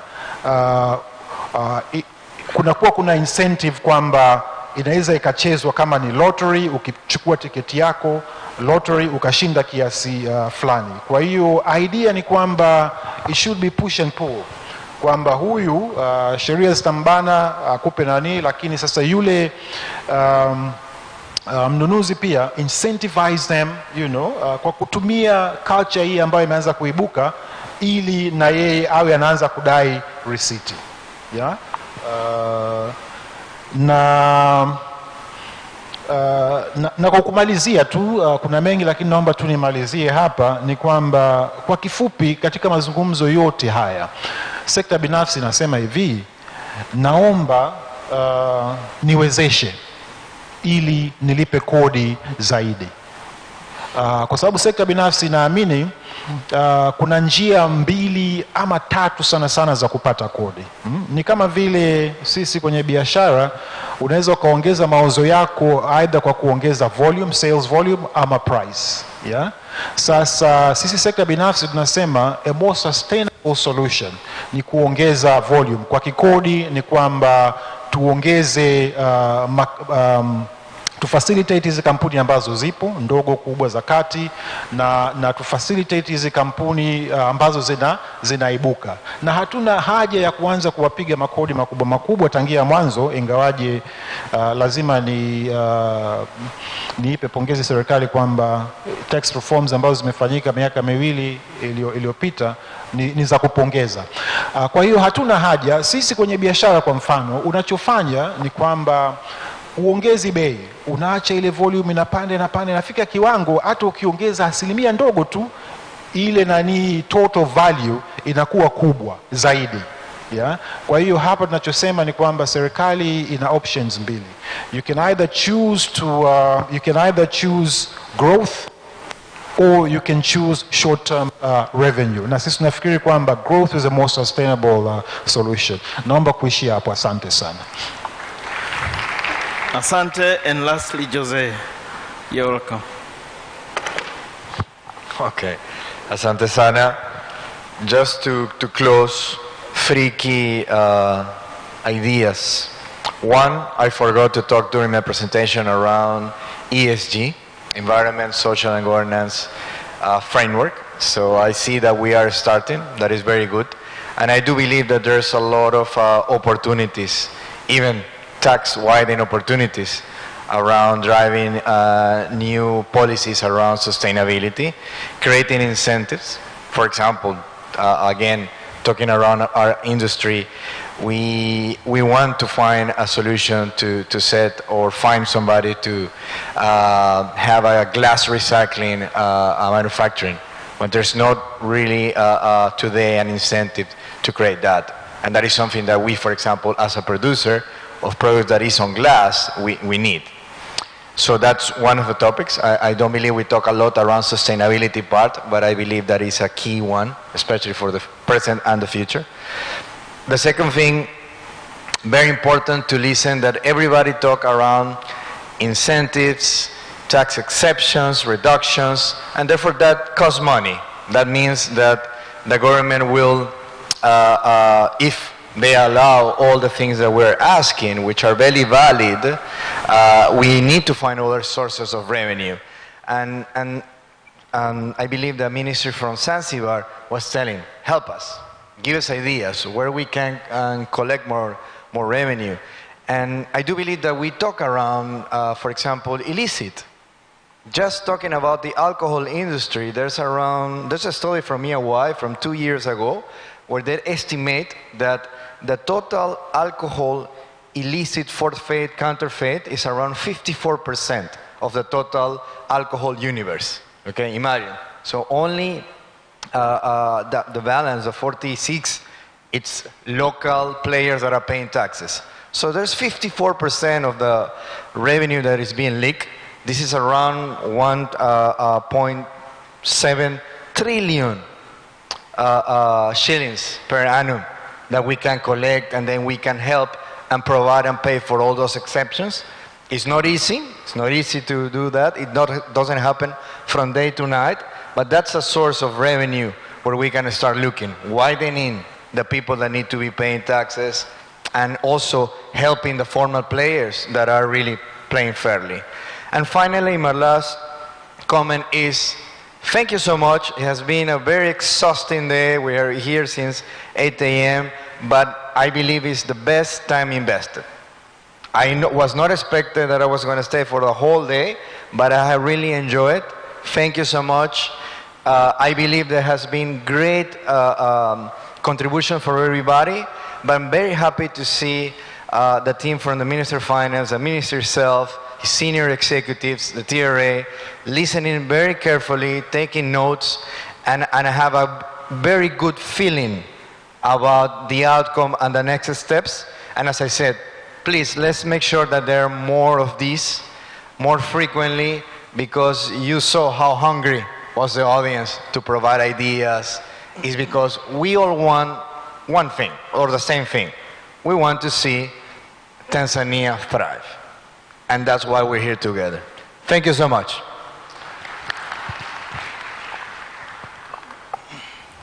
Asante sana panelists, mmefanya kazi nzuri sana. You have done a wonderful job. Thank you very much. Naomba kwa mara nyingine tuwapigie makofi. Na taratibu basi naomba mrejee kwenye viti.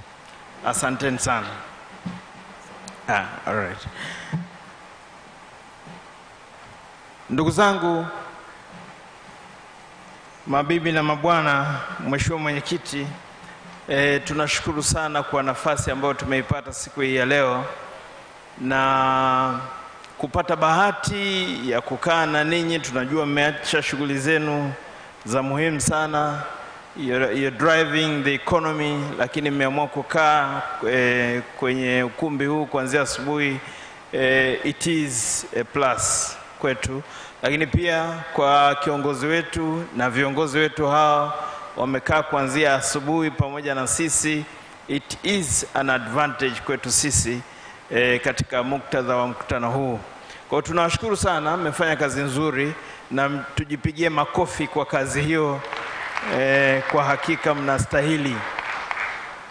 Basi kwa nafasi hii naomba sasa nimpe nafasi kiongozi wangu naibu katibu mkuu ili aweze kusema machache ya majumuisho, na wakati huo sasa yeye anakuja, mimi nitamwachia yeye nafasi ya kuendelea na jukumu hili amalizie. Atampa nafasi baadaye mwenyekiti wa kamati ya kudumu ya bunge ya budget ambaye tupo naye hapa siku ya leo, lakini baadaye tulimuona mwenyekiti wa kamati ya viwanda na biashara ambaye naona ametoka, lakini baadaye sasa kiongozi wetu atafunga kwa uratibu wa naibu katibu mkuu. Asante sana na karibu. Okay, Jamani, it's been a long day, but I think I want to echo what Jose just said. It's time well spent. One key message tunachokisema kwenye process hii ni kwamba the Ministry of Finance do not have a monopoly of ideas to run this country. Development agenda is for all of us. We need each other to develop the country. We do have a role of coordinating and monitoring as the Ministry of Finance, but I think if there's going to be one major achievement for us in the ministry is to take these ideas and put them into action. I know for a fact that if nothing that doesn't come out of this, when we come back here next year, we call you for another meeting, you will not show up. So we know it's catch-22. For us to be able to do this continuously, and as alluded to by the Minister of Finance this morning, this forum is now going to be an official annual forum under the instruction of the President. I believe we've been asked to do it on an annual basis. There are some improvements which have been brought forward by herself. So, as you just noted, our counterparts on the other side of the United Republic are coming on board. This same month, they will be doing the same. So, for my colleagues in the Ministry of Finance, I think we do have some work to take every idea that has come through. I want to guarantee you we will process each and every idea. There are those ideas that are going to be put into use now, immediately, this coming fiscal year. There are those that will require some more work, some more research for them to be put into use.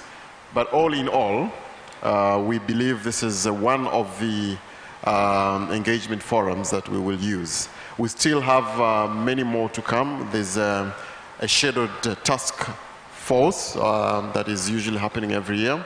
If you think you have an idea that you wanted to put forward and you haven't been able to this morning or this afternoon, then there's still an opportunity to do that. Good news is that our budget committee for the Parliament of the United Republic of Tanzania is here. It's another avenue for engagement. We know what they do, what they're capable of doing. So you'll still have the opportunity to engage with them. All we're saying is that we want to take the agenda forward, but we want to take the agenda forward together. Gone are the days where a few of us will sit in Dodoma at Treasury Square and decide things for you. We want to own the agenda together. So I hope and trust that you will find the proceedings this morning and the whole of this day useful. There's a few improvements to make. One, time management. This program was scheduled to start at 8 a.m.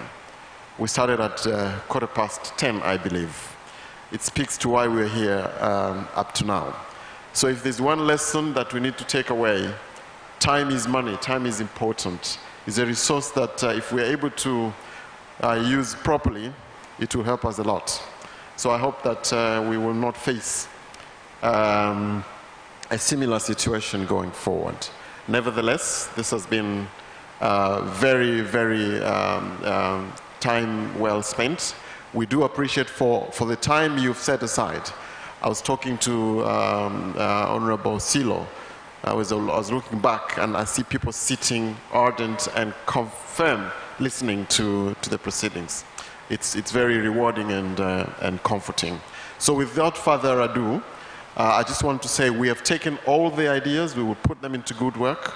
If there's a possibility of providing feedback, we will do so. But trust us and believe that this is not another talk show that we have put together. This is a working session. We want to use that input into our proceedings. With these few words, I'd like to welcome Honorable Silo on behalf of the Budget Committee, which has been here together with us. If you want to believe that they're still here, I can ask them to stand so that you can see them, they're still here. Showing that they mean business. So karibu Mheshimiwa mbunge.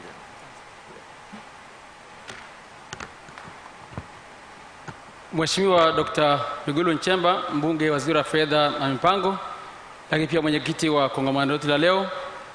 Mheshimiwa kama mwenyekiti wa kamati ya budget, ndugu yangu Omar Kigua, pamoja na waheshimiwa wabunge na wajumbe wa kamati, viongozi wote mlioko humu ndani, ndugu waalikwa, mabibi na mabwana, Jamhuri ya Muungano wa Tanzania.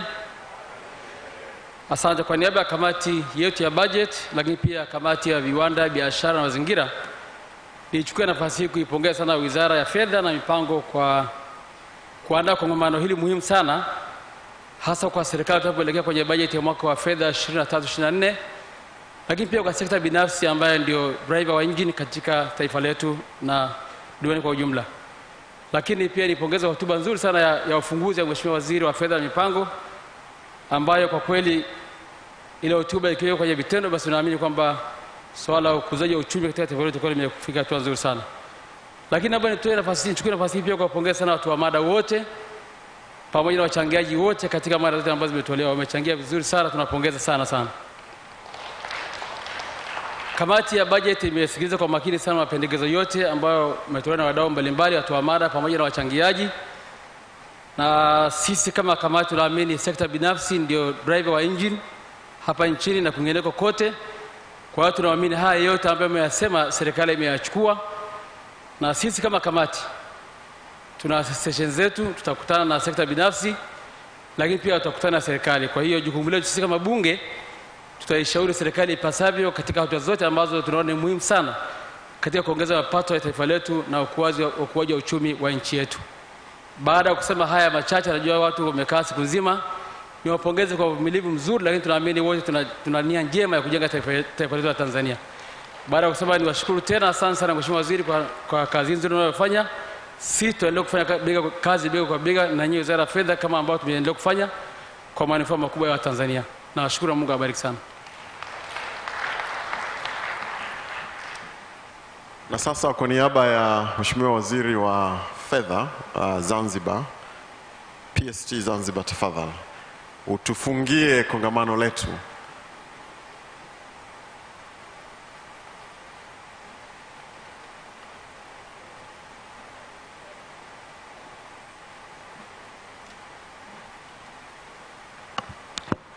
Mheshimiwa Mwigulu Lameck Nchemba, waziri wa fedha na mipango, waheshimiwa wenye viti wa kamati za kudumu za bunge, viongozi wa sekta binafsi, mabalozi wameondoka, wamesiwaoni, lakini waheshimiwa mawaziri ambao tulikuwa nao ama wawakilishi wao, mabibi na mabwana, itifaki imezingatiwa, habari za jioni. Na nachukua fursa hii kwa niaba ya Mheshimiwa Waziri wa Nchi, Afisa Rais Fedha na Mipango, Dr. Saada Mkuya, kuchukua hili jukumu la kufunga hii warsha yetu ama kongamano letu la siku moja ambalo kwa kweli limekuwa ni la aina yake, halijawahi kutokea. Sijawahi kuona wajumbe wamekaa the whole day hawajapata chakula. Sasa sijui ni kwa resma ama Ramadhani wamefunga, sijui. Lakini kwa kweli inatia moyo sana. This shows how people are really determined to make the ball rolling in this particular nation. Tunawaomba sana, tunawashukuru sana kwa uvumilivu wenu ambao umeshinda mchana kutwa. Kwa hiyo nawashukuru sana kwa hii active participation, wajumbe wote ambao wameshiriki kutoa michango yao, ambao hawakuonyesha dalili ya kuchoka katika kipindi chote. Lakini vile vile nichukue fursa hii pia kutoa ahadi kwamba tumesikia michango mingi, na asilimia kubwa ya michango ambayo imetolewa tunaiona kwamba iko valid na inaweza kufanywa kazi. Ahadi yetu kwamba kuna certain percentage ya hizi ahadi tutazitekeleza katika kipindi hiki cha mwaka huu, na mtaziona matokeo yake. Lakini pia nichukue fursa hii kupokea zile changamoto ambazo zimeelezwa, lakini sio changamoto pekee, hata zile compliments ambazo tumepewa. Nashukuru sana, na kwa niaba ya Mheshimiwa Mwigulu napokea ile compliment ya kufanya kodi ya kuifanya TRA kwamba ni chombo rafiki na sicho chombo ambacho kinatumia nguvu katika kukusanya kodi. Kwa hiyo hii tunaipokea compliment hii, na kwa niaba ya serikali tunachukua ahadi kwamba tutaendelea kukiboresha chombo hichi ili kiendelee kuwa rafiki zaidi na sio mpambanaji katika swala la kukusanya kodi. Kwa hiyo tumesikia wote umuhimu wa kodi, na hapa ndipo napo capture sasa ile correlation kati ya kodi na maendeleo ya nchi. Takriban kila kilichozungumzwa kilichotokana na kodi kimeunganishwa na kitu kingine, na there is no way kwamba utaweza kuiepuka kodi katika masuala mengine. Tumesikia masuala ya usafiri na usafirishaji, tumesikia masuala ya mazingira, tumesikia industrialization na kadhalika, and we can see kwa nini kodi.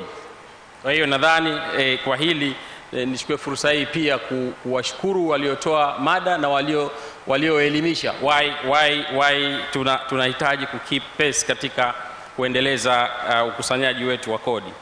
Kuna mtu mmoja alizungumzia swala la harmonization ya kodi kati ya Zanzibar na Tanzania bara. Nichukue fursa hii kuwajulisha kwamba serikali inayafanyia kazi, na hivi karibuni tulikuwa na makubaliano ya kuondoa hoja moja kati ya hoja za muungano, ile ambayo iliitwa double taxation between Zanzibar and Tanzania mainland. This has now been done. Actually, kilichokuwa kimetokea ni kwamba hakukuwa na double taxation, lakini kulikuwa kuna tofauti za kodi kati ya Zanzibar, especially VAT na Tanzania bara. Sasa ile tofauti watu walikuwa wanaitafsiri kwamba ni kodi nyingine, lakini kulikuwa kuna difference ya 3% kodi. Zanzibar tunatoza kodi ya 15% VAT, Tanzania bara kuna 18%. Definitely unapotoka na bidhaa Zanzibar ukija Tanzania bara inabidi ukava ile 3%. Sasa ilikuwa ni hoja, lakini tumejaribu kuwaelimisha jamii na bahati nzuri sana tuna jamii wameielewa. Kwa hiyo nichukue tena fursa hii kusema kwamba based on response ya leo iliyofanyika hapa, tunategemea tutaboresha utaratibu wa uendeshaji wetu wa sasa wa makongamano kama haya. Pengine tunaweza kuona siku moja inaweza isitoshe, tukatengeneza utaratibu ambao tutaweza kuaccommodate. I'm pretty sure kwamba there were a lot of contribution that have been left behind. Hatukuweza kupata fursa ya kuzipokea. Lakini tunatoa wito kwa wale ambao walikuwa na vitu vya kusema, basi wasisite kuwasiliana na secretariat, waiambie nini ili tuweze kufanyia kazi hiyo wanayotaka mapendekezo yao wanayowasilisha. Kwa hiyo niwashukuru wote, niwashukuru panelists waliokuwa hapa leo, niwashukuru wachangiaji wote, na niseme tu kwamba niwatakie jioni njema, alafu niwaombee kwa Mwenyezi Mungu awarudishe safari zenu salama. Tunawashukuru sana. Jamhuri ya Muungano wa Tanzania, asanteni sana kwa kunisikiliza. Natamka sasa kwamba kongamano letu hili la leo limefungwa rasmi, na tunategemea tutakutana tena mwakani pengine wakati kama huu. Asanteni sana, washukuru sana.